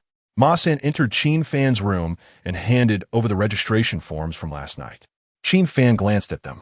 Most of the registrants were family members of the righteous army. As for military families, there were only a pitiful few. Out of 1,000 registered households, only 3 or 4 belonged to military families. This didn't mean that Beili cared about the overall situation and ensured the survival of military families. Rather, Qianlong Mountain was situated at the border between Yuzhou and Jizhou, and the military families in the border areas were inherently few. So there were very few military families among the people fleeing from Qianlong Mountain. The direction of military family escape was mostly towards the central areas where the righteous army and the court were fiercely engaged. Of course, whether in modern or ancient times, family members of fleeing soldiers are almost always soldiers themselves. As for officials, before the battle even started, their families were already arranged in safe and prosperous areas. Ma San took a sip of water and said softly, "Camp leader, you said the righteous army and the court are fighting like this. Yet the Yuzhou and Jizhou armies still haven't gone support. It's not that they don't want to support. It's that the border troops cannot move." Qin Fan put down the registration list and stepped outside. "That's why I said the court has no time to deal with us. Not only Beili, but Qianyu and Yu countries are not faring much better. But regardless of how the 3 countries are fighting, once anyone moves the border troops, they will be the first to be consumed. Even if the border troops don't move, doesn't T. Beili still have 200,000 guards?" Ma San walked beside Qin Fan. After all, they are Beili's trump card. Dealing with the temporarily assembled rabble of the righteous army should be easy, right? "You underestimate the number of the righteous army." Qin Fan turned around. "And one more thing, although they are trump card, it depends on whose hands they are in. Currently, Beili's guards are in the hands of the new Khan, and their only task is to defend the capital." At this point, a figure of Zhao Linger flashed through Qin Fan's mind, and he said softly, "To be honest, it's fortunate that these guards are in the hands of the Khan.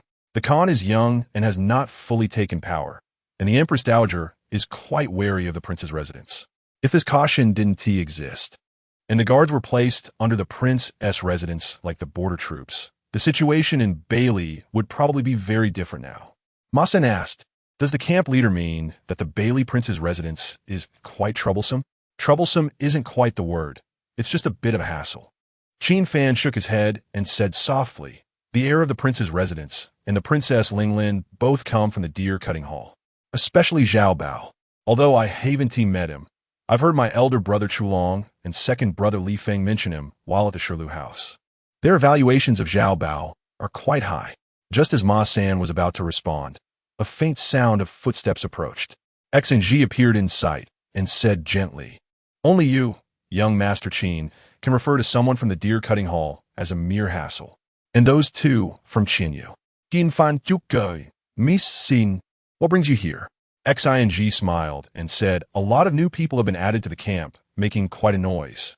I couldn't concentrate on my studies, so I thought I'd come out for a walk. As I walked, I ended up here with you. Please. Qin Fan invited Xing into the room. She nodded slightly and stepped inside. Qin Fan looked at Ma San and said softly, aren't you going to rest? Ma San hesitated. Qin Fan said, if you have something to say, just say it. Miss Xing is not an outsider. Ma San said, camp leader, I thought of something on the way back to the camp. Do you think Zhu Shirlu would be in danger among the righteous army? If it doesn't work out, should we invite him to join the camp? Everyone has their own fate. Qin Fan shook his head and said, moreover, he wouldn't be willing to play second fiddle. All right then, I'll go rest. Ma San said before trying to leave. But before he could exit the room, Qin Fan stopped him and said, you mentioned Zhu Shirlu, which reminded me of something. After you wake up, go to the camp where he is located and tell him one thing. Ma San asked, what is it? Qin Fan squinted slightly and said softly, the military families are fleeing towards him. Ma San was taken aback. The camp leader meant to have Zhu Shirlu take in the military families? Yes. Qin Fan nodded. But if that happens, will he become our enemy in the future? Ma San wanted to bring Zhu Shirlu into the camp, but he didn't want him to continue growing stronger in the righteous army. After all, the righteous army was also one of Black Dragon Camp's potential enemies. No one could predict what would happen in the future. Qin Fan took his seat and smiled, saying, but for now, the enemy's enemy is a friend. Good. Ma San nodded and left in big strides. Qin Fan looked at Xing and said, Miss Xing, if you have something to say, just say it. Xing got straight to the point. I assume that young Master Qin has his own plans for bringing so many elderly and children into the village. If that's the case, then you need to hurry up with the 3 herbs. Qin Fan replied, I'm afraid we'll have to wait a while longer. After all, the current situation is too turbulent. Xing gently said, but time waits for no one. Qin Fan detected the hidden meaning in her words and softly asked, what do you mean, miss? Although the medical family has fallen, their medicine store remains intact. Xing's delicate fingers moved slightly as she softly said, if you think it's appropriate, I can make an advance payment. What's the cost? Qin Fan understood that such arrangements would definitely come with a price. Xing said, the medical family has a wordless medical classic. After the Song dynasty fell, my grandfather brought it to Sana County, but later offended the powerful in Beili and was looted, losing both the gold and silver in the house, as well as the wordless medical classic. I have found out that the powerful individual is the heir of the Southern King's mansion in Beili. Qin Fan asked, are you saying that you want me to help retrieve the medical classic? Exactly. Xing nodded and gently said, if you agree, regardless of success or failure, the medical family can make an advance payment for the herbs. Once you retrieve the medical classic, the medical family store will be at your disposal, regardless of whether the 3-year agreement is completed. Qin Fan inquired, then how much is this advance payment? Xing replied, for tens of thousands of people. All right, I agree. Qin Fan responded. Xing said, have you thought it over? The heir of the Southern King's mansion is in the capital, and this is not something that can be done in a short time. I have my own ways. Qin Fan lightly laughed and shook his head. If you had mentioned this to me a few days earlier, it might have been easier. Xing fell silent for a moment, then stood up and said, since it's settled, I will have Uncle Lin go down the mountain today. Within 10 days, the required herbs will be delivered, and you just need to have someone receive them. Although there were only Xing and Lin Chu in the Black Dragon village, the medical family still had a considerable workforce. It was just that due to the incomplete agreement, the others from the medical family could not show themselves for now. All right, Qin Fan nodded. After discussing the matter, Xing left. Qin Fan then went to the study, as there were many things that needed his attention, the most important being food supplies. Qin Fan called Chun Yi over and handed him all the silver notes and gold and silver from the village, saying, "You personally take a group out of the village to buy grain. The more, the better." Chun Yi nodded and left in big strides. Qin Fan felt very assured leaving this matter to Chun Yi, as he was probably the most meticulous person in the Black Dragon village besides Qin Fan. The next morning, before Ma San left the village, Qin Fan called him to the study. "What's wrong?" Ma San asked. After leaving Zhu Shilu, "You need to go to the capital again, to the prince's mansion," Qin Fan said as he took out a letter and handed it to Princess Linglin. The reason for sending Ma San was that Zhao Linger knew that Ma San was Qin Fan's companion. All right, Ma San accepted the task and left the village. For the next 7 days, the number of refugees entering the Black Dragon village increased significantly. The village, which could originally accommodate over 50,000 people, was nearly full. The number of refugees continued to surge. In the end, Qin Fan had no choice but to expand the Black Dragon village while temporarily accommodating newcomers in the first and second villages. Even the old villages of Feihu Village and Qingfeng Village became backup villages.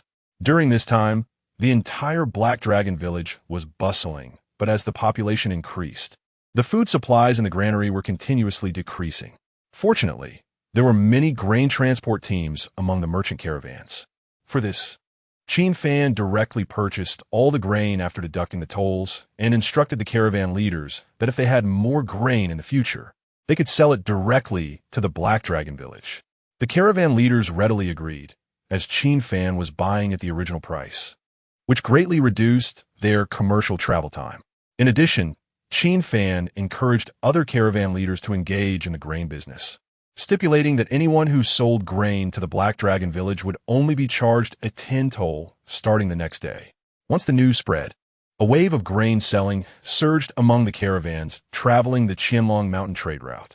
They began to gather grain from major grain merchants and sell it to the Black Dragon village. Qin Fan's current idea was simple: accumulate grain, expand the village, and prepare to claim kingship. Chapter 54. Finally, the rebel army has arrived. The capital city of the Great Dudu, Prince's Mansion. As Zhao Linger just returned, Zhao Bao stopped her. The two went to the study. Zhao Bao got straight to the point. "Did you kill Lin Zhong?" Zhao Linger nodded. Zhao Bao's displeasure was evident in his eyes as he said in a deep voice, "Even if Lin Zhong is 1,000 times wrong, you shouldn't have killed him directly. If you act this way, won't those Han officials feel threatened?" The news reached him because the officials of Qingshui County used carrier pigeons to relay messages. Zhao Linger placed the Jizhou sword on the table, sat down, and took a sip of tea. "When will you change this temperament? After all, she is his own sister." And Zhao Bao couldn't bear to continue scolding her. He asked, "Has Qin Fan's identity been confirmed?" "It has." Zhao Linger put down her teacup and said, "It was precisely because Qin Fan's identity was confirmed that I killed Lin Zhong." Zhao Bao felt a bad premonition in his heart and frowned. "What happened?" Zhao Linger recounted the events and then looked at Zhao Bao, softly saying, "Lin Zhong indirectly caused the death of Qin Fan's biological father. If it were you and me, would we still work with him?" Zhao Bao was silent for a long time after hearing this, then sighed deeply. "How did things turn out like this? It's impossible to ask Qin Fan to help the court now. The only thing we can salvage is not to become his enemy." Zhao Linger slowly stood up and continued, "That's why I killed Lin Zhong and sent his head to Hailing Zai. You did the right thing." Zhao Bao knew the terror of the 3 deer eaters. It was indeed unwise to become enemies over a Lin Zhong. Zhao Bao's gaze gradually became sharp as he said in a deep voice, "But sister, Qin Fan occupies the Qianlong mountain trade route.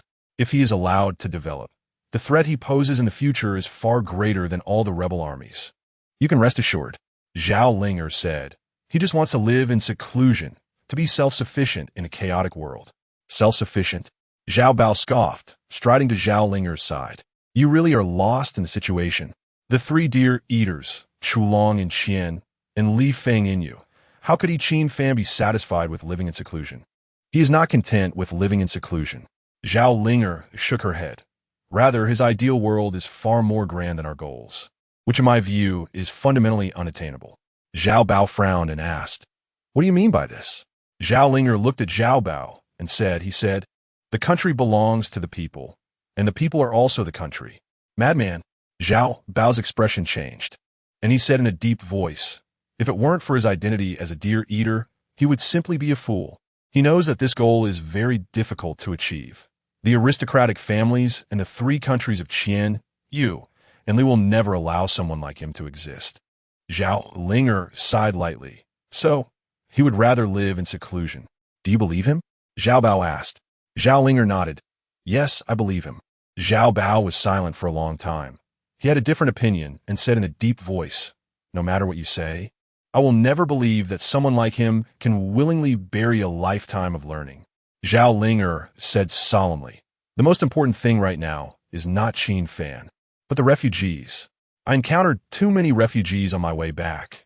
I don't know how many people starved to death on the road and how many resorted to cannibalism. If this continues, it won't be long before more rebel armies appear." Zhao Bao said, "This matter has already been reported to the court by Father." Zhao Linger replied, "It's useless. If those short-sighted guys were willing to listen, would there be so many rebel armies now?"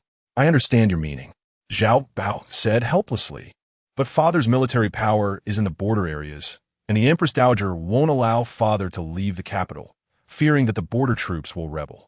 Moreover, within this capital, there are also 200,000 foreign troops stationed, and strong measures simply won't work." Meanwhile, Ma Sen was about to reach the Red Turban Army's main camp. But just a dozen miles away from the camp, he ran into Zhu Shirlu. Ma Sen, brother. Zhu Shirlu, along with dozens of others, got off his horse and smiled as he approached. "How come you are here? Where's our brother Qin? Didn't you come together?" "There are many matters in the camp, and the leader couldn't get away." Ma Sen dismounted and quietly asked, "Brother Zhu, where are you headed?" Initially, he thought they were going to battle, but who brings dozens of people to fight? "Don't mention it. We offended someone we shouldn't have. And now we've been kicked out of the camp to develop on our own."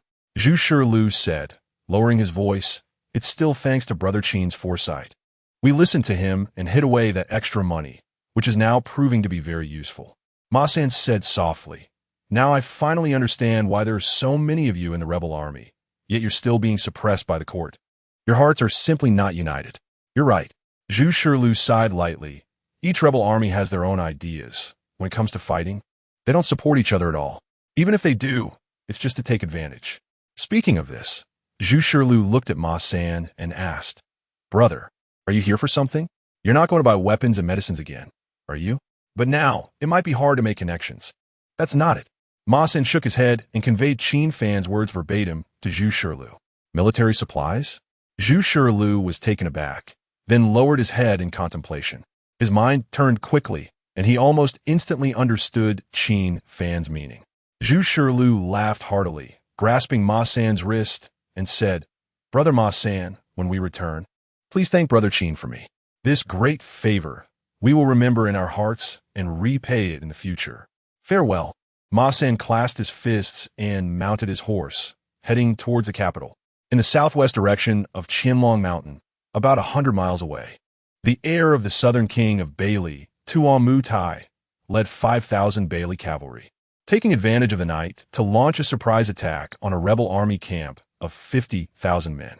Due to the suddenness of the attack and the difficulty of seeing the enemy's numbers in the dark, the rebel army hardly put up any resistance and began to flee. "Ha ha ha, what a bunch of useless trash." Tuan Mutai, clad in expensive armor that protected his body and face in all directions, raised his knife and laughed, his tone laced with disdain. The prince's mansion claimed that the rebel army was difficult to deal with and that they had to be eliminated to avoid future troubles. But how could this group of drunkards be a threat? The prince speaks correctly. A general flattered in agreement. "Send my orders.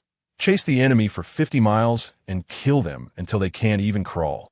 I want to take this achievement back and seek credit from the Empress Dowager. Tuan Mutai's biological mother is the Empress Dowager's sister. Therefore, the Empress Dowager has extreme trust in the Southern King's mansion. Kill." The 5,000 cavalry, receiving the order, charged fiercely with their curved knives, constantly slashing. A full 50,000 rebel troops were chased into a rout by just 5,000 men. However, the number of rebels killed by the cavalry was few. Most died in the stampede while trying to escape. As dawn broke, General, the deputy commander of the rebel army, stepped forward to report the casualties. After hearing the report, the general's expression darkened. Of the original 50,000 men, only less than 20,000 remained. Originally over 10,000 horses. Now there were only less than 5,000 left. During the night attack, many rebels fled without even mounting their horses, resulting in a loss of over 30,000 men and also gifting to Mutai 5,000 war horses. Damn it, who was responsible for the guard last night? The general roared angrily. It was your brother-in-law. Where is he? Bring him out and kill him. He got drunk last night and was beheaded by the enemy scouts during guard. Bastard. The general stood up, his face darkened. What are we going to do now? Not only did we lose half of our horses, but also our food and military supplies. Without provisions, it won't be long before there is unrest in the army. The deputy general said softly, General, this place is not far from Qianlong Mountain. Qianlong Mountain? The general was taken aback. The deputy general continued. Qianlong Mountain is a key point for trade, with great profits. Initially, it was controlled by the government. But I heard from a merchant convoy leader recently that it is now under the control of Heilongzai. Currently, we lack money and food, and our morale is low. It will be better to seize the mountain first, and when we have enough money and provisions, we can leave the mountain later. How many people does Heilongzai have? The general asked. The deputy general replied, about 1,000 or so. The general was not foolish. He wondered how 1,000 people could control trade routes while the government just let it be. The government has sent troops against bandits, but they haven't succeeded. The deputy general leaned in and lowered his voice. As you know, the court is still too busy dealing with us, so they won't send troops to the government. In that case, without a tiger in the mountain, the monkey can be king. The general said, first offer them a deal, send someone to Heilongzai with a letter, inviting them to surrender. If their leader agrees to surrender, I can reward him with the title of captain. Although he had suffered defeats along the way, he still had nearly 20,000 troops. 20,000 troops? How can we look down on mountain bandits? I'll arrange it immediately. The deputy general quickly left. In the evening, the letter from the righteous army arrived at Heilongzai. The letter was delivered by Chun Yi, who had returned with provisions. Qin Fan sat in the main seat, looking at the contents of the letter, feeling a mix of amusement and exasperation. He looked at Chun Yi and said softly, the court offered me a title and position, but the righteous army wants to send me off with a mere captain title. The letter also claimed they had as many as 100,000 troops. Chun Yi smiled and continued, but from the expression of the soldier who delivered the letter, he looked exhausted, clearly having just experienced a defeat. He said they had 100,000. Qin Fan chuckled, but I estimate they might have only 20 to 30,000 at most. Chun Yi suggested, should we send them a reply and probe their strength? Qin Fan replied, tonight, let Sun Air take a few Heilong guards to scout a bit. Before they leave them a letter saying, if the righteous army's general is willing to surrender, I can make him a 100-man captain. Chun Yi smiled without speaking. You go inform the 4 deputy leaders to return to the main camp. Although it might be a bit crowded, the weather isn't too cold now. Let them manage outside for a few days. Expanding the camp isn't something that can be done in 1 or 2 days. Chun Yi said, why not just attack the first and second camps directly? If we get into a disadvantage, we can retreat to the main camp. That won't do. Qin Fan shook his head. Right now, we lack provisions and troops. They are our soldiers. If they die, I would feel heartbroken. After all, we have finally managed to gather the righteous army. I'll take care of it. Chun Yi strode out. That night, the righteous army had already set up camp 15 miles away from Qianlong Mountain. Sun Air and his men arrived at the location. Taking advantage of the night, he and the Heilong guards completed their reconnaissance. Before leaving, a fire arrow shot into the righteous army's camp. This startled the already nervous righteous army, and they thought the Beili cavalry was chasing them. After realizing it wasn't, the guards of the righteous army breathed a sigh of relief and took the letter on the arrow to the general's tent. What a bunch of reckless thieves. The general's face turned ashen after reading it, his eyes betraying a desire for blood. Issue my command. Rest tonight, and at dawn tomorrow, march on Qianlong Mountain. Chapter 55. A gentleman does not stand under a dangerous wall. Heilong Village, study room. Although it was already deep into the night, Qin Fan still couldn't sleep. He He was waiting for someone. After a short while, the person he was waiting for arrived. The village chief, Sun Heir, strode in and reported. According to my reconnaissance with the Heilong guards, the rebel army has at most 20,000 men. Only 20,000? Qin Fan felt a bit disappointed by this answer. Don't be discouraged, village chief. There's good news as well. Sun Heir chuckled and whispered. They have over 5,000 war horses. More than 5,000? Upon hearing this number, even Qin Fan was taken aback. 5,000 war horses was no small number. Ancient cavalry was almost invincible. This was 5,000 horses. If paired well, it would be enough to easily crush tens of thousands in the plains. I was also shocked when I saw it. Sun Heir said softly. Where do you think they got so many war horses from? Unclear. Qin Fan was equally puzzled. At this moment, his eyes narrowed, and he said in a deep voice, but it won't be long before we know the answer. You go rest. Tomorrow we will see a good show. The next day, before dawn, the rebel army began to light fires and cook. After a hearty meal, they immediately marched toward Qianlong Mountain. The commander issued a military order that Heilong village must be taken before evening. The reason for such an order was twofold. First, he believed that the mountain bandits were just a rabble and would probably be scared out of their wits upon seeing 20,000 troops surrendering the village immediately. Second, the rebels' provisions were only enough for lunch. If they couldn't take the village before dark, once the rebels knew they were out of supplies, their morale would collapse in an instant. Soon, the rebel army reached the commercial road. The deputy commander rode up to the commander and flattered commander. When the scouts came with the news yesterday, there were mountain bandits charging fees at the entrance of the commercial road. But today, there isn't a single mountain bandit in sight. Clearly, they have been scared out of their wits and are hiding in the village. Oomph. The commander snorted coldly. Now, even if that damn village chief wanted to surrender, it would be too late. Once I conquer the village, I will crush him to ashes as a warning to others. The deputy commander said, according to the scouts, there are several paths up the mountain, with the pedestrian path being the most. There is only one vehicle path, and it's so narrow that only horse-drawn carts can pass. Commander, should we take the vehicle path or the pedestrian path? To resolve this quickly, we must take the vehicle path. The commander pointed to the over 5,000 cavalry behind him, saying that when those mountain bandits see this group of cavalry, they will surrender without a fight. The deputy commander replied, but on the mountain, cavalry can't maneuver at all, and the terrain of Heilong village is steep. Morale is very important in battle. Cavalry is there to strike at their morale. The commander waved his hand dismissively. Do you really think they have the guts to fight me? The deputy commander shook his head. Of course not. Pass the military order up the mountain. The commander waved his hand, and the entire rebel army moved up the mountain. Heilong village. Qin Fan and Chun Yi stood on the village gate tower, looking down. Soon, a sea of rebel figures appeared on the vehicle path. Due to the narrowness of the path and the cover of trees, the rebels almost formed an endless line. Is this rebel commander out of his mind? Chun Yi found it somewhat amusing. I was puzzled before why they had 5,000 cavalry, but were being defeated by the court. Now I understand. You should know that even the military of Yuzhou at that time did not dare to take the vehicle path, because once they set an ambush here, it would take very few troops to cut them off from the front and back. This is not important. What matters is this batch of war horses. Qin Fan's eyes were fixed on the horses, his gaze filled with greed. This overwhelming luck has finally come to me. At this moment, the open area was crowded with rebels. The commander rode forward, surveying Heilong village, finally fixing his gaze on the suspension bridge. He waved his hand and sent 10 men to shout in unison.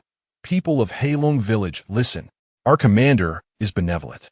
If you abandon the dark and turn to the light, behead your village chief, open the village gate, and lower the suspension bridge, not only will the commander not kill anyone after entering the village, but he will also reward you. Otherwise, we will slaughter everyone and everything inside. After his words, Qin Fan and the others still stood on the village gate tower, and the large Heilong village was as still as a stagnant pool, without the slightest ripple. Attack the village. The commander lost patience and felt insulted. In his fantasy, with so many troops appearing in front of the village, these mountain bandits would surely bow and open the village gates to welcome him. However, he was ignored. Kill. although the rebels were meek in front of the court soldiers. They were full of morale when facing the mountain bandits. This is the nature of those who bully the weak and fear the strong. The rebels surged forward, carrying siege ladders towards the cliff of the suspension bridge. Then they laid down the siege ladders, intending to use them as a bridge to cross the cliff and destroy the suspension bridge. Just as they were putting down the ladders, Yanyun drew his bow to shoot. Qin Fan immediately stopped him, saying, "No killing." If he wanted to kill, he would have ambushed them in the mountains. Even if the rebels reach the suspension bridge, what awaits them will be endless arrows.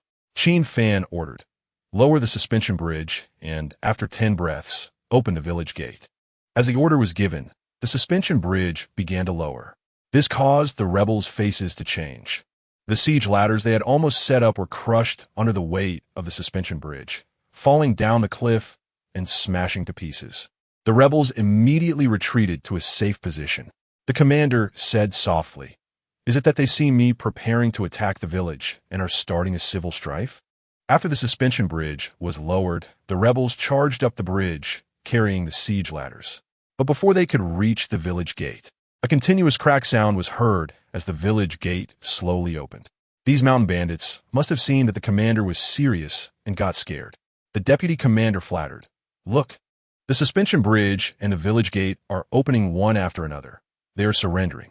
The commander's mood brightened, and he shouted, "Once we enter the village, we will prioritize rewarding those who lowered the suspension bridge and opened the gate." While they were talking, the village gate had fully opened. The rebels were less than 30 meters from the gate. Their morale was high. All wanted to take credit for being the first to enter. However, the passage of the village gate was crowded with old, young, women, and children. The rebels at the front immediately stopped. "Don't push. My relatives are in front." The rebels stared at an old man, sizing him up. Uncle Air, what are you doing here? I'm not the only one here. Your parents and your wife and children are all behind." The old man was furious, pointing at the rebels and scolding. "What? You want to stab me with a knife?" One rebel rubbed his eyes, staring at the old man. "Dad, am I seeing things? Are you my dad?" The old man shouted, "I'm not your dad." "Are you my dad?" Another rebel saw his wife and yelled, "You filthy woman, how did you become a mountain bandit? Did they capture you? Tell me, did you sleep with them?" Before his wife could speak, his mother stepped forward and slapped him across the face, saying, "You ungrateful thing, how can you slander our benefactors? If it weren't for Heilong village, your father, your wife, and your children would have starved to death on the road long ago." Thus, more and more rebels saw their families, all of them stunned in place. The reason they could see their families was not a coincidence. Last night, Sun Air's reconnaissance not only figured out the strength of the rebel army, but also captured a few tongues to learn about the main source of the rebels from Jizhou. The refugees from Qianlong Mountain all came from Jizhou. For example, the vanguard of this rebel army is mostly recruited from the southwest of Jizhou. The rebel leader will definitely order the vanguard to attack the stronghold. So, Qin Fan only needs to select the refugees from the southwest of Jizhou and let them wait behind the gate. What happened? Suddenly, the leader and the deputy commander changed their expressions. The vanguards of the rebel army are not fools. At this moment, they looked towards the gate tower and happened to see Qin Fan staring at them. They knew they had to make a choice at this moment. Otherwise, if the leader reacted, this group of vanguards would be shot dead immediately. "Brothers, not only our parents and wives are in the stronghold, but even your relatives are inside. It was the Black Dragon stronghold that took them in. If we harm our parents, we would be worse than beasts." One person shouted first. Immediately, all the vanguards of the rebel army began to imitate and shout. The sound echoed through the mountains and forests, and the faces of the rebels changed. The various rebel forces came from different regions, but this group was mostly from Jizhou, and the direction of escape from Jizhou was only to Qianlong Mountain. "We're in trouble." The leader and deputy commander's faces changed drastically. Those damned mountain bandits intentionally lowered the drawbridge and opened the gate. Once they realized this, the two of them thought no further and prepared to flee. But before they could wave their whips, 7 or 8 cavalrymen leaped from their horses and directly knocked the leader and deputy commander off their mounts. With a thud, the leader and deputy commander fell hard to the ground. The two were controlled by 7 or 8 people, and no matter how they struggled, it was futile. Do you want a rebel? The leader roared. Rebel. A rebel coldly snorted.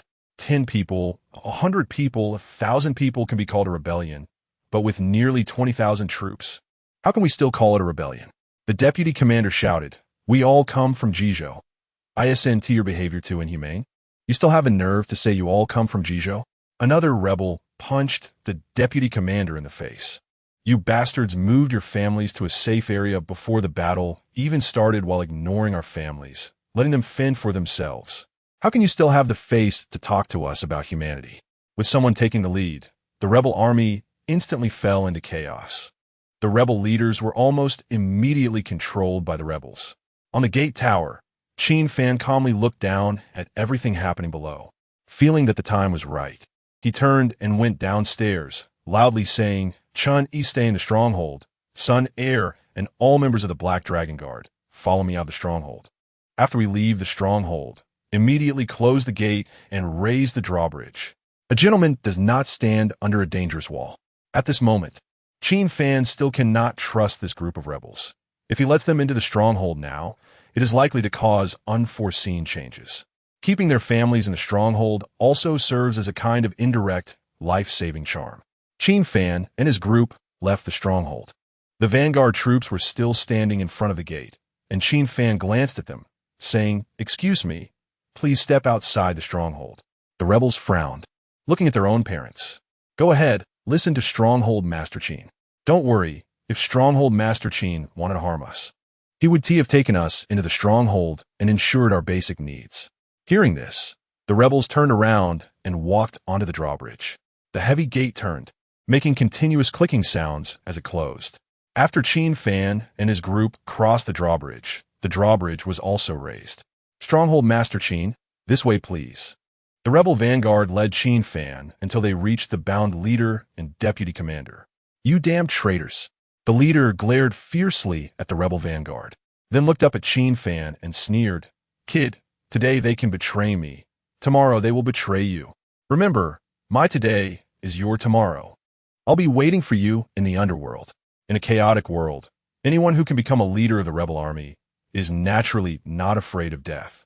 This leader clearly wants to plant a seed of doubt in Qin Fan's heart before he dies. What nonsense are you talking about? The surrounding rebels changed their expressions in unison. Stronghold Master Qin, you must not listen to his nonsense. Yes, Stronghold Master Qin, we can't harm our parents and benefactors. The rebels kept explaining. Qin Fan naturally would not be swayed by the leader's words. He smiled lightly at the leader and said, The reason they betrayed you today is all caused by you. In this chaotic world, you and your subordinate leaders only care about your own family survival. If I were them, I would also betray you. You. The leader's eyes were fierce. Qin Fan ignored him and then looked at the surrounding rebels, pointing at the leader and loudly saying, If in the future I treat you the same way this person has on the day you betray me, I will not blame you, because this is the consequence of my own actions. The rebels looked at each other in silence. Human nature is complex. Anyone can say pretty words, and trust is mutual. Now, Qin Fan cannot fully trust them, and they naturally cannot fully trust Qin Fan either. Coolme. Qin Fan pressed the sword hilt against the leader's jaw. I have a few questions to ask you. If you can be honest, I can make your death a little easier. Chapter 56. The old man lost his horse. How could one know it's not a blessing? If you want to kill, then kill. As for the rest, the commander snorted coldly. You can forget it. Oh.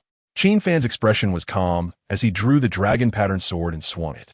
With a thud, the commander's left arm was severed. A shrill scream echoed through the mountains and forests, and the commander's forehead was covered in beads of sweat. Since you have such backbone, I will satisfy you. Qin Fan sheathed his sword, tossed some wound medicine to Sun Air for him to stop the bleeding, and then dragged him away to take good care of him, making sure he would live for at least 10 days. Understood. Sun Air nodded. The commander's face changed drastically upon hearing this. He knew that if he didn't commit suicide, he would likely suffer worse than death. So he extended his tongue and bit down hard on the root of it. But how could Sun Air let him have his way? He immediately grabbed the commander's jaw and dislocated his chin. Then he seized his collar and dragged him forward like a dog. The deputy commander turned pale at this sight. Qin Fan walked up to him and said softly, I don't like to talk much. What about you? Do you want to cooperate? Or do you want to keep your dignity? I know everything about military affairs. If the village chief has any questions, I will answer them all. The deputy commander, who had risen to his position through connections, was now trembling and softly pleading. I just asked the village chief to spare my life, and I will be eternally grateful. Let's see how I feel. Qin Fan looked down at the deputy commander. If your answer can make me happy, I might spare your worthless life. The deputy commander clutched at the chance for survival, urgently saying, I will definitely cooperate fully. Qin Fan said, First, tell me about your situation. The deputy commander recounted the truth. After listening, Qin Fan frowned slightly. So, you originally had 50,000 men, but after encountering a night raid by cavalry from Beili, you lost more than 30,000 and didn't even see who they were or how many there were. Yes, the deputy commander nodded. You really are a bunch of useless fools. Beili has cavalry, and you had them too. Why didn't you fight back? Qin Fan felt pained. Those 30,000 men originally belonged to him. The deputy commander lowered his head, afraid to respond. He feared that saying the wrong thing would lead to his doom. Qin Fan asked the question he was most curious about. Speaking of cavalry, where did your 5,000 horses come from? The deputy commander replied, softly, Someone is supporting us. The horses were given by them. Which family? To produce 5,000 war horses at once is not something ordinary forces can manage. It must be a prominent family. In the Beili territory, there are 3 families that can be called prominent. The deputy commander answered honestly, I don't know. Qin Fan didn't press further because he knew the deputy commander wasn't lying. Prominent families act cautiously, even if they want to cultivate someone to be an emperor. They won't expose themselves before success. The deputy commander added, I only know they gave us more than 10,000 war horses and a lot of money and food. How much? When Qin Fan heard 10,000, his expression changed. The deputy commander trembled, 10, more than 10,000. Qin Fan stepped forward, pressing. What about the remaining 5,000? The deputy commander replied, after our army was defeated, they were captured by Beili. You really fucking deserve to die. Even Qin Fan couldn't help but curse at this point. He waved at a black dragon guard and said in a deep voice, take him out and kill him. The deputy commander's face changed dramatically. You promised not to kill me. I said if I was in a good mood, I would spare your worthless life. Qin Fan's eyes were cold, but you not only lost me 30,000 soldiers, but also 5,000 war horses. Why shouldn't I kill you? Should I keep you around as a pet? Upon finishing, the Black Dragon Guard ignored the deputy commander's pleas and dragged him into the woods to execute him. One Black Dragon Guard asked, Village Chief, how should we deal with the other officers? Kill them all. Qin Fan waved his hand and glanced toward the forest. The sounds of the commander's screams continued to echo through the woods. I don't have time to waste on this group of useless fools. Give him a quick death. The harsh words earlier were only to scare the deputy commander into telling the truth. Now that the goal had been achieved, there was no point in continuing to torture the commander. Soon, all the rebel leaders were executed, and the remaining rebels all looked towards the direction of Black Dragon Village.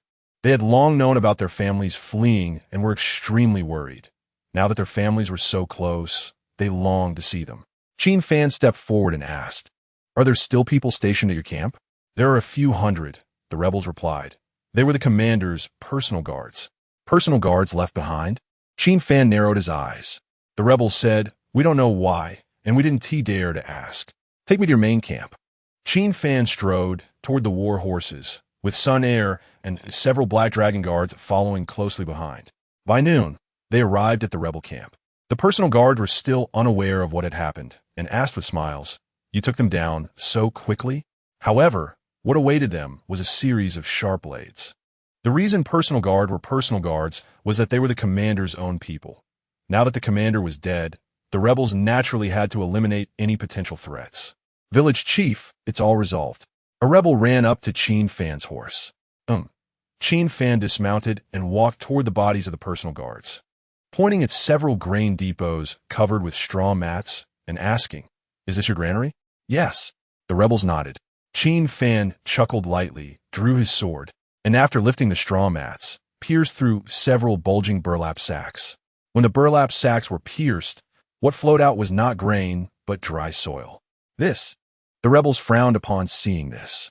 They had already lost their war horses. Did they still expect to keep their food? Qin Fan turned around and said softly, "That guy still had a bit of brains, knowing to use soil to fill the grain. If this had been exposed earlier, most people would have likely fled already. For this, I actually want to thank him." The rebels kept their heads down and said nothing. Most of them had joined the rebels just to fill their stomachs. If there was no food, would they really risk their lives? Today, I give you a promise. Those who heard my words in the front can pass them on to the brothers behind. Qin Fan scanned the rebels and said loudly, as rebels, "They want to care about the lives of your families. Even if you are defeated, you will only be discarded cannon fodder. The ones most likely to survive are still the leaders and the commander of the rebels. But as mountain bandits, as long as Black Dragon Village is not destroyed, your families will be safe. Even if the village is broken, I will share life and death with you." At this point, Qin Fan took a slow step forward, gripping the hilt of his sword, and continued, "So, I give you two choices. 1. Take your families and leave, struggling to survive in this chaotic world. 2. Join Black Dragon Village. In the future, we will be self-sufficient and live in peace.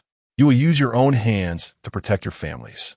After his words fell, the rebels began to whisper to each other. Soon, this message reached the ears of every rebel. "Thank you, village chief, for not abandoning us. We are willing to follow you and never betray you." At first, only a few hundred people expressed their stance, but slowly, thousands of them knelt on one knee. As the saying goes, people follow the crowd. With someone leading, all the rebels made their choice. "Very good." Qin Fan gestured for the rebels to stand up, then took out a map and asked, "Were you ambushed? Where did Beili's cavalry stop pursuing?" A rebel who could read the map stepped forward and pointed to the location of the ambush, saying they were ambushed here and retreated after pursuing for about 50 to 60 miles. 50 to 60 miles? Qin Fan pointed at the map. "Is it this position?" "About right." The rebels nodded and asked, "Why does the village chief ask this?" "A person cannot be brought back to life. The 30,000 lost cannot be retrieved. However," Qin Fan looked at the warhorses and said solemnly, "I must get back the 5,000 lost warhorses." "Chief, think twice. Those are the cavalry of Beili." The faces of the righteous army changed, clearly showing signs of psychological trauma. Although they were not heavy cavalry, they were almost all wearing light armor. All wearing armor? Qin Fan's smile grew even more intense. "That's even better. We are in dire need of armor in the camp." After saying this, he looked at the righteous cavalry and shouted, "Clear out horses for me and the Black Dragon Guard. The remaining horses, equip them with cavalry, and follow me to the ambush site." "Chief, this." The eyes of many cavalrymen were filled with panic. After all, Beili was skilled in cavalry archery, and their cavalry was exceptional. A useless general brings disaster to the army. Qin Fan shouted, "The reason Beili cavalry could defeat you is not that you are weak, but because your commander is too incompetent. Now I will fight alongside you, advancing and retreating together. I am not afraid. Why should you be? You all have experienced the initial night order. Do you want your children and grandchildren to experience it too?" Upon hearing his words, many of the righteous army's eyes turned fierce, and their fighting spirit was ignited. The chief is right. The chief is going into battle himself. So why should we be afraid? I am willing to follow the chief. Since ancient times, leading troops in battle has been one of the best ways to boost morale. In the past, during battles, the chief always stayed in the command tent. The commanders responsible for directing the battle were also in safe areas, never personally on the battlefield. Now, with Qin Fan, the commander-in-chief, personally going into battle, how could they as soldiers stay back? Thus, Qin Fan took the Black Dragon Guard and the cavalry to the ambush site, while the remaining people were led back to Qianlong Mountain by Sun Air. Before leaving, Sun Air approached Qin Fan and said softly, "Chief, we should have no intentions to harm others, but we must be wary of others. With nearly 15,000 people brought back to the mountain, we can't let them enter the camp, can we? Isn't Black Dragon Camp already at full capacity?" Qin Fan chuckled lightly and said, "Let's use this excuse to temporarily let them stay in Camp 1 and Camp 2. As for the rest, I will make arrangements when I return." Sun Air asked, "What if they want to see their families?" This request must naturally be met. Qin Fan instructed, "But they must meet their families outside the camp." "Understood," Sun and nodded. They were not worried about the righteous army taking their families away from the mountain, because, in this chaotic world, together they live, and apart they die. These warhorses are all fine steeds. Soon, Qin Fan led the cavalry to the interception point of the Beili cavalry's pursuit. After observing the scene, Qin Fan smiled and said, "Good news. The Beili cavalry that ambushed the righteous army does not exceed 6,000. While speaking, Qin Fan took out a map, looked at it while saying, "Victorious soldiers tend to be arrogant. Their retreat speed will definitely not be fast, and with them carrying back 5,000 warhorses, their marching speed will also be delayed. If we push ourselves to chase now, we should be able to catch up." After saying this, Qin Fan led the men to chase on horseback. By nightfall, they arrived at the ambush site. Observing by the firelight, Qin Fan's smile grew even stronger. A blessing in disguise. He pointed to the traces on the ground and shouted, "Do you see? The tracks of only 5,000 or 6,000 horses are pursuing you." But when they retreated, there were over 10,000 hoof prints. Listen up, everyone. If we do this right, we might bring back 10,000 warhorses. Chapter 57. Eating the food of the dead means serving the dead. Qin Fan led the cavalry on the road until dawn. They stopped to rest in a grassy area after a long journey. After 2.5 hours, they continued the pursuit. The reason for the stop was twofold. First, it was difficult to discern the traces of the Northly cavalry in the deep night, and chasing the wrong path would be counterproductive. Second, after running all day, even the best horses could not endure. Fortunately, there was plenty of grass here, allowing the horses to recover their strength and fill their bellies. "Chief, we don't have much food with us," one cavalryman said quietly. "The only food we have is the lunch we packed yesterday." This lunch was prepared for them by the leader of the righteous army, and they had not had the chance to eat it yet, leaving them all hungry. "What if we don't have food?" Qin Fan smiled lightly and ordered, "Tell everyone to eat half of the food and then rest. After waking up, eat all the remaining food. Tomorrow, when we catch up with the Northly cavalry, there will be plenty of food and drink." One cavalryman asked, "But what if we can't catch up?" The area within 100 miles was uninhabited. Even if they wanted to rob, there was nowhere to do so. Qin Fan countered, "So, what do you think will happen if we fail to catch up?" The cavalryman fell silent. The next day, as dawn broke, Qin Fan and the others set off again. On the way, the expressions of the cavalrymen were markedly different from the previous day. They felt that if they failed to catch up with the Northly cavalry today, they would not only run out of food, but also face many unknown risks. For the sake of survival, to return alive to Black Dragon Village to see their parents and families, the beastly instincts in their hearts were being amplified.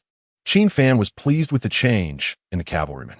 The lack of rations was a deliberate strategy of his, intended to create a weakened version of a desperate situation. Of course, a gentleman does not stand under a dangerous wall. If they truly could not catch up, Qin Fan had an escape route. He had lied. The area within 100 miles was not a wasteland. According to the map, a county town was less than 30 miles away. The worst outcome would simply be to raid the granary of the county government. Qin Fan and his men continued running until noon and took a break. Continuous running without rest would tire the warhorses. Qin Fan walked briskly to a pile of horse manure ahead. One cavalryman quickly approached, squatted down, picked up some manure to examine it, and then sniffed it, his face brightening. "Chief, it's fresh, no more than 4 hours old." Qin Fan chuckled. "It's close at hand." "Chief." At that moment, a reconnaissance cavalryman rode up, reporting that they had found traces of a camp about 5 miles away, indicating that the Northly cavalry had rested there last night. Qin Fan's eyes sparkled with determination. "Now, I can already hear the neighing of 10,000 warhorses calling out to me." After resting for half an hour, everyone resumed the chase. At first, they galloped at full speed, but gradually, as the manure became fresher, Qin Fan slowed the pursuit. In the evening, as they passed through a small forest, Qin Fan reined in his horse, frowning slightly. A black dragon guard rode forward and whispered, "Chief, there's a faint smell of blood in the wind from the direction of the forest." "Yes, I can smell it," Qin Fan replied as he turned his horse towards the forest, and the cavalrymen immediately followed. As they approached the forest, the smell of blood grew stronger. Behind the forest was a sizable village. It was mealtime, yet no smoke rose from any household. The stench of blood had thickened to a nauseating level. Qin Fan dismounted and entered the village. As soon as he stepped onto the village path, he saw bodies lying haphazardly everywhere. Among the corpses were men, elderly, and children, but there were no young women. A black dragon guard stepped forward to examine the bodies and reported, "They were killed about an hour ago, most with a single knife wound. The knives are those of the Northly cavalry." Qin Fan's expression darkened.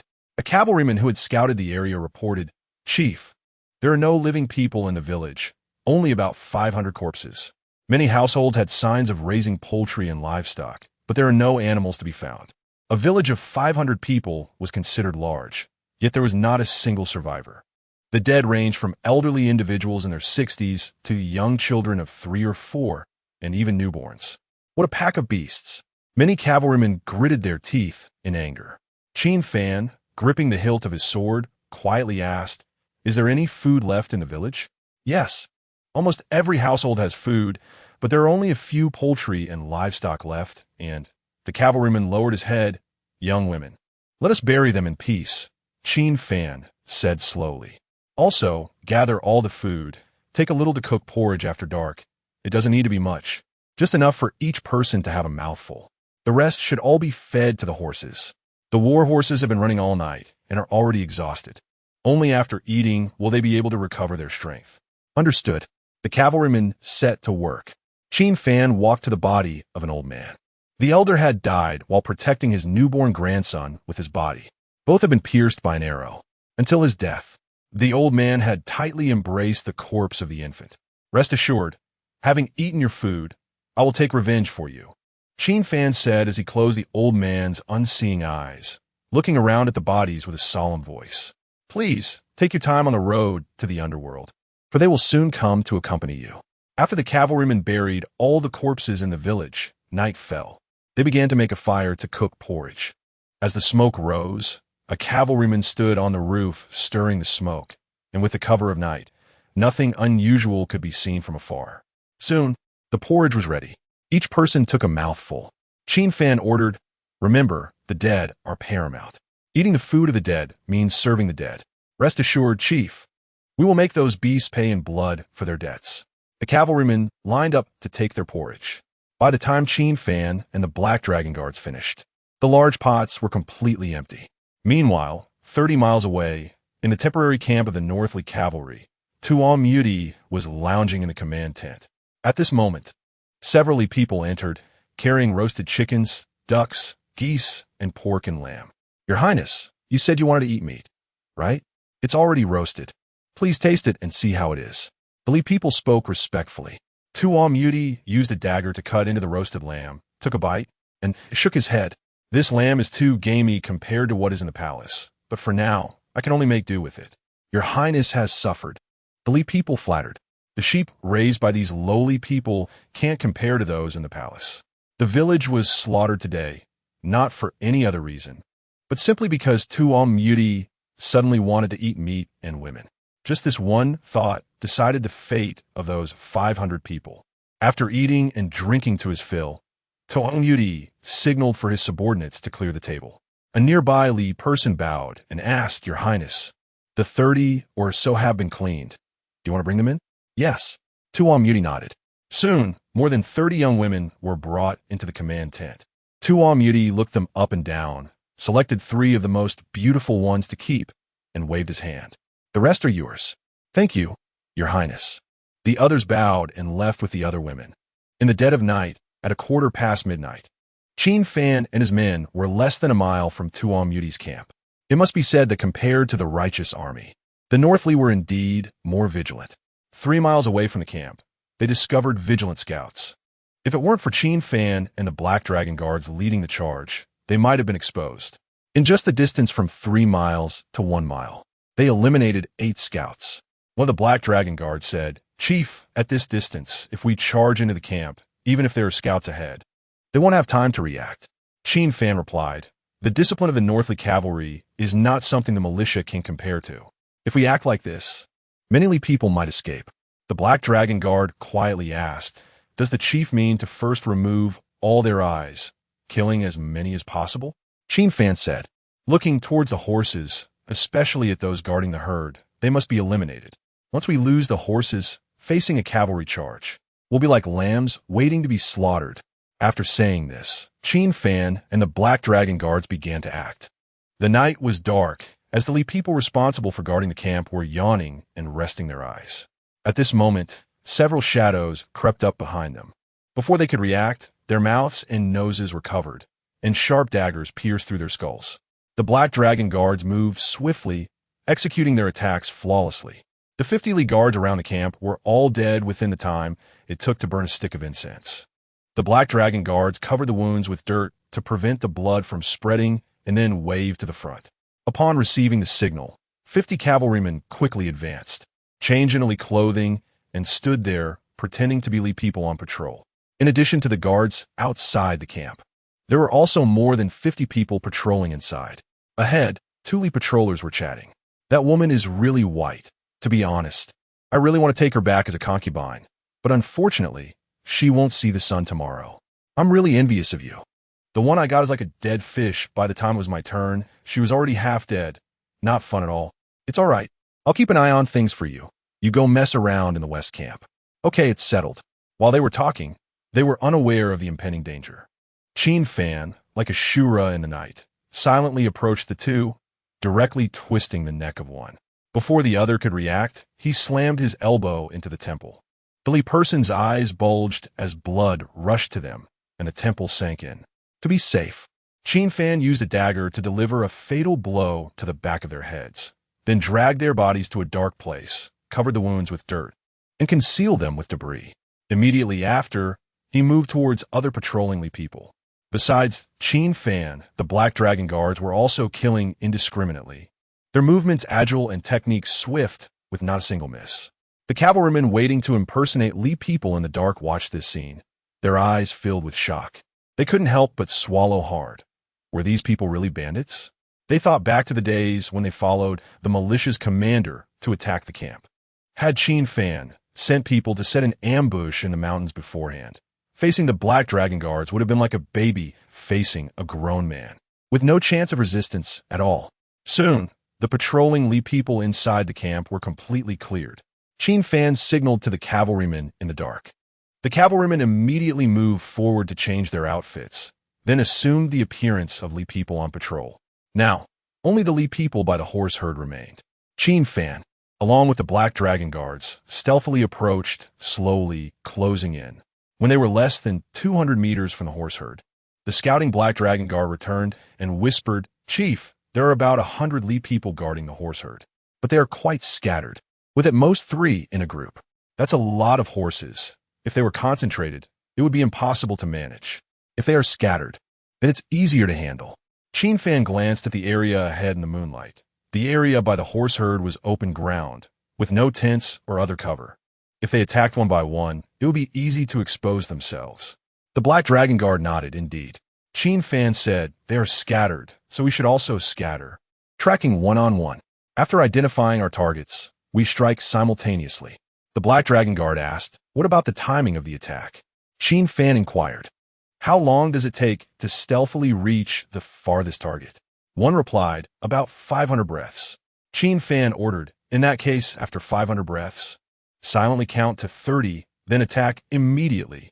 Understood. After Qin Fan's command was given, the Black Dragon Guards dispersed, disappearing into the night.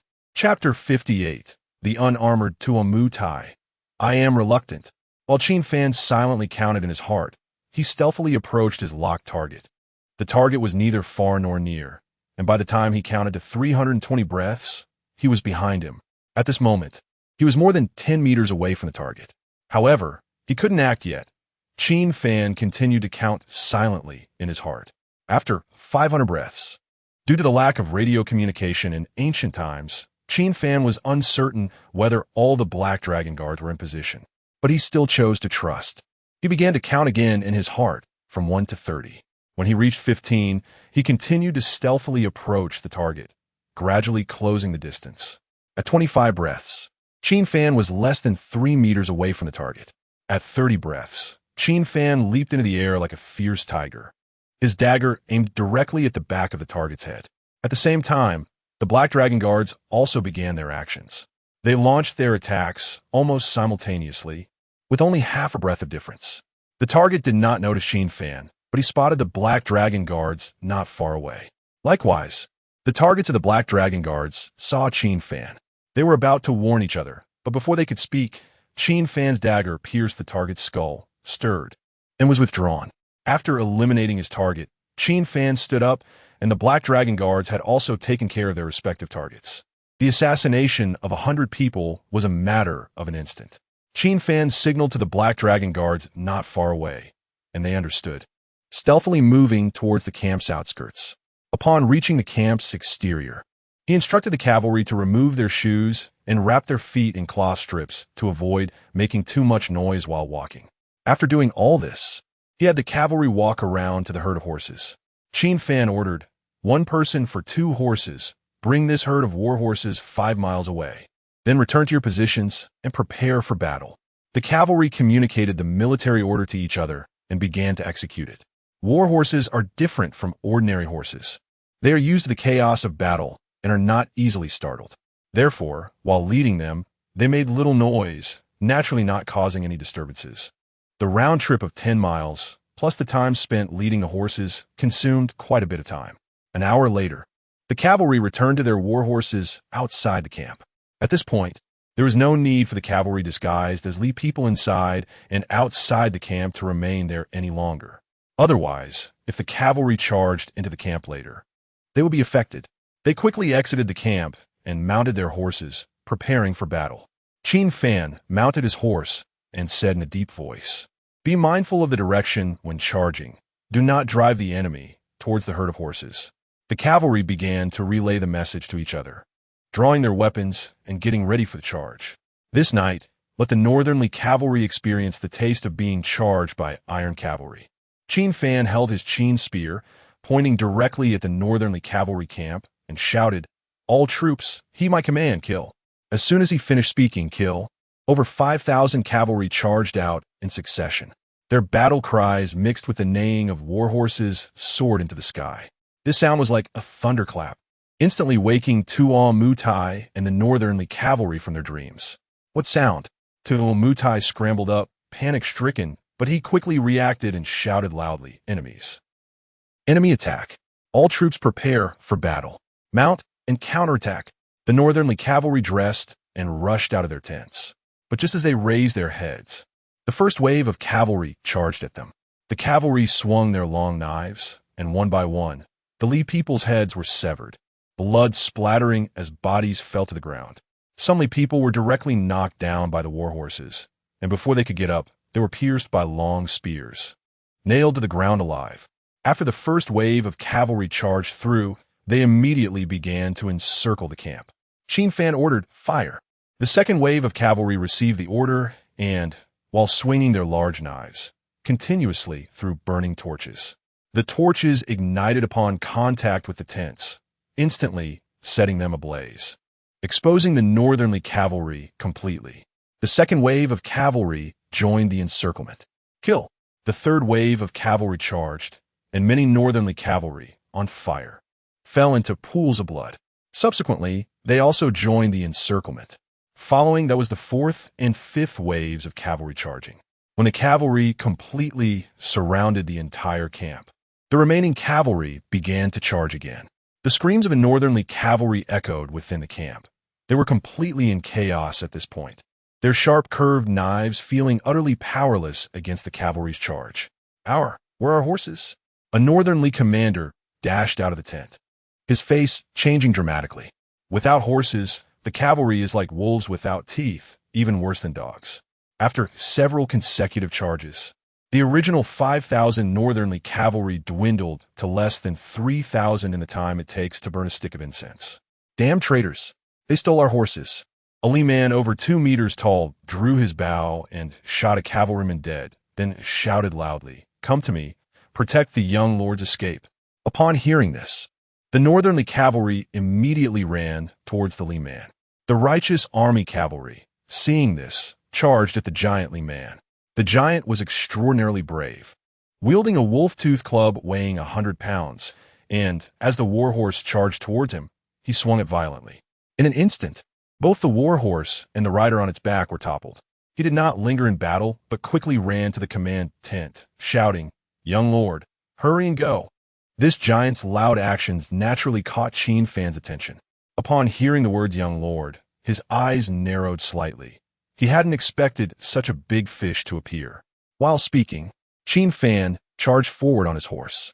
Tuan Mutai, clad in heavy armor, had a pale face beneath his helmet, and he shouted anxiously, "Where is my steed?" Tied up 100 meters away in the tent.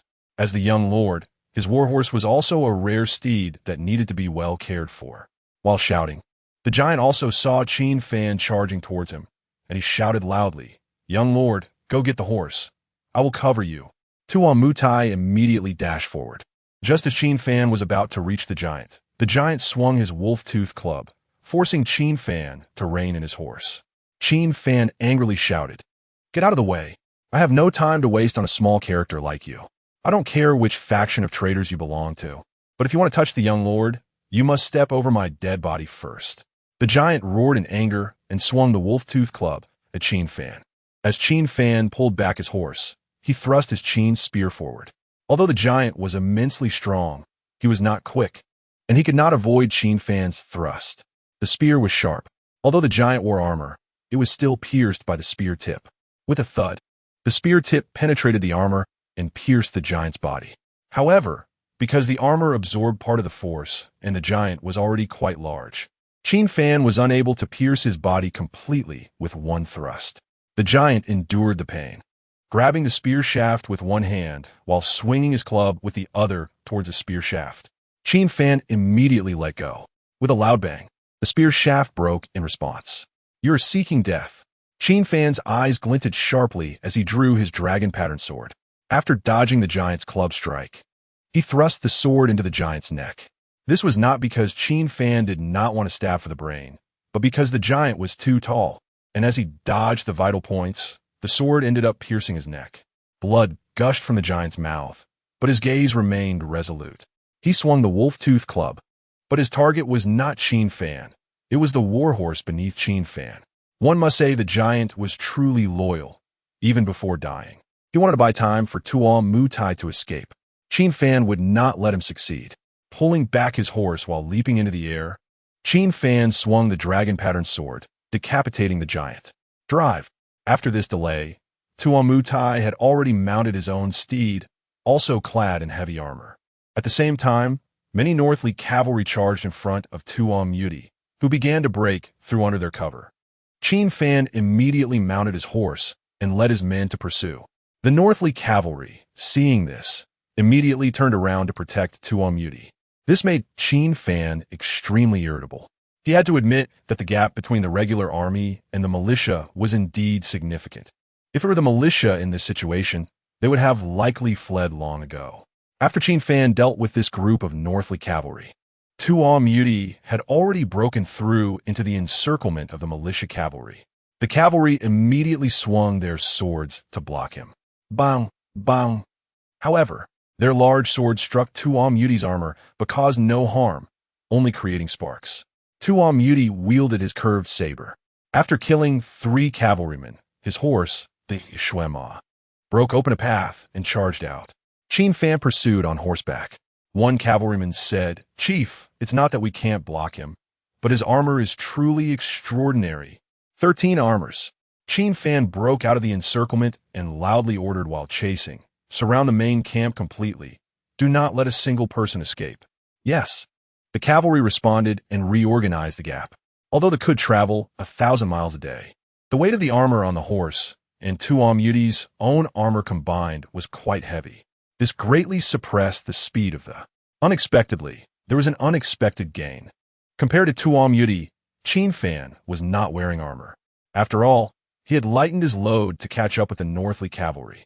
However, he knew that the armor on Tuan Mutai was definitely one of the 13 armors of Jiuzhou.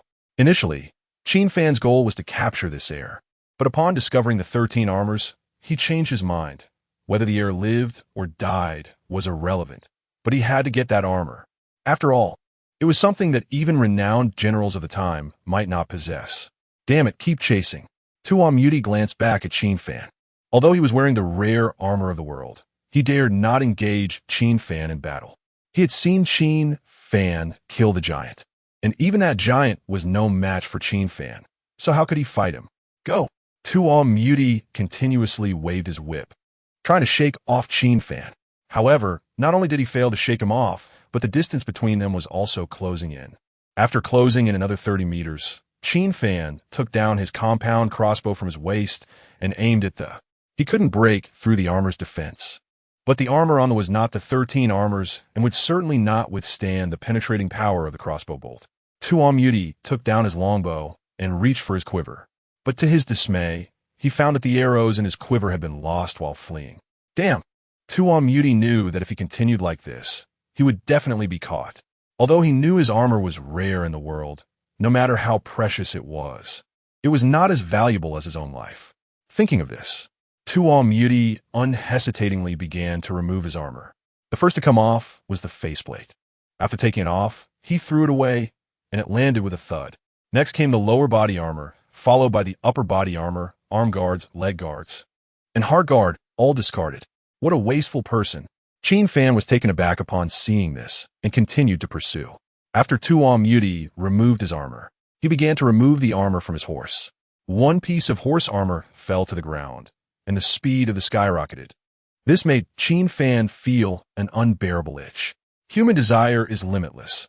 After the armor became within reach, Qin Fan's eyes were now on Tuo Muti's.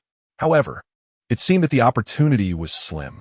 Just as Qin Fan was about to pull back his horse, realizing he couldn't catch up any longer, his warhorse suddenly neighed and then collapsed to the ground with weak legs. Qin Fan reacted quickly, leaping off the horse just before being thrown off its back. After rolling a few times on the ground, he slowly got up. He saw his warhorse lying exhausted on the ground, panting heavily. You did well, but today, you have achieved great merit. Qin Fan knew that the warhorse had done its best. After several days of relentless pursuit, its stamina had already reached its limit. And being able to chase the for so long was no small feat. Damn. This is really damn annoying. While Tuo Muti was escaping, he let out an unwilling roar upon seeing Qin Fan fall from his horse. If he could just hold on for another 10 breaths, Qin Fan's warhorse would tire out, and he could leave safely without removing his armor. But now, Tuo Muti looked up to the sky and roared. He was unwilling. Chapter 59.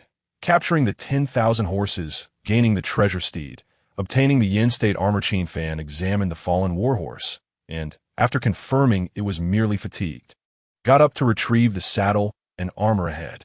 The saddle was an ordinary heavy cavalry saddle, while the armor, as Qin Fan expected, was the Yin state armor from the 13 types of armor. Lighting a fire igniter, Qin Fan observed the armor and saw an ancient character, Yin state armor. Qin Fan chuckled lightly, donned the armor, then strapped on the saddle and dragged it back to the warhorse.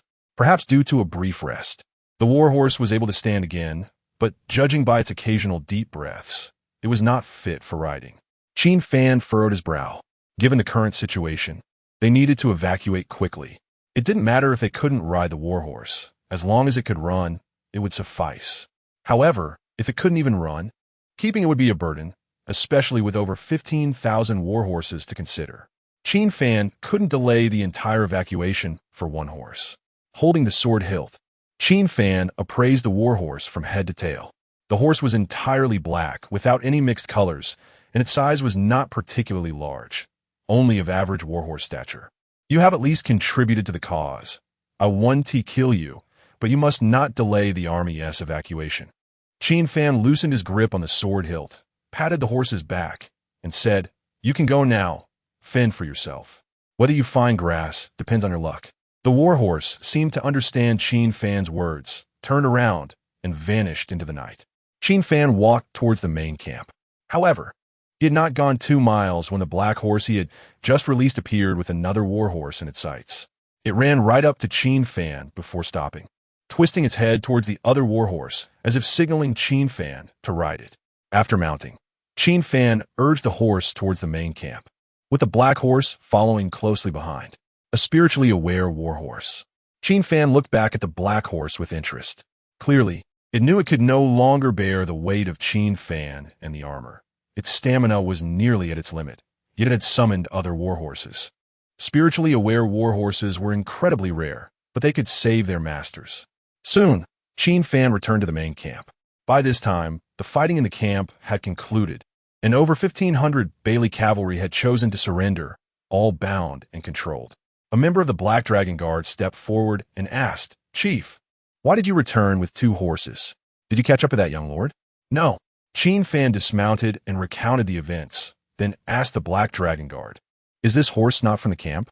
"No." The guard shook his head, observing the warhorse Qin Fan rode. From its appearance, it seems to be a Beili warhorse, which means it went to the herd.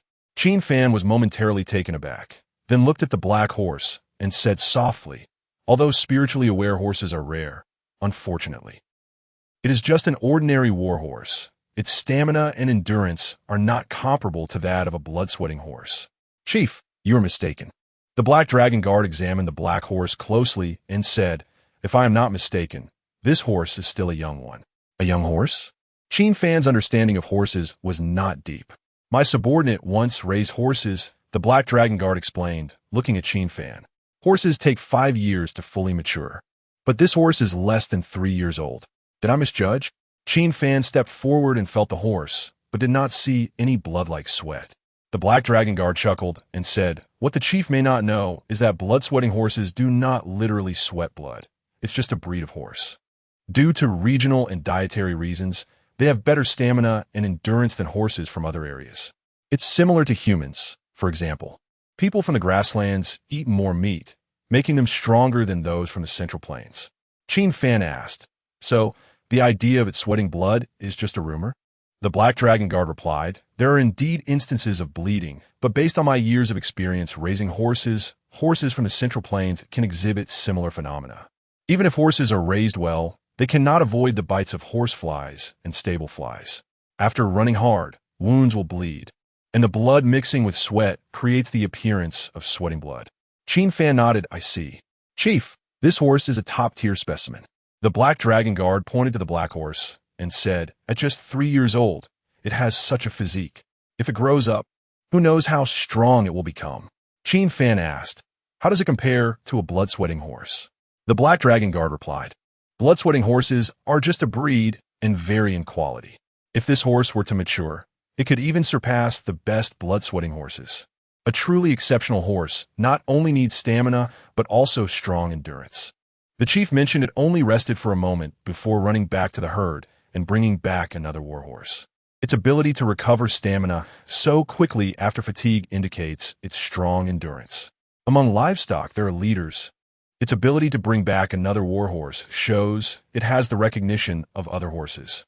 Moreover, the fact that it dared to pursue a blood-sweating horse in its young form shows its stubbornness and unwillingness to yield.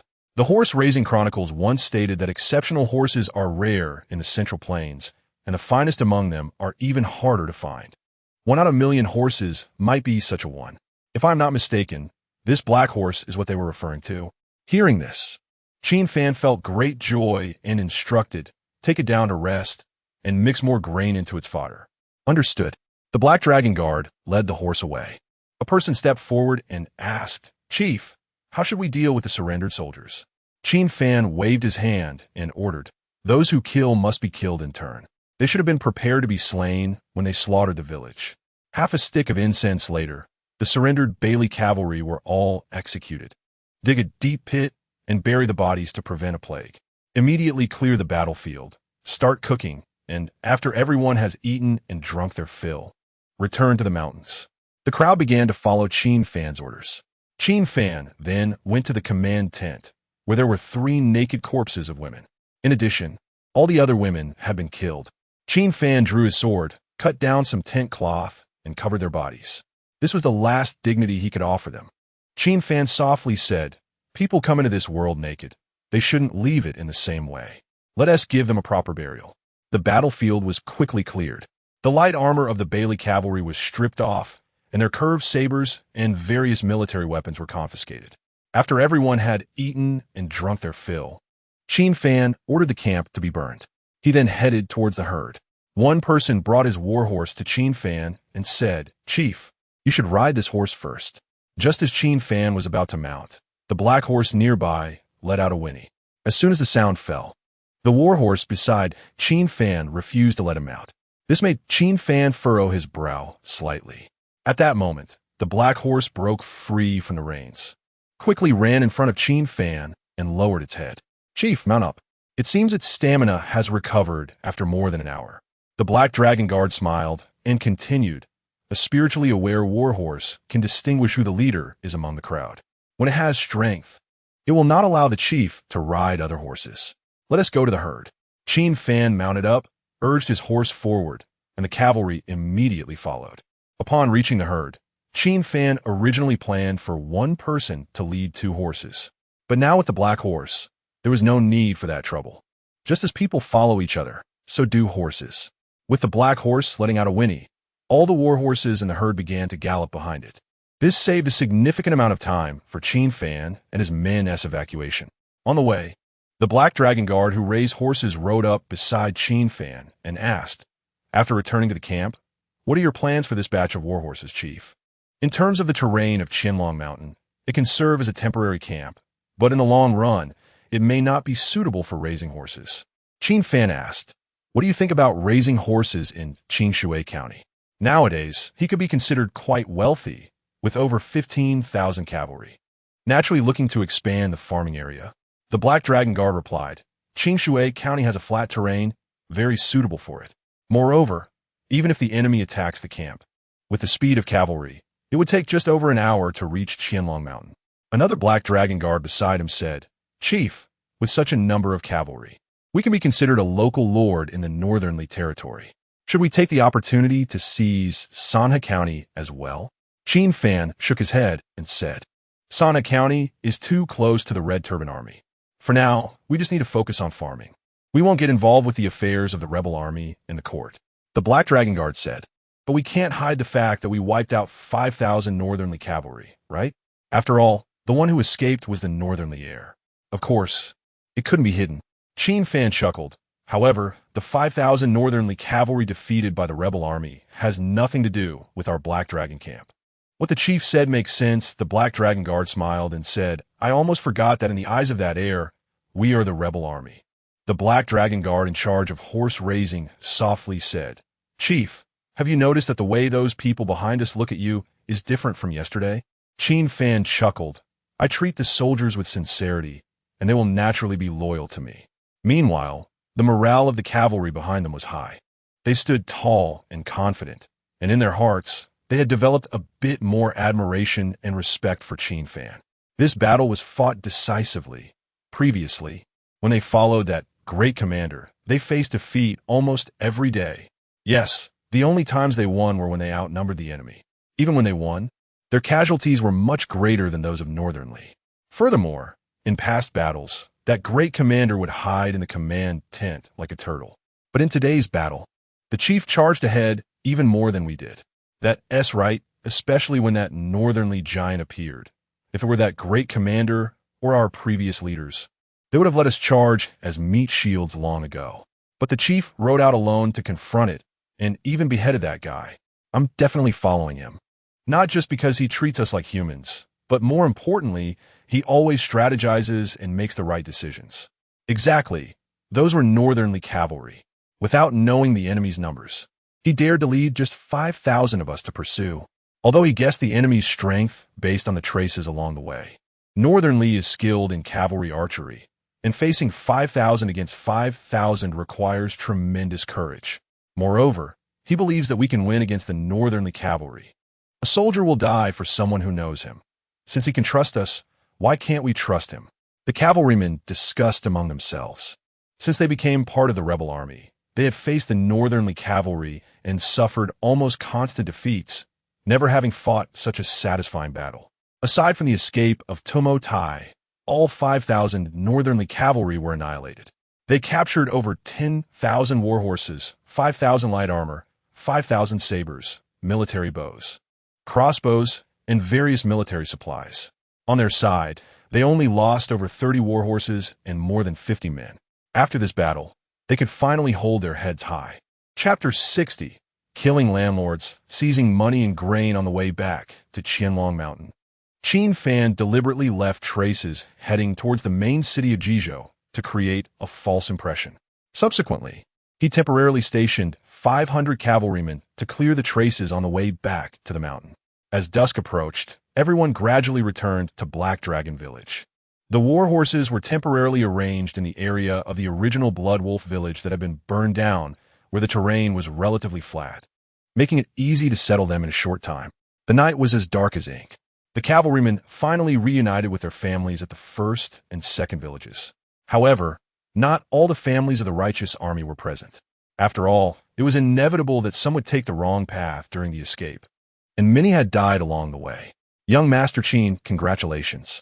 Xing had also received news and knew that Qin Fan had gained a lot on this trip, especially the more than 15,000 warhorses, which would definitely be a great help in chaotic times. Qin Fan smiled and shared in the joy. The two entered the village together. Xing softly said, "There is something I want to remind the young master." Qin Fan replied, "Please go ahead." Xing continued, "Although personally leading troops can boost the morale of the soldiers, doing everything personally is not the act of a king." Qin Fan understood her implication. Once he encountered an accident, Black Dragon Village could easily fall apart. "You are right."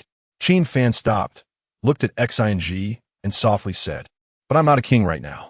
In times of chaos, everyone values martial prowess. Before anyone becomes a king, they must fight through bloodshed. So did Emperor Qian, Emperor Yu, and the late Khan of Beili before becoming kings. But you should also pay attention to your safety," Xing said. Just now, some righteous army members inquired about the cavalry situation, and I heard the conversation. It is indeed not very wise for the young master to ride alone to chase after the Beili prince. Now, the young master represents not just himself, but also Black Dragon Village and the medical family. Qin Fan was silent for a moment before speaking. "May I ask you a question, miss?" Xing nodded. "Please ask." "Young master," Qin Fan asked, "if the Beili were pressing down on the borders that day, and the Sovereign of Song did not avoid battle, but personally led the troops, what would the outcome be?" Xing furrowed her brows slightly and did not speak. "When I was at the Zhulu Academy, I had heard of the Qian Guard of Song, whose combat power is not weak. If the Sovereign of Song had led the Qian Guard to join forces with the border troops, the morale of the border troops would not have fallen so low after receiving the news of the Sovereign abandoning the city to flee. Even if they were still not a match for the Beili cavalry, they could at least inflict significant damage on them, right? If the Beili were significantly weakened, how could they capture Wei again and let the 16 prefectures of Yanyun fall into the hands of outsiders?" As Qin Fan said this, he walked in front of Xing and added, "But if I truly acted like the Sovereign of Song, wouldn't you, like your grandfather, have misjudged a person again?" Hearing this, Xing chuckled. "Young master's debating skills, do they come from a famous school?" "Famous school? They are best at logical reasoning. I have no connection with famous schools." Qin Fan shook his head and said, "I have only read some famous works in Shirlu Pavilion." At this moment, Chen Yi ran over. "It's getting late. I'll head back first." After Xing finished speaking, she nodded to Qin Fan and headed towards her dwelling. Once Chen Yi saw her leave, he looked at Qin Fan and said softly, "Everything in the village has been arranged. Should we find a place to settle the batch of warhorses next?" Qin Fan nodded. "Yes, I chose Qingshui County. I plan to go with the village leader, and I have already sent 100 brothers from the village to blend into the county town. The remaining brothers are also ready to depart tonight." Chen Yi continued as he quickly caught up with Qin Fan. "My idea is to take advantage of the night to coordinate with our brothers in the county. After taking the county town, we will control the officials and county officers, allowing our people to replace them.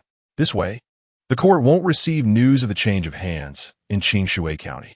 Even if someone comes to Qingshui County, we can still force the county officials to cooperate, thus achieving stable development in chaotic times." His thoughts and reasoning were very much in line with Qin Fan's. Many times, the two could think along the same lines. This is why Qin Fan entrusted important matters to Chen Yi. "You handle it," Qin Fan yawned. He had not rested well these past few days and needed a good sleep. The next day, Qin Fan had a good sleep, and by the time he opened his eyes, it was nearly noon. After getting dressed and leaving his room, he saw Sun Air waiting nearby. Qin Fan was taken aback. "How long have you been standing?" Sun Air replied, honestly, almost an hour. Qin Fan asked, why didn't you wake me up? Sun Air grinned. We know the village leader hasn't slept well these days, and there's nothing urgent. So we thought we'd let the village leader rest well and wake up naturally. Qin Fan stretched and stepped forward. Speak. What do you want from me? First, there's news from Qian that Qinshui County has been taken. Sun Air followed Qin Fan, saying as they walked, second, as our numbers increase. Naturally, there will be disputes, and since they are all soldiers, no one is willing to back down, resulting in many fights. Qin Fan smiled. Fighting is a good thing. At least they still have some fighting spirit. Sun Air said, but we can't just ignore it, can we? It's just the beginning. There has only been a bit of bloodshed, but over time, I'm afraid it might lead to fatalities. This matter is not urgent. Didn't I say before? Give them a few months to prepare. As they talked, Qin Fan arrived at the village stable. There were only about 20 horses inside. Aside from the 20 or so they had bought before, there was also the black horse. Qin Fan led the black horse out and instructed Sun Air. You take more than 15,000 people from the first and second villages, one person per horse, and head to Qinshui County. Sun Air said, but not everyone can ride. Those who can't ride can lead the horse. In any case, they must arrive at Qinshui County before dawn tonight. Understood. After finishing, Qin Fan rode away from the village. More than an hour later, Qin Fan arrived at Qinshui County. The city gates were tightly shut, but the guards at the city had already changed to those from Black Dragon Village. When the Ernie on the wall saw it was Qin Fan, he immediately ordered the gates to be opened. He quickly jogged over. Commander Chun is waiting for the village leader at the county office. Inside the county office, Chun and others had already bound the county officials, their families, and the constables. When this group saw Qin Fan enter the county office, they all looked panicked, especially the county official, who was visibly frightened. Qin Fan sat in the main seat, looking down at the county official and the constables, and asked loudly, what is your relationship with the landlords in the county? Quite familiar, the county official dare not lie. If you invite them to dinner, will they come? Qin Fan knew that he did not understand Qinshui County as well as the county official, and not all landlords lived in the county town. Many were leisurely outside the city. Therefore, to capture this group of small fish all at once, he needed the county official's assistance. The county official said this has to be done by the constables, but they know the constables. Besides, most of them will give me some face, but one landlord, whose family has a 1,000-man commander in the border army, probably won't attend. He has nearly 50 strong men in his household, not counting the maids and such. Then why are you still dawdling? Qin Fan signaled the people from Black Dragon Village to untie the constables and casually said, you follow them and go together. With people from Black Dragon Village watching and the constables' families in the county town, under this double assurance, they would not dare to have any ulterior motives. Qinshui County is a relatively densely populated large county. There are more than 80 villages and almost every village has landlords, but these can only be considered small landlords. There were only 3 big landlords, one of whom was the guy who had produced 1,000 soldiers from his clan. The other 2, while wealthy, were afraid to disrespect the county official since there were no officials from their clan. Qin Fan looked at Chun and said, take 100 men and go to that landlord's house. Chun asked, do you need to bring him back here? No need, Qin Fan replied. Just ask what you need to know, then kill him. His family will share the same fate, and no able-bodied men in the house will be spared. As for the maidservants, Qin Fan paused and waved his hand. You can inquire with the nearby villagers about the reputation of these maidservants. If they assisted in wrongdoing, kill them as well. If they were coerced, then set them free. Understood, Chun said as he stood up and left with his men. Upon hearing Qin Fan's words, the county official and his family turned pale. After all, this county official had done many terrible things to oppress the locals. Qin Fan glanced at the county official and said softly, don't worry. As long as you cooperate, I won't kill you. The county official breathed a sigh of relief and resolved to cooperate fully. Qin Fan chuckled and then instructed the members of Black Dragon Stronghold to ask the townspeople about the reputation of the Yamen runners.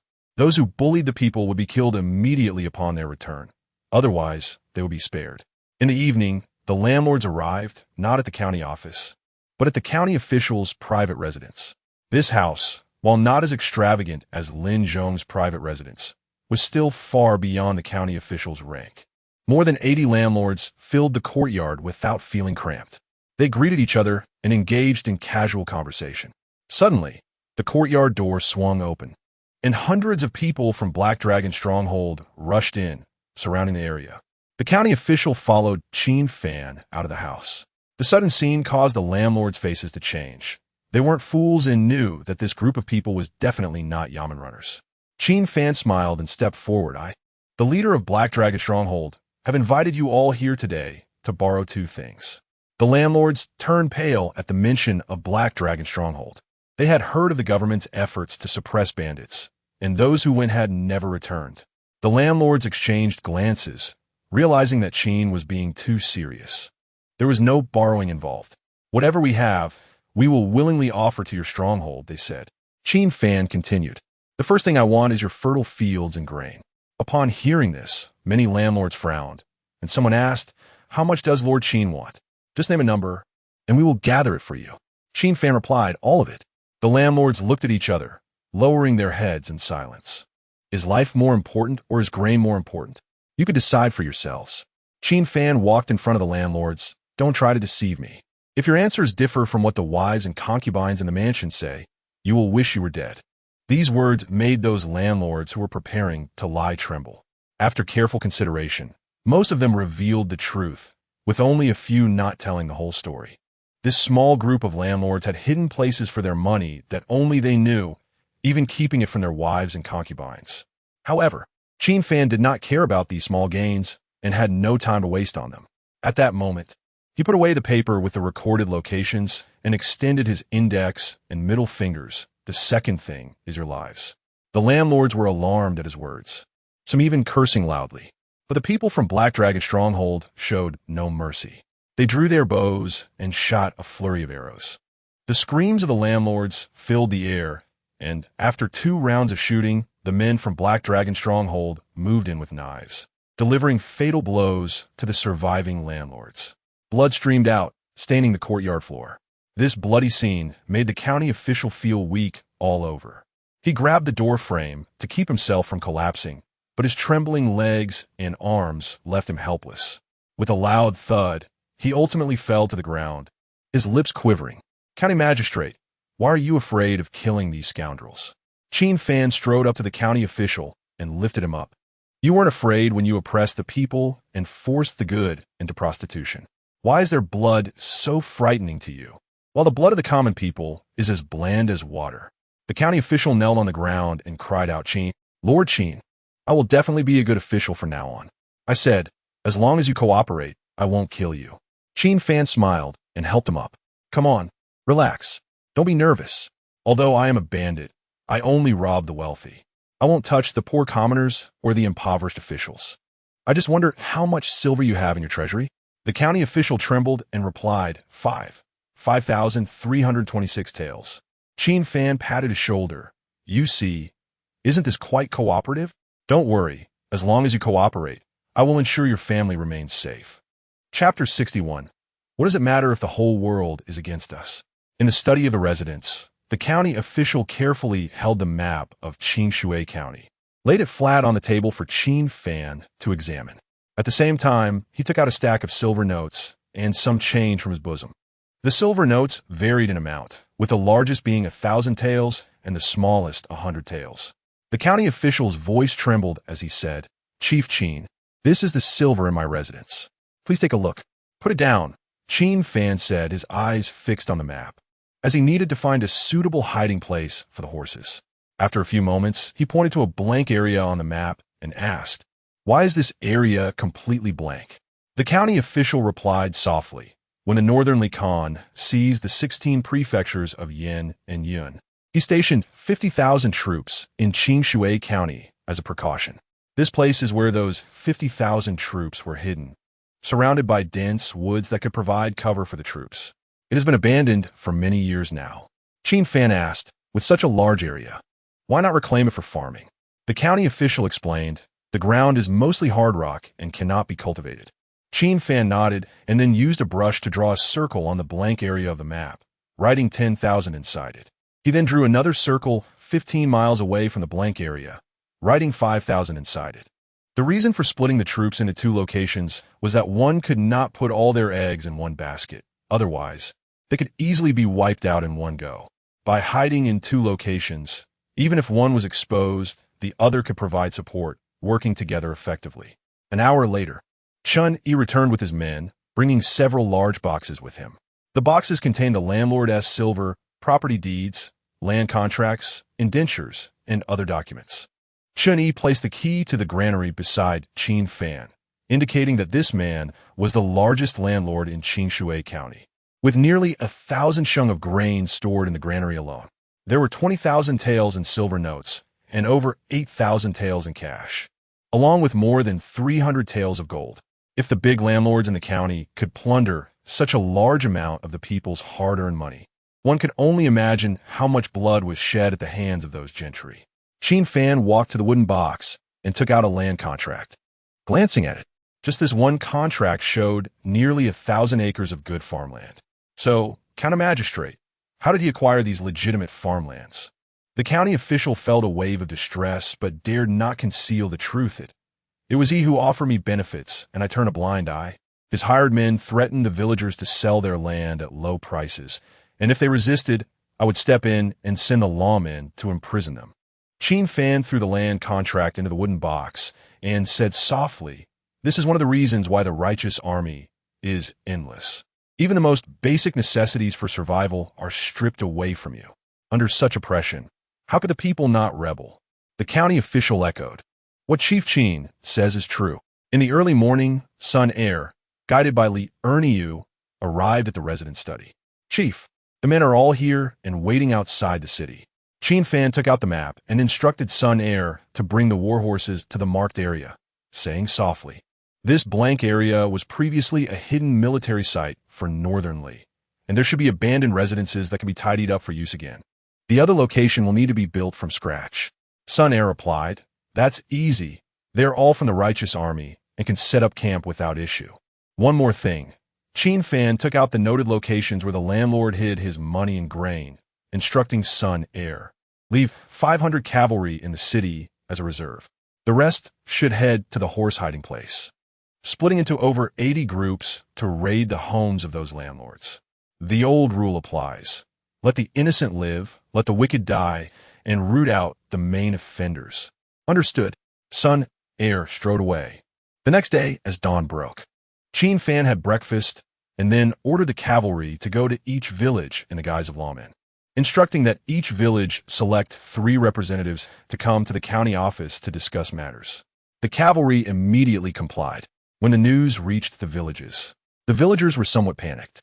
The villagers gathered together, with the elders sitting and the young people standing around.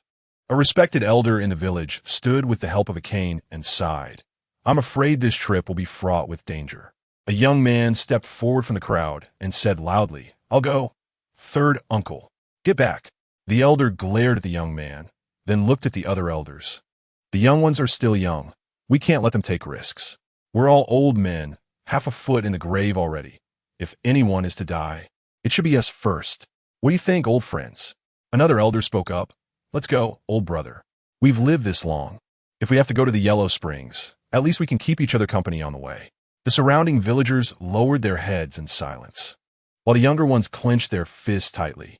Thus, every respected elder in the village volunteered to go to the county town, having mentally prepared for the worst outcome.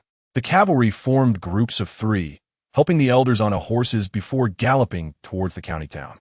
Upon arriving at the county office, over 250 elders stood in the courtyard waiting. There were benches prepared in the courtyard that matched the number of people, but no one took a seat. Their eyes could not hide their panic, yet there was also a calm acceptance of death. At that moment, Qin Fan walked out. When the elders saw him, they were momentarily stunned, as some among them had seen the county official before. The county official did not look like this, nor could he possibly be so young. Qin Fan smiled and asked, "Why do you not take a seat?" Before the elders could respond, the county official trembled and came out, standing with his head bowed behind Qin Fan. Seeing this, the elders exchanged glances and then sat down together. It was merely a matter of dying. They had already prepared themselves mentally for it on the way. Qin Fan took a seat and said loudly, I want to ask you all a question. How many acres of land does each household in your village have? Many elders sighed at his words. Indeed, the government was eyeing their land again. One elder replied, in response to the esteemed official, each household's farmland differs. Some have as much as 3 acres, while others have less than an acre. Is this enough for survival? In ancient times, the grain yield was low, and a household typically had 3 or 4 members. This amount of farmland, even after paying taxes, would not be enough to sustain them. Naturally, it is not enough, as the fields in the village are mostly poor quality. The grain yield each season is nearly 40% less than that of good farmland. The good farmland has all been bought by landlords through various means. But they dare not say such things. The elder continued, the grain from the fields is insufficient, so to make a living, most villagers go work long hours for the landlords, while the women weave cloth and such. If they manage to get by, they can survive. Survive. Qin Fan smiled. If you can't even manage to survive, I fear the young men in your village have already joined the righteous army, right? At these words, the expressions of the elders changed. Qin Fan looked at the county official behind him. So, given this, your governance of Qinshui County is considered quite good in the whole of Northern Li. I dare not claim that. The county official knelt down, cold sweat pouring from him. The reason the people of Qinshui County could barely survive had nothing to do with him. It was Lin Zhong, as a Han person, who understood the Han people well. He knew the bottom line of the people's tolerance, which allowed Qinshui County to thrive, while still ensuring that the local populace endured and survived. Qin Fan looked at the crowd below and said loudly, the reason I called you here today is to discuss a matter with you. Please, esteemed official, go ahead. From today onward, all the farmland in your villages will be managed by me. How does that sound? What? The elders all stood up in unison. Esteemed official, if we lose this land, the people in the village will starve to death. Don't be too quick to refuse. Let me finish my words. Qin Fan stood up and slowly walked towards the crowd, speaking as he walked. Although each household has land now, you still have to pay taxes, making it difficult to fill your stomach. But once the farmland is under my jurisdiction, you won't need to pay taxes, and the grain will be uniformly distributed by me. I can't guarantee anything else, but I can absolutely ensure that each of you will have enough to eat. Remember, I mean true fullness, not mere survival. The old man was taken aback. No taxes? Qin Fan nodded, forgetting to mention that you all need not call me my lord, for I am the leader of Beili.To. And as a mountain bandit, why should I pay taxes to the court? Beili.To? The crowd below was excited. They had heard about the situation in the villages around Qianlong Mountain, how those villagers, after joining Beili.To, not only controlled the trade routes, but also left the government helpless. Furthermore, since the change of leadership in Beili.To, they had been acting as righteous bandits. Whether it was the poor people passing through the trade routes or the recent refugees, they all spoke highly of Beili.To when passing through Qinshui County. Seeing the expressions of the elders, Qin Fan breathed a sigh of relief. The bad reputation that Blood Wolf Village had smeared on Beili.To was finally being earned back step by step. An elder said, but even if we hand over our fields to you, the grain produced won't be enough to eat. What about the good fields of all the landlords in the county? Qin Fan smiled and said, to be honest with you, Qinshui County is my territory, and there are no landlords or gentry allowed to exist in my territory. Can you elaborate on this matter? Once the elders understood Qin Fan's identity, their wariness and panic diminished significantly. My plan is as follows. All the good fields in the county will be managed by each village. I will place personnel in each village, and when the harvest season arrives, the grain will be uniformly delivered to the hands of Beili.To in each village.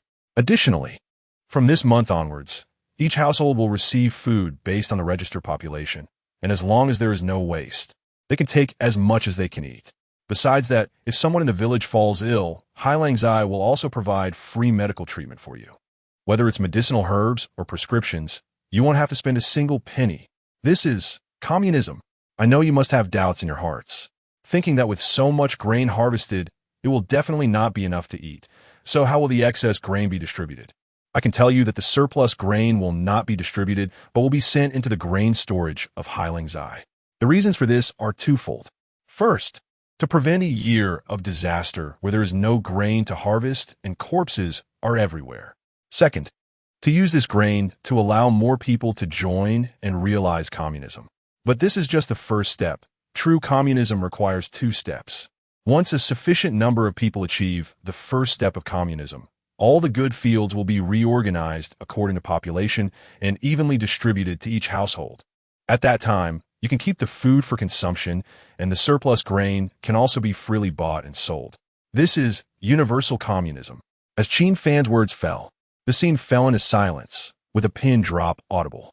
Whether it was the elders below or the county officials kneeling there, they were all dumbfounded. This sounded like a dream. The elders felt it was very surreal. Qin Fan's words made them feel as if they were in a fairyland. How could something like turning the world into a paradise be realized? Crazy. The county official, after all, was educated. At this moment, after hearing these words, he looked at Qin Fan with astonishment that could not be concealed. Anyone with such thoughts must be a lunatic. If this idea were to be known by the landlords, gentry, and the royal family, at that time, Qin Fan would have enemies all over the world. For now, this is indeed a dream. Qin Fan knew the difficulty of this move. He looked at the crowd and said solemnly, "If we want to turn this dream into reality, blood must be shed. But this blood will eventually flow. If we do not shed it, our descendants will. But such matters, no one can tolerate you." The elders, after all, had lived for a long time and had some experience. "I am not alone, and neither are you." Qin Fan stepped forward to an elder and extended his palm. The elder was taken aback and slowly raised his hand. Their palms clasped together, and with a smile, Qin Fan said, "At the moment we shake hands, what does it matter if the whole world is against us?" Chapter 62.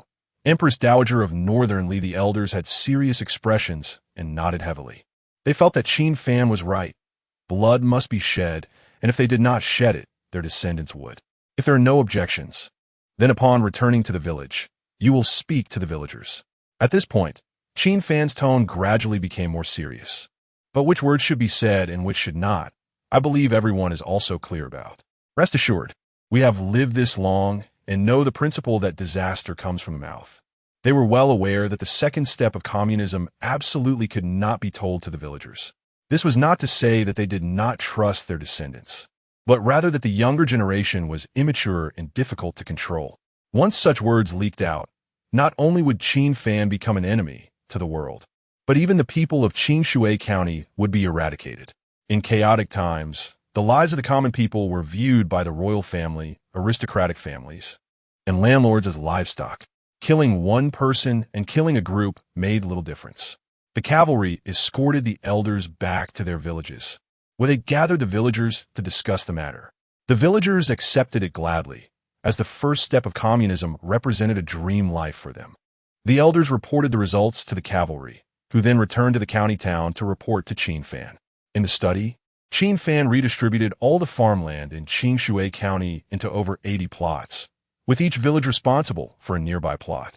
The landlord's fertile fields had already been cultivated, and now the villagers only needed to take over. Notifications were sent out that everyone would conduct drills on site the next day, with duty assignments based on the results. Given the current situation, on-site drills were the most efficient. Those in the village would drill in the village. Those in the concealed barracks would drill in the concealed barracks, and so on. Good. Chen Yi stood by. Qin Fan looked at the various data recorded on paper and said softly, "Although we currently have over 15,000 warhorses, we only have 7,000 skilled cavalry." Chen Yi replied, "We can train them. Cavalry is important, and infantry is equally important." At this point, Qin Fan looked at Chen Yi and continued, "Thus, notify the 5,000 concealed horses to build according to the specifications for 10,000 during the construction of the fort. Once completed, select 2,000 warhorses and cavalry from the 10,000 to be transferred here. You will be fully responsible for these 7,000 cavalry." With an increase in numbers and the acquisition of warhorses, adjustments would naturally need to be made in the military organization. Chen Yi asked, "What about the cavalry's weaponry?" "Equip them with light armor, composite bows, curved sabers, and long spears.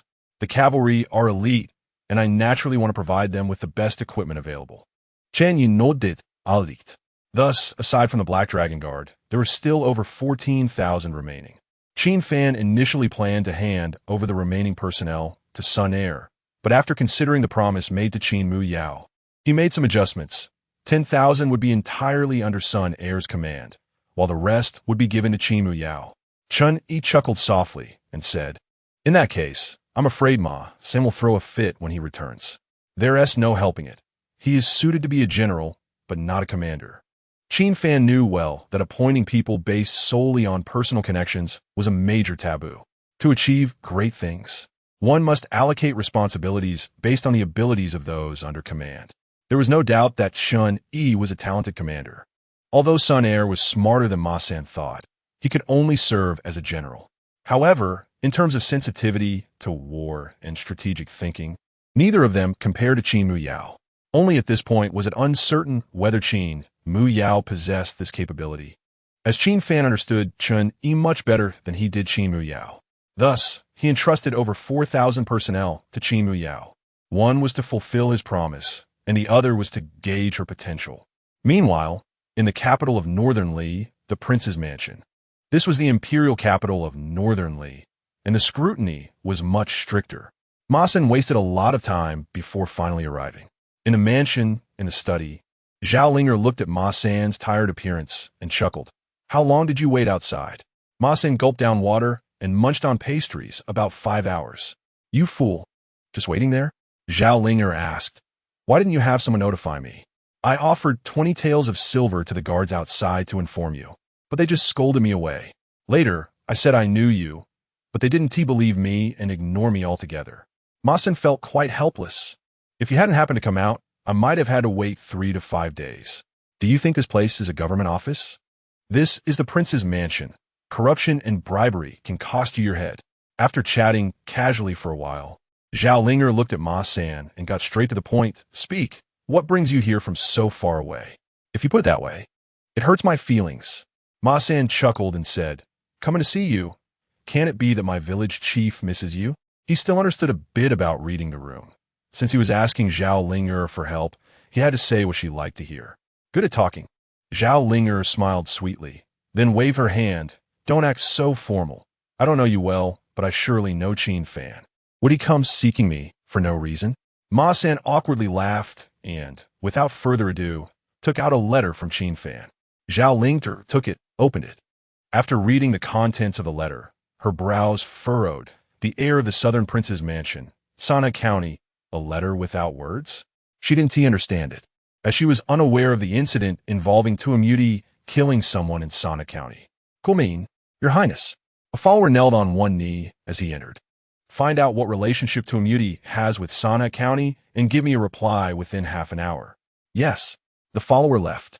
In just the time it takes to burn a stick of incense, the follower returned and whispered before the new year Tuamuti went to Sana County. His horse, a blood-sweat steed, got startled and accidentally killed a local wealthy child. After arguing, Tuamuti sent people to kill that family, taking all the gold, silver, and treasures from their home as loot back to the mansion. The southern prince's mansion, backed by the Empress Dowager, is truly lawless. Hearing this, Zhao Linger's expression turned cold as she asked, "Where is Tuamuti?" The follower replied, "A few days ago, he left the capital with 5,000 cavalry. Last night, he returned alone to the southern prince's mansion and went to see the Empress Dowager early this morning.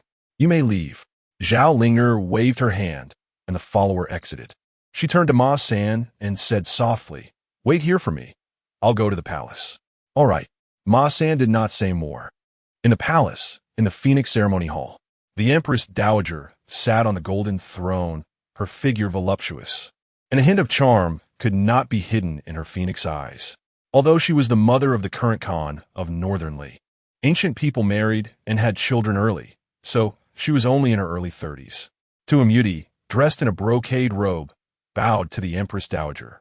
"Please, no need for formalities." The Empress Dowager waved her hand and said softly, "I heard that you returned to the mansion last night in quite a sorry state.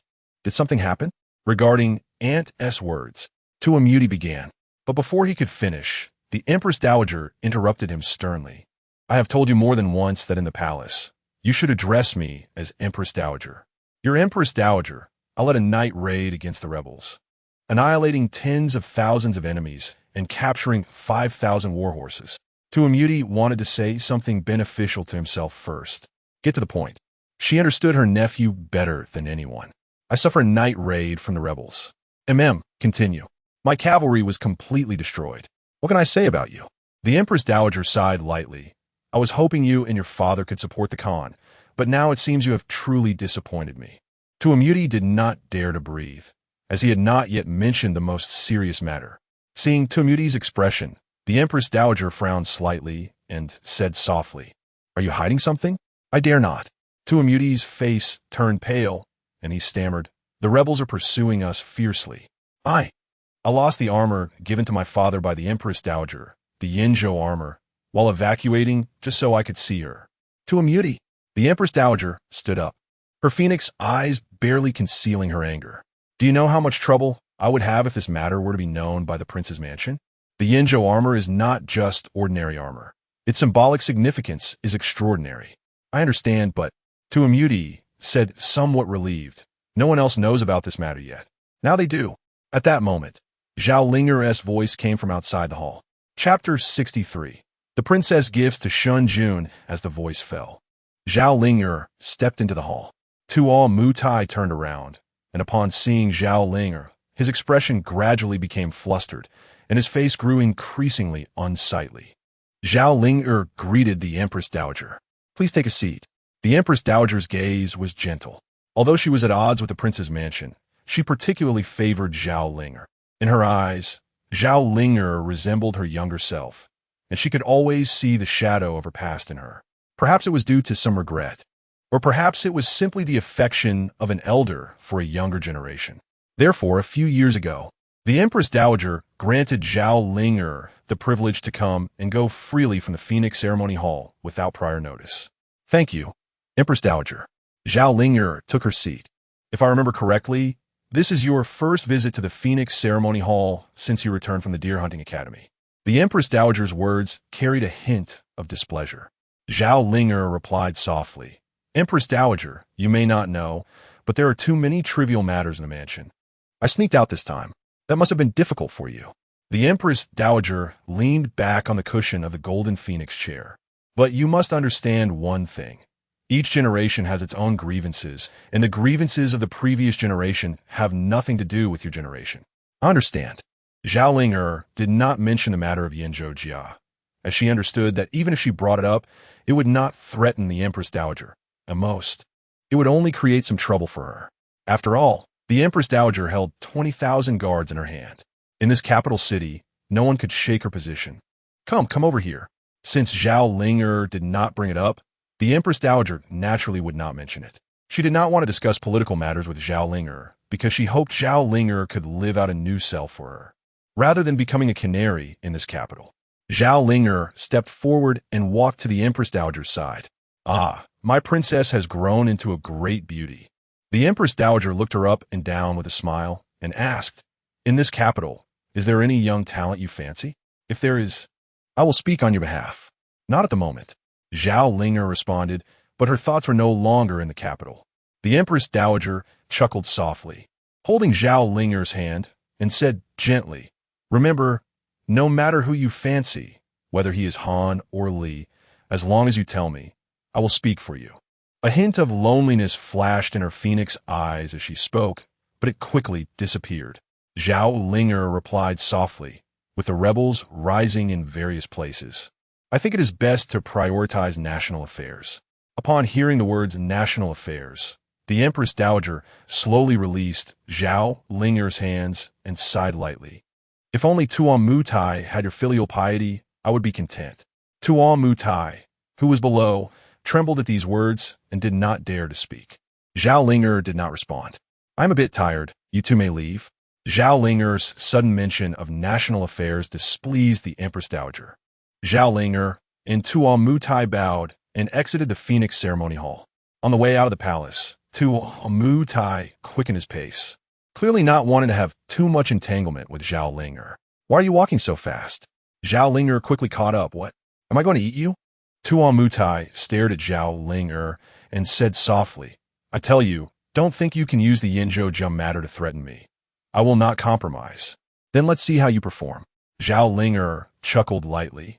You also know that if this matter is known to my father, it will be lively in tomorrow's court session. You are creating trouble for the Empress Dowager. What? What do you want? Although both Zhao Linger and the Empress Dowager understood that this matter would only lead to a quarrel, Tu Mutai did not think so.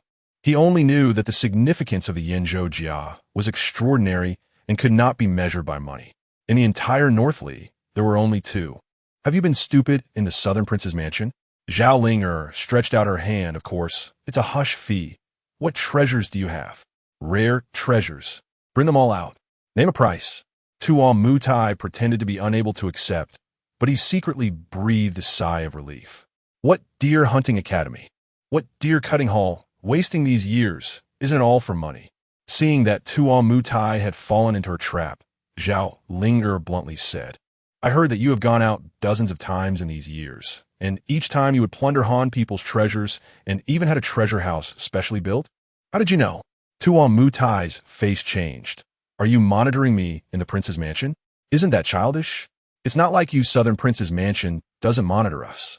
Zhao Linger was too lazy to argue with him. If you want me to keep this matter a secret, it's not impossible. Take me to your treasure house.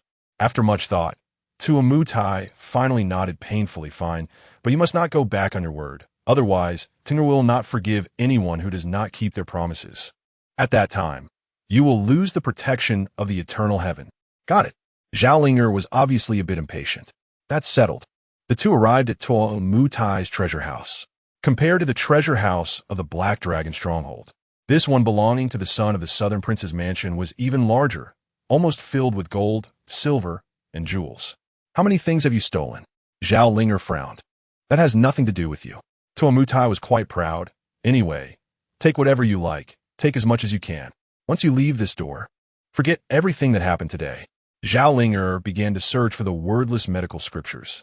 However, there were too many items in the treasure house, making it feel like searching for a needle in a haystack. After a stick of incense, Tuo Mutai grew a bit impatient. What do you want? Just say it. I'll find it for you. Zhao Linger turned around and said, I heard you went to Sana County last year. Your intelligence is quite accurate, and your insight is sharp. Tuo Mutai pointed at Zhao Linger as he walked. Come with me. You really know how to choose. Sao Linge a fool hiaplaus. Could it be that Tuo Mutai knows about the wordless book? Also, what exactly is this wordless book? Why does Qin Fan want it? While pondering, Tuo Mutai stopped, pointing to more than a dozen redwood boxes ahead. It's this batch. Zhao Linger stepped forward and opened the redwood boxes one by one. When she saw the contents of the boxes, her brows furrowed even deeper. Inside the boxes were numerous silver notes, with gold as the base and countless rare treasures. Zhao Linger picked up a piece of jewelry to examine closely. It was clear that this piece was crafted in the palace. When I first raided that household, it was purely out of anger. I never expected there would be these things. Tuo Mutai's tone could not hide his boasting. Did you see? These are all from the palace of the Song Kingdom. It seems I didn't kill the wrong household. They were remnants of the Song Kingdom. This batch of items is all treasures from the Song Kingdom Palace. Zhao Linger did not respond, but continued searching for the wordless book. Soon, she spotted an ancient book in the largest redwood box. When she opened it, the pages were all blank. She knew this must be the item Qin Fan wanted. To avoid arousing Tuo Mutai's suspicion, Zhao Linger casually tossed the wordless book into the corner of the wooden box and pointed at the box. Don't say I'm taking advantage of the fire. I don't want much. Just take this wooden box. Tuo Mutai approached to inspect it. The rare jewelry inside the wooden box was substantial, with a foundation of gold and layers of silver notes. You really know how to choose. Tuo Mutai gritted his teeth. The silver notes from that household were almost all in this wooden box, at least several 100,000 taels. What's wrong? Regretting it? Zhao Linger turned around, pretending to leave. If that's the case, then I won't take it. Wait. Tuo Mutai's face changed, and he quickly blocked Zhao Ling. I will immediately send someone to deliver it to your mansion, but for safety's sake, you must meet outside the mansion. Otherwise, whether your father knows or my father knows, we will both end up in trouble. Move quickly. After Zhao Linger finished speaking, she strode away. An hour later, the Tuo Mutai sent someone with a horse-drawn carriage to deliver the wooden box. The carriage stopped in the courtyard, covered with weeds. Zhao Linger opened the wooden box, confirmed that the wordless book was still inside, and then took it out along with hundreds of thousands of silver notes. She handed them to Ma San and said softly, "The other items are too heavy for you to carry on the road. In this time of constant war and repeated disasters, even if he wants to live in seclusion, he still needs money. Take these silver notes with you." Ma San accepted the heavy silver notes and bowed, saying, "I will thank the princess on behalf of the chieftain. Let him come and thank me in person one day." Zhao Linger waved her hand and instructed, "Hurry and leave. There are too many eyes of the empress in the capital. If you stay too long, it might cause unnecessary trouble. Farewell." Ma San cupped his hands and was about to leave. "Wait." Zhao Linger suddenly thought of something, ran quickly into her room, and took out a wooden cage. Inside the cage was a pure white sea eagle. "Before going to the Zhu Lu Academy, my brother Wang and I came across 2 sea eagles by chance. This one is mine." As Zhao Linger spoke, she opened the wooden cage. "The distance from Qianlong Mountain to the capital is too far, so if he wants to contact me in the future, let it deliver the message." After she finished speaking, the sea eagle flew out of the cage. It seemed to have intelligence, not flying wildly but landing on Ma San's shoulder. With a wave of Zhao Linger's hand, the sea eagle flapped its wings and soared into the sky. "It will follow you until you reach Qianlong Mountain." Ma San nodded and left quickly. That day, he rode away from the capital. The next day, while Ma San was still on the road, the Black Dragon Village also held its first martial arts demonstration. This made the people of Black Dragon Village and the original Righteous Army members eager to participate. Have you heard? The chieftain is going to distribute positions through martial arts demonstrations. Not only will positions be assigned, but I also heard that this time it will be absolutely fair and just, with no underhanded tactics. Everything will be decided by strength. Everyone was discussing animatedly. The villagers were okay, as their previous identities were commoners, and no matter how much conflict arose, it was just minor skirmishes. However, the group of people from the Righteous Army was different. After joining Black Dragon Village, their previous ranks had all been reset to soldiers. This made many of the Righteous Army members who had previously been bullied by their squad leaders and captains seek revenge. Additionally, there were many of them, and during this period, the conflicts among the Righteous Army members escalated sharply, with violent incidents occurring frequently. Previously, the selection of positions for the squad leaders and captains in the Righteous Army was often influenced by bribery. Now, everything depended on one's own strength. This decision gave everyone hope. Chapter 64. Restructuring military positions. 2 major concerns under the arrangement of Qin Fan. Qian, he was responsible for the training of 5,000 soldiers in the hidden barracks, while Sun Air was responsible for the training at Black Dragon Stronghold. Qin Fan personally oversaw the training of 10,000 soldiers in the hidden barracks. Qin Fan scanned the crowd and announced loudly, "Today, among everyone present, there will be 2,000 squad leaders, 1,000 team leaders, 100 hunter leaders, and 10,000 leaders. The competition will first determine the squad leaders. Then the squad leaders will determine the team leaders, and so on, until the 1,000 leaders are decided. To ensure fairness, everyone will be grouped by drawing lots." As he finished speaking, the Black Dragon guards brought over a large wooden box filled with slips of paper numbered from 1 to 10, 000. The drawing began. Qin Fan ordered, "Once you have drawn your number, check it immediately. Numbers 1 to 5 form one group, 6 to 10 form another group, and so on. Stand in your groups." The participants started to draw lots one by one. Soon, they formed 2,000 groups based on their numbers. At the same time, the Black Dragon guards marked out 2,000 training grounds on the ground. "Master, who will fight first from each group of 5? Someone asked. After all, no one wanted to be the first to step onto the stage, as the first fighter would surely expend energy, and once that energy was gone, even if they won, they would be at a disadvantage in subsequent fights. Using hand gestures, Qin Fan decided who would fight first. The hand gesture method was akin to the modern game of rock, paper, scissors. Qin Fan continued, "The winner among the 5 can rest while the other 4 will fight immediately.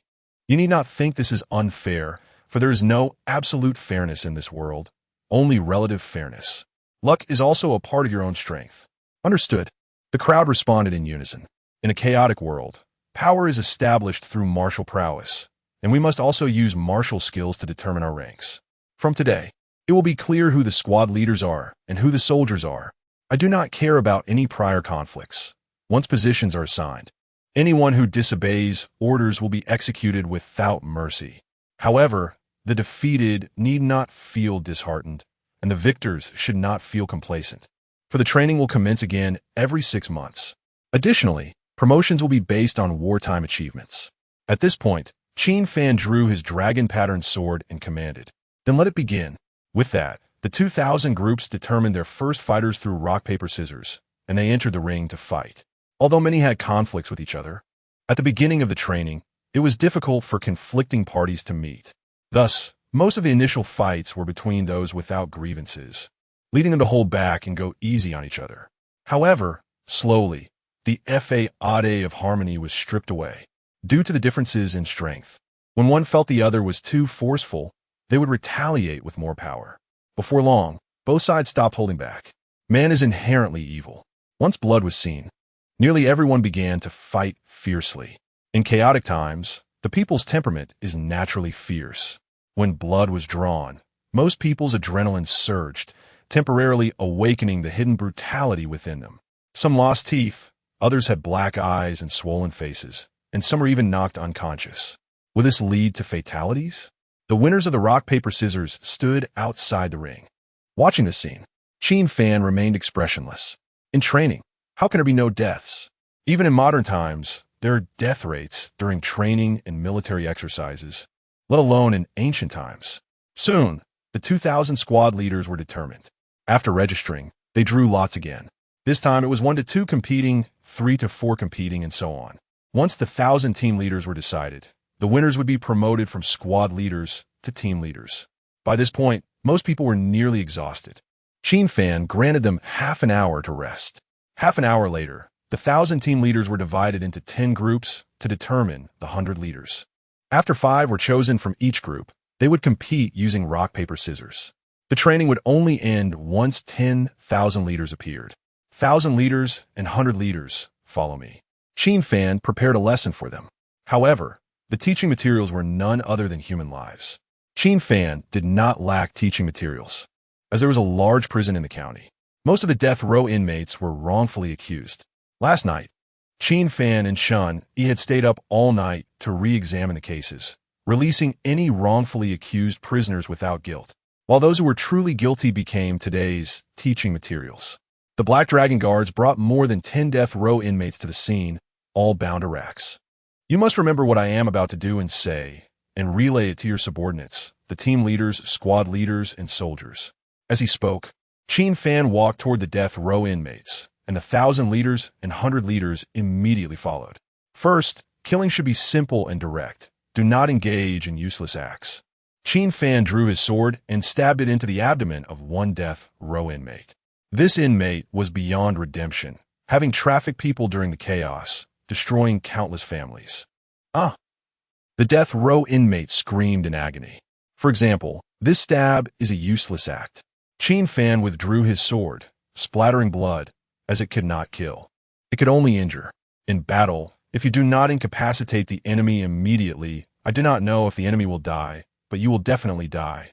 At this point, Qin Fan wiped the blood from the blade with a cloth and continued, "The art of killing is not for show. It must be a single strike to kill. The target for a single strike must be the head. Either pierce the enemy's head with your weapon or directly sever their head. Even after decapitating them, their body may still move or twitch. But do not panic or pay attention, as that is a normal reaction after death. However, the enemy is not foolish. During combat, they will instinctively protect their vital parts. To avoid delaying the opportunity to kill the enemy, you have 2 options. While speaking, Qin Fan raised his sword and severed the death row inmate's genitals. First, strike low. If this area is severely damaged, they will lose combat effectiveness for a short time, allowing you to then decapitate them. Second, strike high. Qin Fan swung the dragon-patterned sword, stabbing it from the inmate's jaw through to the back of their head. The death row inmate died instantly. Then, Qin Fan approached the second death row inmate, swinging his sword while saying jaw, throat, eyes, back of the head, and vital points.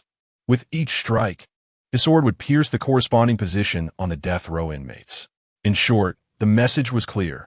As long as you can kill the enemy, The posture or method does not matter. The most important thing is to stay alive.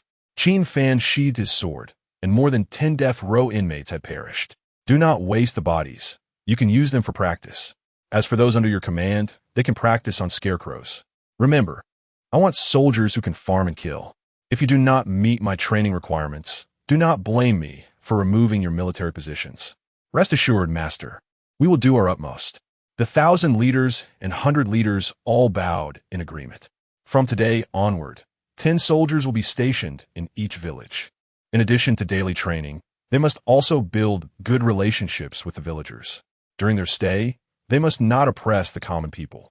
At the same time, the training at Black Dragon Stronghold and the 5,000 hidden barracks also came to an end. With the restructuring of positions, the previous chaos of mutual fighting was suppressed. Those who rose through their own abilities were filled with gratitude toward Qin Fan. Qin Fan returned to Black Dragon Stronghold. Xing brought him good news. The medicinal materials needed for the wound medicine had all arrived, and production could begin immediately. The old, young women, and children in the village were also busy. Those with some strength went to the blacksmith shop, while those who couldn't do such detailed work started clearing land and planting crops with Yanyun's father. Even those who couldn't do anything important made bowstrings and bow frames to increase the production of composite bows. The operation of Black Dragon Village was back on track, which reassured Qin Fan. However, he also had two new worries. First, the mechanism for the composite crossbow. With Lin Chu's half-baked blacksmithing skills, he couldn't craft such a delicate item at all. To manufacture the crossbow mechanism, skilled craftsmen were needed.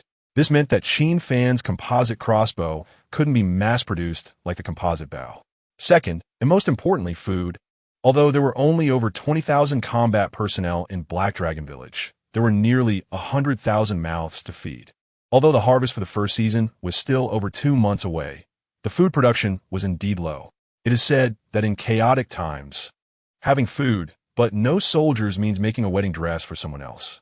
But having soldiers without food is just as difficult for a capable woman to cook without rice. At this time, Qin Muyao ran over. She looked very happy. What's the matter? Qin Fan asked. Thank you.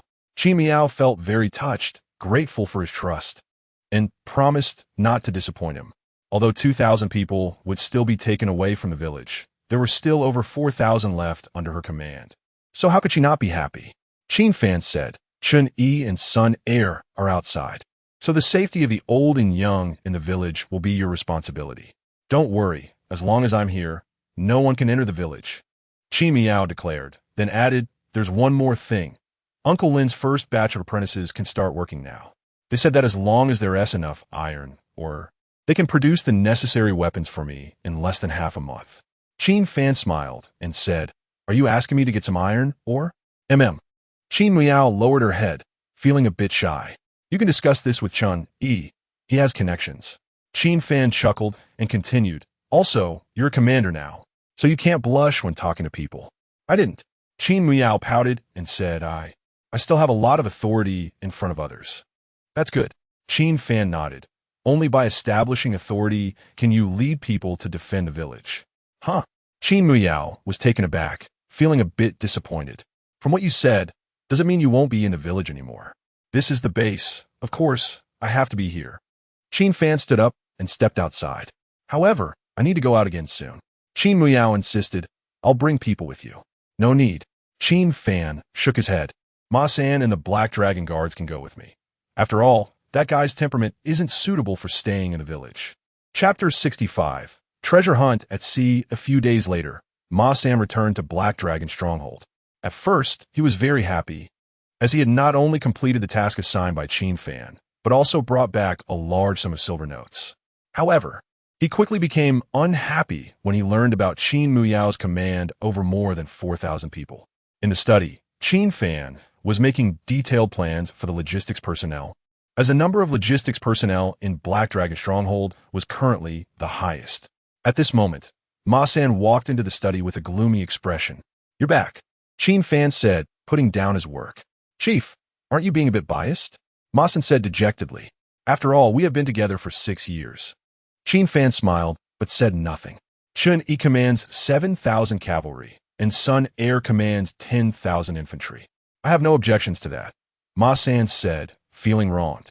But now even Qin Muyao can command over 4,000 people, and I can only lead 100 Black Dragon Guards. Did you bring back anything? Qin Fan changed the subject. I did. Ma San took out a wordless medical book from his bosom. Well done.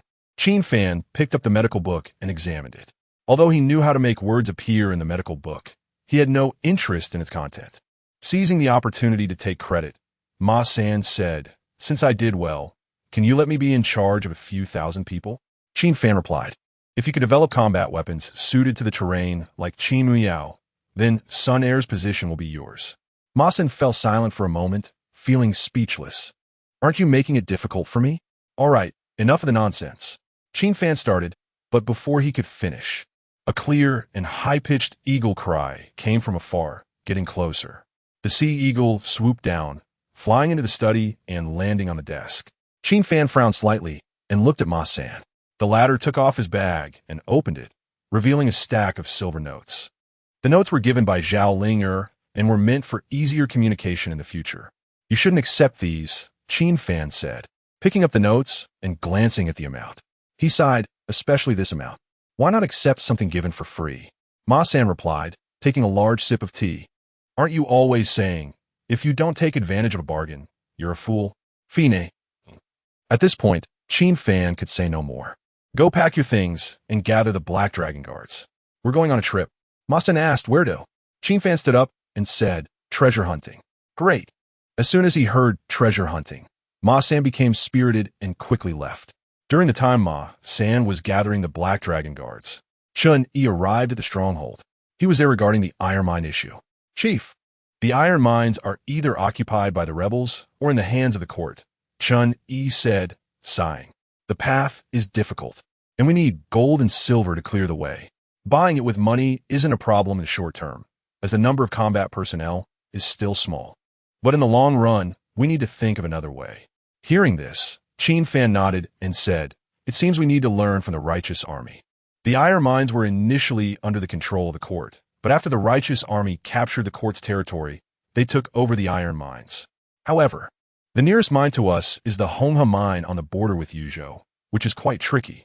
The Honghe mine is one of the 3 major iron mines in Beili, with both output and quality far exceeding that of other mines.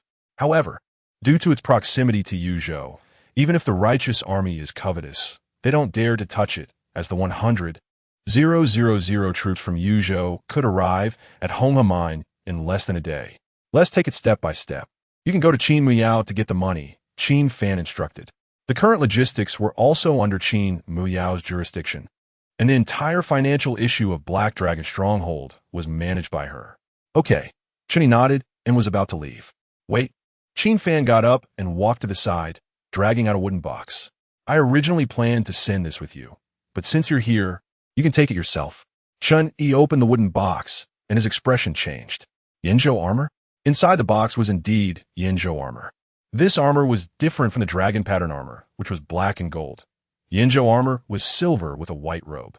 This, Chun Yi hesitated to accept it, as he was very aware of the significance of the 13 armors of the 9 provinces. "You command the most elite cavalry, so you naturally need a good armor. Thousands of soldiers are easy to find, but a general is hard to come by."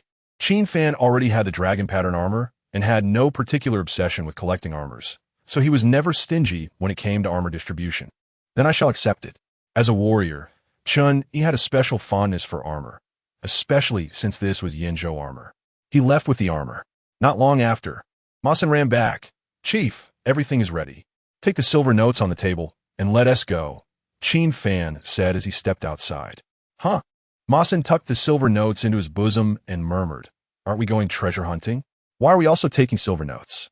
As Qin Fan and the others arrived at the stable, they each took a horse and left the stronghold.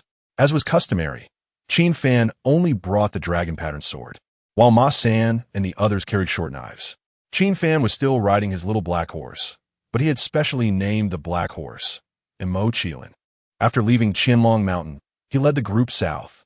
On the way, Ma San loudly asked, "Chief, where are we going?" Qin Fan replied, "First to the water and land, dock 50 miles away." Ma San was taken aback. "We're taking the water route?" Qin Fan said, "Aside from changing routes midway, Most of this journey will be by water. The land route is not safe and takes a lot of time. Soon, they arrived at the dock. Boatman, do you have any boats? Qin Fan rowed forward. The boatman asked, how many people are boarding? All of us, including the horses, Qin Fan replied. After calculating for a moment, the boatman said, then we'll probably need 3 boats to fit everyone. Ma San asked, don't you have bigger boats? No. The boatman sighed helplessly. Large river boats have all been forcibly requisitioned by the court or the righteous army. I estimate that after some time, even boats of this size may not be available. War isn't just fought on land. Naval battles are also unavoidable. Then 3 boats it is, Qin Fan said. Not want to waste time. Ma San pay. Before long, the boatman arranged 3 river boats, and Qin Fan and his group boarded and set off. Chief, where is our destination? Ma San asked curiously on the boat. Out to sea, Qin Fan said. Huh? Ma San was completely stunned. What are we going out to sea for? Is the chief planning to change from mountain bandits to sea pirates? The Black Dragon guards exchanged glances. Also unsure of Qin Fan's purpose for going out to sea. The water and land dock was not far from the sea, about 700 miles. But in ancient times, it was not like modern times. Aside from the ongoing wars, communication was extremely inconvenient, and the speed of boats was slow. The next evening, after several twists and turns, Qin Fan and his group arrived at the sea. Due to the continuous journey, they had not had enough rest along the way, so they found an inn. The next morning, Qin Fan arranged for the sea boats. In ancient times, civilian sea boats were not large, so to save time and effort, he specifically paid a high price to rent 2 merchant ships from local merchants going out to sea. Young master, the sea boats are ready. The items you need have also been moved aboard. The number of sacks and shovels exceeds what is on the list. The merchant smiled, his tone gentle. Qin Fan boarded the ship, took a look, and nodded in satisfaction. Since he was unaware of the situation at sea, he had the merchant help him stock up on 3 months' worth of food and water. I'm glad you're satisfied. The merchant followed Qin Fan and asked, when does the young master plan to set sail? Qin Fan said, naturally, the faster, the better. The merchant nodded and waved his hand to summon 12 local fishermen, who quickly ran over. The merchant smiled and said, young master, these 6 men are very familiar with the surrounding sea conditions. There are 2 boats. Each can accommodate 6 people to act as steersmen, sailors, and helmsmen, with one as a guide to avoid getting lost at sea. Qin Fan smiled. You have considered this very thoroughly. Since you are my client, I naturally have to think for you. The merchant cupped his hands to Qin Fan and said, I, Jinbu Huan, will definitely return your deposit when you come back from the sea. The deposit collected by Jinbu Huan is quite high, enough to buy 10 boats of this scale. However, Qin Fan was in a hurry, and Jinbu Huan was a monopoly in local sea vessels, so he naturally didn't want to fuss over it. The boats set sail. Qin Fan stood on the deck, looking out at the vast sea ahead. Ma San was on another boat. At this time, a Black Dragon guard approached Qin Fan and whispered, the fishermen are fine, and the food and water sources are non-toxic. That's good, Qin Fan nodded. One must be wary, as there are many who kill for money in chaotic times. Go call a fisherman guide over. Yes. Soon a fisherman guide came over, just as we wanted to ask the young master, where are we heading on this trip? Qin Fan did not answer his question, but took out a silver ingot and handed it to him, asking in return, do you know how many islands there are in this sea area? Thank you, young master. The guide accepted the silver ingot and said softly, there are quite a few islands. The nearest takes about 3 hours, and the farthest may take several days. Qin Fan asked again, do you know which island has a lot of bird droppings? Bird droppings? The guide was taken aback. The surrounding Black Dragon guards also looked a bit confused. Young master, why are you looking for bird droppings? The guide frowned tightly, wondering if the preferences of wealthy families were so strange. Qin Fan took out another silver ingot and handed it to the guide, saying, remember, when I ask you a question, you only need to answer, not ask in return. I am sorry for my ignorance. I hope the young master can forgive me. The guide accepted the silver ingot and said that there's indeed an island with a lot of bird droppings, but it is a bit far. You should also know that islands close to the coast are often used by fishermen as resting spots, and over time, seabirds naturally won't stay there for long. Qin Fan understood this principle and asked, how far is it? The guide replied, if the wind is favorable, it takes 5 days by sea. Otherwise, It takes 7 or 8 days. Qin Fan said, "You just said a piece, not an island. Is that area large?" The guide responded, "Very large, almost one connected to another. But there are hardly any resting spots because the bird droppings by the island's edge are several meters thick and smell terrible."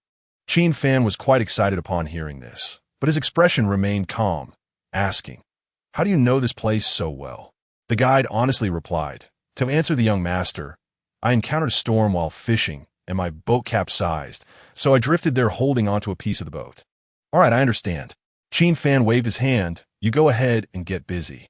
After the guide left, Qin Fan couldn't hide his smile, thinking to himself that he suddenly believed in luck a bit. Bird droppings, that's white soft gold. Originally, Qin Fan thought he would have to search for a year and a half, but unexpectedly, he found a clue on the very day he set sail.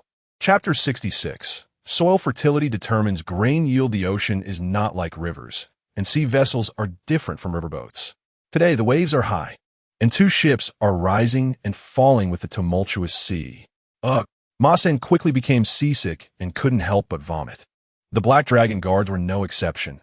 They were also enduring the discomfort of seasickness. Qin Fan was not feeling well either, having nearly vomited several times. "Young master, it's always like this on the first sea trip," the guide said, already accustomed to the waves. Compared to merchant ships, their fishing boats were more susceptible to the winds and waves and swayed even more violently. "Young master, you came at the wrong time. The sea is rough right now." The guide looked at Qin Fan, who was trying hard to hold it in, and wanted to laugh but dared not. Qin Fan endured for a while. Finally, he couldn't hold it any longer and vomited. But to his surprise, after throwing up, the symptoms of seasickness eased quite a bit. At the same time, by evening, the waves on the sea had calmed down, making things much more comfortable for Qin Fan and the others. The fishermen prepared dinner, but due to seasickness, Qin Fan and his group had little appetite. Time flew by. On the 5th day, as night fell, Qin Fan and the others finally arrived at their destination. After a few days, they gradually adapted to the sea's waves. That night, they couldn't go ashore, so they rested on the ship. The next morning, Qin Fan and the others had a simple breakfast before disembarking. After getting off the ship, Qin Fan surveyed the island. The island was not too large. The biggest one was about 3 square kilometers, while the smallest was less than 1 square kilometer. However, there were dozens of islands in total. "Chief, why are we here?" Ma Sen stepped forward, his tone filled with confusion. He frowned and kept spitting on the ground, complaining, "It stinks so much here." There were many seabirds on the island, and plenty of fresh bird droppings. As the sea breeze blew, the smell of fish and droppings mixed together, making one feel nauseous. Qin Fan did not respond, but walked forward decisively. Ma San and the Black Dragon guards followed closely. After walking 50 meters, Qin Fan stopped, pointing ahead. "It's right here." Ahead was a pile of bird droppings nearly 10 meters thick. The top layer was wet droppings, while the middle and bottom layers were guano. Ma Sen covered his mouth and nose and asked, "What's going on here?" Qin Fan turned around and said, "This is the treasure we came to find." The Black Dragon guards exchanged complex glances. "Treasure made of bird droppings?" Ma Sen was dumbfounded. "No. This." At that moment, Ma Sen couldn't even articulate his thoughts. Not only could he not connect bird droppings with treasure, but even the well-informed Black Dragon guards had expressions of utter disbelief. After all this effort and so many people, they had come to see a pile of stinking bird droppings? This is not just bird droppings. This is our future. Qin Fan's mood was somewhat excited. This was pure organic fertilizer, and its effectiveness was even stronger than modern chemical fertilizers. Moreover, this was seabird droppings, rich in nitrogen, phosphorus, and other elements, capable of rapidly restoring soil fertility. As everyone knows, soil fertility is linked to grain yield. In today's chaotic world, even fertile fields are insufficient in fertility. After all, in another sense, as long as you plant something in the fields, the soil's fertility will be affected. The ancients understood this principle, but they could only use wood ash and other methods to change it, with minimal effect. However, seabird droppings are different, especially guano, which has accumulated for many years, has naturally fermented, and can be used directly once ground. Even wet droppings only require the simplest fermentation method. It is not an exaggeration to say that before modern fertilizers emerged, seabird droppings were a godsend for grain production. The more turbulent the war period, the greater its role.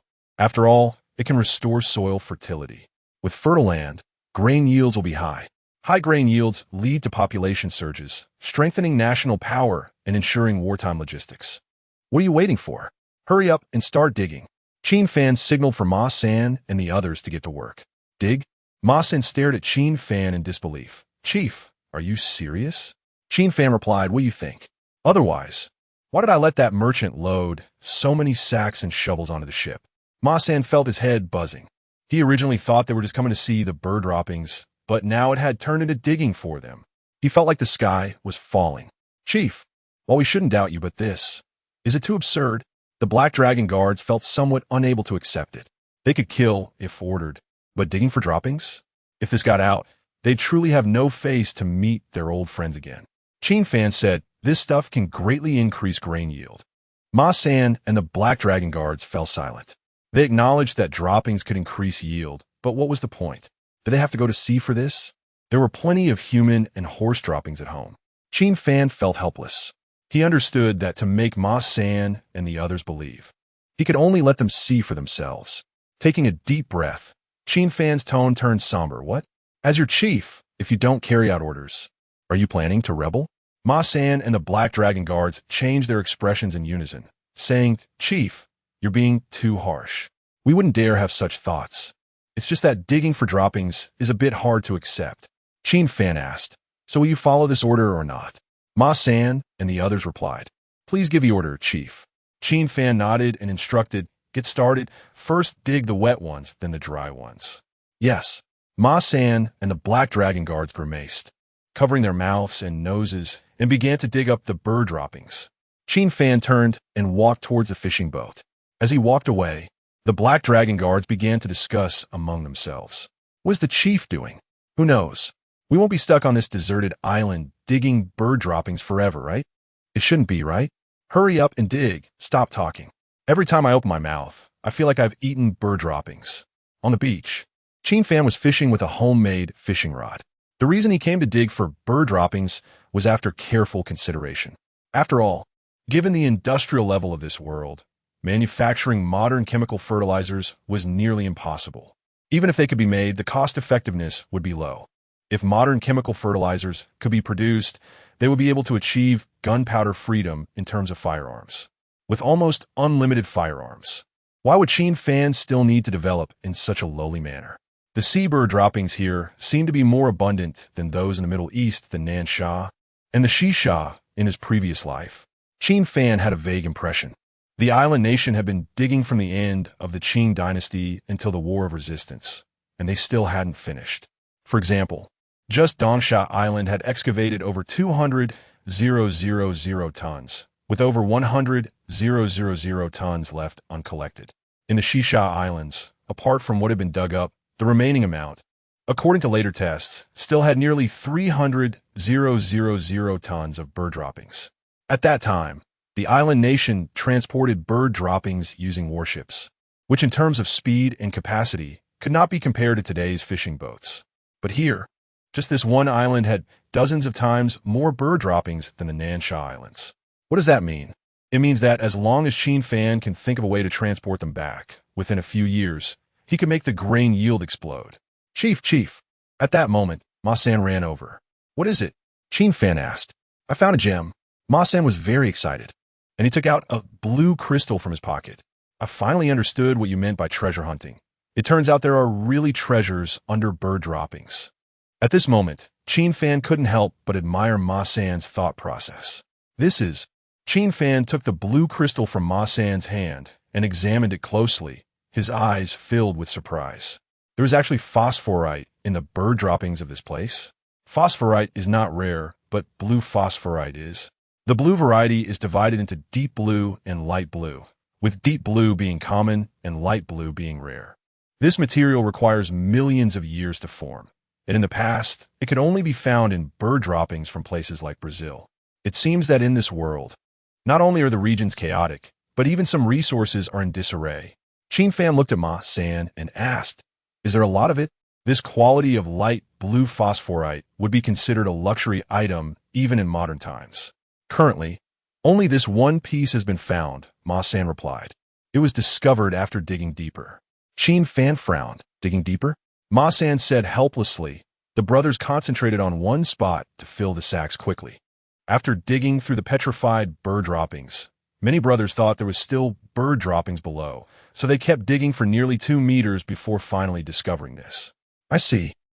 Qin Fan nodded. You go back and tell them not to fill the sacks with waste soil. After filling the sacks with bird droppings, continue digging deeper to see. Understood, Ma San said as he left. Qin Fan toyed with the phosphorite in his hand. Although it is called a gemstone, it is not really a gemstone. After being polished and shaped, it does have light-absorbing properties. It absorbs light during the day and can emit a glow at night, similar to a night pearl. In the past, many places regarded it as a divine object. However, its only drawback is its low hardness. It can be easily damaged if not handled carefully. To be honest, Qin Fan wasn't very interested in such impractical items. But rarity makes things valuable. In ancient times, if this curious item was marketed well, it could easily sell for a high price. After all, as long as the promotion is in place, even a pile of dung can be sold for a high price if you can guarantee its rarity. Diamonds are a living example of this. Ma San and the Black Dragon Guards were busy until late at night. After nearly 1,000 sacks were filled to the brim with bird droppings, they were transported to the ship in batches. After completing their mission, the Black Dragon Guards continued to dig deeper. They uncovered several pieces of blue phosphorite in various sizes. After a simple wash, they prepared to head back. With a command from Qin Fan, everyone began to wash their bodies with seawater and then started their return journey. The fishermen silently watched the ship loaded with bird droppings, their expressions complex. They were quite confused. Was the young master of a wealthy family really so bored? Did he really travel such a long distance just to dig up bird droppings on the island? Chapter 67. The Middleman of the Aristocratic Families. Jinbyun on the way back, it was quite calm. 6 days later, 2 ships docked. Although the sacks were filled mostly with bird droppings and did not smell as pungent as fresh droppings, the odor was still present. Qin Fan and his companions went to an inn to clean themselves thoroughly before changing into fresh clothes. It was noon at this time. After a simple meal, Qin Fan took Ma San and more than a dozen Black Dragon Guards to the residence of Jinbyun. As soon as they entered the courtyard, a pleading voice came from the pavilion ahead. Master Jin, you can't do this. Didn't we agree that the entire deposit would be refunded? Why are you still withholding 70% of my deposit? A man dressed like a merchant was kneeling on the ground, desperately pleading. Jinbyun was sitting in a grandmaster's chair, eyes closed, resting. His plump body caused the wooden chair to creak as he lazily said, I did say the deposit would be fully refunded, but I also mentioned that if the merchant ship is damaged, the deposit would be deducted. The merchant replied, but the ship I rented is not damaged at all. How can it not be damaged? Jinbyun opened his eyes. Anything that is used will incur wear and tear. For instance, don't I have to send someone to clean it? The ship goes to sea, and the seawater erodes it. Doesn't that shorten its lifespan? That all counts as wear and tear. The merchant's face turned grim upon hearing this. My profit from this trip is only 80%. After deducting the ship rental and your withheld 70% deposit, I'm left with only 10% profit. How is this any different from robbery? Just getting a profit is already good enough. As for robbery, Jinbyun chuckled. If I really wanted to rob and kill, I would have had my men take care of you while you were asleep. The food you purchased has already been poisoned. I don't engage in robbery and murder because that would be immoral. I aim for a win-win cooperation so that both sides can profit. Of course, if you're feeling aggrieved, you can choose to report me. But I'm following the rules. If you can win the case, I won't mind refunding your deposit in full. Conversely, if you lose, not only will you not get the remaining deposit back, but you will also have to return that 10% profit to the authorities. The merchant pointed at Jinbyun. You. Enough. Jinbyun waved his hand. We're all old foxes here. What kind of ghost stories are we playing with? Your profits come from squeezing the impoverished commoners, and me squeezing you is only natural. Big fish eat small fish, and small fish eat shrimp. This is the way of the world. Also, you don't need to look at me with that kind of gaze. I'm also working for others, and I'm not entirely in control of many matters. The merchant sighed and eventually compromised, taking away 30% of the deposit. This scene was witnessed by Qin Fan and Ma San. "Boss, this fat man won't deduct our deposit too, will he?" Ma San said with a cold glint in his eyes. "Damn it, leaving them only 10% profit is harsher than us collecting tolls on the trading path." Although this was not their territory, it did not prevent them from killing and looting. Qin Fan chuckled. "None of them are good people. They're all in the same nest. Like snakes and rats." In ancient times, any merchant with a conscience couldn't make a profit. This scene was just as Jin Buhin described. Merchants squeezed the common people, and he squeezed the merchants in turn. "Ah, young Master Qin," Jin Buhin exclaimed upon seeing Qin Fan, quickly rising from his chair and hurrying over. His plump body shook as he moved. The group reached the pavilion. Qin Fan got straight to the point. "I'm here to refund the ship deposit." Of course, Jin Buhin waved his hand, and a steward-like person behind him brought out the banknotes. "Young Master Qin, please count them." Qin Fan did not take them. Instead, Ma San took them and began counting. After finishing, he was clearly taken aback because the banknotes were the full amount of the deposit, with no deductions made. Qin Fan said, "I transported dung this time, so the smell on the ship might be a bit strong. What cargo I transport is my private matter. As for the mess on the ship, I'll have my servants clean it. After all, that's included in the rental fee." Jin Buhin squinted and smiled. In troubled times, those with his status were not simple-minded. Especially since Qin Fan had brought 100 followers, even the most foolish person would know not to provoke him easily, let alone someone as shrewd as Jin Buhin. He was very clear about whose money could be earned and whose could not. Ma San scratched the back of his head. "This guy doesn't play by the rules." I was ready to draw my knife. "It seems you are not a simple merchant." Qin Fan got straight to the point. A simple merchant wouldn't let other merchants willingly suffer a loss, would they? "Huh." Jin Buhin chuckled. "In this chaotic world, without a backing, even the biggest merchant can easily lose their life and wealth." Qin Fan asked, "Then may I ask who your backing is?" "The Wang family." Jin Buhin did not hide it. After all, he was also wary of Qin Fan and his companions killing and plundering.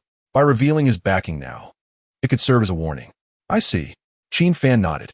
In Beili, there were 3 major aristocratic families, and among those related to waterways and seaways, only the Wang family fit the description. Jin Buhin spoke softly. "Young Master Qin, you are certainly extraordinary and should understand that although the main family is in business, there are certain things they cannot do, as they need the people's reputation. The things the main family cannot do, merchants can do. But the money merchants squeeze from the common people is what the main family wants, yet they cannot appear directly involved, hence the existence of middlemen like myself. Aristocratic families, besides engaging in business and having major officials in the court, also value their reputation among the people. Their reputation in the local area can be even stronger than that of the court, and some even maintain private soldiers. This is precisely why the court is extremely wary of them." And then, Qin Fan knew Jin Buhin had more to say. Jin Buhin continued, "In chaotic times, the major families of Qian, Yu, and Li are all covertly supporting certain groups, and my main family is no exception. If you're interested, we can discuss this in detail." Qin Fan understood this was the main point for Jin Buhin. He chuckled. "Even if I agree, the ones supported by the Wang family are not just myself, right? Casting a wide net to catch many fish is common sense. After all, even ordinary people wouldn't choose to hang themselves on the same tree, let alone the aristocratic families." Jin Buhin spoke directly, to not hide it from you. "The main family supports many individuals. As for who else the main family supports, I'm not sure, as there are many middlemen working for the main family besides myself. I only know one thing. The support currently provided by the main family is merely the minimum standard. If you want the main family to increase their level of support, it depends on your personal capabilities. If you can swallow other forces and grow to a certain extent, then the main family will abandon support for others and fully support you alone." Qin Fan interjected. "Correspondingly, once this person succeeds, they will give back to the aristocratic family 100-fold. "Exactly." Jin Buhin nodded and asked, "May I ask if young master has any interest?" Qin Fan did not respond directly, but instead asked, "You just said there are many middlemen like you, and you do not know who supports the other middlemen. Does that mean you have not found a supporter yet?" "To not hide it from you, although I have been a middleman for some time, I have indeed not been able to find a suitable candidate. Qin Fan sighed, his tone filled with helplessness. This is unavoidable. After all, I am in the coastal area. Whether it's the righteous army or other ambitious local officials who would come to the seaside is considered unlucky. Qin Fan smiled without speaking. Qin Fan's words were indeed true. The righteous army and local officials coming to the seaside only meant one thing. They were fleeing after a failed rebellion. What should I call you? Qin Fan inquired about his name. Ma San and the Black Dragon Guards beside him were all taken aback, because they understood that once Qin Fan asked others for their names, it meant he had ideas. However, they were aware that apart from landlords and gentry, Qin Fan detested the aristocratic families the most. So why partner with them? Qin Fan, 19 years old, came from a family that had been in business for 5 generations. 19? Qin Fan was taken aback. Ma San frowned at Qin Fan, who looked like he was in his 30s. Qin Fan forced a smile and said, "There's nothing I can do. Being overweight makes me look older." Qin Fan got to the point. "Brother Qin, to be honest, I really want to cooperate with you. What does the young master need?" Qin Fan's eyes lit up, because as long as he found supporters, not only would the aristocratic families benefit, but he would also gain significant advantages. Although there was a lot of uncertainty, he wouldn't have to bear much risk since the aristocratic families would shoulder the risks and provide material support. "I need ocean-going ships. The more, the better. I also need riverboats to transport to Qianlong Mountain nearby, and again, the more the better. Now that the bird droppings have been found, the biggest problem was how to transport them back." Qin Fan asked, "Could you give a precise number, young master?" "The more, the better, but I can't understand." Qin Fan replied, "According to the ship tonnage I plan to send out, would 1,000 ships be manageable?" "You're joking, young master." Qin Fan frowned and said, "Although this is a sea trade hub, there aren't that many ocean-going ships here. While the ships you're sending out aren't the largest, they are above average. The larger the ship, the harder it is to manufacture, and thus the fewer there are.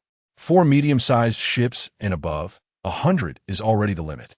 If you want more ships, they need to be built from scratch, which takes time, and ocean-going ships require more time and effort than riverboats."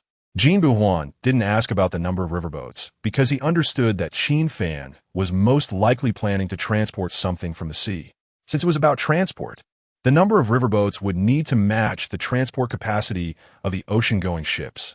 Then let's say 100. Also, I need to recruit manpower here. Although Qin Fan had many people at Qianlong Mountain, it would be impossible to transfer a large number of them to the sea without raising suspicions. "This is easy to handle," Qin Fan nodded. "In this chaotic world, recruiting people locally can also solve some of their survival problems, which is a good thing for the local people and fishermen." At this point, Qin Fan asked, "Do you have any other requests, young master?" Qin Fan shook his head. "If these 2 matters are handled well, it will solve most of my problems." Qin Fan asked, "What about money and grain? Do you need those?" "Not for now." Qin Fan knew Qin Fan was trying to probe. Who doesn't lack money and grain? But if he said he needed them now, it would certainly lead to speculation about numbers and other data. "That's fine, but I don't need to report the ships to the main family." Qin Fan nodded, looking at Qin Fan. "Additionally, if you need money and grain, feel free to mention it. For under 5,000 people, I can make decisions myself. For over 5,000, I need to report to the main family." Chapter 68, accompanying the emperor for 30 miles, Qin Fan knew that Qin Fan was still probing. He picked up the teapot, poured himself a cup of tea, and casually said, "Speaking of money and grain, I, Qin, am indeed lacking." Qin Fan asked, "How much do you need?" Qin Fan replied, "It's also necessary to recruit manpower for going to sea here. I plan to recruit 3,000 to 5,000 people, and their wages and food can be covered by you, Brother Qin." Upon hearing this, Qin Fan's expression stiffened. He still couldn't extract any useful information, but he nodded and said, "These are all negotiable." "Then I will trouble Brother Qin. If in the future I gain power, I will definitely not forget you," Qin Fan said with a smile. "Who can't draw a big pie? It's just a verbal check. Brother Qin, can we drop the pretense?" After establishing a cooperative relationship, Qin Fan also changed how he addressed Qin Fan, saying, "I am sincere with you, brother. Why are you always on guard against me? I've given you some support. Shouldn't you also show me some of your cards?" Qin Fan asked, "What aspect does Brother Qin refer to?" "For example, The current military strength? As Jin Buhuan spoke, he glanced at Ma San and the accompanying Black Dragon guards. He wasn't foolish. Just by looking at their eyes, he could tell they had definitely killed before. Qin Fan said, "Our military strength is temporarily sufficient. Our food is enough for now, and our territory is also sufficiently vast." Jin Buhuan was taken aback. Isn't this the same as saying nothing? Brother Qin Fan's 3 temporarily left Jin Buhuan speechless. Other intermediary supporters wished to report more troops to the intermediaries in the hope of gaining more support, thereby lining their own pockets and preparing for the future. But why was it that when it came to Qin Fan, he didn't report at all? Qin Fan said, "I've already given Brother Jin enough information. I don't believe you still don't know our identities." "I can guess your identities," Jin Buhuan said. He was very astute and deduced it when Qin Fan mentioned the name Qin Long Mountain. However, while he knew Qin Fan and the others were from the Black Dragon village, he couldn't grasp their military strength or any relevant data. "Since he can guess, do you think I lack money and grain?"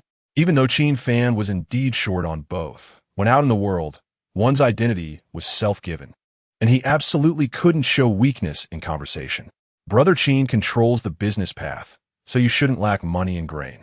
Jin Buhuan, however, didn't know that Qin Fan had just received 20,000 volunteer soldiers and over 15,000 warhorses.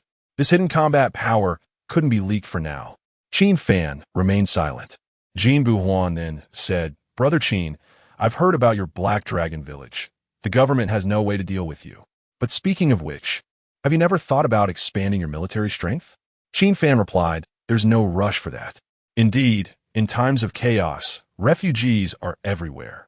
The most abundant thing is people." Seeing that he couldn't draw anything further, Jin Buhuan stopped probing. He knew that continuing to do so would likely provoke Qin Fan's displeasure. So he smiled and said, "If in the future Brother Qin has enough soldiers but lacks food and supplies, you must definitely let me know." Qin Fan nodded and said, "Certainly. Then shall we proceed with recruiting 4,800 people? Exceeding 5,000 would require reporting, and back and forth would take at least half a month." Jin Buhuan found it troublesome. "Okay, for 1,800 people, 3,000 for digging bird droppings, and the rest for transportation. Once things are on track, it will be efficient enough." Jin Buhuan called his steward forward and assigned the matter to him. At that moment, a boy about 4 years old, dressed magnificently, ran over. "Daddy." Jin Buhuan picked him up and introduced him to Qin Fan and the others. "My son is making you laugh, Brother Qin." Qin Fan said softly. Brother Jin married quite early. Although ancient people married young, Jin Buhuan was 19, and with the child nearly 4 years old, subtracting 10 months of pregnancy. Did that mean he married at 14? Jin Buhuan didn't hide it, laughing as he said, "There was no choice. I was fat since childhood and the only son in the family. My family was worried that with my health, I wouldn't have offspring, so they prepared in advance." At this point, he proudly added, "However, it turns out that we are quite capable." Qin Fan smiled, just about to respond. But before he could speak, the boy in Jin Buhuan's arm said, "Daddy, why is there a mouse hole in your study?" "A mouse hole?" Jin Buhuan was taken aback. "Oh, I also saw 2 wooden plaques in the mouse hole, one of which said Qin Huang. Children speak without restraint," and the boy kept talking. But before he could finish, Jin Buhuan's expression changed, and he slapped the boy's face, angrily shouting, "Shut up! What nonsense are you saying? Wah!" The boy was stunned by the slap and began to cry uncontrollably. Jin Buhuan's forehead was covered in sweat. Looking at Qin Fan and the others, he said, "Please excuse me, Brother Qin. The child is young and just talking in his sleep." Qin Fan remained silent and turned to Ma San, asking, "Do you believe what he said?" Ma San shook his head. "I'm not stupid." "Look," Qin Fan pointed at Ma San. "Even the least thoughtful person in my village doesn't believe it. Do you think I would?" Ma San was quite speechless. Jin Buhuan's face turned ugly, and the sweat on his forehead increased. If word of privately honoring the Qin Emperor's spirit reached the court or the aristocratic families, his entire clan would be doomed. "Brother Jin, the child is innocent." Qin Fan walked up to the crying boy, looked at Jin Buhuan, and said, "I won't use this matter to threaten you. Why must you act against the child?" Jin Buhuan's frown deepened at the word threat. He took a deep breath and said solemnly, "What must I do for you to forget what you heard today, Master Qin? If you have any requests, just say so, as long as I can do it." Even if it costs me everything, I will ensure your satisfaction. Qin Fan said, take me to see the mouse hole. Jin Buhuan's brow furrowed tightly, and after a moment of silence, he sighed, Master Qin, please. In the study, the so-called mouse hole was not a real mouse hole, but a secret chamber. It was evident that the child had accidentally triggered a mechanism while playing in the study, which opened the secret chamber. The chamber was not large, only a few dozen square meters. Inside, there was an altar, and on the altar, in addition to fruits and other offerings, there were 2 spirit tablets made of sandalwood, representing the spirits of the Qin Emperor and the Qin Empress. Qin Fan looked at Jin Buhuan. This incident piqued his interest in the fat man. Qin Fan asked, Brother Jin, what is the story behind these spirit tablets? Jin Buhuan took a deep breath and said frankly, as I mentioned earlier, my family has been in business for 5 generations. The first 2 generations were no different from ordinary merchants. It wasn't until the 3rd generation, when my grandfather began, that things changed because he had the fortune to meet the Qin Emperor 18 years ago. As he spoke, Jin Buhuan walked to the altar, retrieving a wooden plaque from underneath it. The plaque was quite large and difficult to take out. He spoke as he pulled it out at that time. My grandfather encountered bandits while traveling for business and was saved at a critical moment by the Qin Emperor, who happened to be inspecting the area. He was fortunate enough to accompany the emperor for 30 miles. Along the way, the Qin Emperor said a phrase to my grandfather, which he later listed as a family motto. When he finished speaking, Jin Buhuan retrieved the plaque, which was inscribed with the words, taken from the people, is the root of commerce. Used for the people is the foundation of commerce. My grandfather upheld this saying, and no sharpness, no trade, but this sharpness has been twisted by other merchants into deceit. Jin Buhuan sighed after the fall of the Qin. My grandfather and father lamented the injustice of the world upon hearing of the Qin Emperor's death, but as merchants, they were powerless to change it. The only thing they could do was to honor him in secret. Qin Fan's expression was complicated as he looked at the spirit tablets and said softly, though they are merchants, they are far better than those who betray their masters for personal gain. Jin Buhuan remained silent because he found it difficult to discern Qin Fan's attitude toward this matter. But whether he understood or not, he was aware that his weakness was already in Qin Fan's hands. Don't worry, I won't use this matter to threaten you. Qin Fan walked up to Jin Buhuan and said softly, however, next time you set up such a hidden mechanism, it should be placed higher. With it set so low, how can you blame the child for touching it? Jin Buhuan agreed. What the leader of Qin said is right. I shouldn't stay here for too long. I'll leave the matters of the boat and hiring workers to you, Brother Jin. After Qin Fan finished speaking, he was about to leave. Leader of Qin, Jin Buhuan stepped forward. Qin Fan asked, is there anything else? This matter is of great importance. It's not just Jin alone who is in charge of the clan. If not, Jin Buhuan sighed lightly. Leader of Qin, you should still come with me to meet my grandfather. Otherwise, if this matter reaches his ears, he will have to make a trip to Qianlong Mountain. This is a major issue that cannot be concealed. All right, even if I have to leave, it doesn't matter if it's 1 day or half a day. The Jin family's residence was not very large. Its area was less than half of Lin Zhong's private residence. Please wait a moment, leader of Qin. Upon arriving at the main house, Jin Buhuan entered first to report. After he finished explaining the situation to his grandfather, he nearly gave the old man a heart attack. But despite his anger, the matter still had to be resolved. When Jin Buhuan walked out of the room, one of his eyes was noticeably red and swollen.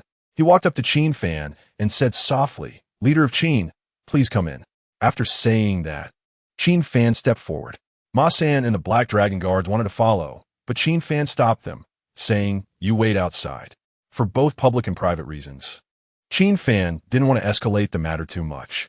After all, the transportation of bird droppings still relied on the Jin family. Inside the room, an elderly man with gray hair sat in the main seat, and his physique was still quite normal. Next to him sat a similarly plump man, obviously Jin Buhuan's father. It's unfortunate for the Jin family to have made you laugh, young Master Qin. The old man stood up, his eyes revealing a sense of helplessness. With this weakness in your hands, for the sake of the clan's young men, I will do my best to meet your needs. But you must not let the Jin family cross any bottom lines, otherwise. At this point, the old man's eyes were resolute. Even if the entire Qin family has to pay the price, I will make you pay some cost. You speak too harshly, old man. Qin Fan stepped forward slowly. Gripping the hilt of his sword, what we seek is peace. Actions that lead to mutual destruction are foolish. Jin Buhuan spoke up. Grandfather, leader of Qin, said, he won't use this matter to threaten us. You shut up. The old man glared at Jin Buhuan and stepped forward, kicking him several times. Jin Buhuan shrank back and said nothing.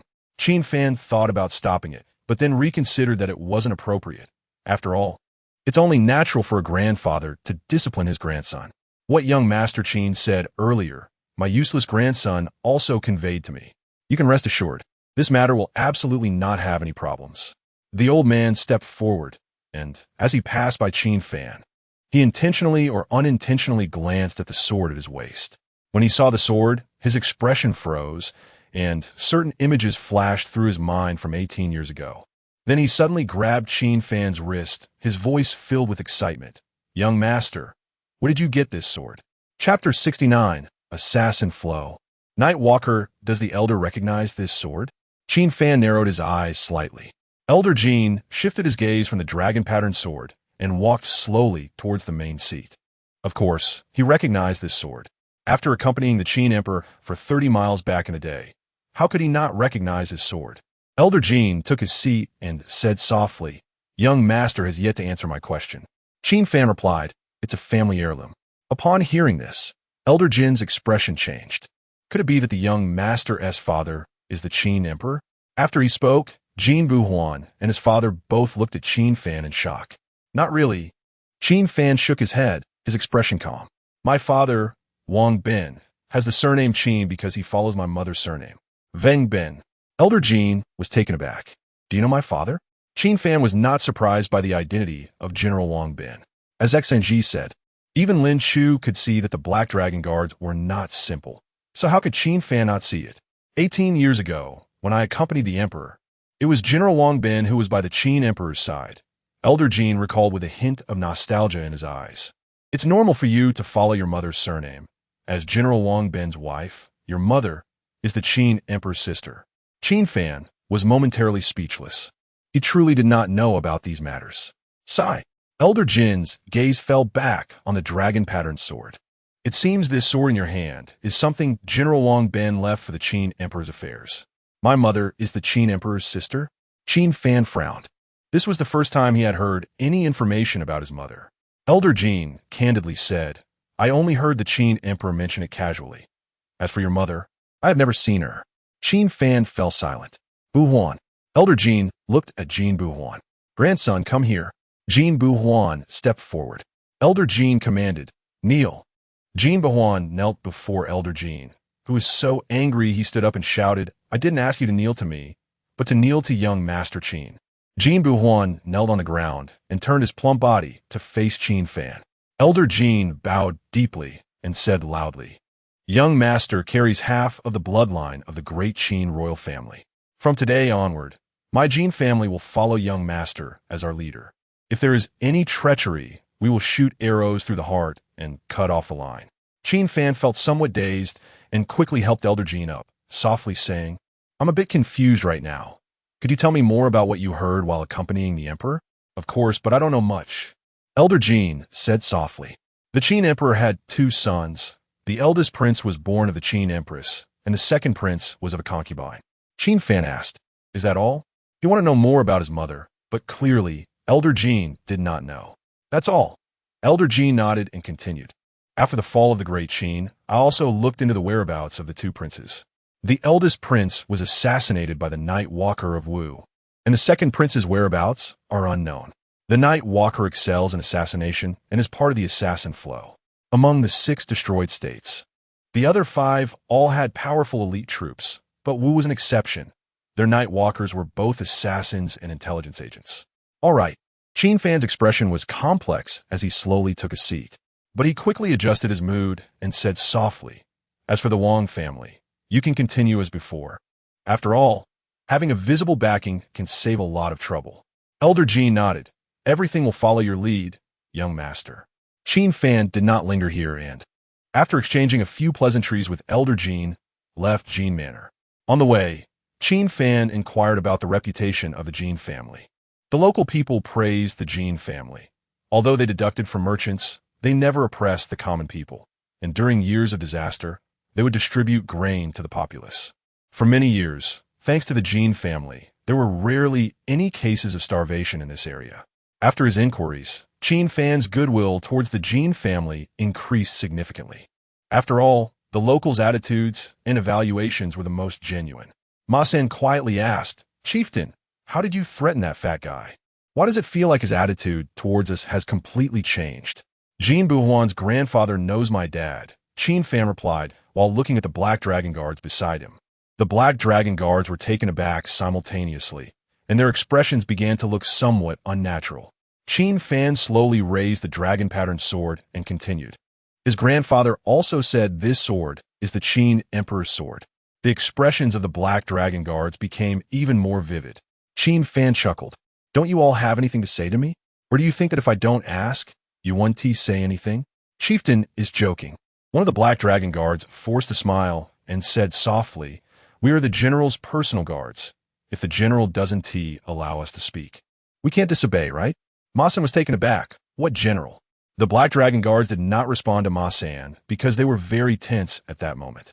"This sword is the Qin Emperor's sword. What about the armor?" Qin Fan continued to ask. "It should be a set.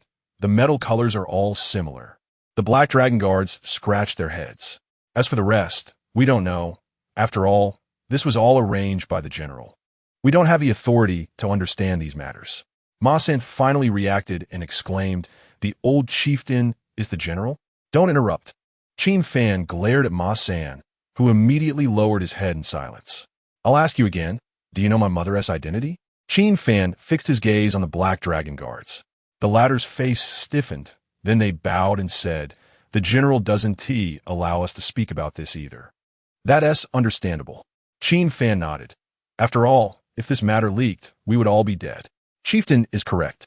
This ambiguous statement left the Black Dragon Guards uncertain about what information Qin Fan had actually obtained. "To be honest, I could guess my father's identity. I can see through your concealment. But the only thing I was misled about was Uncle K and the others." With all this information, if Qin Fan still hadn't realized the issues with KZ and the others, then he would have wasted his time at the Zhu Lu Academy. The Black Dragon Guards fell silent. No one spoke. Qin Fan asked, "Can I trust you all?" The Black Dragon Guards did not answer directly.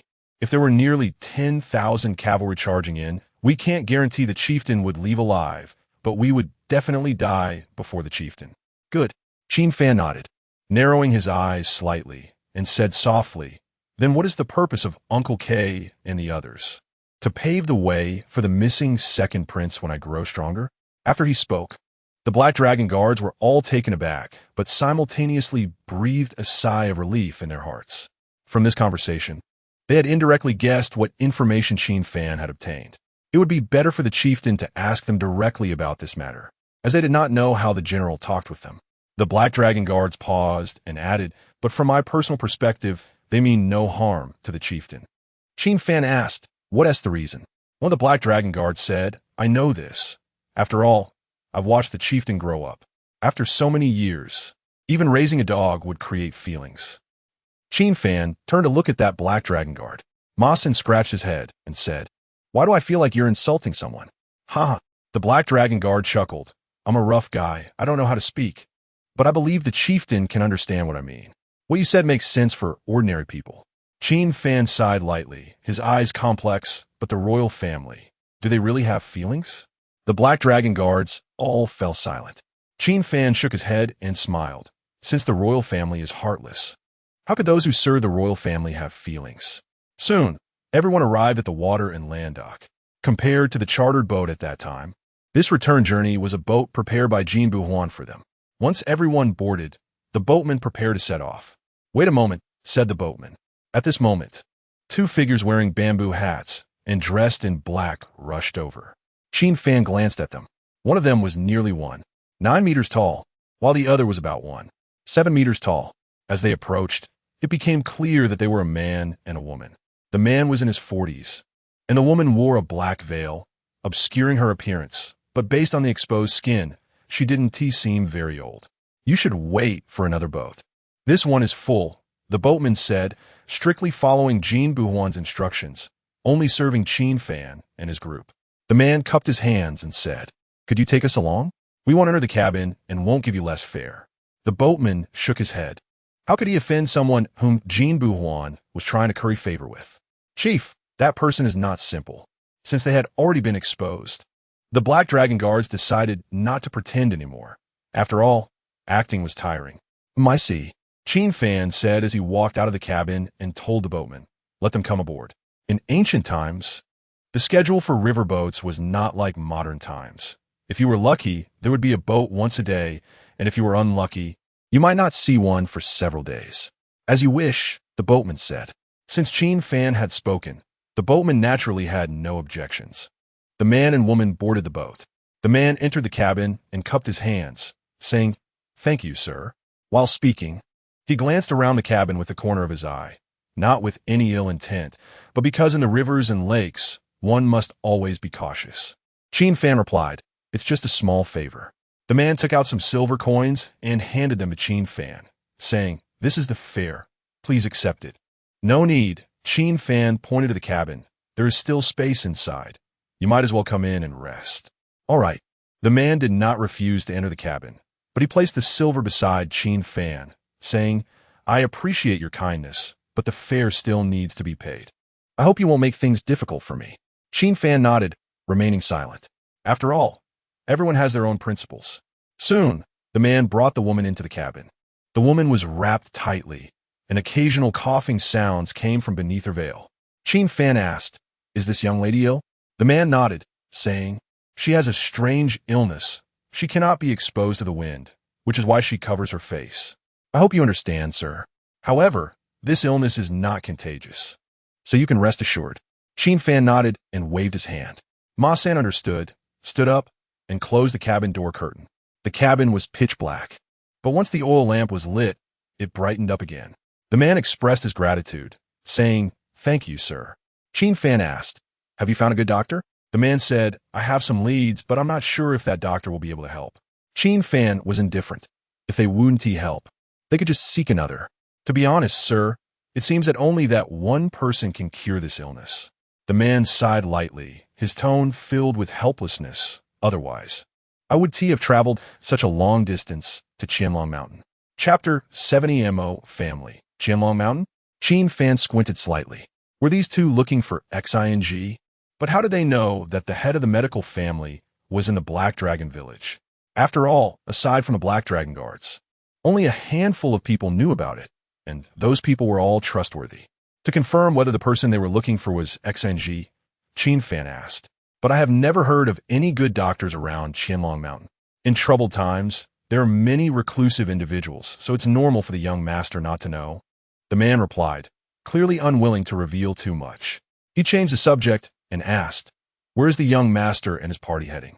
Qin Fan replied, "Coincidentally, we are also heading to Qianlong Mountain." The man asked, "Are you from the area around Qianlong Mountain?" "No, we are from Sanha County." Qin Fan shook his head and explained, "But by waterway. We must first go to the dock located 50 miles away from Qianlong Mountain, and then take the commercial road through Qianlong Mountain back to Sanha County." "I see." The man nodded. Qin Fan continued, "Sanha County is not too far from Qianlong Mountain, and I am somewhat familiar with that area. There are many mountain bandits around, so you two can travel with us for mutual care. Then we will trouble the young master." The man did not refuse, as they needed to hurry to see a doctor. Traveling by water back to Qianlong Mountain required changing boats. But every time Qin Fan and his group arrived at the dock, the river boats were already waiting. This made the man feel fortunate, as it saved him a lot of time. At the same time, he was contemplating Qin Fan's identity. To be able to mobilize riverboats, and being from Sanha County, could they be part of the righteous army? After several detours, the group was less than 2 miles from the commercial road of Qianlong Mountain.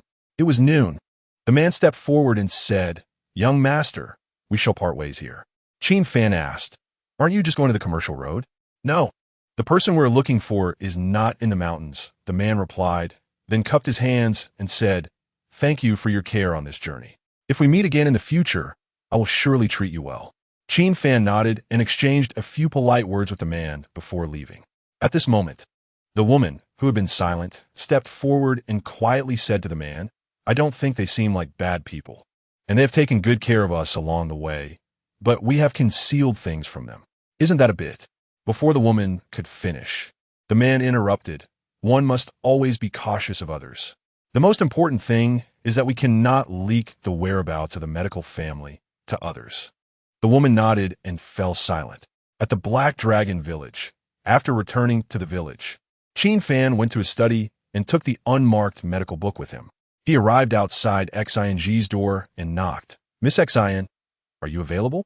The door was not closed, and Xian's voice responded, Please come in, young master. As Qin Fan pushed the door open, he found that she was alone in the room. Lin Chu was not there and was presumably teaching at the blacksmith shop. Xian spoke directly, gently asking, Did you come here right after returning to the village because you have something to instruct me? I am here to fulfill our agreement, Qin Fan said, taking out the unmarked medical book from his bosom. Can you take a look and see if this is the one? Seeing it, Xian was taken aback and quickly stepped forward to take the medical book. Her beautiful eyes couldn't hide her excitement. That's it. You found it so quickly? Did you leave the village just for this? Qin Fan felt a bit embarrassed and softly said, Actually, I got it before I left the village, but I was in a hurry and didn't bring it to you at that time. Xian smiled lightly, holding the medical book as she walked to her seat. After sitting down, she gently said, This medical book should be in Beili.To. How did you get it in such a short time? Qin Fan shrugged. Our agreement didn't mention that I had to explain the process, right? Indeed, I was too reckless. I hope the young master can forgive me. Everyone has their own privacy. Xian has hers, and so does Qin Fan. Others can voluntarily share their privacy, but one cannot ask about it.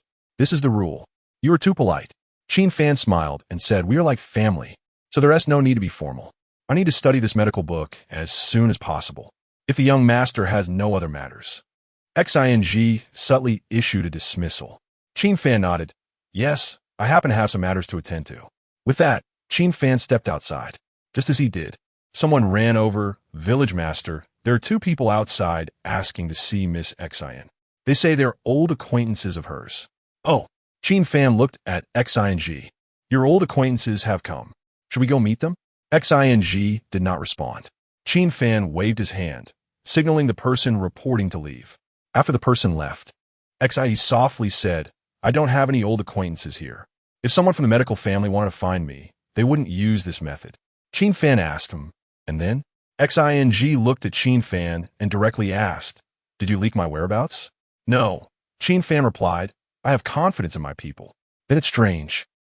Xian lowered her head and murmured softly, Why not go see them and find out? The Black Dragon village is our home turf. Why should we fear just two people?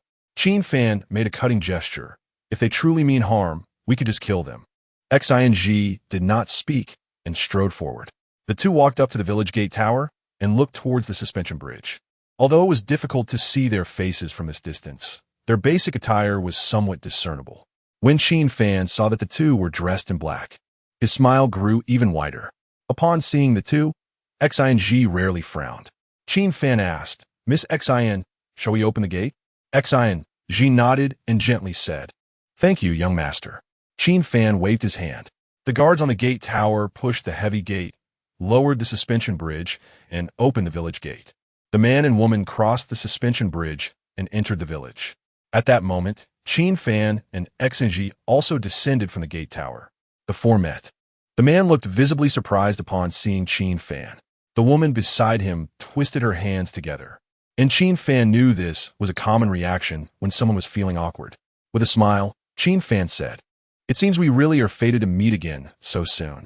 You jest, young master, the man said. Although feeling awkward, he still cupped his hands and said, When out and about, I must always remain vigilant. I hope the young master can understand. Qin Fan nodded. I can understand. I also lied, after all.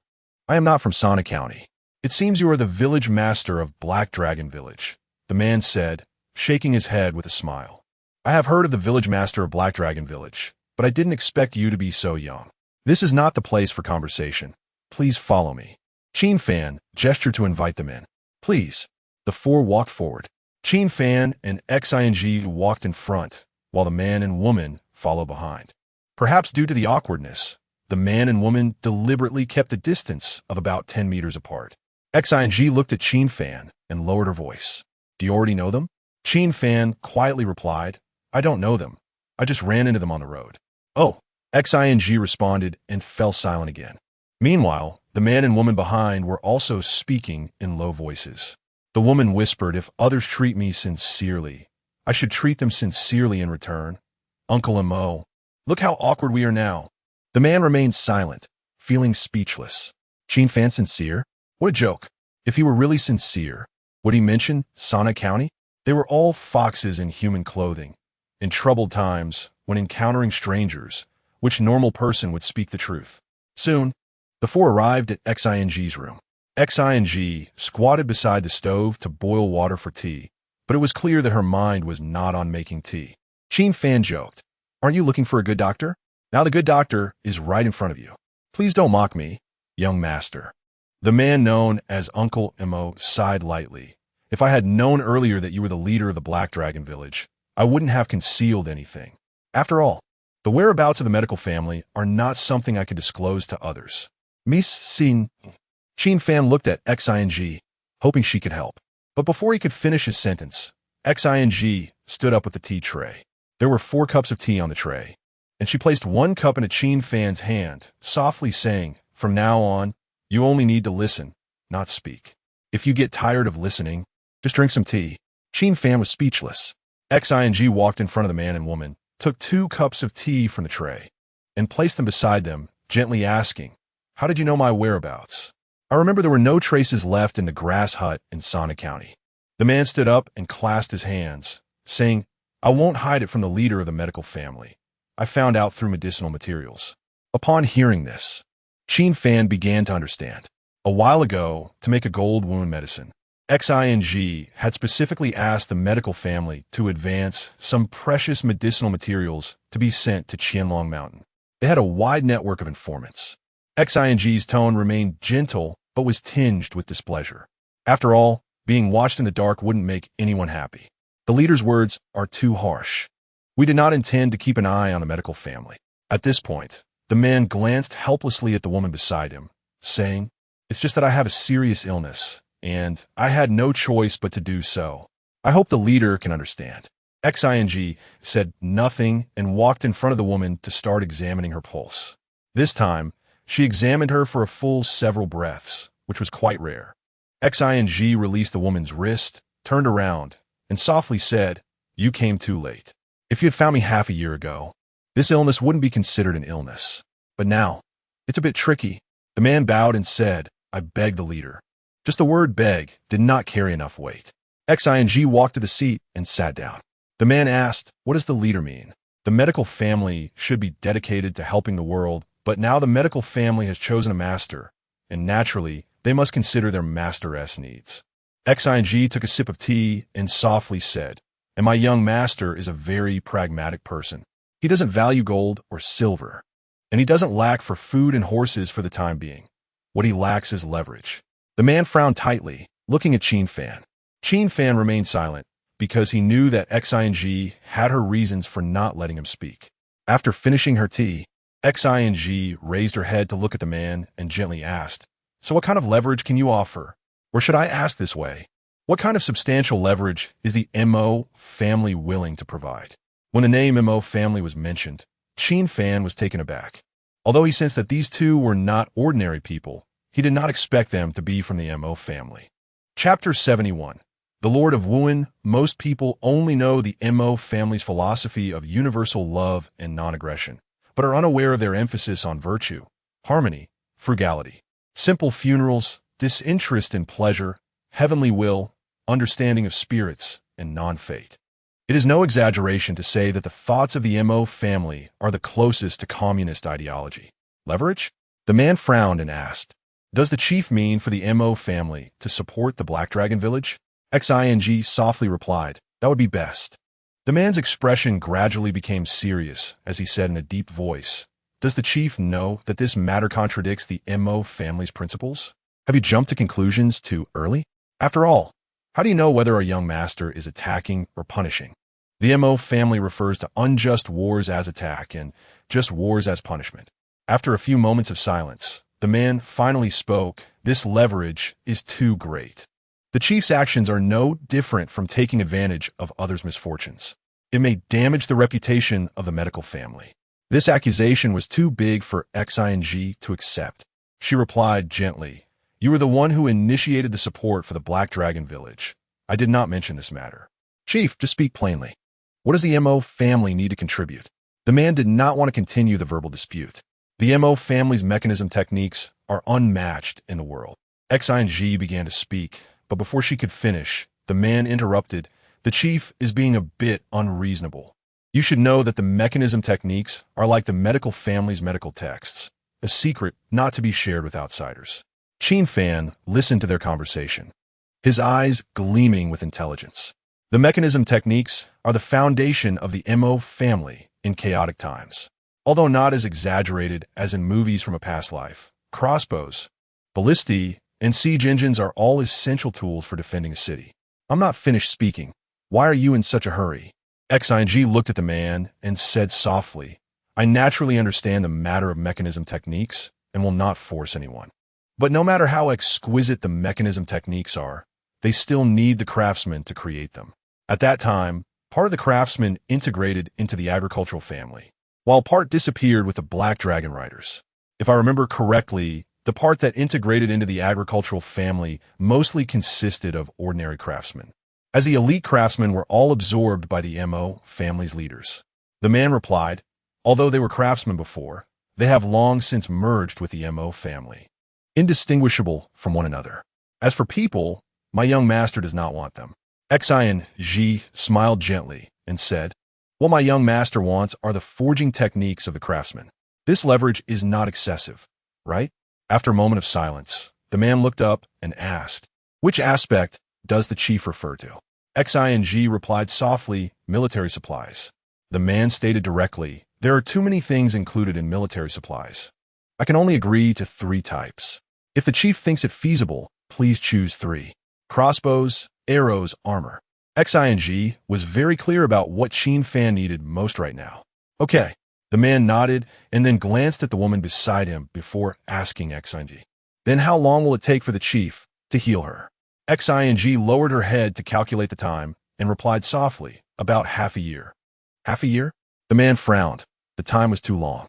If it's just simple treatment, it can be done in half a month. But if you want to address the root of the illness, it will take at least half a year. Qian looked at the woman and said softly, "There's no helping it. Her illness has been prolonged for too long." The man and the woman exchanged glances without speaking. Qian continued, "The MO family can allow you to come. So you must be one of the MO family's elites, right?" "I am Yanyun," the man replied with a cupped fist. The woman cupped her fists and said, "MO Qin has met the chief of the medical family." Qian nodded and looked at Yanyun as an elite. "You must understand the forging techniques. During this half year, you can teach those 3 forging techniques to Uncle Lin while I focus on healing Miss MO Qin." Yanyun nodded and cupped his fists, saying, "Then I will trouble the chief." "My young master." Qian looked at Qin Fan and said softly, "It's time to arrange accommodations for our guests." Qin Fan nodded, opened the door, and called someone to arrange accommodations. Yanyun and the others did not stay long, as after days of travel, MO Qin needed to rest. Otherwise, her body would not be able to withstand it. After a brief exchange of pleasantries with Qin Fan, they went to their accommodations. Only Qin Fan and Qian remained in the room.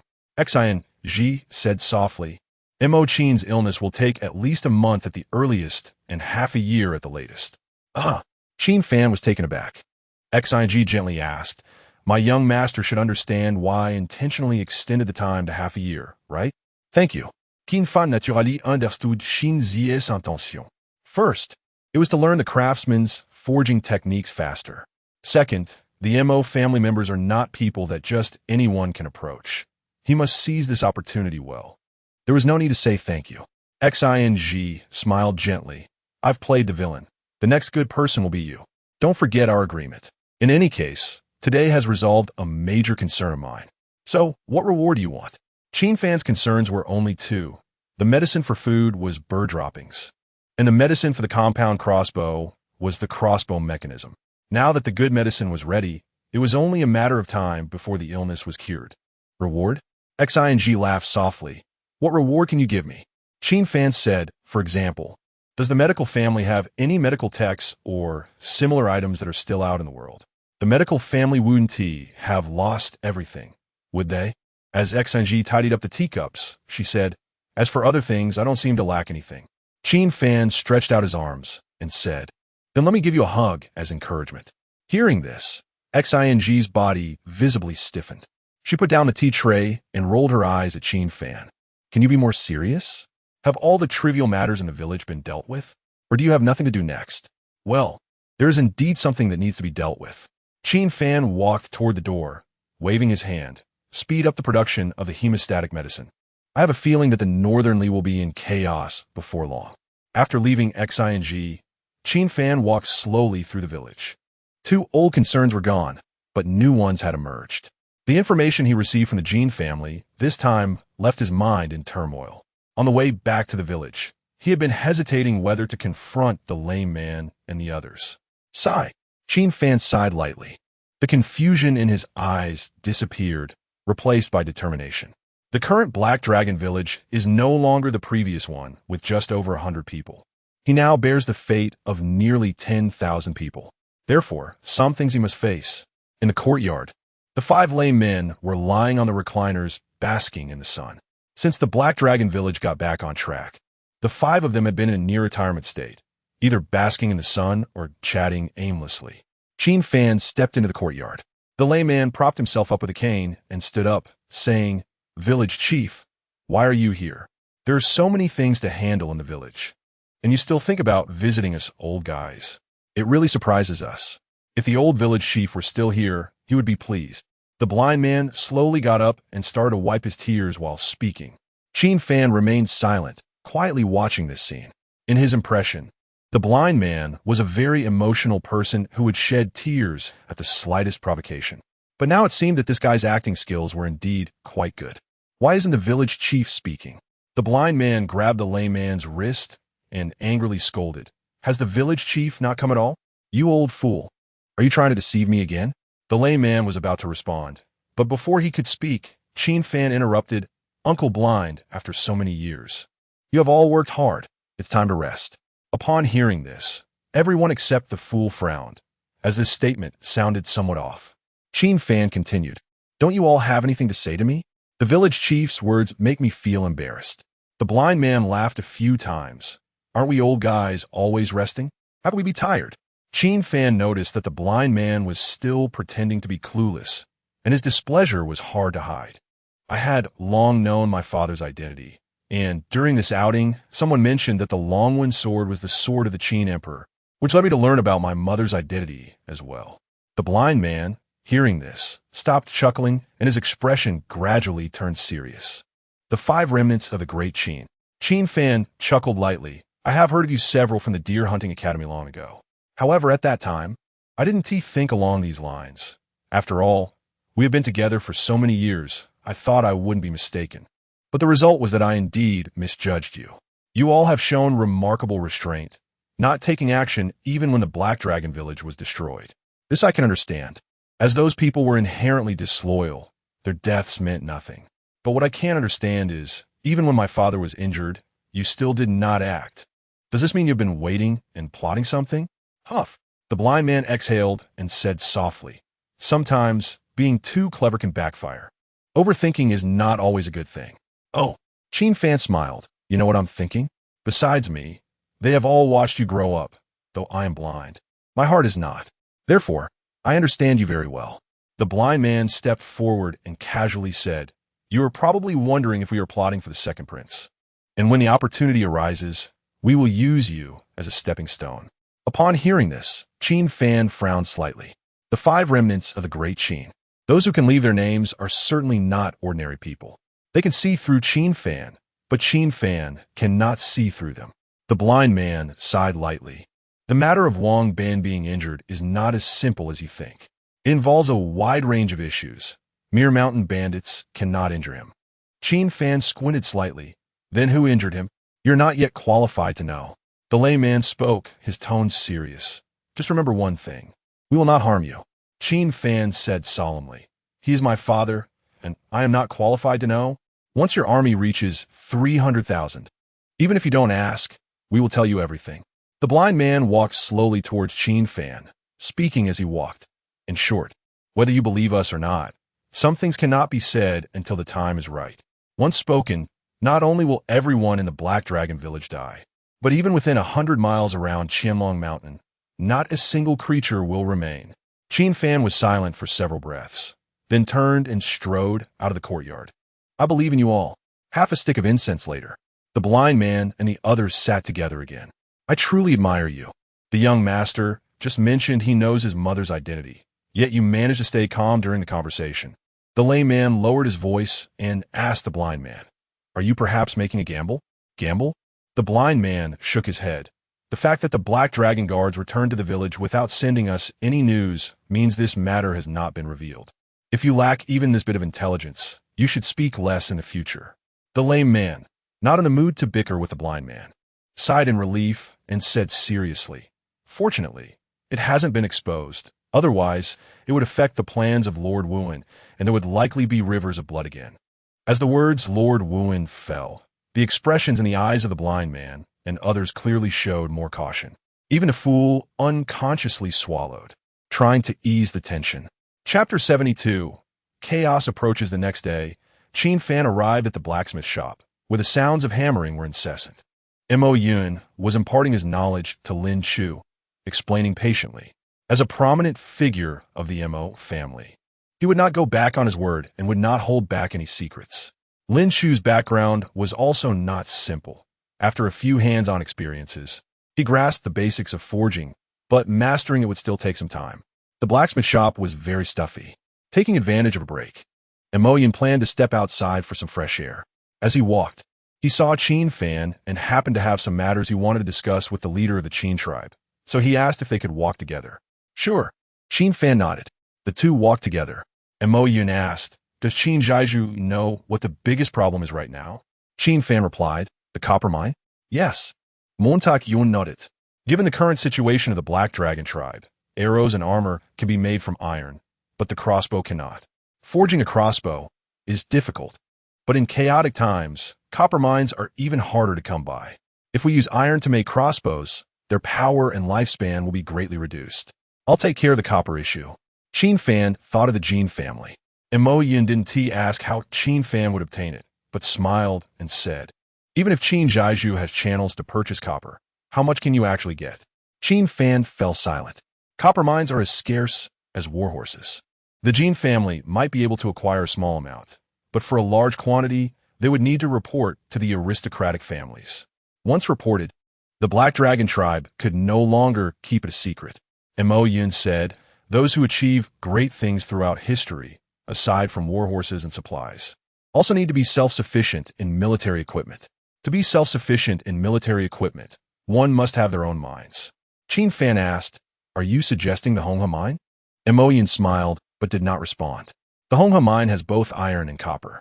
The reason the Yuzhou and Jizhou armies can simultaneously fend off the Qian and Yu nations is not only because they fear breaking the balance, but also because they control the Honghe mine, enabling self-sufficiency in critical times. I had trouble sleeping last night, so I wandered around the village, Yanyun said, looking at Qin Fan with a smile. In these chaotic times, there are not many people like Qin Zhaiju. If possible, I hope you can go further. Even if the road ahead is like walking on thin ice, I hope you can reach the other side. In times of chaos, both the young and the old are burdens, yet the Black Dragon tribe is filled with both. This left a good impression of Qin Fan on Yanyun, which is why he expressed these words. To be honest, I've long coveted the Honghe mine, Yanyun admitted. Qin Fan sighed lightly, but the Yu and Jizhou armies are not mere decorations. Whoever steps out first will inevitably be made an example of. Even the righteous army wouldn't dare touch this hot potato. Yanyun said, Now there is only one word. Wait. Indeed, Qin Fan nodded. To accomplish something, one must have a right time, place, and people. For now, we can only wait for a suitable opportunity. Meanwhile, on Zhu Shirlio's side, recently, He had been following Qin Fan's advice, recruiting soldiers and distributing grain. His reputation for benevolence had spread throughout the area. Upon hearing the news, desertions began to appear in the Beili army, and by the time the court reacted, tens of thousands had already fled. Additionally, many local militia had joined Zhu Shirlio's ranks. This allowed Zhu Shirliu to rapidly amass an army of nearly 50,000. Such swift growth naturally attracted the attention of the aristocratic families. When one becomes strong enough, others will seek cooperation. Soon, a middleman from the aristocracy came seeking him. Zhu Shirliu, someone requests an audience outside the camp. A retainer reported loudly. Who is it? Zhu Shirliu asked. Due to the prevalence of righteous armies, an army of 50,000 could be considered a great leader. However, Zhu Shirliu felt that being too prominent would attract trouble, so he had not claimed the title of leader, even though his trusted subordinates called him that. The individual didn't reveal their identity, but said they could provide us with money and supplies. Money and supplies?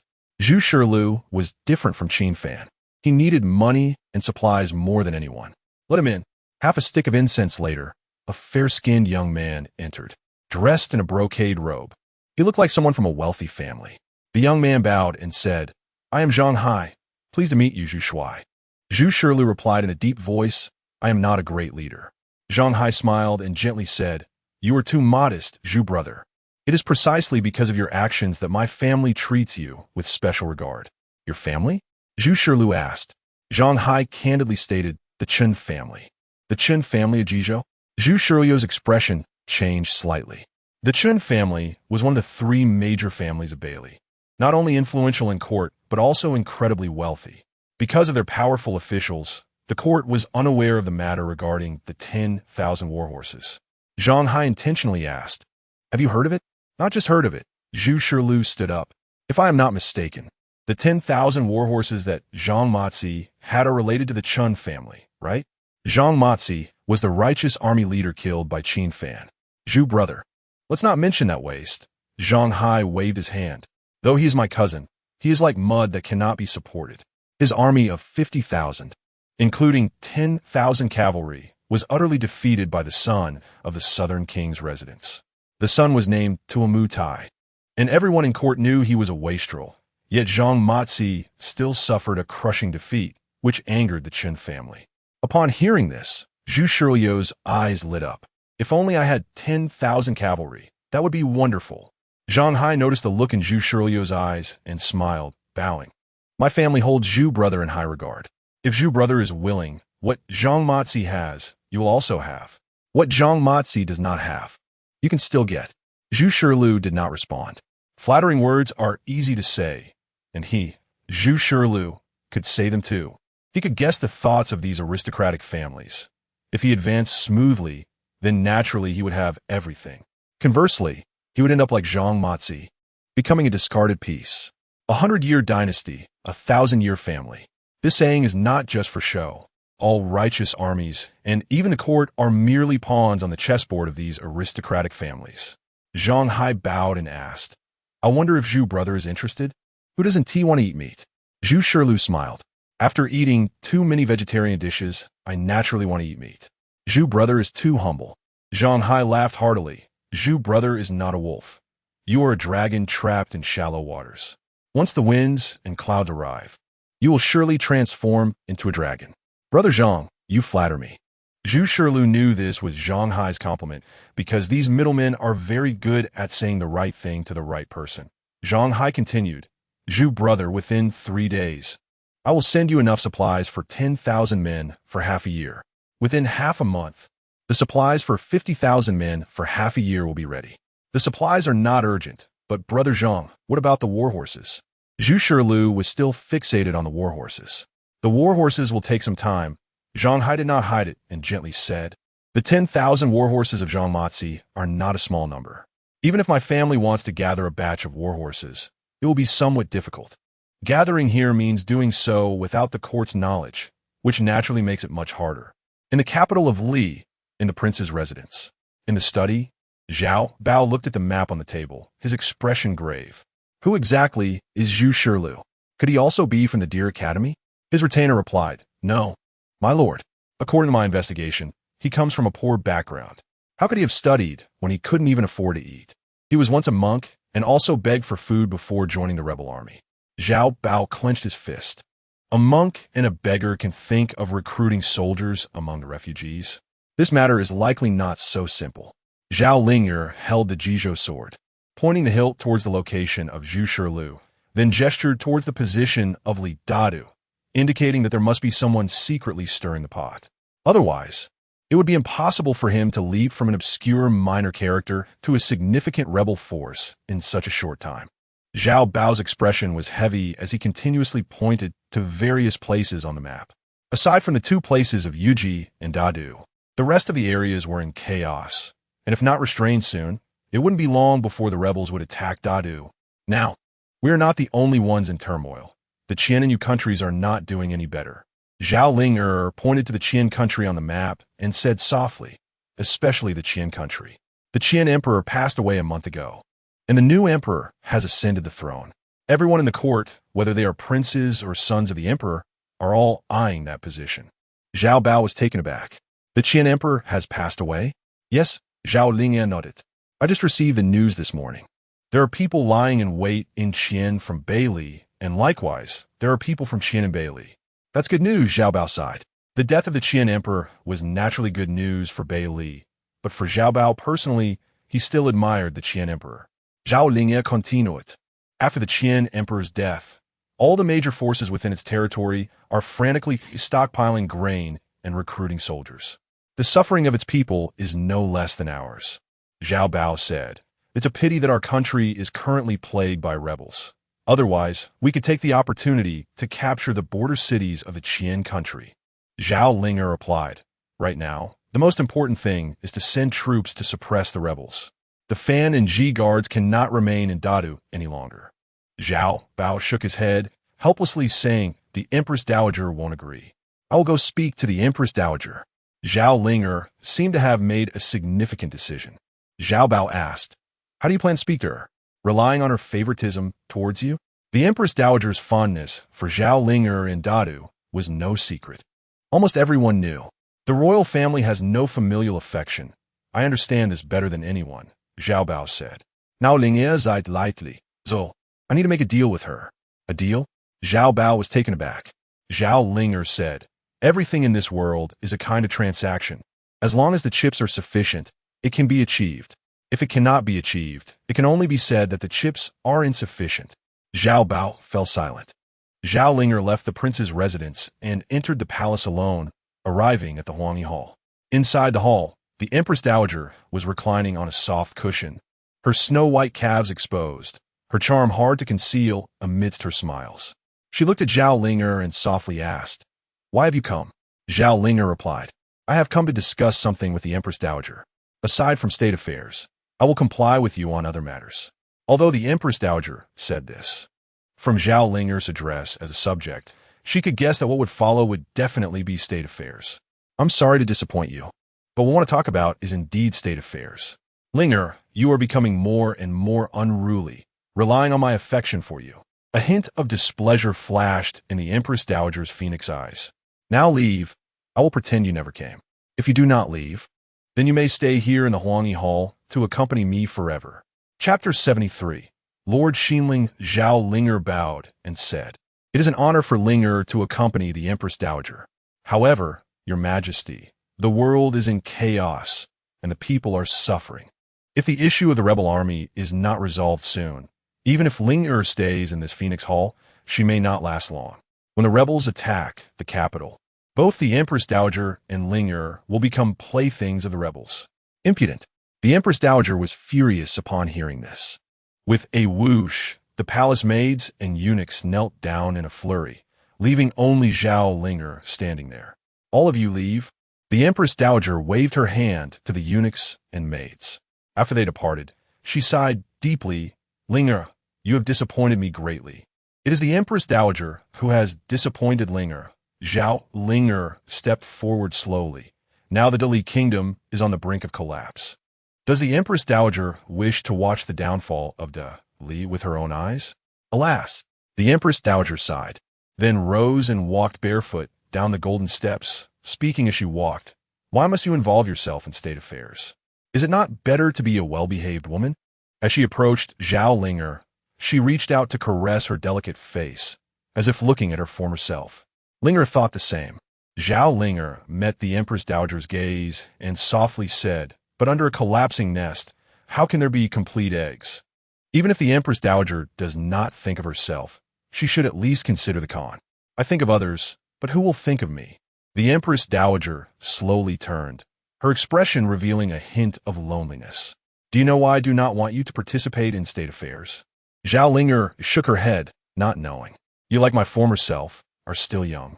But I have long since reached a point of no return and cannot change the current situation, yet you still have time. The Empress Dowager continued with a sorrowful expression. In my life, I have hated two men the most. The first is the late Khan, and the second.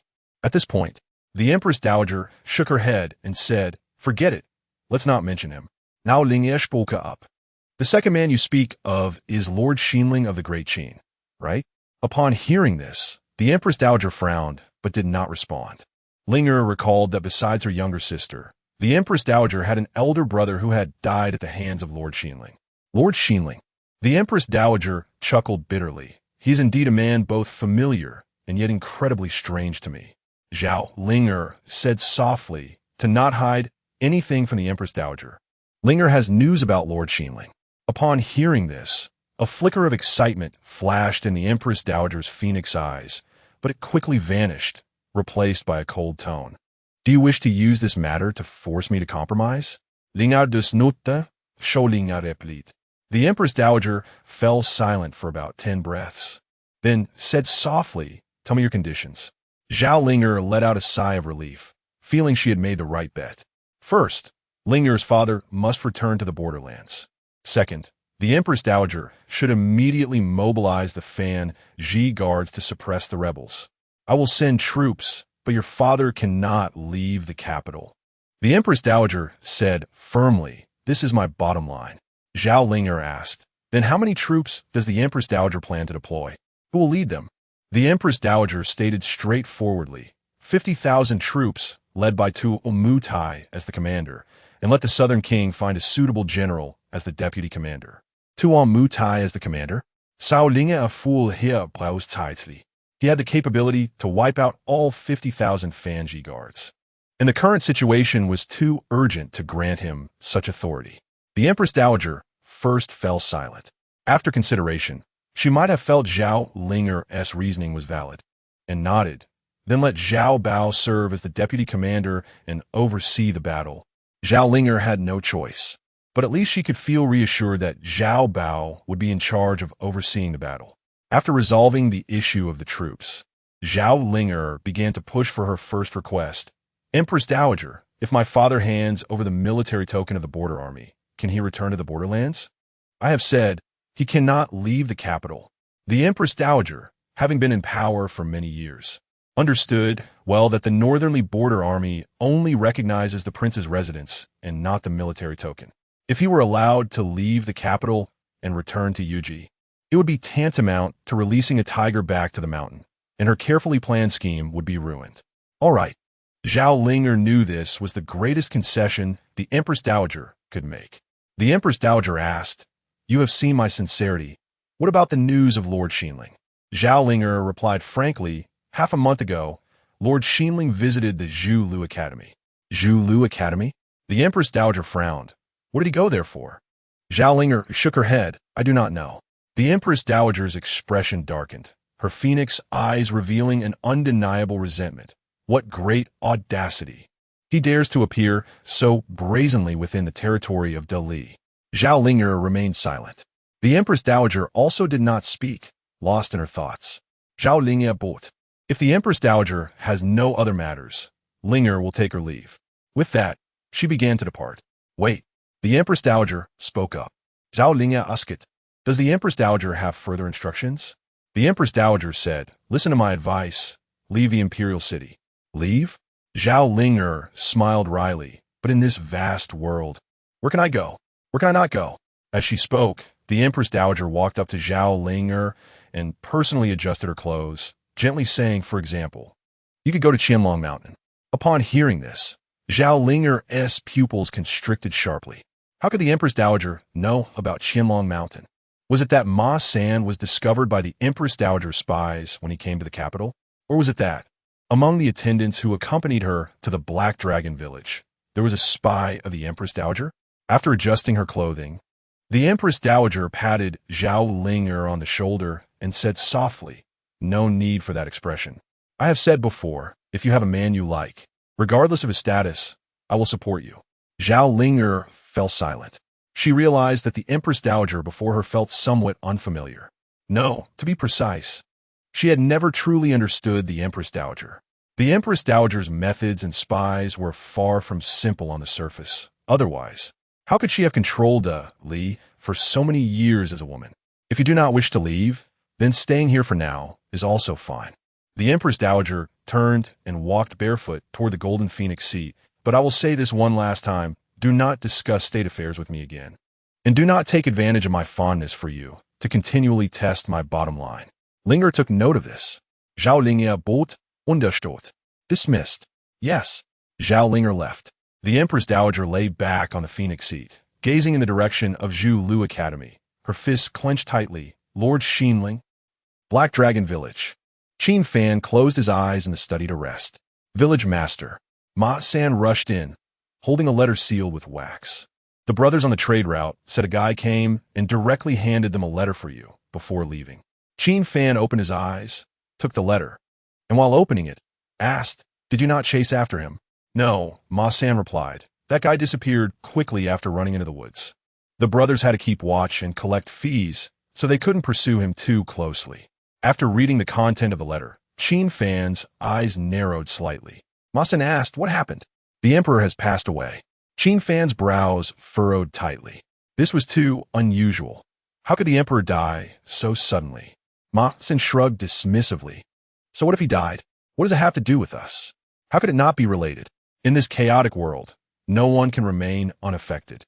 Qin Fan wore a troubled expression, hoping the storm would not come too quickly. Ma San curiously asked, "Village Master, who sent this letter?" "Shulu." Qin Fan took out a fire starter and set the letter on fire, wondering how he was doing now. In the kingdom of Qian, in Jingzhou, Taiping County, a man in his 20s, about 9 meters tall and dressed in a Taoist robe, walked down the street. Despite his young age, he possessed an air of celestial elegance. Along the road, there were many fleeing commoners. They were all in ragged clothes, emaciated, their eyes filled with despair, showing no signs of hope for life. Taiping County.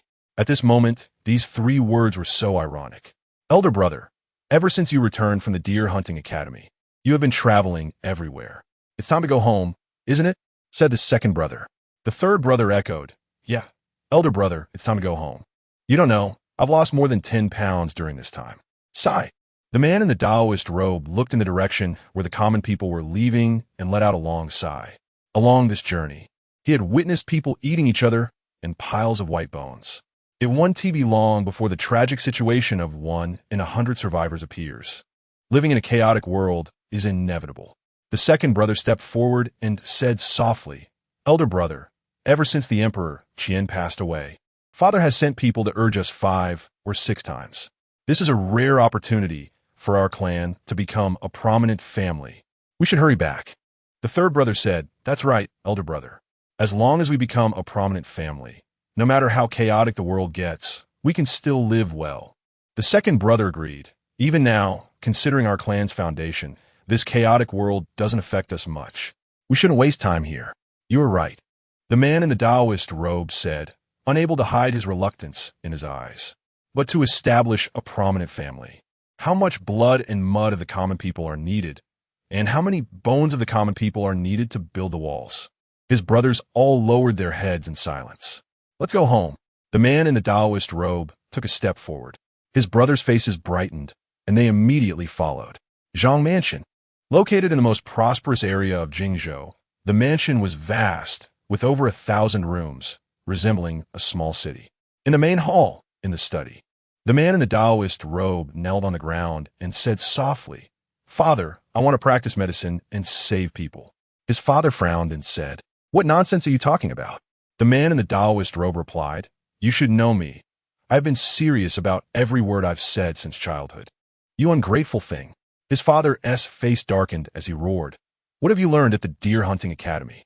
You don't want to take over the good family business and insist on becoming a doctor. What? After studying for years, have you turned into a physician? Father, my mind is made up. I hope you can support me. The man in the Taoist robe knelt on the ground, his tone resolute and his gaze firm. You live a worry-free life, but your mind is filled with thoughts of mingling with those refugees. His father was greatly angered, as he valued this eldest son the most. Fine, I will support you. But let me make it clear, once you walk out that door today, you are no longer a member of the Zhang family. I am unfilial. The man in the Taoist robe bowed his head. Father, take care. From now on, my second and third brothers will take care of you in your old age. Saying this, he stood up, picked up his sword, hung at his waist, and strode out. Father, his brothers, seeing this, rushed into the study. No need to stop this rebellious son, his father shouted in anger, pointing in the direction where the man in the Taoist robe had left. Today, I don't have this son, and neither do you have him as your elder brother. Chapter 74, Debating for Oneself. Starting point, node, endpoint for half a month. Qianlong Mountain remained peaceful. However, other places were already in turmoil, with hidden currents flowing between various forces. In Beili.To Mutai served as the commander, with Zhao Bao as the deputy commander, leading 50,000 troops in a battle. Seeing the dense array of heavy cavalry behind him, Tu Mutai couldn't help but feel a bit arrogant and began to swell with pride. 50,000 fine steeds, each armored. All 50,000 men were clad in heavy armor, with curved sabers at their left waists, Li bows at their right waists, quivers on their backs, and heavy spears in hand. This was the confidence Beili had in seizing the throne, the Fanji Imperial Guard. With him around, Mutai felt his back stiffen considerably. However, when he saw the armor and sword on Zhao Bao, the corners of his eyes twitched again, because Zhao Bao's armor was from Jizhou, and the sword at his waist was from Yinzhou. Damn the rebels! The moment he saw the Jizhou armor and Yinzhou sword, Mutai recalled the scene of him abandoning his helmet and armor, which added more fuel to his anger towards the righteous army. Zhao Bao rode forward and asked Mutai, "We are less than 50 miles from the city occupied by the Red Turban Army. Have you thought about the battle deployment?" The latter replied, "Night attack. Is that all you know? A night attack?" Zhao Bao's expression darkened as he said, "Our main force is heavy cavalry. Are you going to let heavy cavalry conduct a night attack on a city? Then what do you suggest we do?" Although Mutai was a playboy, he understood that he was inferior to Zhao Bao. Moreover, in this war he was the commander, and regardless of whose strategy was used, his credit would be the greatest. Therefore, it would be better to let Zhao Bao come up with a way to help him win this battle. Are you just a figurehead as a commander? Zhao Bao's face became even darker. Did the Southern King not advise you anything after learning you were leading the troops? He did. My father told me to listen to you. Mutai, not feeling embarrassed, said softly, "Moreover, the Empress Dowager ordered you to supervise the battle. Do you know why it's you? Isn't it obvious that she wants you to take full responsibility and control the situation?" Useless guy. Zhao Bao snorted coldly and fell silent. He feared that if he continued talking with Mutai, he would lose control and draw his sword to cut this guy. The corruption of the Beili court made Zhao Bao very disappointed. Meanwhile, on Zhu Shiliu's side, a 1,000-man commander rushed in and reported loudly, "Commander, it's bad. According to the scouts, 50,000 heavy cavalry are rushing towards our city, and they're less than 50 miles away." Zhu Shiliu stood up and said, "What are we waiting for? Notify everyone to prepare for battle immediately." "Commander, we cannot engage in battle." At this moment, the military advisor stood up to stop him. "Why not engage?" Zhu Shiliu asked. "How? Can their heavy cavalry leap over the city walls on horseback?" The military advisor said, "The heavy cavalry of Beili, except for the border army, only the Fanji Imperial Guard. That is Beili's ace army. Since its establishment, their only defeat was against the Black Dragon Cavalry. Apart from that, they have never lost. Although we have around 50 to 60,000 troops now, they're all temporary recruits. Compared to the well-battle-tested enemy, our morale is unstable, and the time is too short for loyalty to be guaranteed. Once the situation turns unfavorable, It may lead to many unpredictable situations. Of course, this is not the most important thing. The most important thing is that we cannot afford to lose. Hearing this, Zhu Shilu fell silent. Indeed, as the military advisor said, he couldn't afford to lose. If he suffered heavy losses this time, the Qin family's support for him would likely be halved. Zhu Shilu shouted, "Issue our military orders to avoid confrontation. Within half an hour, the entire army will withdraw from this city." Yes, the 1,000-man commander left. Zhu Shilu looked at the military advisor and asked, "But where shall we retreat to? When a situation is unfavorable and unclear for us, we should learn to stir the waters." The military advisor walked in front of Zhu Shilu, lowering his voice. "In other words, wherever the righteous army is, we will retreat there." Zhu Shilu's eyes lit up, diverting the disaster eastward. The military advisor said, "Exactly, making it impossible for anyone to safeguard themselves. This is the art of self-preservation." Zhu Shilu frowned. "But what if others use this method against us?" The military advisor laughed. "Then it depends on who runs faster. In any case, with our current troops, avoiding battle is the only option. Because even if we win this battle, we will definitely suffer heavy losses, making it easy for other righteous armies to benefit from it and take advantage." "Right." Zhu Shilu nodded and waved his hand. "We cannot do the work for others." That night, Zhao Bao led the Fanji Imperial Guard to the city and also summoned an additional 20,000 officials to attack the city. However, before he could issue the order to attack the city, a scout under his command ran to report that Zhu Shilu had abandoned the city and fled, and the city was now almost empty. "Ha!" Tuo Mutai laughed upon hearing that the righteous army had abandoned the city. "These rebels are truly useless, not even having the courage to engage in battle." This Zhu Shilu is quite remarkable. Compared to Tuo Mutai, Zhao Bao's expression was serious at this moment. He was not afraid of a fierce battle, but rather feared the enemy avoiding it. At Hailing Zai, in the study, Ma San ran in to report, "Chief, Jin Buhuan has arrived." Qin Fan said, "Let him in." "Young master." Jin Buhuan was brought in by Ma San since he recognized him. Qin Fan asked, "You came specifically. Is there something important?" "Yes, the first batch of bird droppings has landed. Should we use riverboats to transport them immediately or wait for a while?" As a middleman from a prominent family, Jin Buhuan knew that this period was not peaceful. Qin Fan said, "Delays may lead to changes." "Understood." Jin Buhuan nodded and saluted. "I will return to handle this immediately." "Wait." Qin Fan stopped him and then took out a money pouch from the side, handing it to Jin Buhuan. The latter frowned. "Young master, why are you giving me money?" Qin Fan was speechless. "Open it and take a look." Jin Buhuan opened it to find blue phosphorite. However, the phosphorite was not raw but polished. Jin Buhuan picked up one, which was shiny and quite beautiful. Qin Fan said, "Cover it with your hand and don't let it see the light." Jin Buhuan did as told, and the phosphorite emitted light in his palm, which surprised him. "Is this a night pearl?" "No." Qin Fan explained the properties of phosphorite to him. "You are a merchant. You should know better than me how to sell it for a high price. This is simply a risk-free profit." Jin Buhuan's eyes lit up. "Young master, rest assured. Whether it's the prominent families or the court, luminous items have a natural allure for them. And high prices are simple. Just ensure the rarity of the item, highlight its uniqueness, and elevate its value. And the rest will be that the highest bidder wins." Qin Fan said, "In the future, when they dig for manure, let them pay attention. After it's dug up, you will be fully responsible." Jin Buhuan nodded, understood. After Jin Buhuan left, Qin Fan got up and went outside, softly asking, "What month is it now?" Ma San replied, "It's almost May in the Gregorian calendar." "Grain rain?" Qin Fan nodded. "In another month, the wheat will be ripe." Wheat is planted in winter, and in ancient times, the northern regions could only plant one season of wheat a year. However, in June, rice could be planted again. Now that the first batch of bird droppings has landed, the time for transporting it to Qianlong Mountain will be ahead of the rice planting time. This way, it will not affect fertilization and can increase the yield of rice. But how much yield can be increased? Qin Fan was also unsure. The answer to this question could only be verified by time. At noon, Yanyun arrived at the study. Qin Fan said, "What brings you here today?" "I have taught Lin Ke The 3 forging techniques as agreed, and the rest will depend on quantity. Forging is like shooting firearms.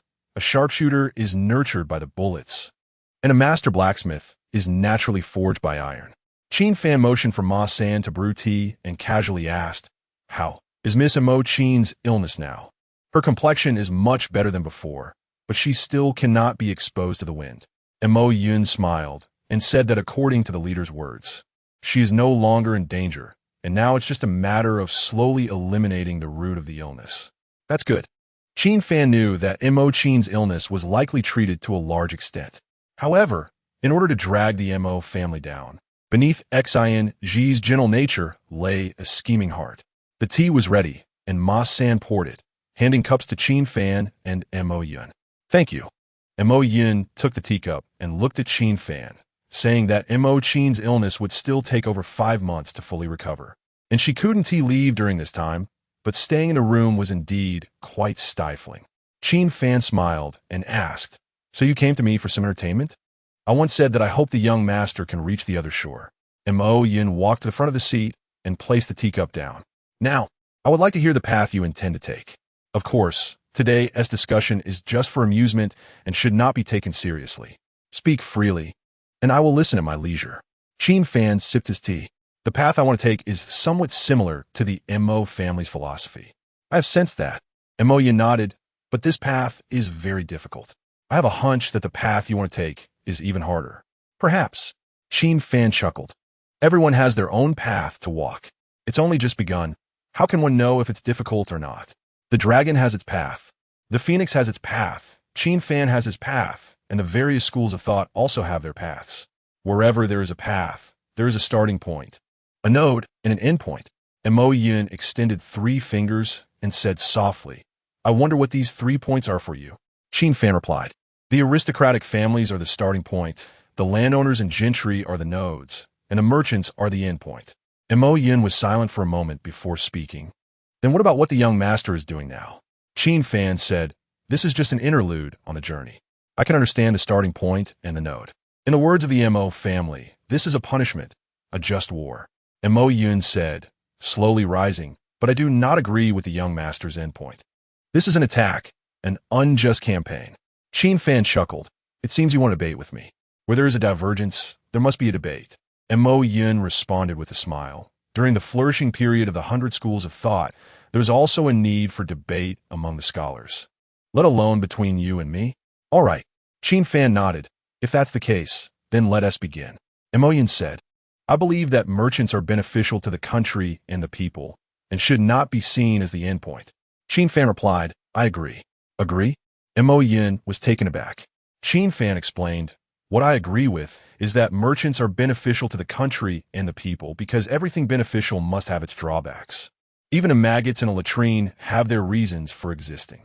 While everyone knows that maggots are filthy, they don't realize that if used properly, they can consume rotten flesh and give rise to new meat.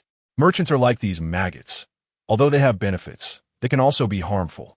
When maggots turn into flies and start spreading diseases, that is when the harm outweighs the benefits." After hearing this, Mo Yun lowered his head in contemplation. About 20 breaths later, he looked at Qin Fan and clasped his hands, saying, "I would like to hear the young master's profound insights." Chapter 75. The 9 streams and 13 schools. What Gao Jian said was not worth mentioning. It was just some casual talk after tea. Qin Fan poured tea for Mo Yun and casually said, "First, let us make a hypothesis." Mo Yun frowned slightly while holding the teacup. "Hypothesis?" Qin Fan raised a finger. "Let us assume there is a village at the foot of a mountain. The villagers plant wheat and medicinal herbs every year. The wheat is for their livelihood, and the herbs are for healing, allowing them to be self-sufficient. Suddenly, one day, a merchant arrives in this place. He discovers that the village is in an advantageous geographical location. If he can sell the herbs to other regions, he could earn a substantial profit. Thus, the merchant begins to encourage the villagers to plant more herbs for profit. In pursuit of more money, the villagers fill all their farmland with herbs and stop planting wheat. If this situation were to continue, it would indeed be a good thing.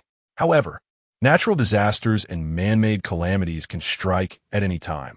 Who can guarantee that they won't encounter misfortune? Suddenly, one year, the village suffers from a locust plague. This causes all the herbs they planted to be devoured by locusts, and they fail to produce any herbs, resulting in no monetary income for that year. But since they have stopped planting wheat, they also have no food to sustain themselves. To survive, they must find a way to buy food. But how can the villagers afford to buy food when they cannot even afford to eat? At this moment, the merchant will appear again, offering loans to the villagers. They only need to mortgage their land and houses to obtain money for food. Those without land or houses will sign contracts to sell themselves. From that moment on, the villagers will be trapped by the merchant. No matter how they struggle, the final result will be losing their land and their freedom, forever becoming tools for profit for the merchants. By the time Qin Fan finished speaking, Yanyun had already drunk more than half of his tea. He put down the teacup and said softly, "What you say makes sense, young master, but it doesn't represent all merchants, as there are indeed many who work for the country and the people." Qin Fan did not refute him, as the Qin family belonged to this category. He asked, "I wonder, among such merchants, can one be found 1,000? Yanyun fell silent. Even among those merchants who work for the country and the people, their actions are still driven by profit. Qin Fan took a sip of tea and continued. In the 6 strategies from the pre-Qin period, it was stated, the bustling world is all for profit. The clamoring world is all for profit. But being human, the pursuit of fame and profit is human nature. And even sages cannot avoid it. A merchant who can retain his conscience while pursuing profit is a good merchant. However, good merchants are rare, just like maggots that heal diseases, ultimately a minority. At the same time, if these maggots are not regulated, under the temptation of profit, they will gradually become flies, causing chaos among the people. Therefore, after eliminating bad merchants, good merchants must also be restrained. Yanyun said, "Listening to your description of human nature, it is quite similar to what Confucian sages say about human nature being inherently evil. Human nature is inherently evil. Confucianism has debates about whether human nature is inherently good or evil. Qin Fan is more inclined to Mencius's view that human nature is inherently evil. Human nature is inherently evil and must be restrained by law." Which brings us back to legalism. Yanyun stared at Qin Fan. The combination of Confucianism and legalism, the unity of industry and agriculture, and then using military strategy to command them, taking the strength